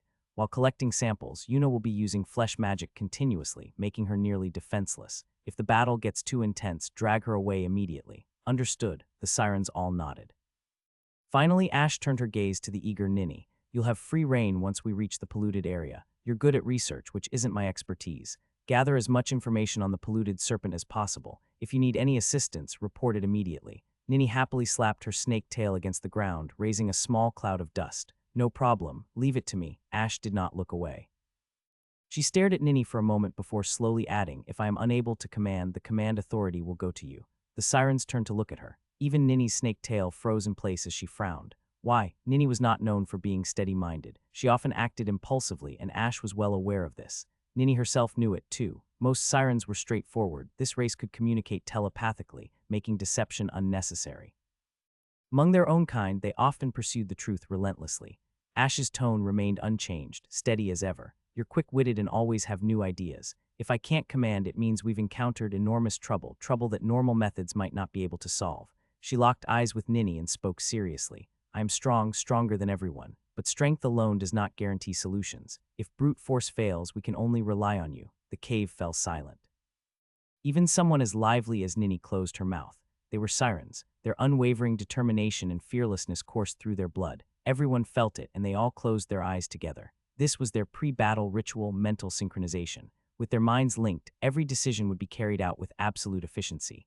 At this moment, the sirens were no longer individual entities. They were part of the greater whole that was the siren race. Like worker bees, each had their role, and each was willing to sacrifice without hesitation. This was their shared will. Hughes felt the resonance of the symbiotic contract and slowly closed his eyes as well. He was the siren's central hub. All contracts flowed through him, and his very life force carried the power to purify corruption. The next moment, everyone opened their eyes at once. Battle begins.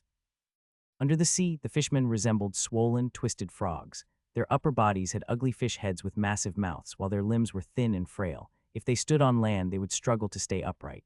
But in the water, they used the webbing between their claws to swim swiftly. For some reason, despite being called fishmen, they did not have tails like fish. Instead, they had 4 limbs, and their bodies were covered in scales.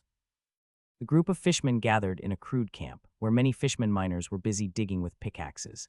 Their thin arms and legs were clearly not suited for wielding pickaxes, and the tools themselves seemed too large for them. Yet the fishmen tirelessly dug into the seabed with enthusiasm, even though there was no overseer present. From within the distant coral thickets, pairs of cold eyes watched these busy fishmen.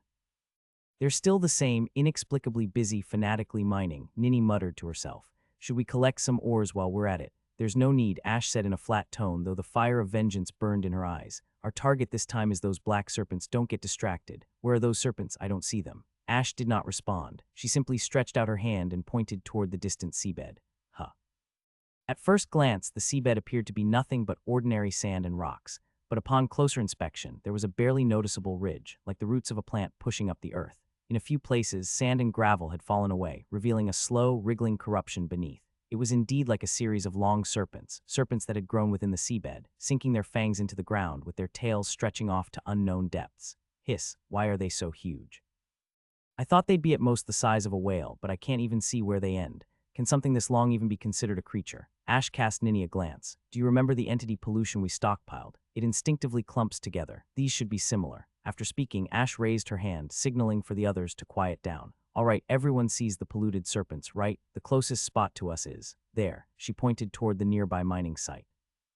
Two teams of fishmen were stationed there, one mining, the other patrolling with crude weapons. We charge in that direction. First, we eliminate these two fishmen squads together, then we each complete our assigned tasks. Understood, understood. The sirens prepared themselves. With the help of the others, Yuna finished donning her armor and secured her pack. Ash stood at the front, the other sirens following behind, surrounding Yuna in the center. The sirens gripped their weapons tightly.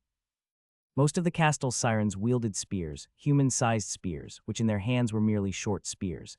The shafts were a bit too thin, so they wrapped cloth around the grips for better handling. But Ash was different. She wielded 6 long blades, each perfectly sized for her grip. Hughes had commissioned a blacksmith to forge them specifically for her.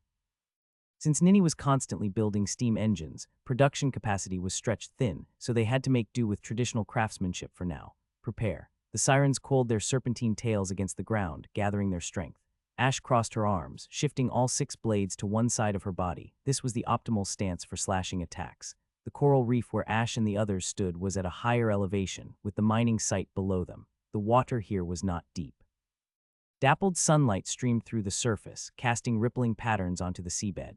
Beneath this clear light, the fishmen swung their pickaxes. Suddenly, the light was blocked. Huge shadows fell upon the sandy floor, crushed them. The fishmen looked up and were met with blinding sunlight and the glint of cold steel. The Castel's sirens descended from above like meteors plummeting toward the ground. By the time the fishmen noticed, the sirens had already filled their entire field of vision. Their tails lashed out with explosive force, propelling them forward with the strength of steel. At the forefront, Ash channeled power from the tip of her tail, through her waist, driving her body into a spinning motion. The momentum surged into her 6 arms, sending her blades slashing forward, a flash of cold steel. The fishman was neatly sliced into pieces. Sirens descended like divine beings, plowing through the stunned fishmen. The fishmen had no time to resist, not even time to react. As they stood frozen in shock, Ash's blades had already cleaved through them. The sirens that followed behind shattered their remains, scattering chunks of flesh into the sand, where they were crushed beneath serpentine tails. From the coral reef to the mining site, the entire seabed was plowed through. Blood mixed with disturbed sand, forming a murky cloud. The sirens moved so swiftly that the turbulent water behind them seemed like a storm propelling them forward. Wherever they charged, space was cleared. It wasn't that the fishmen dodged, but that their bodies had been chopped to pieces. Sirens, embodiments of death and destruction, towered over the fishmen, their massive figures reflected in their prey's eyes, only to be shattered by flashing blades the next instant. In mere moments, the sirens reached the side of the polluted serpent. Ash spun half a circle in the water, rising above the sirens and fishmen. She flicked the blood and flesh from her blades, 6 arms holding swords that pointed in all directions. Against the sunlight, the fishmen couldn't see her expression. The cold gleam of her blades stung their eyes. Kill. Ash uttered a single word. Her voice wasn't loud, yet it exploded like thunder in the hearts of the fishmen. 5 towering sirens responded instantly, sweeping out in all directions. With the swing of 6 arms, neither the fishmen, the coral, nor their camp could withstand the rampage of these terrifying reapers for even a moment. Ninny stretched out her arms, with spells forming in each hand. Like an elegant dancer, she wove an intricate symphony of magic with her 6 arms. The fishmen' will to resist lasted only a moment. As the sirens reached them, they threw down their weapons and scrambled desperately to escape, flinging their own kin behind them to clear a path. Yuna, collecting now. A ripple surged around Yuna as she activated her flesh barrier. She pulled out a dagger with 2 hands and stabbed at the polluted serpent, while her remaining hands opened her box and retrieved containers. The serpent's skin was thick and tough. Even as Yuna used all her strength, her dagger barely left a dent. No matter how she slashed or cut, she couldn't pierce its defense. Move aside. Without hesitation, Yuna sidestepped. Ash's long blade came crashing down from above. With a sudden burst of force, her sword sliced through the air past Yuna's ear, carving a gash into the serpent's flesh. Immediately, several spears were thrust into the wound. A few sirens shouted in unison, tearing it wider. Yuna dug into the wound with her dagger, carving out a chunk of black, writhing flesh. She felt no fear, her flesh magic shielded her. Without hesitation, she pressed her hands against the pulsating mass and shoved it into a bag. 2 hands secured it, while the other 2 swiftly tied the bag shut. Then she tossed it into the container on her back. Ash, I got it. Yuna looked up, only to find Ash frowning, gazing into the distance. The surrounding sirens also had grim expressions. Following their gaze, Yuna saw massive black whirlpools of pollution rapidly expanding. Everyone, regroup, prepare to break through. Team 2 in position, Team 3 in position. What kind of enemy? Unknown. It looks like a massive mass of pollution, shaped like a sea urchin moving at extreme speed. Ash's entire body suddenly dropped, pressing her back downward, narrowly dodging the black pollution mass that whistled past above her. The sirens were startled. Just a moment ago, that massive black sea urchin had been dozens of meters away, yet in the blink of an eye, it had charged forward. If Ash hadn't dodged in time, she would have been impaled by the spikes on that sea urchin. And this was just the first strike. There were several more of those sea urchin-like creatures. Watch the left side. The sirens swiftly surged forward, and in the next instant, a giant sea urchin rushed past. The water currents it stirred were as sharp as blades, slicing painfully against their skin. What are these things? Why are they so fast? This strength is ridiculous. There's one above. Move. The sirens scattered instantly as the sea urchins smashed into the spot where they had just been standing. Retreat, don't get entangled with them. Drag Yuna along. Yuna, carrying the box, was swimming half a beat slower than the others. She had only managed to evade the sea urchin's attacks with the help of the other sirens. The sirens quickly gathered together, attempting to escape. However, after struggling for a long time, they had only managed to move a few hundred meters forward. These sea urchins were incredibly fast, forcing them to dodge constantly. Fortunately, these polluted creatures didn't turn quickly. Only their straight-line charges were extremely fast. This won't work. The fishmen will surround us soon, and I see more sea urchins forming in the distance. Nini shouted through the mind link, looking toward the far end of the water. Though she couldn't make out the details, she could vaguely see black dots forming. She was momentarily distracted, dodging just a fraction of a second too late. That slight delay resulted in a sea urchin grazing her. A chunk of flesh was instantly torn from Nini's back, exposing her white bones. She let out a cry of pain, gritted her teeth, and felt the symbiotic contract tremble within her. A surge of immense vitality rapidly restored her missing flesh, and in just moments she was fully healed. From a distance, Ash caught sight of this scene and frowned. She spoke through the symbiotic contract. I will lure them away. Nini, you take command. What? That's an order. A sea urchin came crashing down, and while the sirens scattered to evade it, Ash rushed forward and flung a long blade at it. The polluted sea urchin paused for a moment, its spikes immediately aligning toward Ash. In the next second it charged, but Ash flicked her serpentine tail and gracefully slipped past its side. From afar, Nini clenched her teeth as she watched. She knew Ash's decision was the right one. Their group had to carry Yuna, making it impossible to move quickly. Ash was the most agile among them, making her the best choice to lure the sea urchins away. If she had been in Ash's position, she would have made the same decision. Nini bit her lip, unwillingly glancing at Ash before opening the mind link. I'm taking command. Keep breaking through, right front. The sirens dodged a few more times, and Ash successfully lured away 3 of the sea urchins. She now darted left and right in the water, her silver-white scales gleaming like a swift fish.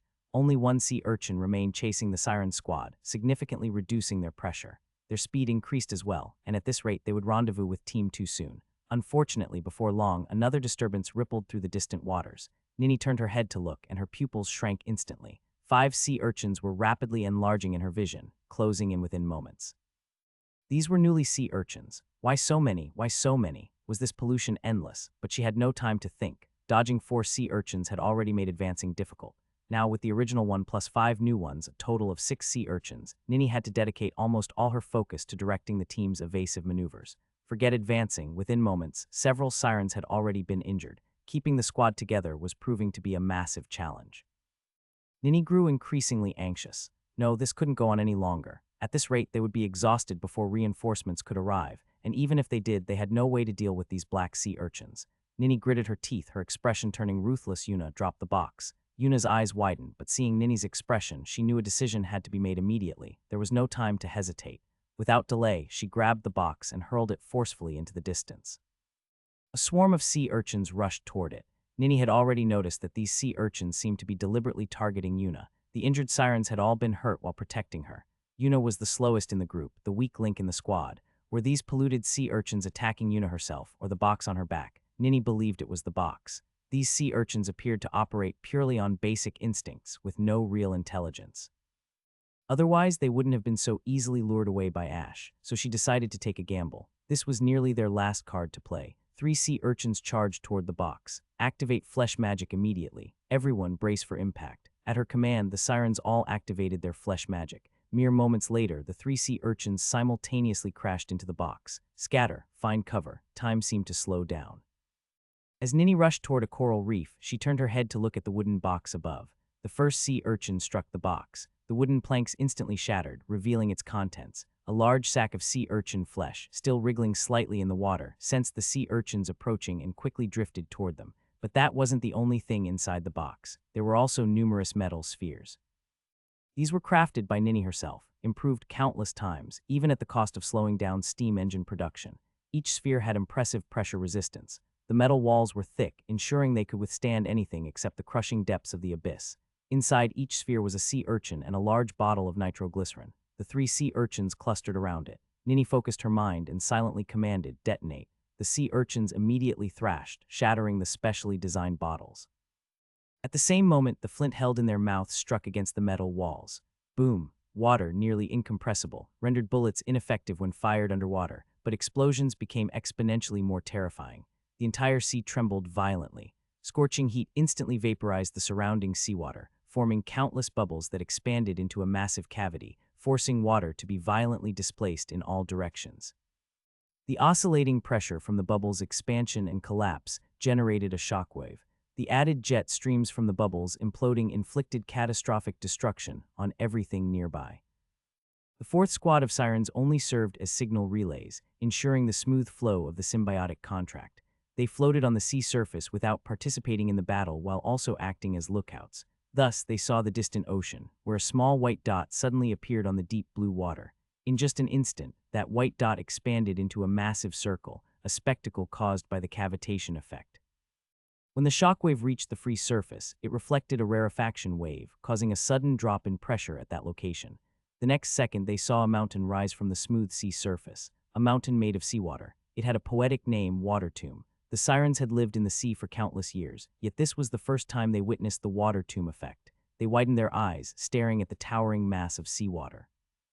It was like the first time they saw the starry sky, a grand and overwhelming sight that instantly cleansed their souls, making their minds tremble. Hughes had explained the principles of explosives to them, but no explanation could compare to the shock of witnessing it firsthand. This unprecedented sight left them momentarily dazed. Could magic achieve this effect? Did the extraordinary possess such power? If the legendary gods descended upon the world, could they resist this? And yet this was merely a creation of mortals. Since when could mortals be discussed alongside gods? Countless thoughts flashed through the sirens' minds as they blankly stared at the towering peak stretching toward the sky. It truly resembled a tomb, as if something had been buried within it. The sea wind from the shockwave blew through their long hair, and the towering wall of seawater crashed toward them. The explosive yield was still insufficient. If it had been a hydrogen bomb detonation underwater, the water tomb effect could have triggered a tsunami, something the sirens might only witness in the future. Along with the shockwave came an abnormal fluctuation in the symbiotic contract. It was frantically siphoning life force. The sirens' faces turned pale as they collectively suffered minor injuries. Only a single squad of 20 sirens had been present at the explosion site, and even with their flesh magic activated, they expended a massive amount of life force, almost enough to save each of them from the brink of death. The symbiotic contract was nearly an inexhaustible life pool in one-on-one combat, but against large-scale AoE attacks, it had limited effectiveness, merely distributing the damage. Under the sea, within the fishman's settlement, Ninny clung to a reef, feeling dizzy. It took a moment for her to regain clarity, only to realize that the reef had broken apart. A massive chunk was now in her arms. The explosion had blasted both her and her cover away. The seabed had cleared. In the distance, the fishmen were completely motionless, silently floating in the water. The shockwave had ruptured all their internal organs. Several other sirens were nearby. Ninny checked through the mind link and confirmed that they were still alive. Flesh magic had saved them. Gather everyone. Report if you're still conscious. 1-2.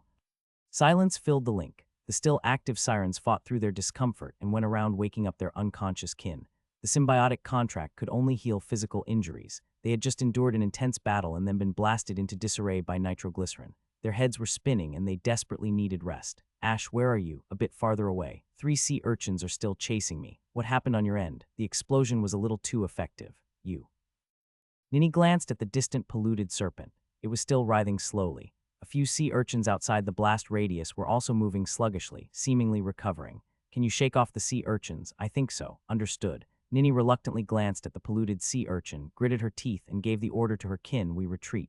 The sirens supported each other as they swam toward Castle. They soon encountered the second squad, who had come to assist. By the time they reached the island, Ash had also evaded the sea urchins. She didn't dare return directly, instead taking a long detour with the third squad before reuniting with them. In the cavern beneath the manor, the atmosphere was heavy. Hughes stood among the sirens, having understood everything through the mind link. With the symbiotic contracts healing, Ninny had recovered. She looked around and then stepped in front of Hughes. Lord, the mission failed. We didn't bring back the polluted sea serpent's flesh. Hughes nodded. I was here the whole time. I saw all your decisions. Every command was the best choice at the moment. I wouldn't have done any better myself. Their plan had been solid, but the sudden appearance of those high-speed polluted sea urchins had been completely unexpected. Those fishmen must have set up a trap for us in advance. The moment they charged in, the sea urchins appeared.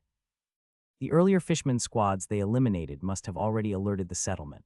The sirens had planned to strike in retreat, while the fishmen had aimed to devour this sharp blade. I made the decision. You don't need to blame yourselves. Hughes looked at the dejected sirens. Our goal was to assess the enemy's combat strength. Strategically, we succeeded. Now that we've discovered their secret weapon, it's far better than finding out only when they attack the island. Those massive polluted sea urchins were indeed troublesome, but they weren't completely unbeatable. If Castle had only learned of them during an actual battle, the casualties would have been far worse. Do you think Castle will go to war with them? Of course. We all exist in the storm ocean. Sooner or later, there will be war. I once thought that with the pirates' help, we could develop for a while longer, but now I see that was too naive. Hughes smiled and shook his head. The sirens exchanged glances, their emotions conflicted. The fishmen had always been their mortal enemies. This time they were the ones who provoked the fishmen. If they hadn't attacked, would they have avoided all this trouble? This thought made the sirens feel guilty and uneasy. Castle was their home, yet they had brought war to it. Everyone, I know what you're thinking, but there is nothing to be ashamed of. You are Castle's people. You are a part of Castle. When the island built its factories, you contributed.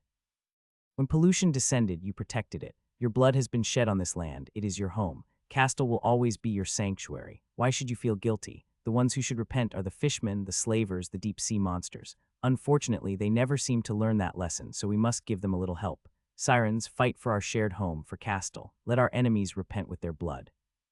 The sirens gathered around Hughes. Their bodies were wet, many of them stained with mud and blood. A piece of seaweed was even hanging from Ninny's head, making her look rather disheveled. These sirens had defended Castle countless times and had long regarded it as their home. Yet hearing Hughes' words still filled their hearts with warmth. Lord, what should we do next? Most of the fishmen are dead, but those sea urchins are proving quite troublesome. After a moment of silence, one of the sirens asked.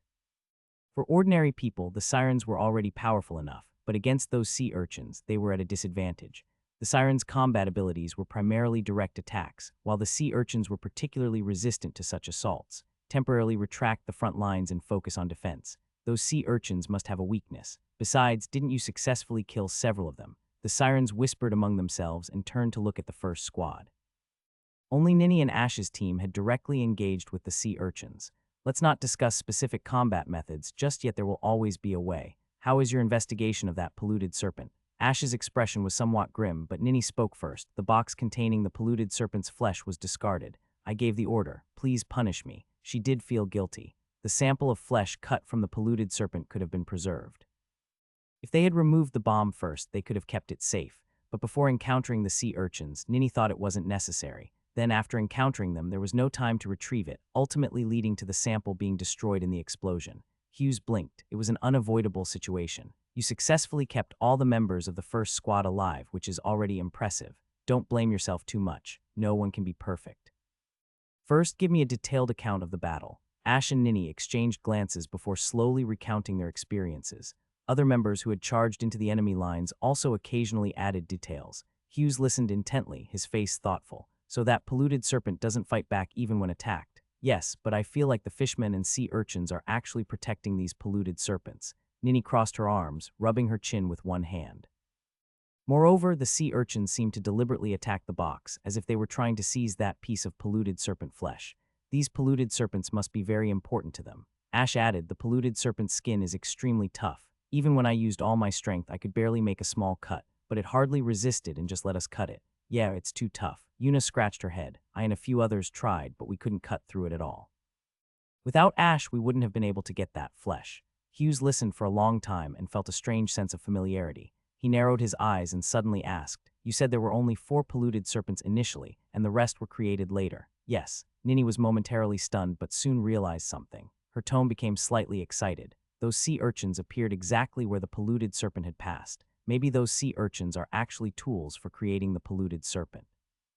The sirens grew restless. If the sea urchins were indeed used to create polluted serpent, it would explain why the fishmen and sea urchins protected them while the polluted serpent themselves neither attacked nor resisted. Hughes thought further. The polluted serpent looked oddly familiar, almost like pipelines transporting pollution. But if they were pipelines, where were they leading? Where did these polluted pipelines, I mean polluted serpents, extend from? They seemed to come from the south. They weren't here before. They've been spreading from the south toward Castle, the south. The south, but to the south lay the eye of the storm. Could they have come from an underwater cavern? No, thinking carefully, the south wasn't just the eye of the storm, there was also an archipelago in that direction.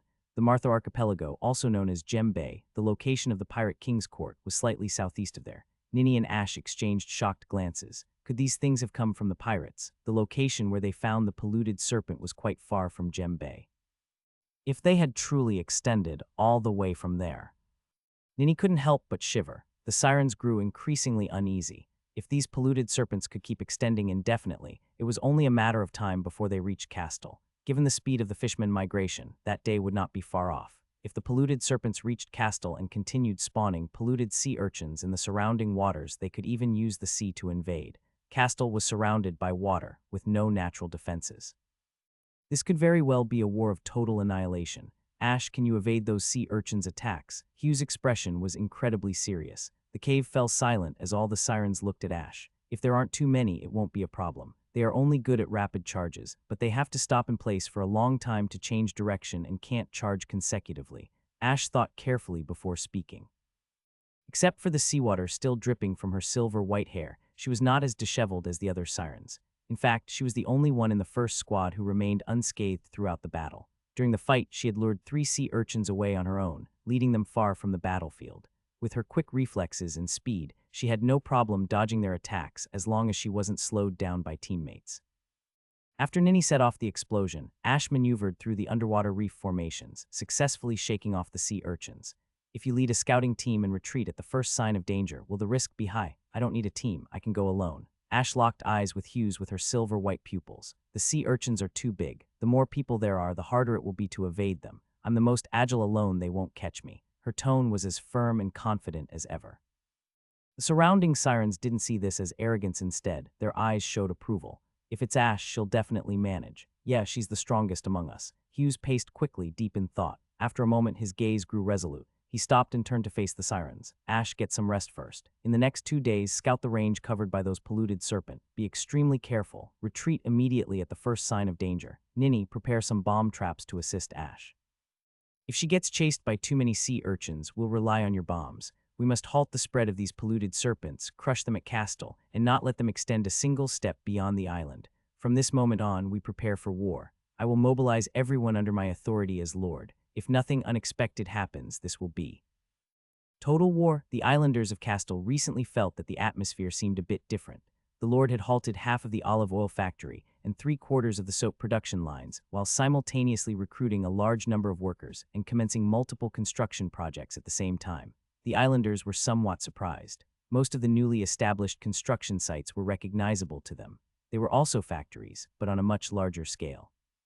Were they building new factories? At the same time, the content of the night literacy classes had increased. It was said that much of the advanced class knowledge had been incorporated into these classes, with the school integrating them into a general knowledge course, which was mandatory. However, the content of this general knowledge course was somewhat absurd. It even mentioned incredibly loud iron machines. What were iron machines? Advanced class students informed them that those were steam engines, similar to millstones that could turn on their own, only requiring fuel and water. Everyone had seen millstones before. People relied on them to crush olives and extract oil, but a self-moving one, that was rather unimaginable. Unexpectedly, the next day, a machine nearly 2 people tall stood at the entrance of the school. The heads of various factories even organized workers to come and observe. Finally, under the watchful eyes of the crowd, a group of advanced class students personally disassembled and reassembled it. Hughes personally arrived on site to explain everything to the people. He picked up a cloth, wiped the oil stains off his hands, and loudly said to the surrounding workers, "See this. This is a steam engine. It boils water in a boiler, pushing the piston to move. You should have learned this in your lessons, right?" Although they had learned it, seeing such a massive metal creation with its industrial beauty still left them in awe. There will soon be an exam, and the subject will be the steam engine. Those who fail will not be able to work in the factories in the future. But don't worry, from now on, this steam engine will be continuously assembled and disassembled by students. You can come at any time to see its principles with your own eyes. The crowd murmured in unrest, unable to work in the factory. They relied on factory jobs to earn Leos. Moreover, the atmosphere in the factory was unlike anywhere else. The hustle, the bustle, and the sight of everyone working hard with passion was something they had never experienced before. As long as they worked well, they could earn more. As long as they put in effort, they could climb higher. Unknowingly, the people of Castle had become accustomed to this way of life. Each day was fulfilling, rather than being idly wasted under the sun. They couldn't quite explain why, but seeing new factories being built, seeing products increasing, and watching their tables become more abundant, even hard work felt joyful. Their efforts were making everything better and better. So even with the Lord right in front of them, someone bravely asked, "If we learn this, will there be rewards? Where would all the rewards come from?" "Knowledge is the reward," Hughes said with a smile. "Once the new factories are built, you will understand, these iron machines will take over the heaviest labor, and you will need to learn to work with them and maintain them. Of course, your wages will also be paid according to apprentice mechanic standards." The crowd stirred again. Mechanic, they didn't quite understand what that meant, but many advanced class students who had recently been teaching them had mentioned it. It was a position that could only be applied for by those who graduated from the advanced mechanical theory class. An apprentice mechanic was someone still in training, yet to graduate from the mechanical theory course, they had to learn in factories while receiving an additional 1 Leo daily wage subsidy. 1 Leo per day. The people's eyes lit up. That wasn't a small sum, and it was additional income, stacking on top of their regular wages. Besides, if they were apprentice mechanics, wouldn't there be a chance to be promoted? Hughes looked at the surrounding workers and couldn't help but smile. As long as you work in the new steam-powered factories for a certain period and pass the exams, you can obtain the title of mechanic. You might not be familiar with mechanics, so I'll say it plainly. A mechanic earns 8 Leos per day. 8 Leos. The workers instantly fell silent. If they were alone, they could live quite comfortably. The number was so astonishing that the workers didn't know how to react. Hughes secretly chuckled. 8 Leos was indeed a high salary for this era, but for his industrial production capacity, it was nothing. This was even when his goods had no external trade channels yet. Right now, he didn't have much money on hand, so the wages he offered were limited. If everything went as planned, a mechanic capable of independently repairing equipment would earn at least a dozen Leos. The production capacity of an industrial society was something the local natives could not fathom. Even without steam engines, just through advanced systems and assembly line production, Castle's warehouses were already overflowing with goods, greatly enriching the islanders' lives. And with the steam engines in operation, Castle's development speed would skyrocket. This was just the beginning. Unfortunately, Hughes sighed lightly. War was coming. All production capacity had to be shifted toward warfare. Heavy industry had to take priority. The days of stable development were gone. Hughes looked at the islanders around him. "People of Castle, these steam engines before you will soon be installed in various factories, to turn millstones for you, to forge steel for you. You have already witnessed the efficiency of factories, and steam power will double, even quadruple that efficiency. Where manpower cannot reach, steel can. You may not understand it now, you may even fear it, but eventually you will realize what technological progress means. You have already seen some of it. Roasted fish, soap," someone shouted, causing laughter in the crowd. "Yes, this is material abundance. Oil has become cheaper, and roasted food is no longer a luxury. I promise you in the future, everything, food, clothing, housing, and transportation will follow the same path. Cheap and high-quality goods will gradually increase with the roar of steam engines." People listened quietly, their expressions captivated. Hughes always painted such incredible yet beautiful futures, so beautiful that people could hardly believe it, yet time and again he had made them come true. Slowly, the people developed an almost blind faith in him. "The Lord never lies" had become a common saying. They longed for such a life. They yearned for the future described by their Lord. They would not allow anyone to take this beauty away, if anyone tried to stand in their way.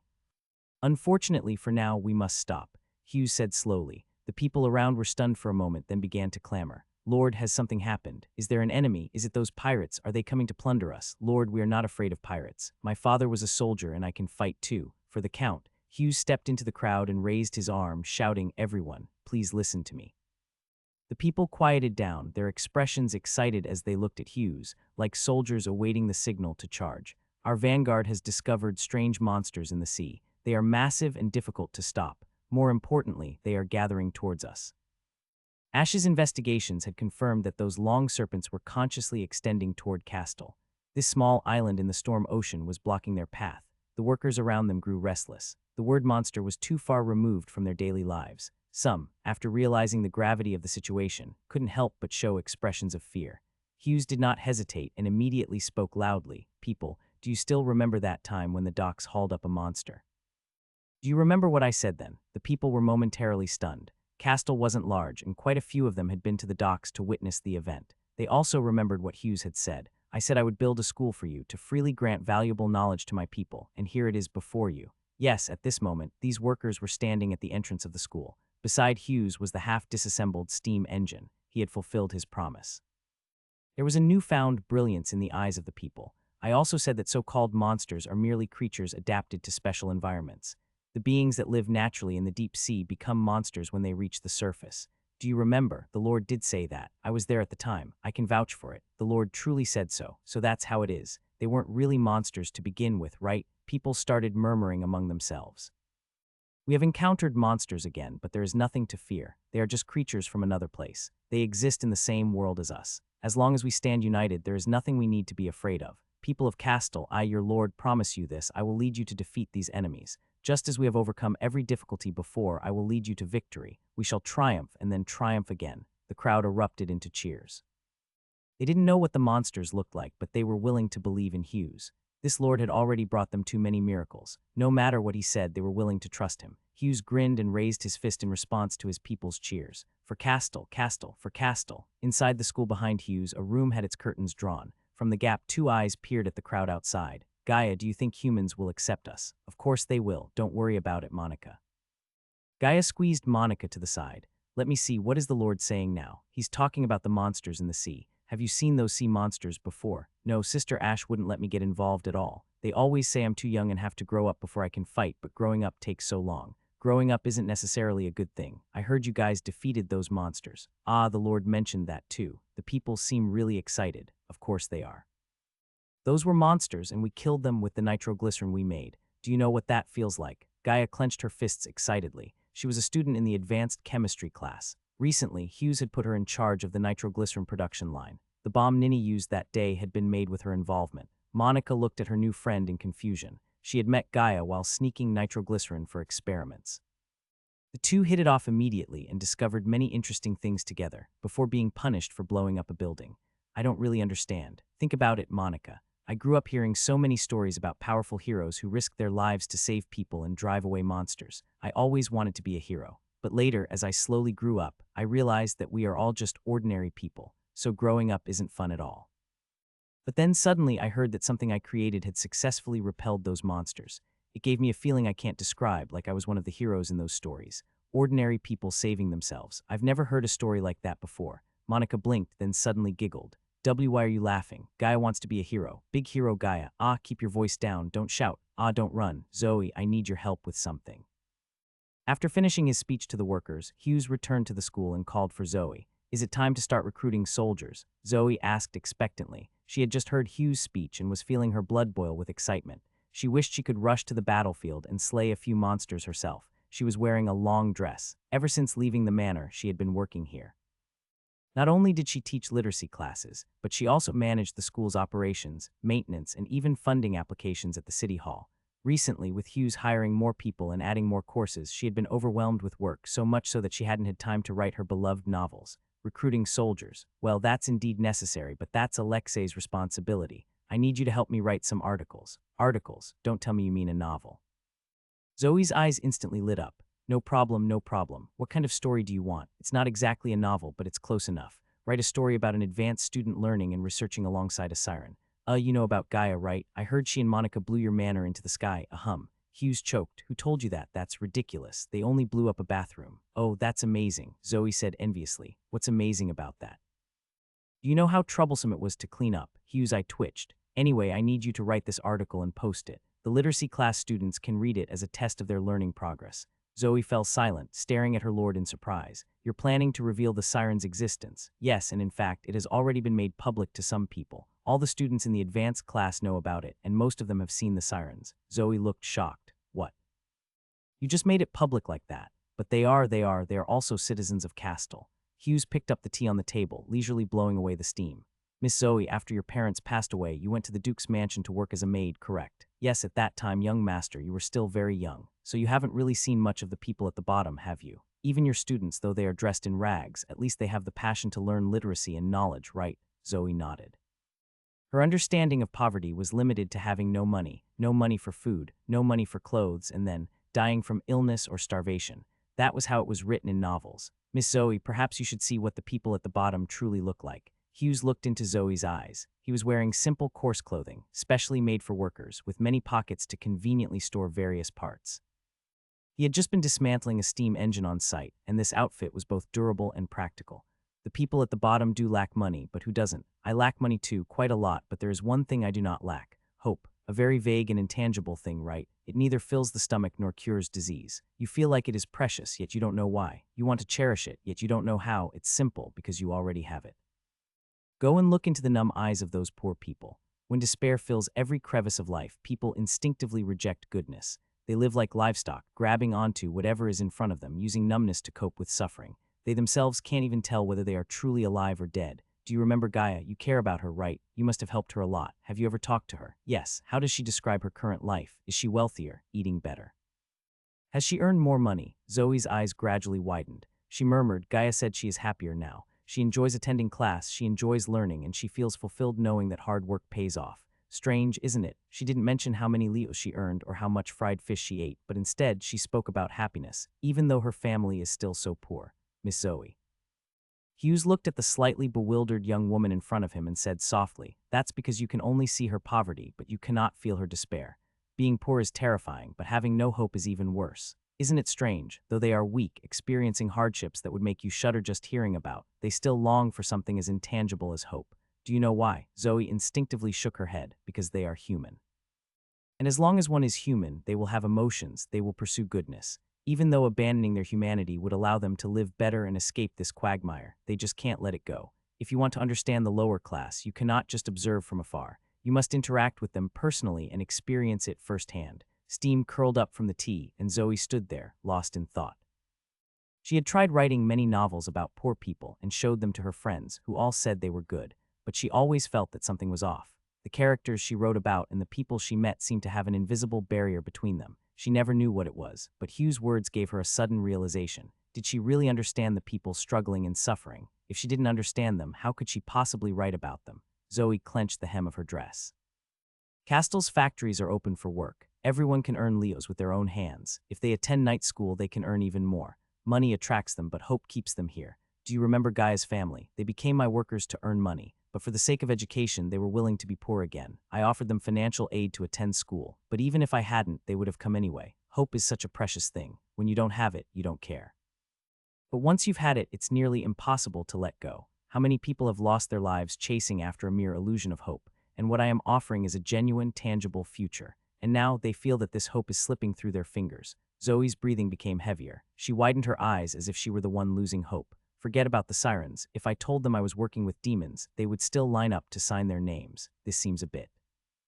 Zoe hesitated, her expression conflicted. A bit despicable, right? That I'm exploiting their suffering and weakness. That's not what I meant, but I am. Hughes met Zoe's surprised gaze and said firmly, I am despicably exploiting them. I won't try to defend myself. I am willing to bear your contempt, but I will continue to do it. No matter what means I must use, as long as I can keep this hope alive, I will do it and never stop. As long as this hope remains unfulfilled, I will not rest, even if it is neither noble nor moral. And today I came to ask for your help in doing the same thing, to use the power of words to guide my people. Perhaps this is something that goes against your ideals. So, Miss Zoe, would you be willing to help me and do something bad? Zoe was stunned. She stayed silent for a moment before finally speaking hesitantly. Why are you telling me all this, and why are you doing this? Miss Zoe, I've read your novels. You truly want to understand the lower class and the people. I think that's a noble aspiration. Don't rush to refute me. Do it first, then come back to me. As for your other question, why am I willing to go to such lengths to keep this hope alive? It's simple, because this hope is just as precious to me. Perhaps it started as a casual promise, just a simple and vague idea, but I have walked this path for too long, and too many people have walked with me. They sacrificed and gave without hesitation, and now I can no longer let them down. Hey Kyle, do you still remember that person? I forgot a long time ago. I haven't even said who it is yet. Kyle stopped what he was doing, glared fiercely at the short man, and then said, Don't bring trouble upon yourself, Hodge. We barely got out of the candlelight church. I don't want to go back in. No, I just suddenly thought of him again. Hodge chuckled awkwardly. He always had so many interesting stories. To be honest, I never even knew where he got them from. Those words were fascinating too. Gravity, some kind of law. It's a pity we'll never hear such interesting stories again. Kyle also fell silent. After a long time, he replied in a deep voice, he's already dead. Indeed, everyone knew that the worker Hughes was dead. The Candlelight Church declared him a heretic, claiming that the things he spoke of were blasphemous stories. Kyle didn't understand blasphemy, he only knew that the last person willing to tell them stories had disappeared. Sometimes he even felt indignant. Just telling stories made someone a heretic. Then heresy didn't seem so bad after all. At least listening to all those strange things made the exhausting days, the days when he wanted to die, a little easier to endure. Unfortunately, there was no going back. Neither of them spoke again, quietly applying grease to the machines. Speaking of which, this factory is really strange. The steam engine here looks nothing like the ones in Rhine. And that thing over there, what is it even used for? That's a blast furnace. It's used to smelt pyrite ore and can simultaneously produce sulfuric acid, steel, and slag, which can be used to make concrete. A female voice suddenly whispered in their ears. It took Kyle and Hodge 2 seconds to react to what had just happened. A chill ran down their spines as they slowly turned their heads. Sister Chloe, greetings. The bear-like Kyle and the small, thin Hodge instantly straightened their backs, their expressions stiff as they exchanged frantic glances. When did she arrive? How much did she hear? Hodge was now filled with regret. Why had he run his mouth? Why did he have to bring up Hughes? They were doomed now. He could only hope that the nun had arrived late and hadn't heard their conversation. Unfortunately, Chloe tilted her head slightly and curiously asked, I answered your question. Now it's your turn. You were talking about that heretic, right? What exactly did he say? The two of them exchanged a terrified glance and quickly denied it. Sister, we didn't say anything. We forgot all about those things a long time ago. We already told everything we knew. Oh, including gravity. Hodge's face turned bitter. She had heard everything. What should they do now? Kyle instinctively glanced around. There was no one else in the factory. This nun was thin and short, like an insect he could crush with one hand. If they acted now, no one would see. Clenched the wrench in his hand. Then he lowered his hand and dropped the tool on the ground. He was just an honest worker. Even if terrible thoughts occasionally popped into his mind, his innate kindness would always prevent him from acting on them. Beside him, Hodge struggled internally before finally speaking. Sister, we actually already mentioned this during interrogation. I didn't deliberately remember those stories. It's just that they were truly interesting. Then tell me about them. Yes, ma'am. Hodge stammered, I only remember bits and pieces. There was supposedly a merchant. So, what does the water overflowing from that pool have to do with? Water pressure, buoyancy, Chloe asked with curiosity. Go on, what happens next? Next, nothing. Hughes was called away by the supervisor and never came back. Tusk, what a fun story, and it just stops halfway. How boring. Sister Chloe looked displeased. But gravity and first cosmic velocity, that's interesting. Kyle and Hodge exchanged a look, a trace of confusion in their eyes. This nun's attitude seemed different from what they had expected. All right, I get it. It was indeed a good story. Do you two have anything you want to ask? Do we not need to repent or anything? Repent, if you want to, it's not impossible. No, I was just saying. Hodge quickly waved his hands and took a step back. His face showed a mix of shock and delight. They were being let off just like that. You had already confessed all of this before, and neither of you did anything against the rules. Why would I punish you? Chloe shrugged indifferently. On the contrary, if you have any questions, feel free to ask. I know everything about the factory's construction and production process. Whatever you don't understand, you can ask me. The two exchanged glances again. Kyle scratched his head hesitantly before finally asking, Sister, I've been curious. What exactly is this factory for? A steel mill. That blast furnace is built to smelt iron and produce steel, but it also has many byproducts, such as sulfuric acid, which can be used to make nitroglycerin. You should have learned about nitroglycerin a few days ago. The molten iron will be processed here, while the slag will be used to manufacture concrete. In fact, a large portion of the steel here will be turned into concrete for construction. Concrete, construction, the two became even more confused. How was steel connected to construction? Weren't buildings supposed to be made of brick and stone? Yes, construction. You should know that we are being watched by a bunch of monsters, right? In the future, Castle will build many fortresses along the coast. All of these will require concrete. You can think of it as a kind of liquid stone, with steel used as its framework. Liquid stone with a steel framework. Hodge and Kyle stared at each other in shock. They couldn't even imagine what that would look like. Advanced classes will explain it soon. Our time is limited. The Lord has decided to convert all of Castle's factories to steam power. Workers who have learned basic mechanical knowledge will also join production. Some of you will probably be assigned to the cement factory, which is currently understaffed. Cement. You burn limestone, grind it into powder, and add water. It exothermically hardens into the most primitive form of cement. Have you ever seen it before? Kyle shook his head, but Hodge nodded and said hesitantly, I heard about it in Rhine. They said it's troublesome and not very effective. Yes, this primitive substance actually shouldn't be called cement because it is even afraid of water, but our Lord has improved its formula. Now, the new type of cement can even solidify underwater. Do you realize what a great invention this is? Solidify underwater. The two men widened their mouths in shock, exchanging an incredulous glance. Cement, in their understanding, was closer to some kind of mud, but what kind of mud could solidify underwater? Chloe was also a bit dazed. Hughes had called her to assist when he was formulating the new cement, and she had even mixed it with her own hands, getting herself covered in dust. She had complained about it for quite some time, but soon she could no longer complain. In the morning, she had poured cement to form a stone pier. By the afternoon, when Hughes took her to check on it, the pier had already become rock hard. A few days later, she used a sledgehammer with all her strength and only managed to create a crack in it. Although she was not known for her strength, she was still an extraordinary being. If this casually poured pier was already this strong, then if they built a fortress with it, as Hughes had said, Chloe swallowed. Clearly, just by adding some volcanic ash to Rhine cement, its strength had increased so much and its properties had completely changed. Hughes called this chemistry. Chemistry. Chloe remembered this word. Was chemistry really this miraculous? She really wanted to attend a few more advanced classes. Just the thought of learning new knowledge filled her with excitement. She hadn't worked with Hughes for long, but she was already completely addicted. Every day here, she could hear new theories and learn new knowledge. Hughes was like an inexhaustible treasure trove. Whatever she asked, he almost always had an answer. This feeling captivated everyone in the Moths Chasing Fire. The concrete you just mentioned, how is it related to the cement? Kyle asked with a flattering smile, his eyes full of curiosity. This big guy was quite eager to learn, and Chloe admired that. She secretly added him to her observation list. Someone so passionate about knowledge fit well with the Moths Chasing Fire. She would observe him a bit more. Concrete is the construction material I mentioned. Using cement as a base, mixed with sand, gravel, and slag from the blast furnace, then reinforced with the steel bars you produce, it can be used to construct buildings. The two men nodded.